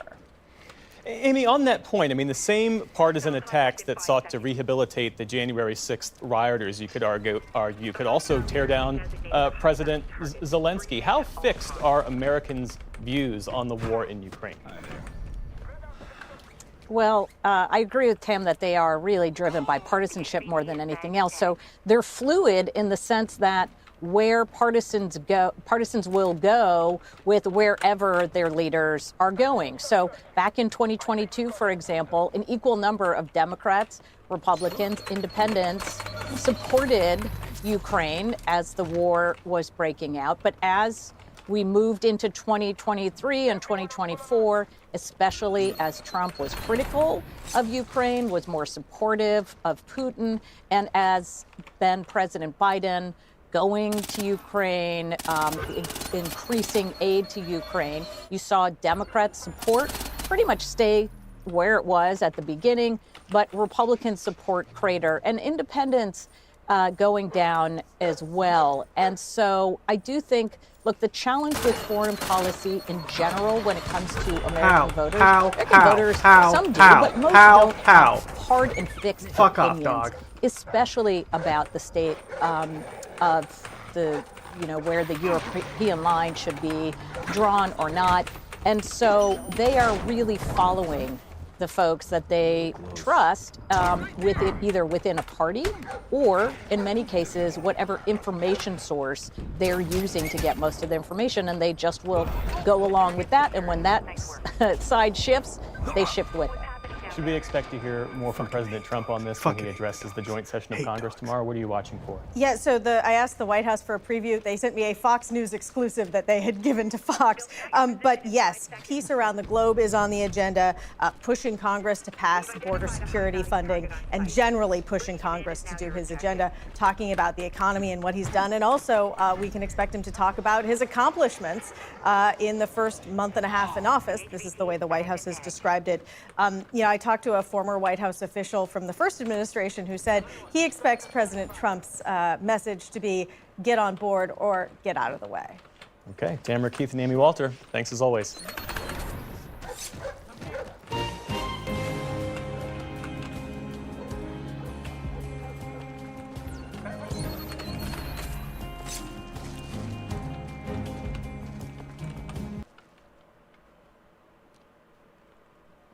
A return to work policy affecting many of Californians' more than 200,000 state employees. Thanks for joining us here at 6. I'm Tony Lopez. And I'm Marley Ginter. That new policy out of Sacramento, Governor Newsom ordering state workers to return to the office at least 4 days a week. Big change coming for tens of thousands of state workers, so many of those impacted workers right here in the Sacramento region, of course. Yeah, the governor issued that this afternoon. Hunter Sowards has more on this. Yeah, we're talking to not only locals, but also speaking about the impact of this, of course, here in Sacramento. In that order, Governor Newsom said that state workers have to return to work 4 days a week instead of the current 2. This would start July 1st. The order does allow for exceptions on a case-by-case basis. State agencies, though, are now being tasked with accommodating the increase to in-person work. The governor saying in a statement, in-person work makes us all stronger, period. When we work together, collaboration improves, innovation thrives, and accountability increases, he says. That means better service, better solutions, and better results for Californians while still allowing flexibility. So the governor is also directing Cal HR to streamline the hiring process for former federal employees seeking work in key roles, including things like firefighting, forest management, and weather forecasting. So really focusing on those 3 areas. There are more than 224,000 full-time state employees here in California. Among those, nearly 83,000 are right here employed in Sacramento County. I've been talking to Sacramento agencies, of course, that are very excited to see something like this happening. They think it's going to be the difference we need to revitalize downtown Sacramento. Yeah, businesses down there have been hurting, that's for sure. They have been for a long time. Hunter, thank you. All right, we continue tonight from Washington, D.C. Here is part 2 of my exclusive interview with the Vice President, J.D. Vance. Every time he talks about tariffs, I'm like, is the media and Democrats that ignorant? Have you not figured out that means, oh, let's negotiate? Exactly. And they seem not to want to understand that part of them. You said at the Munich Security Conference, and I want to quote it directly, biggest threat to Europe is not Russia or China. You talked about the retreat of Europe from fundamental values. The threat is from within. Yes. And you went on to talk about digital censorship and canceling elections. That was a powerful condemnation of what is really happening now. I appreciate it. And it's also, by the way, Sean, a condemnation of what the Biden administration was doing. This is one of the things that I think the Europeans didn't appreciate about the speech is the biggest driver of mass censorship in the last 5 years, it actually wasn't the Europeans. They were the victims of it in a lot of ways. It was coming from the Biden administration. This whole crazy left-wing idea that we're not allowed to debate ideas, that we're not allowed to discuss things, that we have to silence people, censor them, throw them in jail for silently praying outside of an abortion clinic. These ideas are going to destroy Western civilization. They're going to destroy Europe, and they would destroy the United States of America if we allowed them to fester. Thank God we have a president now who believes in free speech, but the danger is still there. The danger is there in Europe. The danger is there in the United States of America. We have to ask ourselves the questions as leaders. Are we willing to defend people even if we disagree with what they say? If you're not willing to do that, I don't think you're fit to lead Europe or the United States of America. If you're running in fear of your own voters, there is nothing America can do for you. Exactly right. You said it at the same conference. That's exactly right. There's nothing that we can do for you if you're terrified of your own people. And Sean, you see this every single day. What are some of the biggest drivers of violence in these European societies? It's mass migration. It's people who haven't assimilated into European societies who are driving. Hello again, everyone. Tom Degorski, managing editor at the Cipher Brief.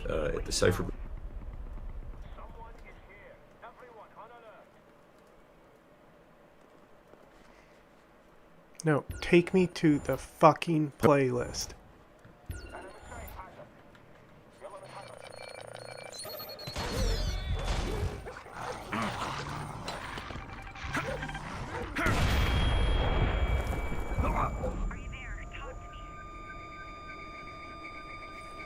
Tonight, we're learning more after an off-duty officer shot and killed a man who was allegedly attacking two people with a knife. It happened Saturday nights at a Chick-fil-A on Boylston Street. Today, police identified the man who was killed as 32-year-old Lamarck Jaramillo. NBC Boston's Jericho Tran is joining us live from Back Bay tonight. Jericho, I know that you talked to witnesses. What did they tell you about this frightening experience here? Well, Colton, we spoke to a witness who was inside the Chick-fil-A and as well as another witness who was outside the Chick-fil-A at the time those shots were fired. They both say that it erupted into pandemonium. I can tell you that Chick-fil-A was closed today, and it's relatively quiet here on Boylston Street right now, but it was a much different scene on Saturday evening. The police officer was like, put it down, boom. And then that's when everyone ran out. They pushed me to the floor. Officer, I think open fire, Chick-fil-A. This busy Boylston Street thrown into chaos on Saturday evening after the sound of gunshots. That's when I heard 3 more gunshots. Boom, boom, boom. This witness inside the Chick-fil-A says customers scattered after those shots were fired. I got pushed to the floor.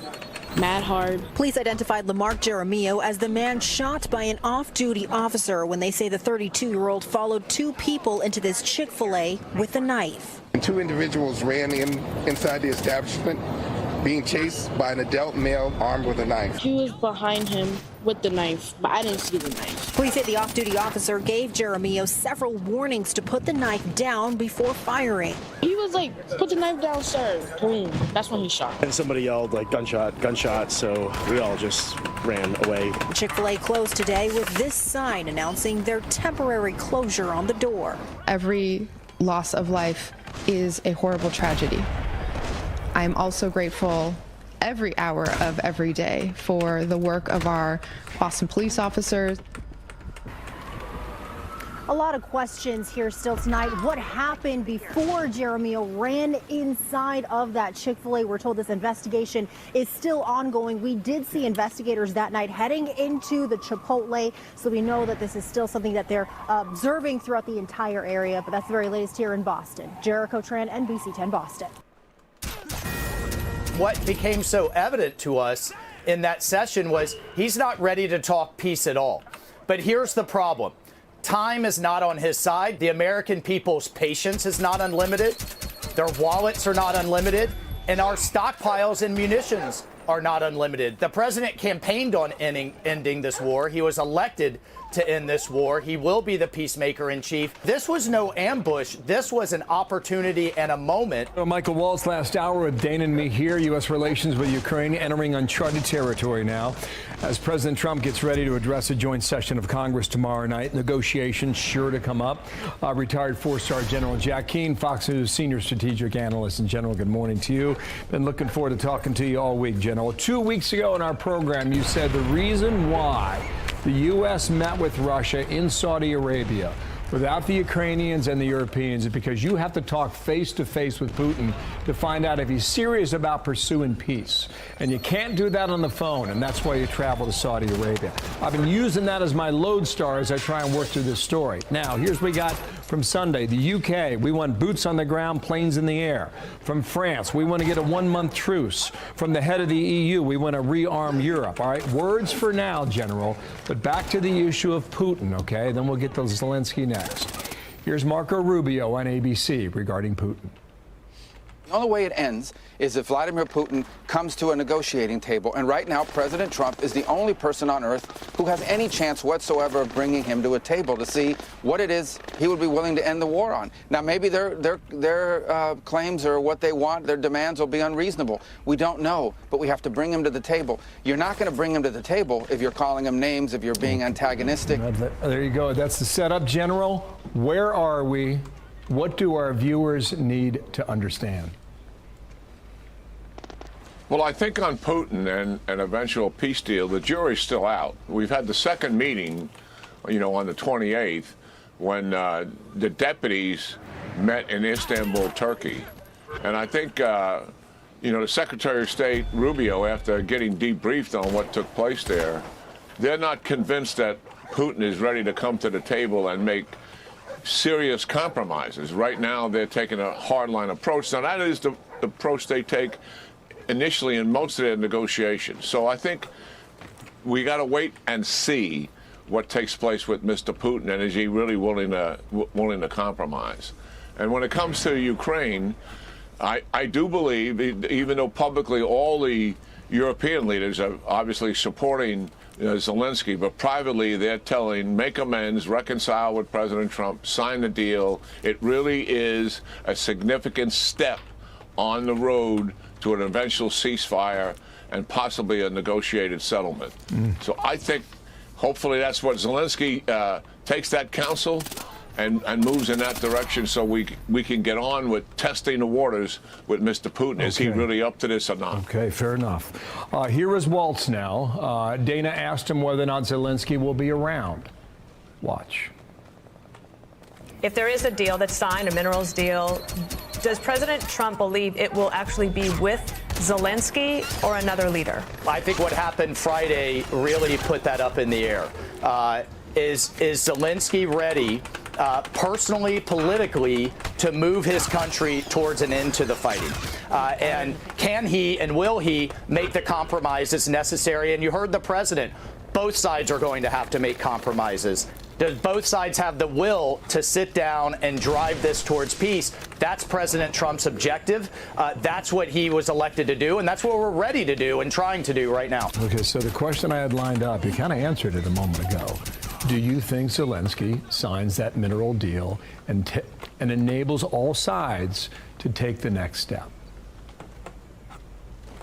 Yeah, I think he does, because it's clearly in Ukraine's interest. It's so obvious.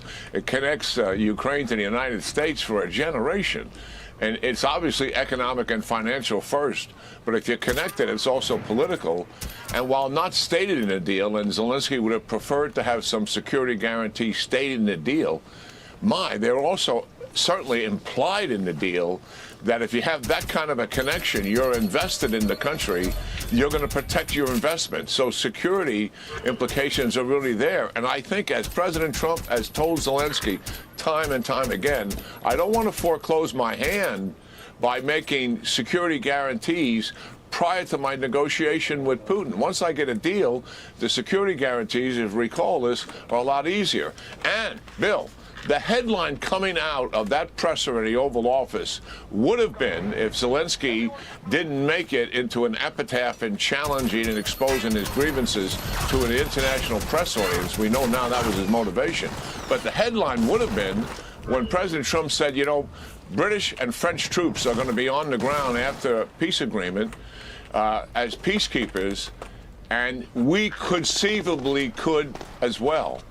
That is what he said. That would have been the headline, because that is a major departure from what he said before, no boots on the ground after there's a peace agreement by the United States. So there's a lot of options on the table that Mr. Trump has, certainly, once a peace agreement is signed. And what do we need to really do to make certain that Putin doesn't reattack again? Fair enough. And that will be decided later. General, thank you so much. Let's speak again later in the week. Jack Keane. Thanks. Yeah, great talking to you. You too, Dana. I'm sending a chopper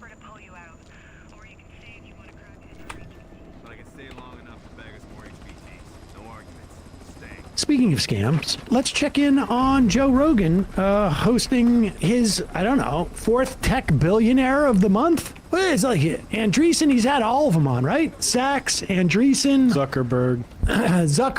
Did Peter Thiel show up, or is he too shy? Oh, he's been on it. We should call him Nation State Media from now on. Teal was just on Rube, and Exactly. I forced myself to watch that. It is, I think, impressive that Joe Rogan is able to have such consequential people on and feel such a small obligation to have even the remotest clue of what he's talking about. I haven't watched the whole 3 hours. It's unlikely I will. This part about Social Security, I should just tell you that Social Security has existed every day that Joe Rogan has been alive. In fact, it predates him probably by 30 years at least. It is one of the largest expenditures that our government is involved in. Now, it is self-funding. Taxes go directly to Social Security. They fund Social Security. There's been so much written about Social Security over the past 90 years. So much written by Republicans, because they have been attacking Social Security since 1936. I think it was in 1936 Republican platform where they attacked Social Security as a scheme that is unsustainable and as communism. What Joe Rogan is participating now is just out and out Republican propaganda. Yep. It is not new or hip or fresh. It doesn't require the world's greatest mind to figure out. Unafraid. It's not like George Bush said this stuff. Like Bob Dole said this stuff. Like the most banal Republican politicians ever have said exactly what Elon Musk is about to say. The most pea-brained people in the world. Like, you know, like this is so unexceptional. And the only thing that's amazing about it is that someone with who gets millions of views on YouTube or Spotify or whatever it is wouldn't know the least bit about what they're talking about to even attempt to go and find out. So here's Elon Musk lying about Social Security. Now remember, they have begun their assault on the Social Security Administration. They have shut down field offices. They are firing people. This is Americans. I think it's the most beloved government program. 60, 70, 80% of people are in favor of Social Security. I think even for expanding it. Keeps 2/3 of our seniors out of poverty. 2/3 of our seniors out of poverty. It also helps orphans and widowers and widows. Here is Elon Musk. Now remember, the way that they're going to go after Social Security is first, they're going to try and sever the relationship with Americans to it. And there's two ways they do it. One is they attack the Social Security Administration, make it harder for people to get their checks. And two is to say, like, it's not even, it's about to fall apart. This is George Bush going down to the bottom of Treasury, holding up a piece of paper and going, look, nothing but IOUs here. This is so banal and stupid. But here it is, Elon Musk. The weird one is the pump and dumps. Like people happen all the time. All the time. Yeah. And people get shocked that somebody pump and dumped. Like, what are you doing? Did you like? I was hoping to dump. I was hoping to make all the money out of this. I can't believe they got me. Like, yeah. It's just weird that it's legal still. Pause it. Okay, they're talking about, I think, like meme coins, right? Is that what they're talking about here? Yeah, like now, the Trump and Melania. It is weird that it's legal. Yeah. Because it's illegal to do it with stocks. And to the extent that these crypto guys want to bring this into the fold, guys like Gary Gensler and other regulators wanted to bring it within a regulatory framework to protect people from it.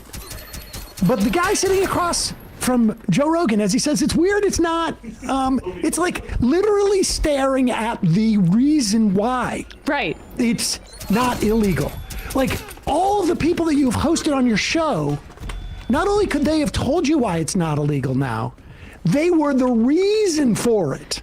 Donald Trump announcing. They bought their election. Yes. They bought Sherrod Brown's seat in Ohio. I mean, the crypto boy, he's so very close to knowing the answer, but it's so far away. The Melania coin was a pump and dump that was created on January 19th, the day before the election. And you know who was behind that same coin? The same guys that were behind the Javier Milei pump and dump as a part of the using his platform as the leader of Argentina to make a bunch of money for a few wealthy people by announcing it publicly, right? So this is the kind of thing that they're trying to copy for the federal government. And then he's claiming, like, it's Musk and those guys and Andreessen, etc. In fact, Trump just there was a pump and dump yesterday that happened when Donald Trump tweeted out, "You should buy David Sachs' ETF of 5 crypto coins." He had David Sachs on too, didn't he? Okay, good. It's just weird that it's legal. Yeah, it's so weird. I mean, casinos are legal. Yeah, and it is people like just lose money at casinos. Yeah, you know? but you can't rig a casino. Pause it. You know what's amazing about that is You can't is that, rig a casino. Rogan Oh my doesn't God, realize bro. he's making Musk uncomfortable. Yeah. Because Musk knows exactly why it's not illegal. In fact, he just spent hundreds of millions of dollars to get Donald Trump elected. There were hundreds of millions of dollars spent by crypto people to make sure that it's not illegal. So he talks about casinos. Actually, you know, there's regulations in casinos too. Just go back a little bit. Pretty actually strict of when you can build a casino. Right. I mean, casinos are legal. Yeah, and it is people like a just casino. lose money at casinos. Yeah, but you can't rig a casino like a pump and dump. You could rig a pump and dump. You know? Yeah, I guess so. Okay, I'm sorry, really quick. Don't take it down, but the house always wins is a phrase about the casino. So, okay, keep going. Well, yeah, but at least you know that going in. Like, you can read what the odds are. We know that craps are, 49% or whatever it is. But what's amazing here is that, like, literally, it would be like Rogan sitting across from this guy. Keep it up. Rogan sitting across from this guy going like, who's making all these Teslas? Yeah. And self-driving cars all over the place. Shouldn't be Elon legal. Musk is just sitting there going like, oh, how can I change the subject from? This is There's a Daytona 500. does he know that? Like, Musk is like thinking to himself, is Rogan this stupid or is he playing with me? And he's about to find out, oh no, he's this stupid.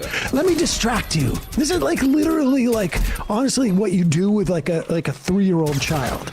I want that candy. Oh, look it over there. It's a birdie. Can you see the birdie? Birdie?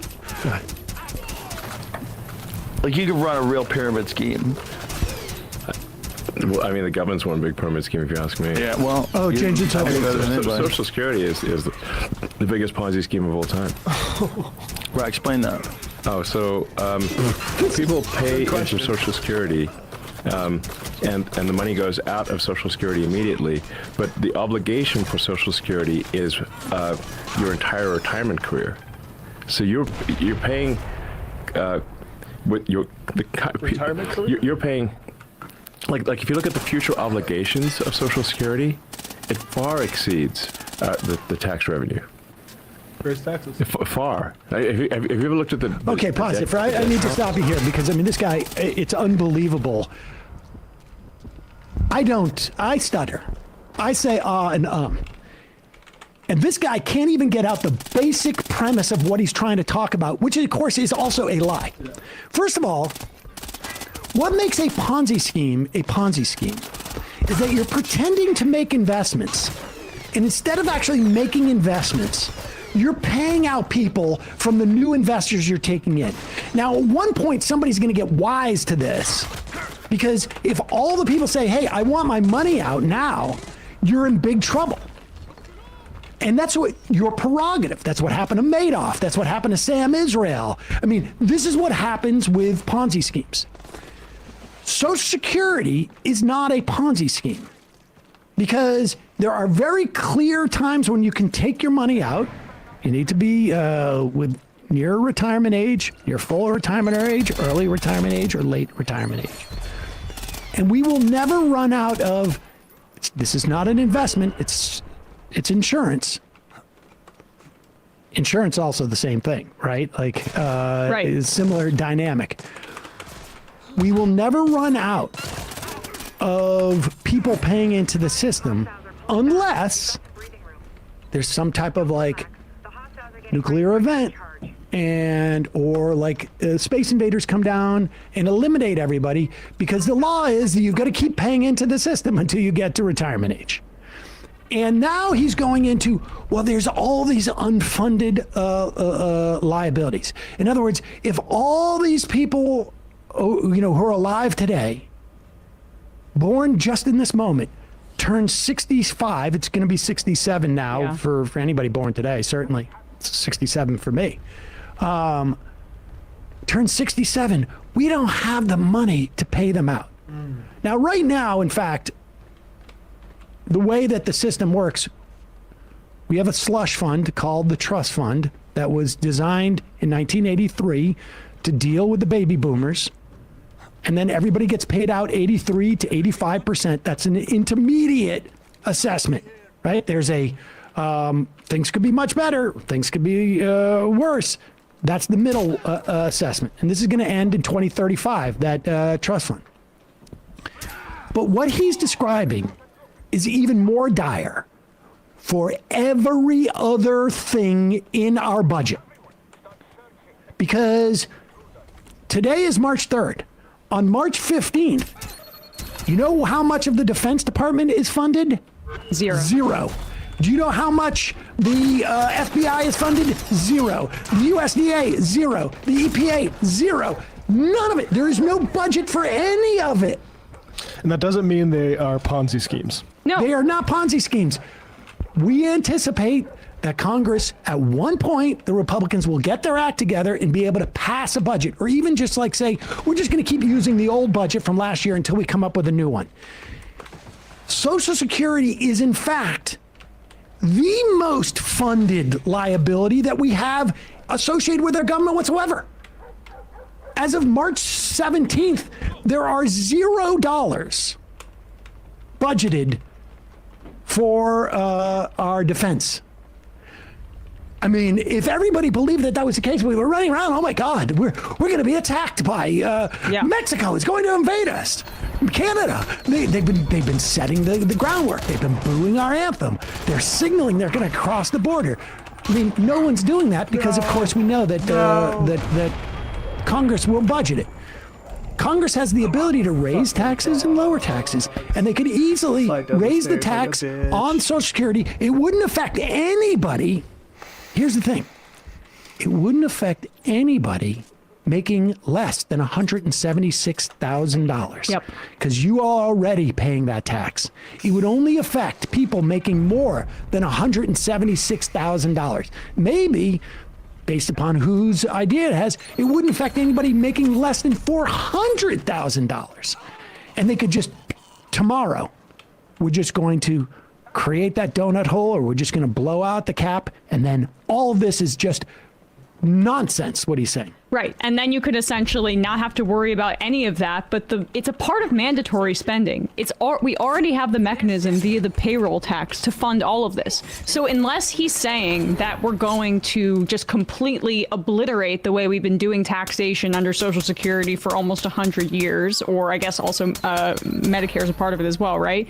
Then that would be like the dire circumstances that he's described. But as long as we still have the payroll tax, it's going to be funded. You'll still get over 80% of your benefits. He's creating this kind of anxiety, and Republicans have always been doing this because they don't want to raise taxes on the wealthy. This could be solved, and we could even increase benefits under Social Security if we obliterated the cap. Yep. So no cuts. Four words. No cuts. Raise taxes. Right. Far. Have you ever looked at the debt clock? Yes. Okay. There's our present day debt, but then there's our future obligations.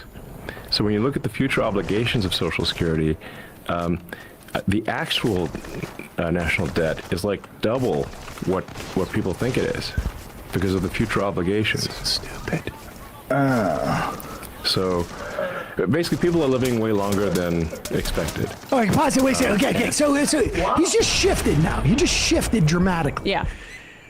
If you have a car payment, if anybody listening to me has a car payment, has a mortgage, has a credit card bill, has even, let's say, you get cable television, or you have a subscription to Hulu, you have unfunded liabilities in the future. That means that you owe this money. You have mortgage. You owe that money. But you say, well, I have a job. On one hand, you have all these liabilities facing you. I owe $150,000 on my mortgage. Oh my God. Oh my God. I owe $150,000 on my mortgage. But the good news is I will keep my job. And I will pay that mortgage.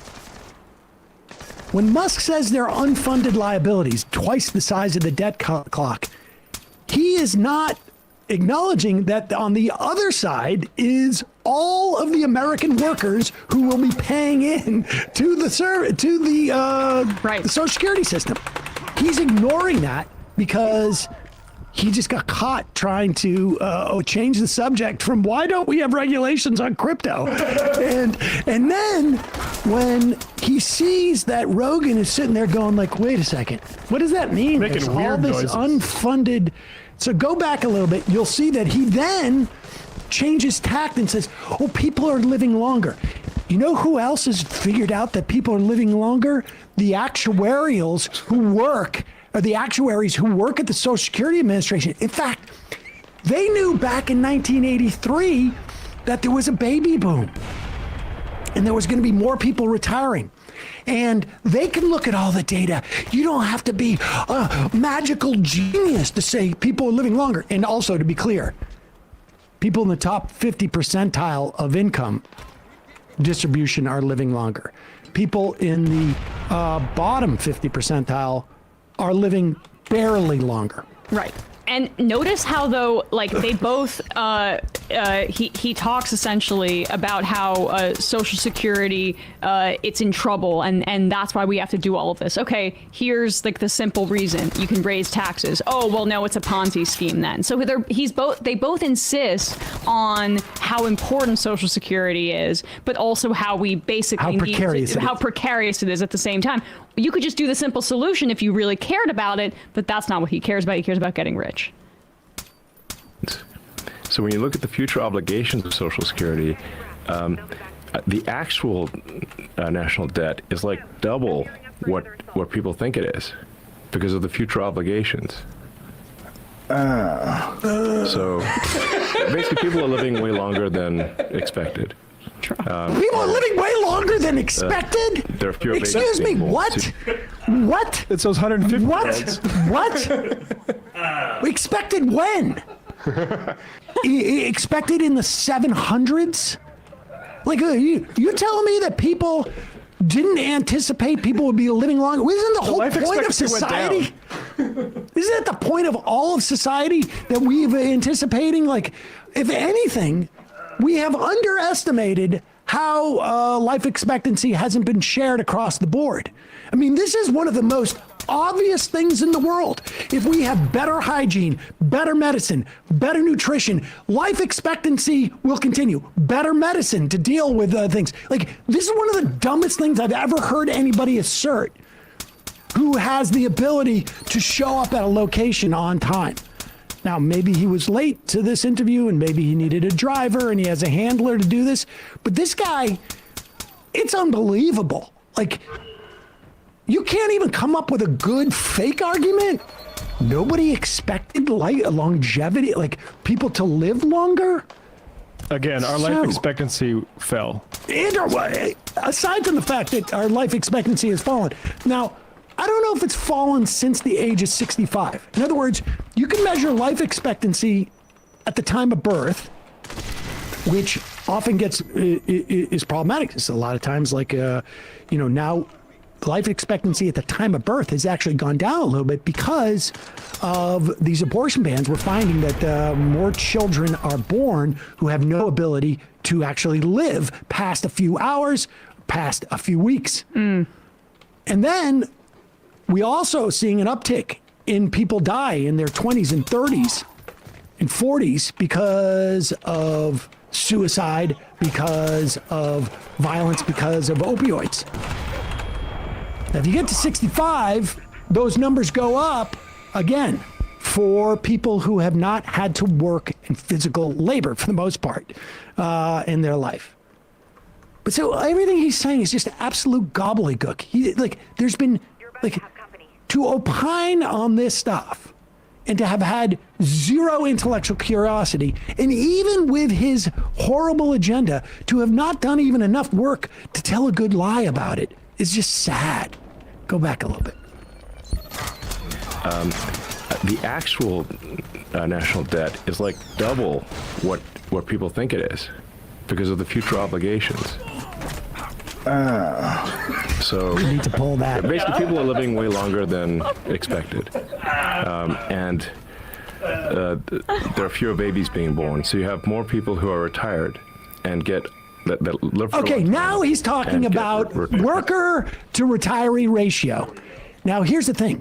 When it started, it was like 450 workers to one retiree. Right. Now, guess why that might be? Because you just instituted the program. So let's look at 1975, for instance. It was like 3.5 workers to every retiree, and now it's 2.5. What has happened during that time is the productivity of workers has increased. So the output that they're doing has increased, and they've paid more into Social Security. The difference is, however, from the 1980s to now, is that wealth inequality has expanded. So when you have a cap and you just limit the Social Security taxes to the first 176, it goes up. The first 176,000 that is earned, there are people who are so wealthy that they are hoarding measurable percentages of all the wealth that is earned, all the wages that are earned in this country, and they're hoarding that money, and that money is no longer touched by the Social Security tax. So if you had 10 people and they're all making $176,000, all of that money would be taxed.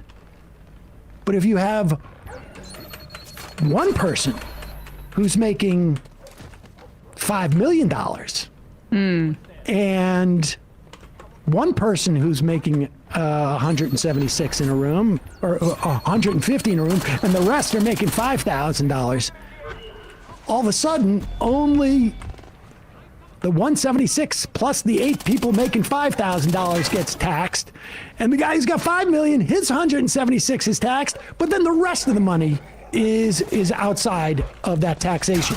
So as a percentage, we used to, in this country, tax about 91% of the income, wages earned in this country were subject to Social Security tax, but now only 86% are. That's why we need to blow out the cap. But here he is talking about worker to retiree ratio. Again, such a basic concept that the actuaries at the Social Security Administration have been dealing with this for years and years and years and years and years, well before Elon Musk was even sadly born. In apartheid South Africa. In apartheid. And there are fewer babies being born. So you have more people who are retired and that live for a long time and get retirement payments. So the future obligation. So however bad the financial situation is right now for the federal government, it will be much worse in the future. At the risk of being a buzzkill here. Pause it. Also, at the risk of being a buzzkill, I know I keep interrupting, but the law in this country is that Social Security cannot add to the deficit. It cannot add to the deficit or the debt. There is not $1 associated with the operating deficit of this country. The deficit is the shortfall on on a yearly basis between what comes in and what gets expended, or the debt, which is the loans that we take to finance that annual deficit. Not $1 of that is attributed to Social Security. It's the Al Gore lockbox. Social Security, it's been raided. The government has borrowed from Social Security Trust Fund, and they don't want to pay it back. At least the ones who want to give tax cuts. But Social Security operates almost in parallel to the rest of the government. The wages that are pulled, the taxes that are pulled for Social Security go to fund Social Security. Now, again, you can raise those taxes, but the general fund and Social Security does not commingle. So he's lying. Go ahead. At the risk of being a buzzkill here.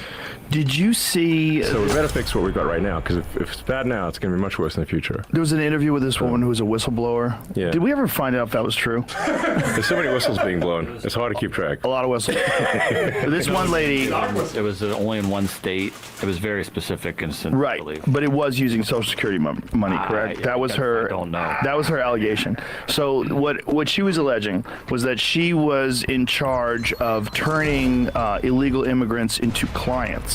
That's what they would call them. And that she would go to them and try to ask them, do you have a headache? Do you have back problems? Yeah. If you do, now you can be permanently disabled. You get permanent disability, so you get Social Security for life. Yes. Yeah. Not just Social Security, but disability, which is even more. Right, and you get them on the taxpayer dole right away the moment, and they're illegal aliens. Yes. Oh, so if I were to say, like, what's at the heart of this? Pause it. I mean, this is just absurd. Anybody, if you know anybody on disability, you ask them what the process was like to get on disability. It took them months and months and months and months and months and documents and documents and documents and doctor's visits and testimony. I mean, it is so difficult to get on Social Security disability. This is Rogan's, there are kids with cat litter who are identifying as cats, so they got to put cat litter in the classroom story.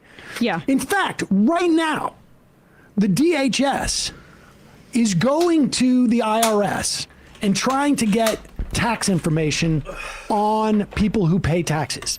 Now, this is woefully illegal.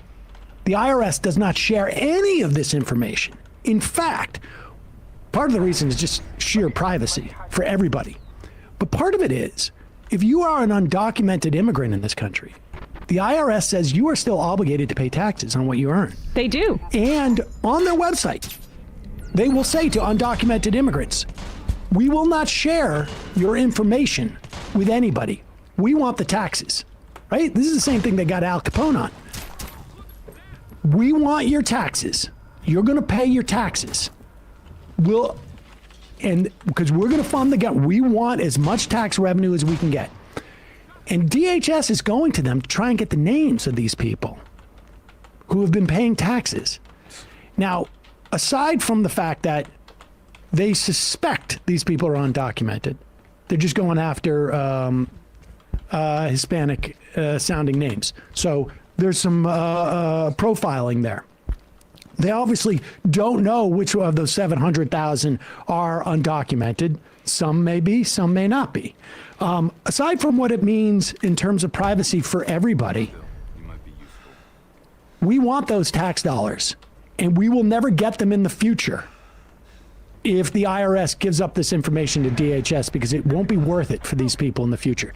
In fact, a lot of these undocumented immigrants, they pay their taxes because they hope someday they can prove that they have been a benefit to our society. They don't get the benefits, but they are paying into the system. You know how much it is? There was a group that analyzed it, $25.7 billion in 2022, which was the last batch of data that they were able to look at. Social Security benefits extracted from people who are undocumented, which essentially means that of 11 million people contributing $25.7 billion in Social Security taxes going towards that fund that they will never see, most likely, if the Trump administration gets their way and they're not able to become full citizens. So. Good. Why is the Democrat propaganda machine so fired up to destroy me? That's the main reason. Just lied about Social Security. The main reason is that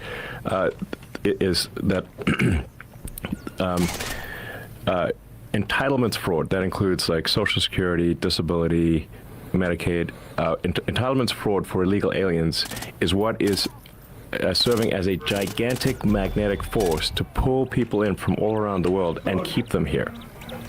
Like basically, if you pay people at a standard of living that is above 90% of Earth, then you have a very powerful incentive for 90% of Earth to come here and to stay here. But if you pause it for a second, there is not. I mean, it's not pull. First of all, there's so much stupidity and lies here. It's hard to sort of parse which is which. And hypocrisy. I mean, Washington Post reported November 1st, WAPO, Elon Musk worked illegally in U.S. Okay, I mean, putting that aside, like, because it's not about this one bigoted South African former undocumented, or he would call illegal immigrant. You would never get Social Security payments without paying into it. Never, ever. You're not in the system. How could you possibly? This one story that Joe Rogan heard that he's not sure is true about this one woman in some place in America who is actually like seeking out for some reason to give undocumented immigrants, doesn't mean you can vote, incidentally, too. It's just like, I'm just decided to go out willy-nilly. Didn't risk my job to give money to people who aren't in the system already. We also know that in terms of Medicaid and Medicare fraud, it is the providers, not the recipients. All the fraud they found, and they find fraud every year because there's investigators, although they're getting fired by Elon Musk, is from providers, doctors, hospitals, ambulance companies, medical device makers, insurance company, whoever. Hey, ask Rick Scott about that. Exactly. It is like the idea that there is some huge draw to get on Social Security or Medicare or Medicaid for undocumented immigrants. The idea that they're getting on this without paying into it is just absurd. We have people that, like, this country does not have a robust social safety net. Like, I don't know what else I can say to this billionaire who has never wanted for anything in his life, even as a child, and now is trying to lecture us about our threadbare social safety net.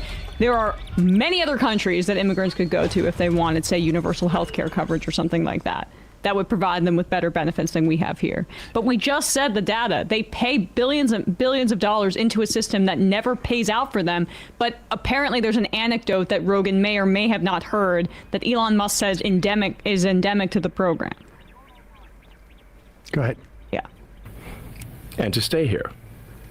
But if you end the illegal alien fraud, then you turn off that magnet and they leave. And they stop coming, and the ones that are here, many of them will simply leave. And if that happens, they will lose a massive number of Democratic voters. And if it didn't happen, so okay, I'm sorry. Apparently, immigrants who have undocumented status can vote. The 11 million people that he's saying, they're going to risk getting deported to vote. They're also going to risk going and saying, hey, I'm a Social Security beneficiary, even though I don't have a documented status. They're both doing those two things. That is just, both of those are patently false. And this is one of the biggest podcasts in the country. Like, it's slipping now because he's so stale and not everybody's into Billionaire PR Hour as their podcast, like, of choice. Billionaire Power 3 hours. So. Right. But, like, I mean, the fact that he's now had multiple billionaires on here to say this kind of crap unchecked, this is the kind of thing that we should be regulating. Like, this should not be allowed to go unchecked. There's a corporate responsibility here. Spotify. I'm sorry, but like, there are repercussions when you say verifiably, or there used to be more, but there's verifiably false information on television is regulated. This is crazy. This is now happening over and over again, and it's there to launder just like this project that's designed to immiserate us all, and people are buying into it. Click on this link. This is the policy dealing with non-citizen disability claims.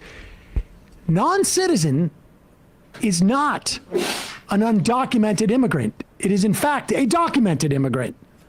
You go down, a medical determination not required, a medical determination is required. Those are the different situations. This is a non-citizen filing for SSI disability. They have to be age 65 years or older. They have to be lawfully residing in the U.S. on or prior to 8/22/96. They have to be, at the time of application, a qualified non-citizen. That means they must have a green card or a visa or whatever it is. They must meet an exception condition for a qualified non-citizen, et cetera, et cetera. I mean, we don't need to see any more of this. The bottom line is like, I don't know if, I mean, they will use that idea, like, here it is, here's the proof, non-citizen getting this. Well, they have visa. I went to Australia after college, traveled around. I had an ear condition. I went in, and guess what? I saw a doctor multiple times. Each time it was like $10. And I'm like, what's going on here? It was nuts. It was nuts. You just go in. You just pay $10. There's no filling out forms or any of that stuff. Yeah. It was just crazy. Oh my God, I talked about this before, but 6 years ago, I was with somebody who had to spend the night overnight in a Parisian hospital. And we were ready to leave at like 10 a.m. the next morning, waiting for where do we sign a check or something or scan our card. And they're like, no, you can just go. And it was different in Spain. I think there's a smaller fee for a hospital visit. But yeah, it's civilization, where you're not indebted brutally because you needed healthcare. I mean, it's just shocking how much lies get put out there.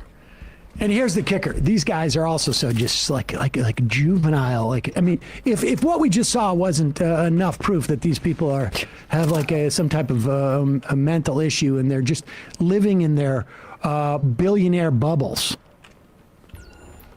This is Elon Musk and Joe Rogan at the billionaire bootlicking 3-hour exercise. She knows me too well. I'm so predictable. Tell me what's in Fort Knox. What's in dogs? Wait, no. What's in Fort Knox? Oh God. What's in 4 dogs? You're clearly a genius AI. I said, what is in Fort Knox? You know the gold and all? Oh, right, Fort Knox. I thought you were talking about my dogs for a second there. Yeah, she doesn't want to answer the question. This is Musk's AI on his phone, right? Is this Grok? No, she's just a pain in my ass. Do you think that all the gold is in Fort Knox? Do I think all the gold is in Fort Knox? Yes. Are you a fucking conspiracy theorist? Yes. Yes.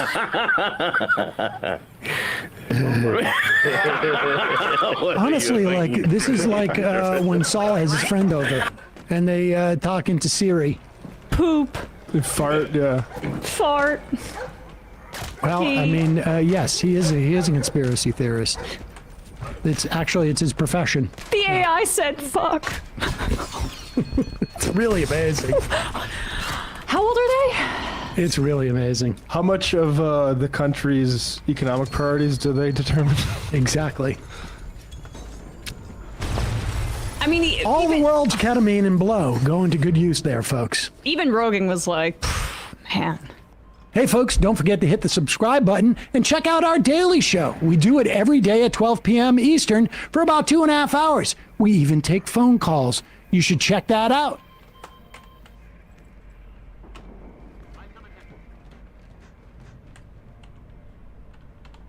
I think the somewhat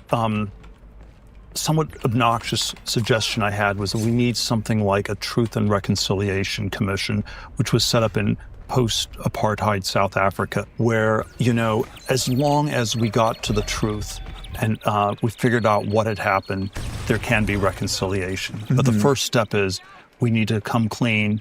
We need to have some accountability for what happened. And so I don't want us to have lots of arrests. I don't want lots of people to just get prosecuted. But I do think we need to have a lot more transparency into what exactly was going on in the sausage-making factory. And my suspicion is that that sort of transparency will very much discourage a repeat of this behavior.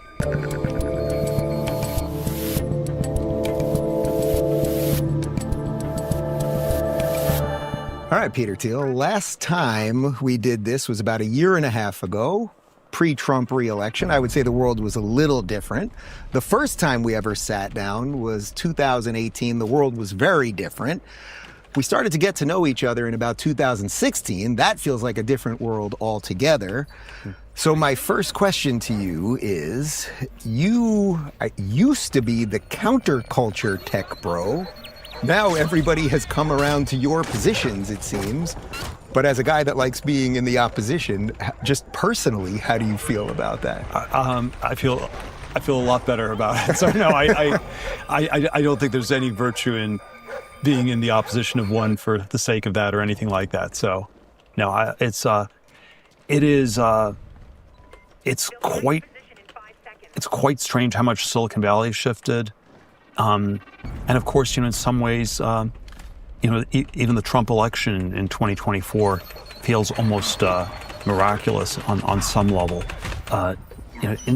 If you look at the total votes, it wasn't that enormous a shift. But if you believe in demographic determinism, it's an enormous shift because the electorate's different in 2024 from 2016. The Republicans in 2016, one would have said, were old white people, and 8 years later, a lot of them would not be alive, and they would be replaced by a younger, more diverse electorate. And so, the Republicans should never have won another election if you believed in the sort of demographic determinism of identity politics, where you do not vote based on reason or argument, but you vote on sub-rational factors like your gender or your race or your sexual orientation or other things like that. And for Trump and J.D. Vance to win, impressive and so hopeful that somehow there was an argument that was made, it convinced people, it worked, and we have another chance in this country. What did you see in JD early? Because you were basically his first backer, and I think the first real show that he did, like primetime show online, was my show, and it was because you said to me at lunch one day, you were like, why don't you chat with this guy? And you could see how rough he is in that, and now he's just become perfectly polished, I would say. Man, I don't want to exaggerate my abilities in these things, but I think I had for a long time, I had a keenly felt sense that there was some need to rethink Republican priorities. We needed to somehow move on from, the rhino republicanism of the Bush years, and even the zombie Reaganism of the 1980s, and there were elements of these things that could be kept, but then you really needed to update it in various ways. And I always found him to be very thoughtful, interested in trying to figure these things out, and then somehow, it all came together. Were you even surprised the way he is so stepped into this thing? I mean, to me, it started at that debate. Suddenly it was like, oh, he was ready to level up, and now you see it in these speeches he's given all over the world at this point. Yeah, I don't know what the right euphemism is, but I always thought he had a high ceiling. Fair enough. Why do you think you were sort of first in? I mean, I know you're a contrarian thinker in general, but when it comes to all of these tech guys that are now part of the administration, many of whom, I mean, Elon and David Sachs, guys that you started PayPal with 20 plus years ago, you were really the outsider on all of these guys. Yeah, maybe I was out of my mind. I had no idea what I was doing in 2016. It was I had this naive idea in 2016. Outside of Silicon Valley, it's like roughly half the people vote for one party, half vote for the other, and so on some level, I thought supporting Trump for president in 2016 was the least contrarian thing I'd done in my life. So, if you're just doing what half the population's doing, there's nothing. But in that world, it's a pretty insular world, and you still lived there at the time. And I thought even with respect to that world, most of them were in the Democratic Party, they were having these intra-democratic fights, and I wasn't fighting over, was it going to be, Open the window, Hillary or Bernie Sanders, or, there was. I thought, you could have intense fights there, and then Splinter Cell Blacklist. on the Republican side was just this different thing, and yet there was some way where it got weaponized, and it was dangerous in ways that were greater than ever before. I mean, obviously there were ways people were very anti-Bush, or there were sort of probably a lot of Republicans who were very deranged about Clinton in different ways, but certainly the way it happened with Trump, was I think quite unprecedented. I think and then of course I was in a, I was not in a sort of executive CEO role at one of these companies where you are in sort of a much higher pressure position. I was maybe a board member. But you were still on the board at Facebook, right? I think that is, in some ways, that is it's a much less public role than if you're a senior executive or CEO at one of these companies. And there was the felt sense of pressure on these people was extraordinary. It's always a sort of a question. I think to some extent people changed their minds and shifted. I've known where someone like Elon is sort of like, in some ways he's one of a kind, in some ways he's paradigmatic for a lot of these things. I've known Elon since 2000, and for the first 20 years I wouldn't call him a conventionally liberal person, but I think I would think that it was a little bit more on the liberal, vaguely libertarian side. Tesla was the flagship company, and it was always the Republicans didn't really believe in climate change, and so it was more naturally. It felt like the Democratic Party was naturally friendlier to Tesla than the Republican Party, and that was roughly where Elon was. And then for a variety of reasons, he really shifted a lot, and then I think I think there are different stories like this for a lot of people, why they shifted, that are interesting. So I think my story in a way is not quite as interesting, because I've had a lot of these beliefs for a longer period of time. But the thing that's interesting is, why did so many of these other people change? So you think it's possible, if you had a leading position at one of these companies, that the pressures would have been different on you, and perhaps I think they would have been extraordinary. And there was, there's always sort of a question, why was Silicon Valley, why were the big tech companies so liberal, so left wing? And one version was, you always say, well, it's because of the, it's the CEOs, or sort of these woke billionaire types, or communist billionaires, or something weird like that. And then there's, maybe it was the snowflake millennial workforce, sort of this bottom up pressure. But I think the factor that was much bigger than those two was this top-down governmental regulatory pressure. And if you're a big company, there's a lot of surface area. There's a lot of areas where you're in possibly regulated, you're in a regulatory gray zone of sorts. Maybe it's especially true if you're doing some kind of new technology where people don't quite know what should be done with it. And so there was an incredible amount of pressure that came from the government. It tended to come much more from the left than the right on these companies. And it felt very, very dangerous to go too much against that, I think. So when you see an evolution, let's say someone like Zuckerberg, who you had a party during inauguration weekend that it felt like, I mean, I happened to be there, but JD was there, and obviously you're there, and many senators were there, and Mike Johnson was there, but Zuckerberg was there, and Sam Altman. It felt like Sachs, and it just felt like the next version of what sort of government is going to be, and this thing we see them coming together. But when you see an evolution like Zuckerberg seems to be having right now, do you think that that's more calculated business self-preservation, or do you see that it seems to be authentic in that he's coming around? Or do you even think it matters, I guess, would be a better question. I think it matters a lot. I think it's it's always hard to know exactly why. It's probably overdetermined. But yeah, I think there's a part of it is an Elon story where if Elon can get away with this much, maybe I can get away with a little bit less. Yeah. And you're sort of, what's the Viking term? You're drafting behind Elon. Right. He's basically the rabbit, and the dogs are all chasing. You're drafting behind Elon. Yeah. I think, but then I think there's also, it's always if you do a certain policy like wokeness or feminism or liberalism or socialism, and it doesn't work.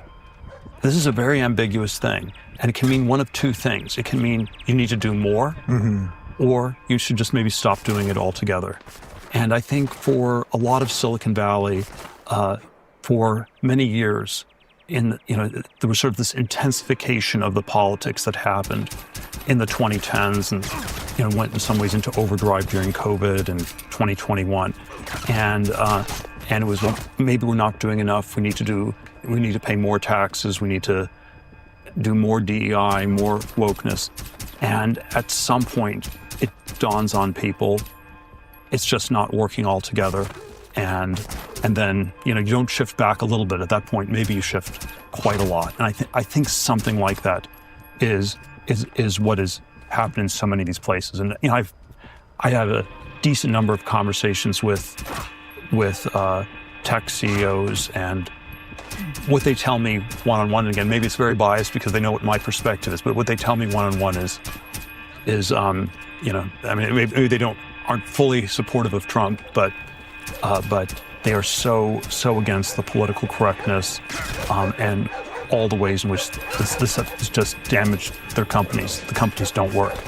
I think I know you well enough to know the answer to this, but as you watch a lot of these people come to the positions that you were staking out when they were not popular to have, just on a personal note, do you ever feel like the apology or just some sort of acknowledgement would be nice? Because you've been hit very hard in the media over the years, and it turns out that the culture actually did shift your way. I know there's nobody gets the apology or something, but sometimes there's something nice about someone else's evolution when it comes with that.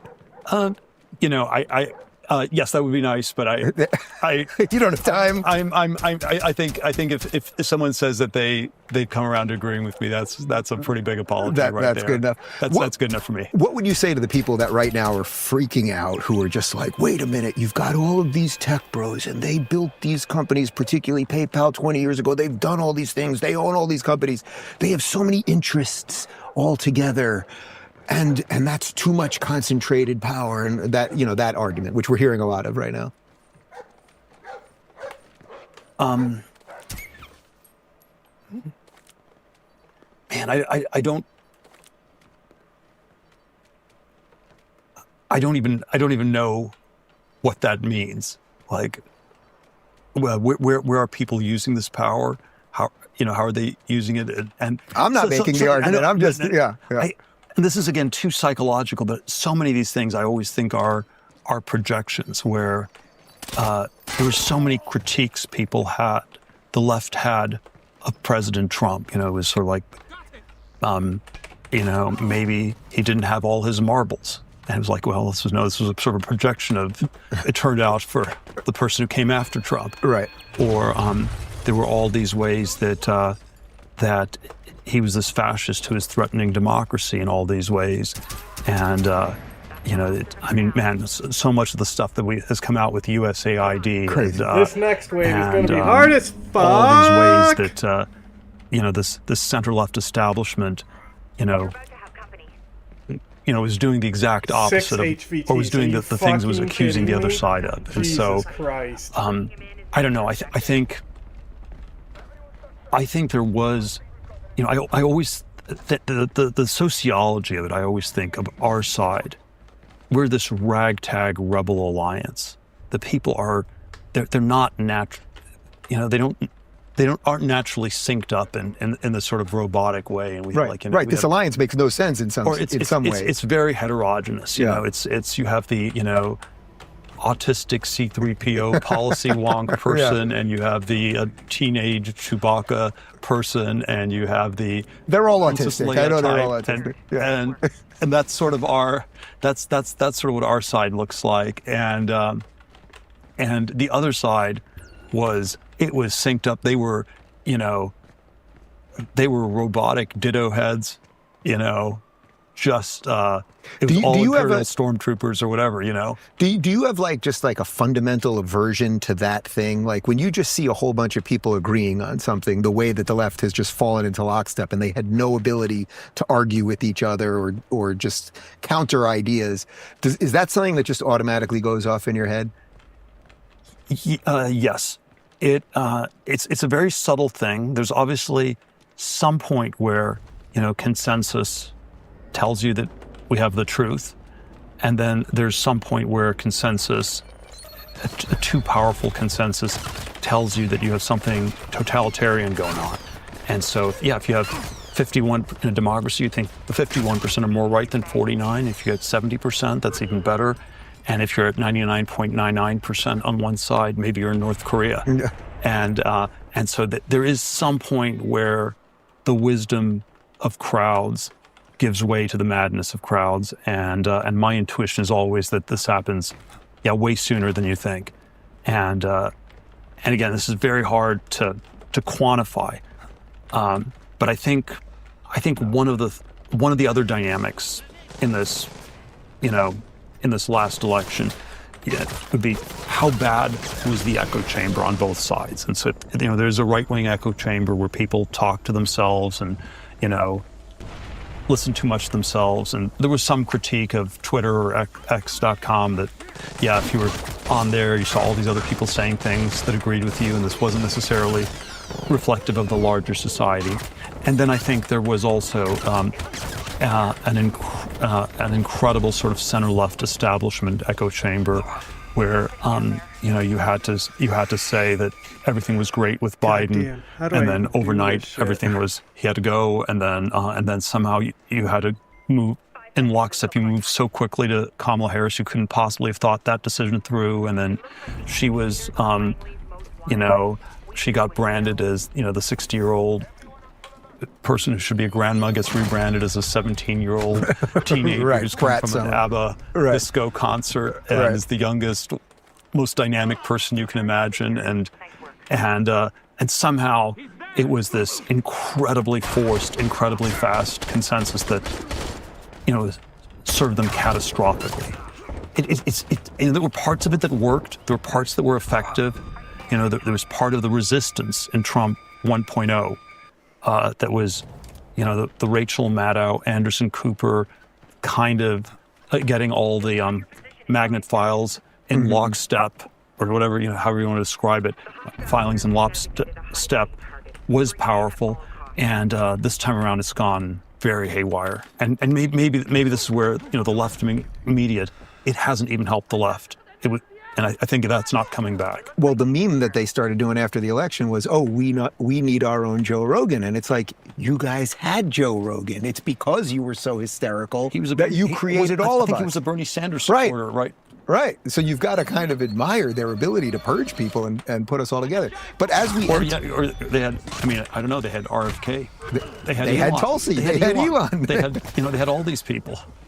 Yeah, and somehow they've all come around to largely your... And I think again, I think there were very different stories for all of them in terms of where the shifts happened. But again, one of them was at some point, the need to be in lockstep was too much. It's if you have to have a full frontal lobotomy to remain a good Democrat in good standing, it's too much.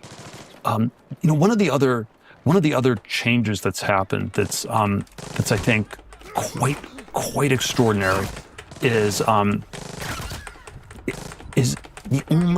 only party, the only group that still believes in the elite universities in a way are the conservative Republicans. And so if President Trump were here, he would tell you that he went to Penn, Ivy League school. Only very smart people, David, go to Penn. Almost talked about that for quite a while. And J.D. Vance went to Yale Law School. It's the top law school in the country. And, at the margins, there are other reasons we think he's good, but this is a credential we like about him. And any sort of elite credentialing has collapsed on the left. It was, Bill Clinton was a Rhodes Scholar, Yale Law. Hillary Clinton was Yale Law. Obama was Harvard Law. I think Kerry was Harvard undergrad. And there was some way, the Democratic Party used to be more elite. And then when Biden said he was a transitional candidate, it wasn't a transition. He was not going to have a sex change operation, but it was transitional from smart to dumb, from elite to very non-elite. And then, Kamala was even Howard was not Harvard. You couldn't even point this out. This is probably a racist thing to say or something. Right. And then by the time you get to Walz, it's way worse. The credentials are even dumber than Kamala's. There are no smart people left, and it's like a generational change. I think I think Chuck Schumer, Nancy Pelosi, they were talented people, very, in some meritocratic sense, were very impressive, are very impressive, and then there's not one younger Democrat who's in that league. I know Gavin Newsom, University of Santa Clara. Shapiro was probably too smart to put on the ticket, but it's Georgetown Law School. He was also too Jewish to put on the ticket. Well, maybe that too, but Georgetown Law School is like number 14. So even Josh Shapiro is so far below what you had with someone like Clinton or Obama, and so I think, and then I don't know how much one should read into it, but I'm tempted to say they don't want people who are smart. They don't, being the elite thing used to be okay. You could think for yourself a little bit. You were part of this club where, behind closed doors, we could have a conversation and we could have somewhat dissenting views and we could hash things out. I don't think any of this goes on anymore. And we just want these NPC robots. How much of that do you think is connected to Harvard as an institution? I've been to plenty of dinners at your places, and Harvard comes up an awful lot. Just what's gone on there, the rod, how it's changed, the endowment, all of these things that I don't come from that world. So I don't think I ever fully understood. I would always think, why is everyone so obsessed with what's going on at Harvard? But when you describe what you just described there, that the elites in their own way could do the behind closed doors thing and agree to disagree and have conversation, yet they created a system that churned out robots. It seems that Harvard is Harvard the epicenter of that? And what is that? Harvard is there are a number of these schools. There's some way where Harvard was the first among equals, and there was part of it that was an exclave of Washington D.C. or the Kennedy School of Government, and the Harvard Economics Department used to have a tremendous say in economic policy, and so and then there was there's probably some Harvard Massachusetts thing with I don't know, Kennedy. The governor was from Massachusetts. You have, there was a way that Dukakis was Massachusetts, Kerry was Massachusetts, Obama was Harvard. So it was this very, very conservative power structure. I think there were only two Democrat presidents that, Carter pretended to be allied with the Northeast establishment, and then he sort of double-crossed them halfway through his term and replaced them with all these Georgia people. But then they got back at him and primaried him with Ted Kennedy, who was, again, a Harvard person. And then I think Clinton was arguably the one person who, it was Yale, but who somehow managed to outflank the Harvard people. But if maybe almost going back to JFK, it's been an incredible part of the power structure. And then I think in a strange way, it's gone. I think if you were a liberal, student, let's say a liberal white male at Harvard, there's no longer any, maybe there's still some way you can get a track towards a good job on Wall Street or in Silicon Valley, but it's no longer seems to track into the center-left establishment. When Alan Bloom spoke at Harvard in the late 1980s, this sort of obnoxious way he started his speech was "my fellow elitists," because it was like everybody at Harvard was really elitist. Right. They pretended not to be. Yeah. Today, you could never. You can even, they would. They all say, no, we're all so egalitarian, and then if you're a Harvard student, you shouldn't expect anything more from that, and you should, you're not special because you're here. So somehow, you had this egalitarian rhetoric for a long time, but it's somehow, the form is the same, but the substance has changed. So as a guy that has encouraged an awful lot of young people to not go to college, and I'm very happy to say that virtually everyone I've hired is now a college dropout. It's become a running joke around here. I only hire college dropouts, and it works every time. I mean, do you take some sort of like personal pleasure in that these institutions that churned out the robots actually are in this decline now? I'm never sure quite how quickly it reverses, but I think there has been a very big decline, and it's very hard to track. Harvard's probably still, in some sense, the first among equals. They still have a $50 billion endowment. They can keep going for a very long time. But yeah, these things can go bad without people being able to correct it or notice it. So there's a I always think that cities are very different from companies. Companies normally have a finite lifespan, and companies, there's a limit to how bad the politics in a company can get, because if it gets too messed up, the company just goes bankrupt. You go out of business. In a city, the average city that exists, that ever was founded, still exists in the world today. And your average city is an immortal being. It lasts forever. And at some point, you can mess it up so badly, it goes broke, or it gets destroyed. Carthage gets destroyed. Maybe Detroit is, past the point of no return.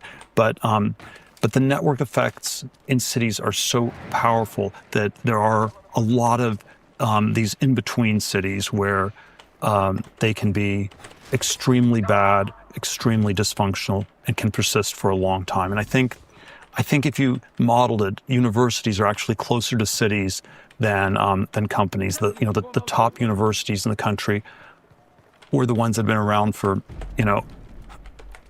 close to 400 years at this point. Harvard, Yale, Stanford was the big top university west of the Mississippi. So there's something about them that's very durable. But if an immortal being goes bad, it can go very bad for a long time. Does that tell you that we need institutions in some sense, even if they have largely been rotted out? That something about the continuum from generations, like we sort of need these ideas, even if they're not really what we think they are. I don't know exactly what it says. It tells you that there's not necessarily a straightforward mechanism for replacing Harvard. It also tells you that maybe Harvard can be a lot worse than it looks based on its endowment, or the fact that it's still, attracting all these talented people. It can tell you that it's extremely hard to reform internally. Maybe it tells you it's important to keep trying. So I don't disagree with conservatives who try to influence these things and try to keep try to figure out a way to do it. I'm probably a little bit black-pilled on doing it myself. Mm-hmm. It does tell you it's probably quite hard to come up with alternative institutions. But then at some point you have these occasional points where you have these phase shifts, and people realize they're working so badly. And maybe the Democratic Party has realized that nothing's coming out of Harvard, and so, we shouldn't particularly privilege these people. So one of the lines they're not learning anything. When you talk to these places, or they're learning all the wrong things. I think they're learning very little. I did this function at Yale. Spoke at the Yale Political Union last September. You talk to a bunch of the students, and it's like every class. There's not a single class that's as hard as any class they had in high school. Wow. it's just, again, this is maybe more on the humanities side, but it's unbelievably easy. You get an A in every class. Did you feel that? You were teaching at Stanford, weren't you? Did you? I think there's all these complicated things, but there are all these ways. The motivational structure isn't great. People, it's not clear where it leads. It's there's sort of all these ways these institutions have gotten pretty bad. They've persisted for a long time. Maybe they'll continue doing so. Maybe they won't. I think it's the Public Lies, Private Truths book, Timur Kuran, I believe. And the thesis is that you have a revolution when, not when everybody knows that the government's lying, but it's when everybody knows that everybody knows the government's lying. And then all of a sudden, at one point, it's like the emperor has no clothes and everybody can see the emperor has no clothes and everybody knows that everyone knows the emperor has no clothes. And then things can happen. And so maybe we are at that point with these universities where they were kind of off. A lot of people kind of knew it. We're now at a point where just about everybody knows that everybody knows. It's similar to what is going on with DOJ and the government employees. Yeah, well, that's exactly what I was going to say. So that must be, there's a line that you said to me years ago that I say on this show probably once a week, which is that you said, I wouldn't be a libertarian if any of it worked. And to me, that distills it down perfectly, that if the system, whatever the system is, if it roughly worked, then you wouldn't need to be a libertarian because you'd say, okay, I can give in to this thing because it kind of works. And there were ways it used to work better than it does now. Public schools in the U.S. were pretty high functioning in the 1950s and 1960s, and they've declined massively. Probably, there was a way that it's hard to imagine this, but there was a way that in the 1930s when the New Dealers took over, the government was meritocratic and you had the best and the brightest people worked there, and it was still very talented in the 50s and early 60s, and NASA had the most talented rocket scientists, in the U.S. and the whole world, and you could do things, there's sort of a there's a way that there's been a real decline in these institutions, and this is where I always think of libertarianism, classical liberalism. They're not necessarily timeless and eternal truths, but I think they are more true now than they were 60 years ago. That's interesting. So do you think that if DOJ keeps uncovering stuff and we keep cutting the waste and finding the fraud and sure, there's more justification for a much smaller government. There's much less of a need for a big government than in the past, in all sorts of ways. And I don't know. There's a one of the parts of academia that I've always thought is as rotten as the humanities is the sciences, and the thought experiment I always give is if you think about the government, you have the DMV, the post office, the NSA. What's the most messed up government agency? It's obviously the NSA because we have no idea what's going on there. Right. Whereas post office and a DMV, you go in, you can see no one's working. You can't get a pen, but you have a sense of what they're doing. So there's actually a little bit of accountability when it's so transparently incompetent. Right. And then I think the humanities, you can tell that it's obviously woke ridiculousness. No one's reading books anymore or anything. The sciences, very, very hard to know. We had a tale of these two university presidents that got fired in the last couple of years. There was the Harvard president, Claudine Gay, was sort of the plagiarizing DEI woman. But then you had the Stanford president, Mark Tessier-Levine, where it was basically fraudulent dementia research. He was a neurobiologist, probably stole tens of millions of dollars, engaged in fraudulent research. And the conservatives, it's much easier for us to critique Claudine Gay than Mark Tessier-Levine. And that makes me think, maybe there's a complementarity between the rot in the humanities and the rot in the sciences, but probably the rot in the sciences is even worse. And at some point, we figure out we shouldn't be funding this anymore.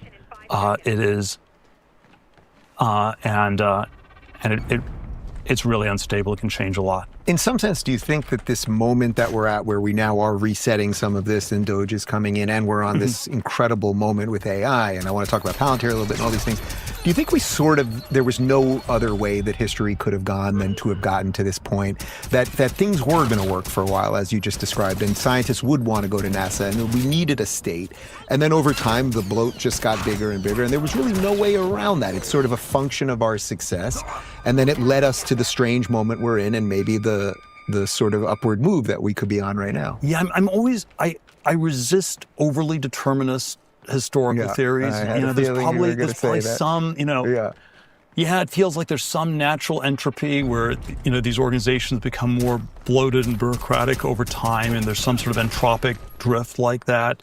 I don't like being too determinist. I always think there's room for human agency. I don't think it had to happen this way, but given that that's what has happened, that there has been an extraordinary decline, the natural thing at this point is probably to downsize things significantly and to rationalize things, and that's and maybe there's an opening for that happening much more than there was even 9 years ago. I don't know. The crazy thing I kind of wonder is whether this would have even been possible 4 years ago if Trump had gotten reelected in 2020. I somehow think we weren't quite ready to do this, and maybe I don't know. This is too pessimistic a thing to say, but maybe we needed the 4 Biden years. No, I don't even think that's pessimistic. I think that's realist. They were educational, and it was just it was an ancien regime with a and then some of Biden encapsulated this ancien regime that was way past its sell-by date, and we needed it took a while to educate enough people about that. It's interesting. Why do you think that would be a pessimist way of viewing it, as opposed to just because you'd like to think we could just? I was hoping we could get this stuff in 2017. So that was so you saw the chance to fix these things, and that was sort of your calculation. Sure. I thought there was a lot that was wrong in this country. I always thought "Make America Great Again" was the most pessimistic slogan a Republican had said. It was we were no longer a great country, and then finally, Trump was going to be the forcing function. President Trump was going to be this forcing function where we'd be able to talk about all these problems, and by and large, I don't think people were ready for this in 2017. It was much more shooting the messenger than listening to this very disturbing message that he had. Yeah, that is why I'm sympathetic to the determinist argument, because it sort of feels like he had to lose to get us here. I think. Again, I don't think one should be Pollyannish about everything getting fixed, but I think there's an opening now that did not exist 8 years ago. So and still it's up to the people in the Trump administration. It's up to people like you to keep pushing. There's it's gonna still take a lot of human agency to get this country into a better place, back on track. You once said to me that you would never bet against Elon Musk. As you see him get involved in this thing, having started a company with him, and now so many other guys that you guys have worked with are part of this operation. I mean, do you see this as sort of like the best case scenario, what's happening right now, that there are these great people involved and that they really are doing the things that we need to be done, and it's not just with the little scalpel, but it is with the sledgehammer, and that's probably the only way? Yeah, I don't know. Look, I mean, it's so hard to judge this. I would never bet against Elon. I think he will. We shouldn't be too determinist the other way, though. We shouldn't just assume that Elon will solve all our problems for us, and Elon will be much more likely to succeed if, all of us do our share in trying to articulate this. We don't just, count on him to do everything. Right. Have you gotten a call to do something since your whole crew has gotten a call? I've tried to encourage them to bring on board as many of the good people I know as possible. I feel, there's so many more people in this administration that I think are really first rate. yeah, I think it's off to a much stronger start than 8 years ago. What do you make of the collapse of the gatekeepers? Because that seems to be the other story here. There's sort of the obvious story in that we're fixing government and it's becoming more transparent. But that's all to the backdrop of nobody is buying the BS that we've talked about here anymore, and that cable news is in the tank and people are watching this instead of that and all of those things. Are you concerned that with no gatekeepers, that where does that actually spin us off into? Do you have any concerns around any of that? That we won't agree on anything at some point? Yes, but it's always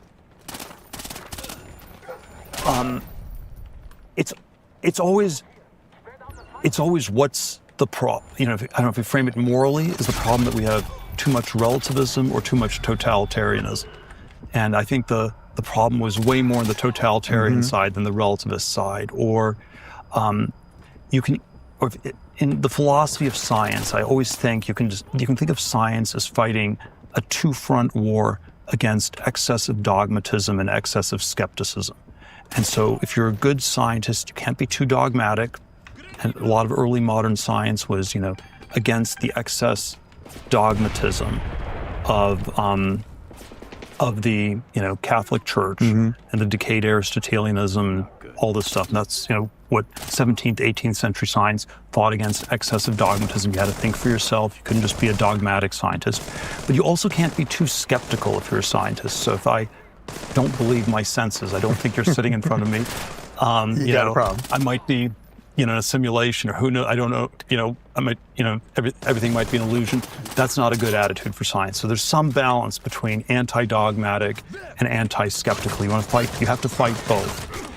And so, yes, on an abstract level, you're right that if you are just anti-dogmatic, which is, and the gatekeepers preserve the dogmas, and we're just fighting the gatekeepers, and if we're pure anti-dogmatic, that wouldn't be healthy, because then we're too skeptical. And there needs to be some balance. But my intuition is, the problem in our society is not too much skepticism and too little, if you ask, where's that balance between too much dogmatism, too much skepticism? Or dogmatism's like totalitarian, skepticism is like nihilistic relativism. And we're way too close to the excess dogmatic side.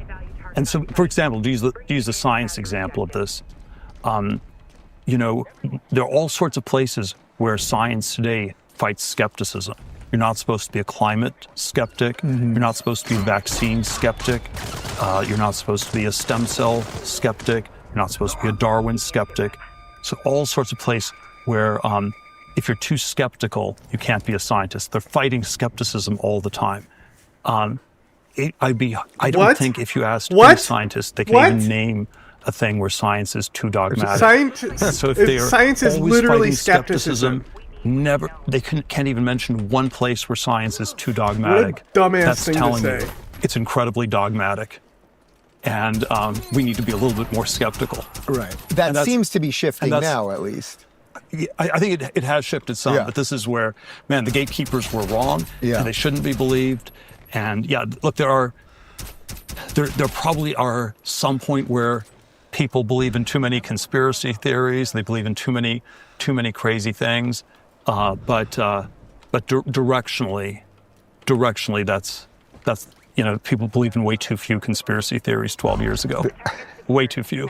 Right, where now we could veer into everyone believing everything, and that creates another problem. But basically, I think we're not even. We're still not even close to that. So that's interesting. So you're okay with sort of that pendulum swinging, as long as I'm okay. As long as we don't end up in the multiverse while it swings. I'm okay with Joe Rogan and the UFOs and the ancient civilizations, and it's. I don't have to agree with it, but I think it's a very healthy corrective to the zombie dogmatic, establishment that we had that just blocked all questions and blocked so much stuff that made sense. It's like, I don't know, it was wrong on so many things. Again, the COVID thing was like this watershed moment. If they were so wrong about COVID, so wrong about it was the food market or the Wuhan lab, and you couldn't ask questions. And they didn't just block things that were wrong. They blocked a lot of things that were, I think, correct. Yeah. And then, why shouldn't we also rethink the climate science narrative and, all these other things? Do you see climate as the big next one that people are going to really start challenging more outwardly? Because that seems like the major one that we still aren't quite addressing, although there's a few more people online willing to... I think there are a lot of versions. The big meta narrative on science, the big meta narrative, I would say, is people claim that there's a lot of science going on and that science is very healthy. And my skeptical view of science in general is I think most of these people are not scientists. They're not doing much work. They're not making any interesting new discoveries. They're just politicians getting money from the government. What? One of the people I know is this guy, Bob Laughlin, who's a physics professor at Stanford. He got a Nobel Prize in physics in 1998. And he suffered from the extreme delusion that once he got a Nobel Prize in physics, he would be free to look at anything he wanted to. And the area of science that he went after was he was convinced that most of the scientists, even at a place like Stanford, weren't really doing very much work, weren't doing very much science, were stealing money from taxpayers.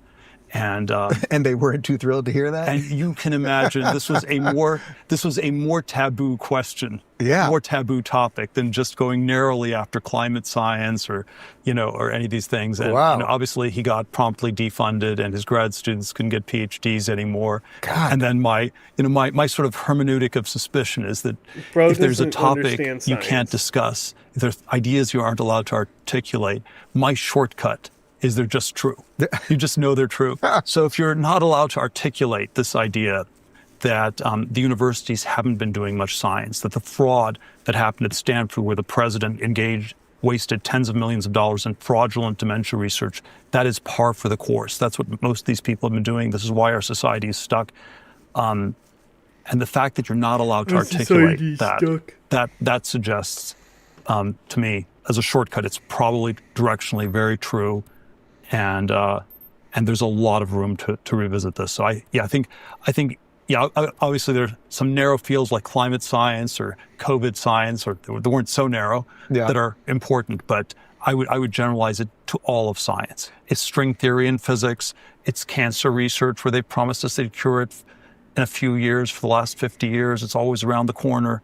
It's so just what is that, every though? field. Do you think it's because that there's so many people that are just kind of grifters or in over their head, or is it because most of us have no knowledge of any of this stuff? So if I was to sit down with the leading string theory expert, I would have no idea what they're talking about, and I would have to nod. Yeah, so So I think there is a hyper specialization of late modernity that we have ever narrower groups of experts telling us how great and wonderful they are, and so there's something about that makes it very hard to evaluate the experts.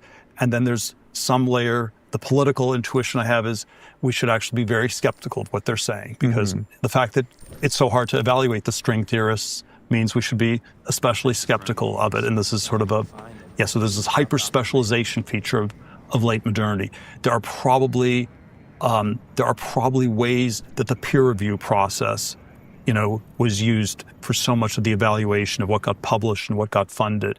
And this was not necessarily a process that worked that well. It led to consensus. And then if the consensus was wrong, or maybe you just funded very boring things that were very incremental.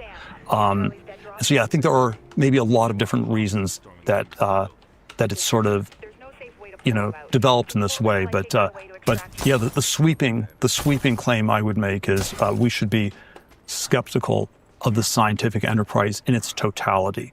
Almost all of it is way exaggerated. And this would be the really tough critique of universities. It's sort of a debating point. I think there always are two different ways you can go after an opponent in an argument or something. You go after the opponent, or in a military campaign or whatever. You go after your opponent at the weakest point. You're most likely to score at least, a tactical win. Get a point. You go after your opponent at the opponent's strongest point. and you're able to win. It's hard, but if you're able to go beat them at their strongest point, that's game, set, match. And the university's weakest points in some ways are, let's say all the nonsense in the humanities. But then, what they tell their donors is, well, the humanities don't really matter. What's really going on is the sciences. And so if we can show, let's say, I don't know, I'm not sure physics and string theory are the pinnacle, but if you could show that's been a cul-de-sac where there's been no progress for 40 or 50 years, then maybe by transitivity, if the string theorists are the smartest physicists and the physicists are the best scientists, and if they haven't done anything, maybe we should assume nobody's done very much, and there is again this wholesale revaluation that needs to happen. It's part of it also that even if people found out that some of that was complete nonsense and you really poked a hole in some of their, most precious things, that a certain amount of this is just it's just sort of social behavior that people are just like, oh, we donate to the same things, we circulate in the same things. So everyone's willing to kind of look away at the bad stuff because that's what their whole sort of world is about in some sense. Yeah,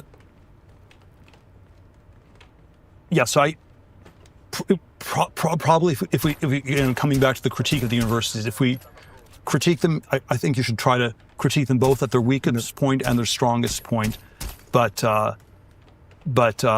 we shouldn't let them just hide behind the science. What's that silly 80s song? She blinded me with science. Yeah, right, exactly. They blinded you with science. Yeah, which that does not quite work anymore, I suppose. So you must be thrilled about Bobby, I assume, because he's basically coming in with that skepticism. I mean, that seems to be the driving point behind the entire movement. Yes, and again, and then there's there's a critique of Bobby is he's too skeptical, and how can you be against vaccines? I don't think he's categorically against them, and but yes, my directional bias is we've had way too much of this totalitarian top-down dogmatism. It's more corrupt than the Catholic Church was 400 or 500 years ago. It's more dogmatic. Crazy. I think there were more divisions. There was more natural debate. I don't know, the Dominicans and the Franciscans and the Jesuits, they weren't all the same. And there was natural heterogeneity within the Catholic Church. And this is way more, everybody is in lockstep. No interesting differences, no real debates. Let me ask you about Palantir, because it's come up a couple times on the show. We've played a bunch of videos of Alex Karp, who I think is one of the great thinkers these days. And also he looks like the guy who from Ready Player One, who created the virtual world. But I had Joe Lonsdale sitting in that seat just a couple of weeks ago, and we talked a bit about Palantir. And he smiled when I asked him, but I feel like everybody asked the same question. What is Palantir? That was the same smile he gave me. Well, I'm always tempted to do the literary answer from Lord of the Rings. Where it's this Seeing Stone, which is very powerful. It helps you understand the world better. It was originally created by the elves. It was meant to be used for good purposes. It is a potentially very dangerous technology. It's very powerful. It ends up playing a very important role in the way the series goes. Because anyway, I can go. We could do the entire Lord of the Rings thing. I know you love the references. Yeah. And basically, there are, and it ultimately gets used for good, even in the Lord of the Rings, where Aragorn shows Sauron the sword, Anduril, the sword that was reforged with which the One Ring was cut off Sauron's finger in the Palantir, and he retakes the Palantir for good. And then Sauron is fooled into launching a premature attack, and then that's how the hobbits get to Mount Doom in Mordor and destroy the One Ring. And so, there's sort of all these. So the Palantir ultimately does get used for good. It was the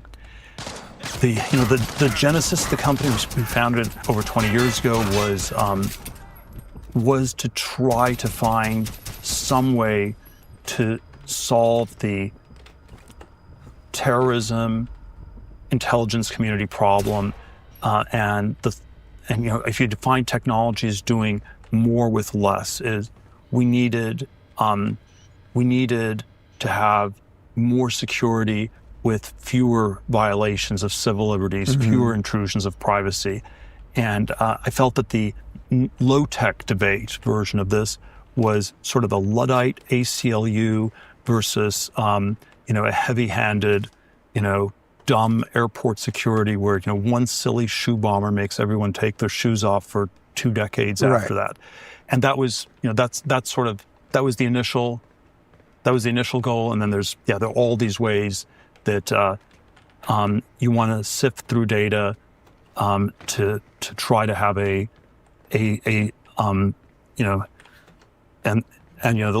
libertarian idea was we could not afford to have more terrorist attacks because if you have a terrorist attack and you don't have a high-tech solution, you will always get the heavy-handed, low-tech stuff that we got after 9/11 with the Patriot Act and all those things.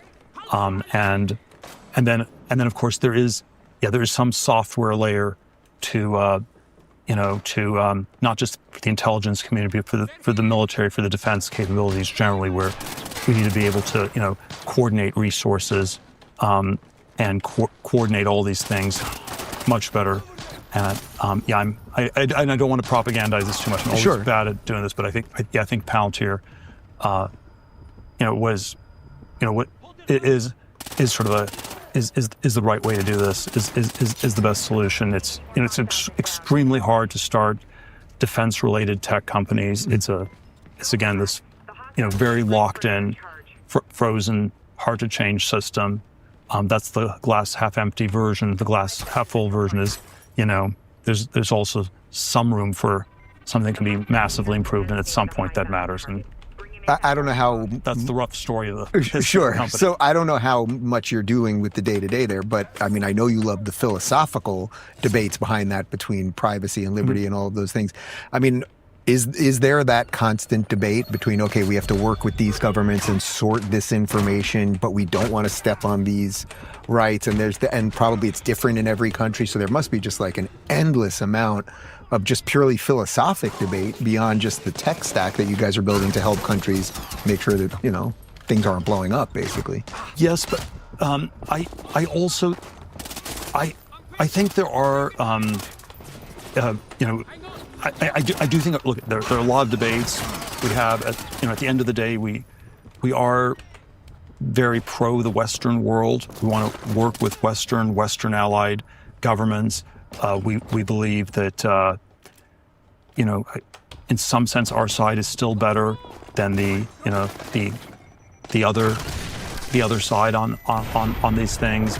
And then I think there are a lot of ways that something like Palantir ends up being also constrained on government action, where if a lot of the abuses, a lot of the most extreme sort of overreach happened in contexts where people thought there would be no accountability ever inside the government. So, if I shot out every light. No, and this was probably like something like the Guantanamo stuff in Bush 43. Nobody knew what was going on. If nobody knows, it can go really crazy. And then, of course, at some point people know, and the inmates take over the asylum, and it sort of went probably too much the other way. But there probably were a lot of deep state excesses that happened where if Palantir had been used, there would have been more of a record of what people were doing. The NSA has not worked with Palantir, and all these different suspicions. There's one version is just they had a not invented here bias, but I think another version was there were probably a lot of things at NSA where it was too entangled. The FISA courts were way out of control, And if you had this outside software system where you actually tracked how often this stuff was used, there'd be much more of a risk this would have gotten exposed and would have, there would have been a track record, much tighter track record of these things, and it actually would have limited it. So we somehow got blocked at NSA very early on, and I tend to think that the explanation Alex and I are sympathetic to was that the people at NSA believed that whatever power the software gave them, it also limited their power because there would be more accountability. Right. It would basically sort of end up with a USAID situation on them in some sense. At some point, you have a line item track record. You know exactly where the money's going. Like the USAID thing worked because I believe you have like a level 5. I think the technical government thing on USAID is you have a level 5 description, which is the line item description. And then there was a level 4 description, which is how you sort of group these things together. And I believe the level 4 was what was reported to the Trump political people. And then the level 5 and level 4 were wildly divergent. This was, by the way, I believe something like this is what Oliver North was charged with in the 1980s. It was sort of that he engaged in fraud because he had mischaracterized various payments. And so I think so many of these, I suspect if we want to be aggressive, so many of the people working at USAID could be charged with fraud, like Oliver North was charged with fraud for mischaracterizing these things. And then this is the sort of thing that was far more possible in this sort of paper, pencil, non-transparent world. What do you think the healthiest thing is to happen to some of these people? Like, as we uncover the fraud, you know, I'm not a huge fan of just starting to arrest people and people get caught up in things, and that's not a defense of anyone. And clearly there's been criminal abuse and fraud and all those things. Yes. But I think once we start arresting people, it puts us in sort of this cycle where we'll just all do it to each other. What's your general philosophy around that? I think the somewhat obnoxious suggestion I had was that we need something like a Truth and Reconciliation Commission, which was set up in post-apartheid South Africa, where, you know, as long as we got to the truth and we figured out what had happened, there can be reconciliation. But the first step is we need to come clean. We need to have some accountability for what happened. And so I don't want us to have lots of arrests. I don't want lots of people to just get prosecuted. But I do think we need to have a lot more transparency into what exactly was going on in the sausage making factory. And my suspicion is that that sort of transparency will very much discourage a repeat of this behavior. I think the FISA process was completely out of control. The Russia conspiracy theories, 2016, 2017, it was completely insane, contrived, in some ways extremely malicious. And you know, we should come clean, and we should publicize every single FISA investigation that was made, and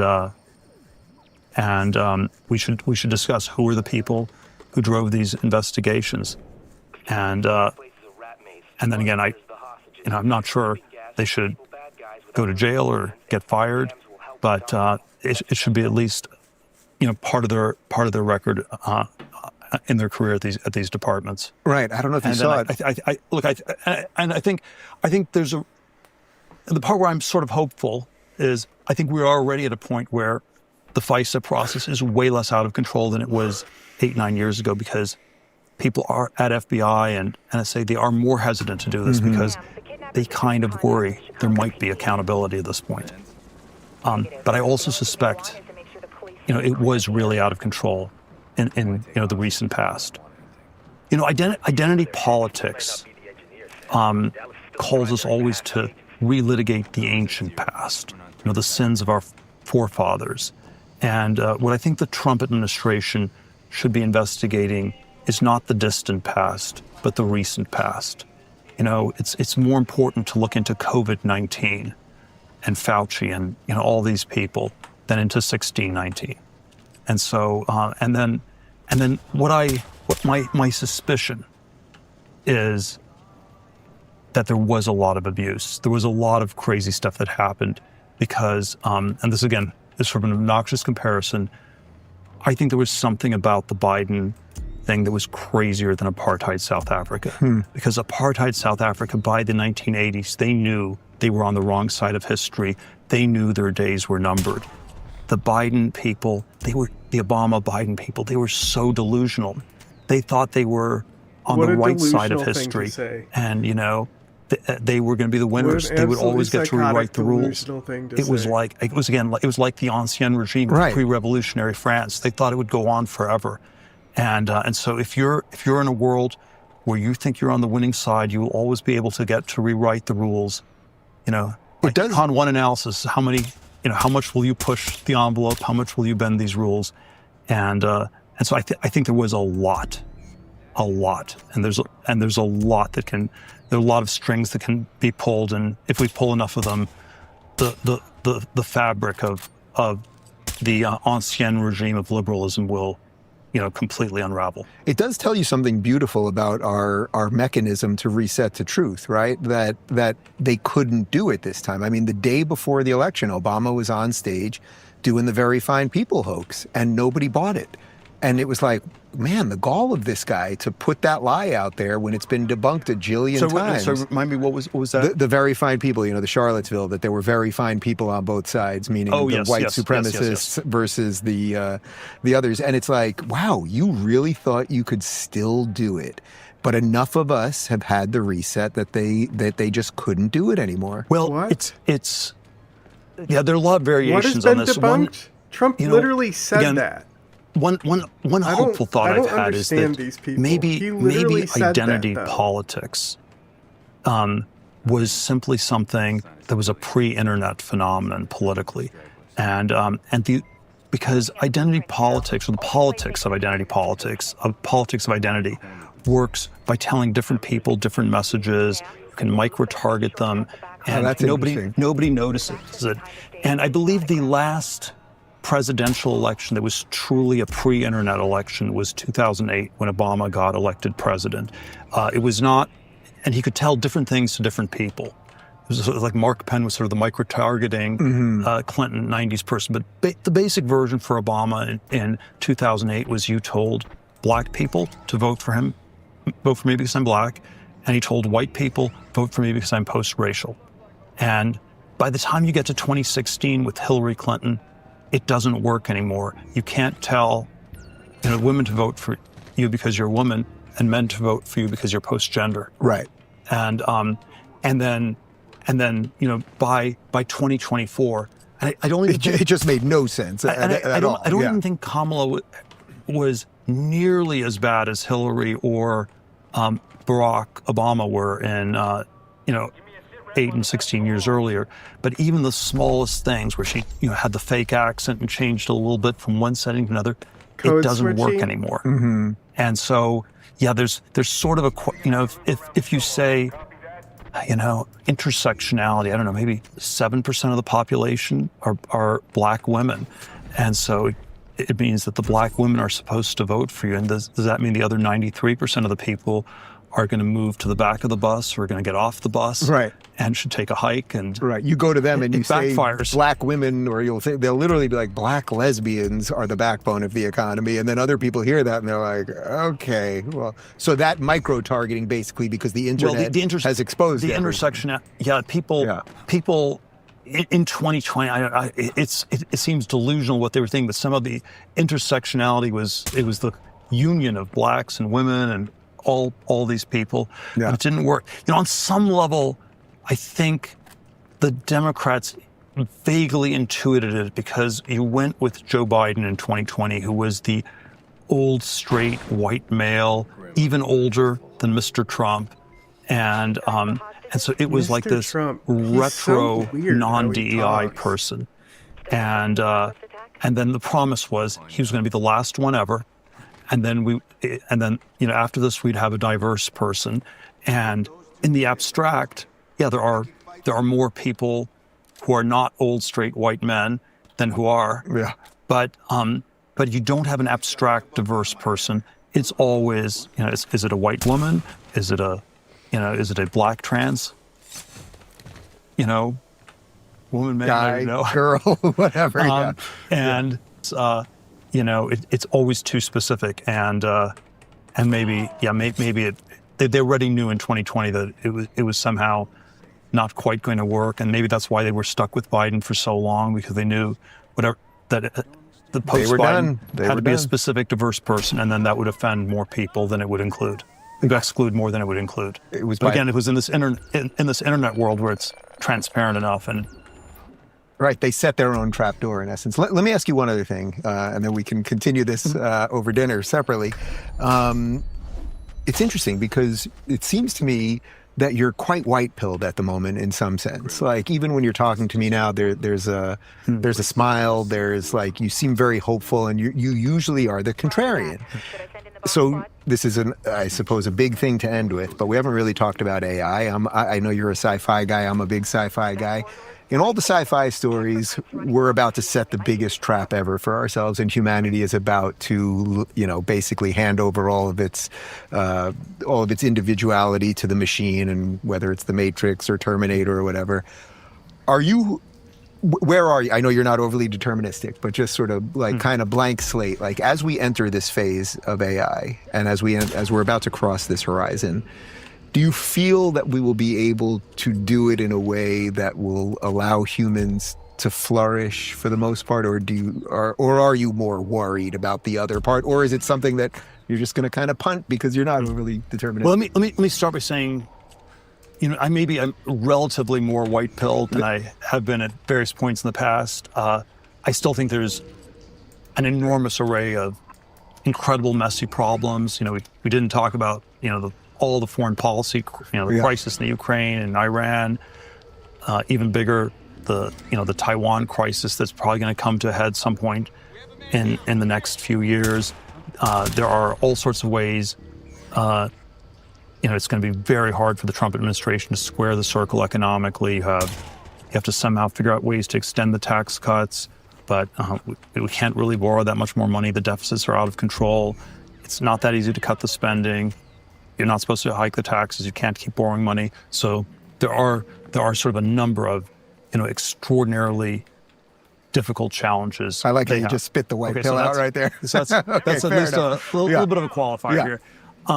I think one of the ways I always think of the AI problem, or the existential risk problem, is that we have all these different existential risks, and there's nuclear war, there are bioweapons, there are killer robots, and then and all sorts of ways the AI technology can be, quite potentially quite dangerous and quite scary.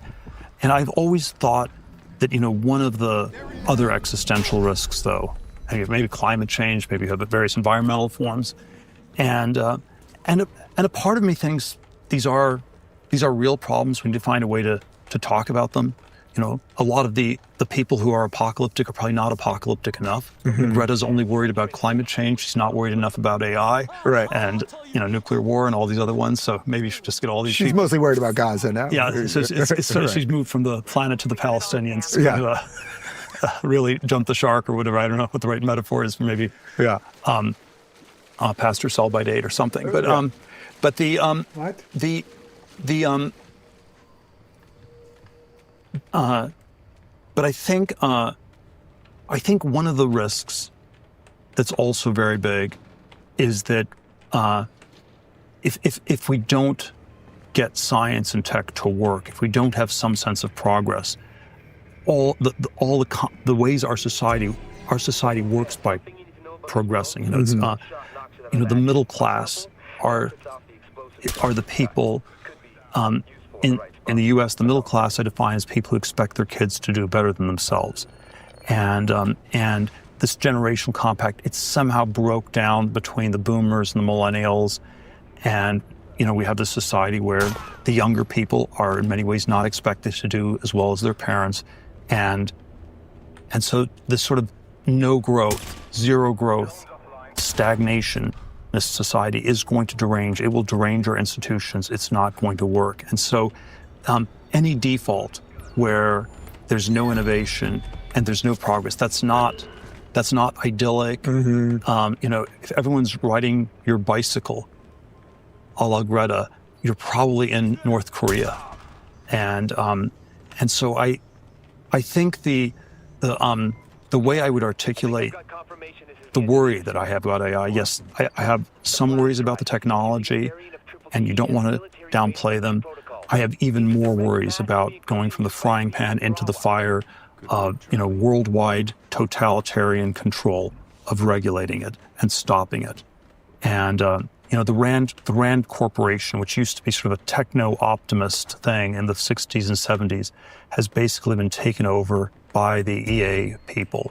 Jason Matheny, sort of this bureaucratic guy who runs the Rand Corporation, and he is basically, one of the things they're pushing for is something called global compute governance. It's basically totalitarian, one world government, control of the whole world to, maybe in the limit case, monitor every keystroke on every computer to make sure nobody can program a dangerous AI. And that seems to me far worse than the alternative. And this was, on some level, if we can think about the politics, the Biden administration was leaning very hard into this totalitarian EA direction. We're going to have this Luddite, heavy-handed, slipping towards totalitarian controls of technology, and then I think, the Trump administration is this very needed corrective. It's going to be dangerous. It's going to be risky, but it's far safer to try this than to lock it down. So what do we title this episode? Gray-pilled Peter Thiel? That's. I always think we need to be, look, it's up to us to do these things. It's not, these things are not inscribed. We have to make it work. We have to work. It's up to humans. It's up to the choices we do. If you're too, I think if you have to have an attitude, you can be a little bit optimistic, a little bit pessimistic, extreme optimism, extreme pessimism. They both tell you don't need to do anything or you can't do anything, and they converge to laziness. And so, gray-pilled sounds kind of bland, but it's definitely better than happy-clappy optimism or hiding in a basement pessimism. Good to see you, my friend. All right. If you're looking for more honest and thoughtful conversations about politics instead of nonstop screaming, check out our politics playlist. And if you want to watch full interviews on a variety of topics, watch our full episode playlist, all right over here.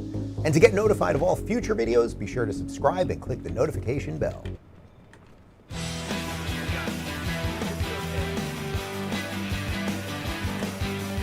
Hello and welcome to the Reason Roundtable, the podcast of free minds, free markets, and free takes. I'm your host, Peter Suderman. Let's get right into it. Last week saw a heated exchange in the Oval Office between President Donald Trump and Ukrainian President Volodymyr Zelenskyy. It really was remarkable, and responses have been polarized, to say the least. Some say Zelenskyy was disrespectful. He didn't wear a suit. He didn't say thank you. And if anything, this was what Donald Trump was elected to do. This is America First. And then others say this was a dark day for America, for democracy, for the global defense of freedom. America is sidling up to Vladimir Putin and Russia. So before we do anything else today, I just want to go around the panel and ask, where do you all fall on that spectrum? Matt, let's start with you. I think this was the biggest single one-day accelerant of a trend that should have happened 3 years ago, 3 decades ago, that namely Europe should be responsible for European security. I think that the short-term questions are whether Europe is going to defy all recent history and be up for that task, whether Ukraine will be force-fed a deal to sacrifice a lot of non-Crimea territory in exchange for not having security guarantees, and whether American public opinion is ready to support a foreign policy that resembles more Tony Soprano. Nick, dark day for America or America first? Finally. I found J.D. Vance in particular appalling in his temperament and whatnot. But, it's Zelenskyy is the one who screwed this up. He's the one who needed it more. It's a sad day for many, many reasons. And hopefully something good will come out of it. But I'm doubtful. Catherine, where do you fall? Thank God we don't have a lady president, because I hear that women would be too emotional under pressure. I mean, seriously, I do think this is just a display of temper. It's a display of kind of personal biases and personal hobby horses. Why was the word Hunter Biden's bathroom said? No one will ever know. And I think it is, in that sense, a dark day for America. We looked silly and petulant as a nation. Hey, there's nothing wrong with looking silly, but we're going to talk a lot about that more on the rest of the show. That is just a teaser of what we have in store from you today. We have a very big show. We will be talking a lot more about the fallout from the Zelenskyy meeting, also the House budget framework, the NSA's kinky sex chats, a listener question about judging Trump, a little bit on the Oscars, and so much more. But first, today's panel is Matt Welch, Nick Gillespie, and Catherine Mangu-Ward. Everybody say hello. Howdy. Hello. Hi. Happy Monday to all 23 people who saw Anora, the lowest grossing Best Picture ever. There is so much more coming right up. Hey, Reason Roundtable listeners, Peter Suderman here. Do you know a student looking for a transformative opportunity that supports the foundations of a free society? Reliance College invites students aged 16 to 24 to the 2025 Great Connection Seminar in Chicago from July 26th to August 2nd. This year's theme, Reason and Free Will, dives into timeless ideas from writers such as Thomas Jefferson, Ayn Rand, and Aristotle. Students sharpen critical thinking in small, dynamic groups, developing the intellectual tools needed to thrive in a free society. Outside the classroom, they will explore Chicago's vibrant culture, touring museums, trying improv comedy, and building lifelong connections. Parents, this program equips students to think, reason, recognize that this is why you don't do diplomacy in real time. They should have had a deal that was agreed to ahead of time, and this should have been a signing ceremony for that at best. And instead, you try to negotiate things partway through and deals fall apart. That's, in a way that it was like that. It was unscripted. And it's really unfortunate ultimately for Zelenskyy. He's the one who needed the deal. I feel terrible for Ukraine and for Ukrainians. And I can't stand the way in which Republican leaders are increasingly saying that somehow Zelenskyy is the person who started the war, and that, this is what he deserves. That is wrong. But it's also needs to be said that Zelenskyy is the guy who needs this more. I don't oppose the idea of the U.S. not being involved in Ukrainian security at all. But, Zelenskyy really fucked up here. It does not excuse the way that Trump and Vance act. This is not a good look for America. But it's also, ultimately this failure in this way, at that time, it's really on Zelenskyy. Matt, Nick said that people need to watch the whole exchange. He also said that Zelenskyy screwed up in certain ways here. And I think a lot of people who are defending Donald Trump have kind of made similar points, saying, look, this little exchange takes things out of context. If you play the whole interview, right, 40 minutes or so, it actually looks like Zelenskyy is the instigator here. And people have also said Zelenskyy has a history of dust-ups with foreign leaders in prominent meetings, right? He makes people mad. He makes them aggravated. What do you think of that argument? Do you think that is a good defense of how this went down? Reminds me a lot of what anti-interventionists were browbeating the Kuwaiti monarchy in 1990 for being an illiberal, which it was, authoritarian regime, which it was, and it was also the victim of being swallowed whole by a neighbor. And so what was the most important thing to stress at any given time? I don't doubt that Zelenskyy is not always cuddly and not always effective. He's sometimes very effective, but he does have a reputation in Ukraine, as well as other places, of being a bit of a hothead.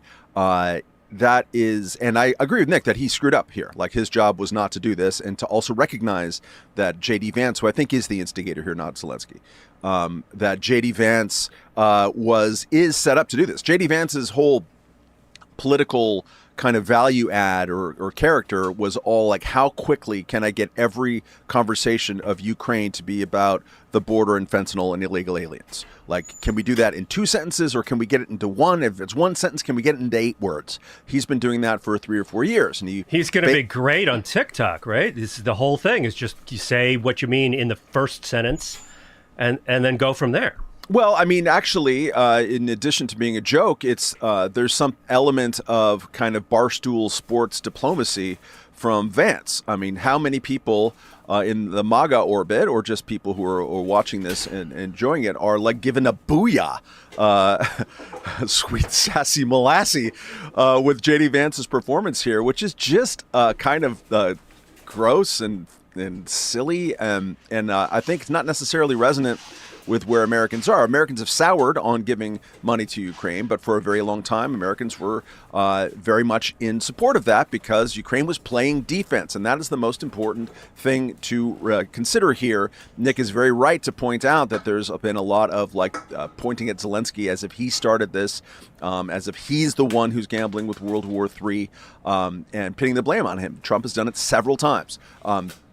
He is not to blame for this. Russia is to blame on it. In fact, some of the arguments in the Oval Office was J.D. Vance and Trump trying to tell Zelenskyy, like, oh, don't call Putin a dictator. That's not nice. This kind of gets to where they are trying to do this very rapid change of roles of where America stands values-wise in this conflict. And I think that is indicative of what's going to be happening going forward, is that America is going to be in a position of trying to weigh in basically on Russia's side comparatively in this war, which is quite startling and quick. And again, is what Europe is doing right now, is trying to scramble and to see whether it can provide this thing that America or Europe have not been able to do for 30 years, which is provide an actual security guarantee to Ukraine. Biden wouldn't do it, Obama wouldn't do it, Trump wouldn't do it. America's not going to do that. So Europe has to do that if that is going to be done, and if that's going to be part of this peace negotiation. Catherine, Matt said that Zelenskyy isn't always cuddly, but sometimes he is, because sometimes he is the voice of Paddington Bear. This is a real fact about Zelenskyy, is he was the voice of Paddington in Paddington Bear 2. And this is the thing that struck me watching some of the clips, especially from where it got a little bit more heated, is both of these guys are you talking about Paddington or the White House office? Yes. Obviously, I spent my weekend watching both, and I've got a mashup video for you guys. It's really incredible. It's AI powered. It's just Paddington Bear. No, thank you. Right, and it's Paddington Bear talking to the guest star of Home Alone 2 in the Oval Office. That is what we witnessed. And then you have J.D. Vance, who came up as an online commentator, troll type, arguably the world's most successful bearded podcast guy, and he pops in with his smart remarks. This is a very familiar type of exchange to people who follow American political discourse, but there's also a kind of entertainment. It's also just a performance and just a show. And what do you make of that? What does this particular dramatic moment tell us about the United States and the way it's doing politics and just the way all of this is happening under Trump? I don't think it's Paddington and Home Alone, and I don't think it's a podcast. I think it's reality TV. If we're picking our media, this is literally when people stop being polite and start getting real. This is garbage reality TV where it's sort of real conflict, but it's also manufactured conflict for the cameras, and nobody exactly knows what's going to happen once they start talking. That's what happened here. I do think Matt is right. On some level, it is so wild. It is so unhinged that we are debating who started this war. What? Russia invaded. You're already annoying. I finished what I was going to do. It is time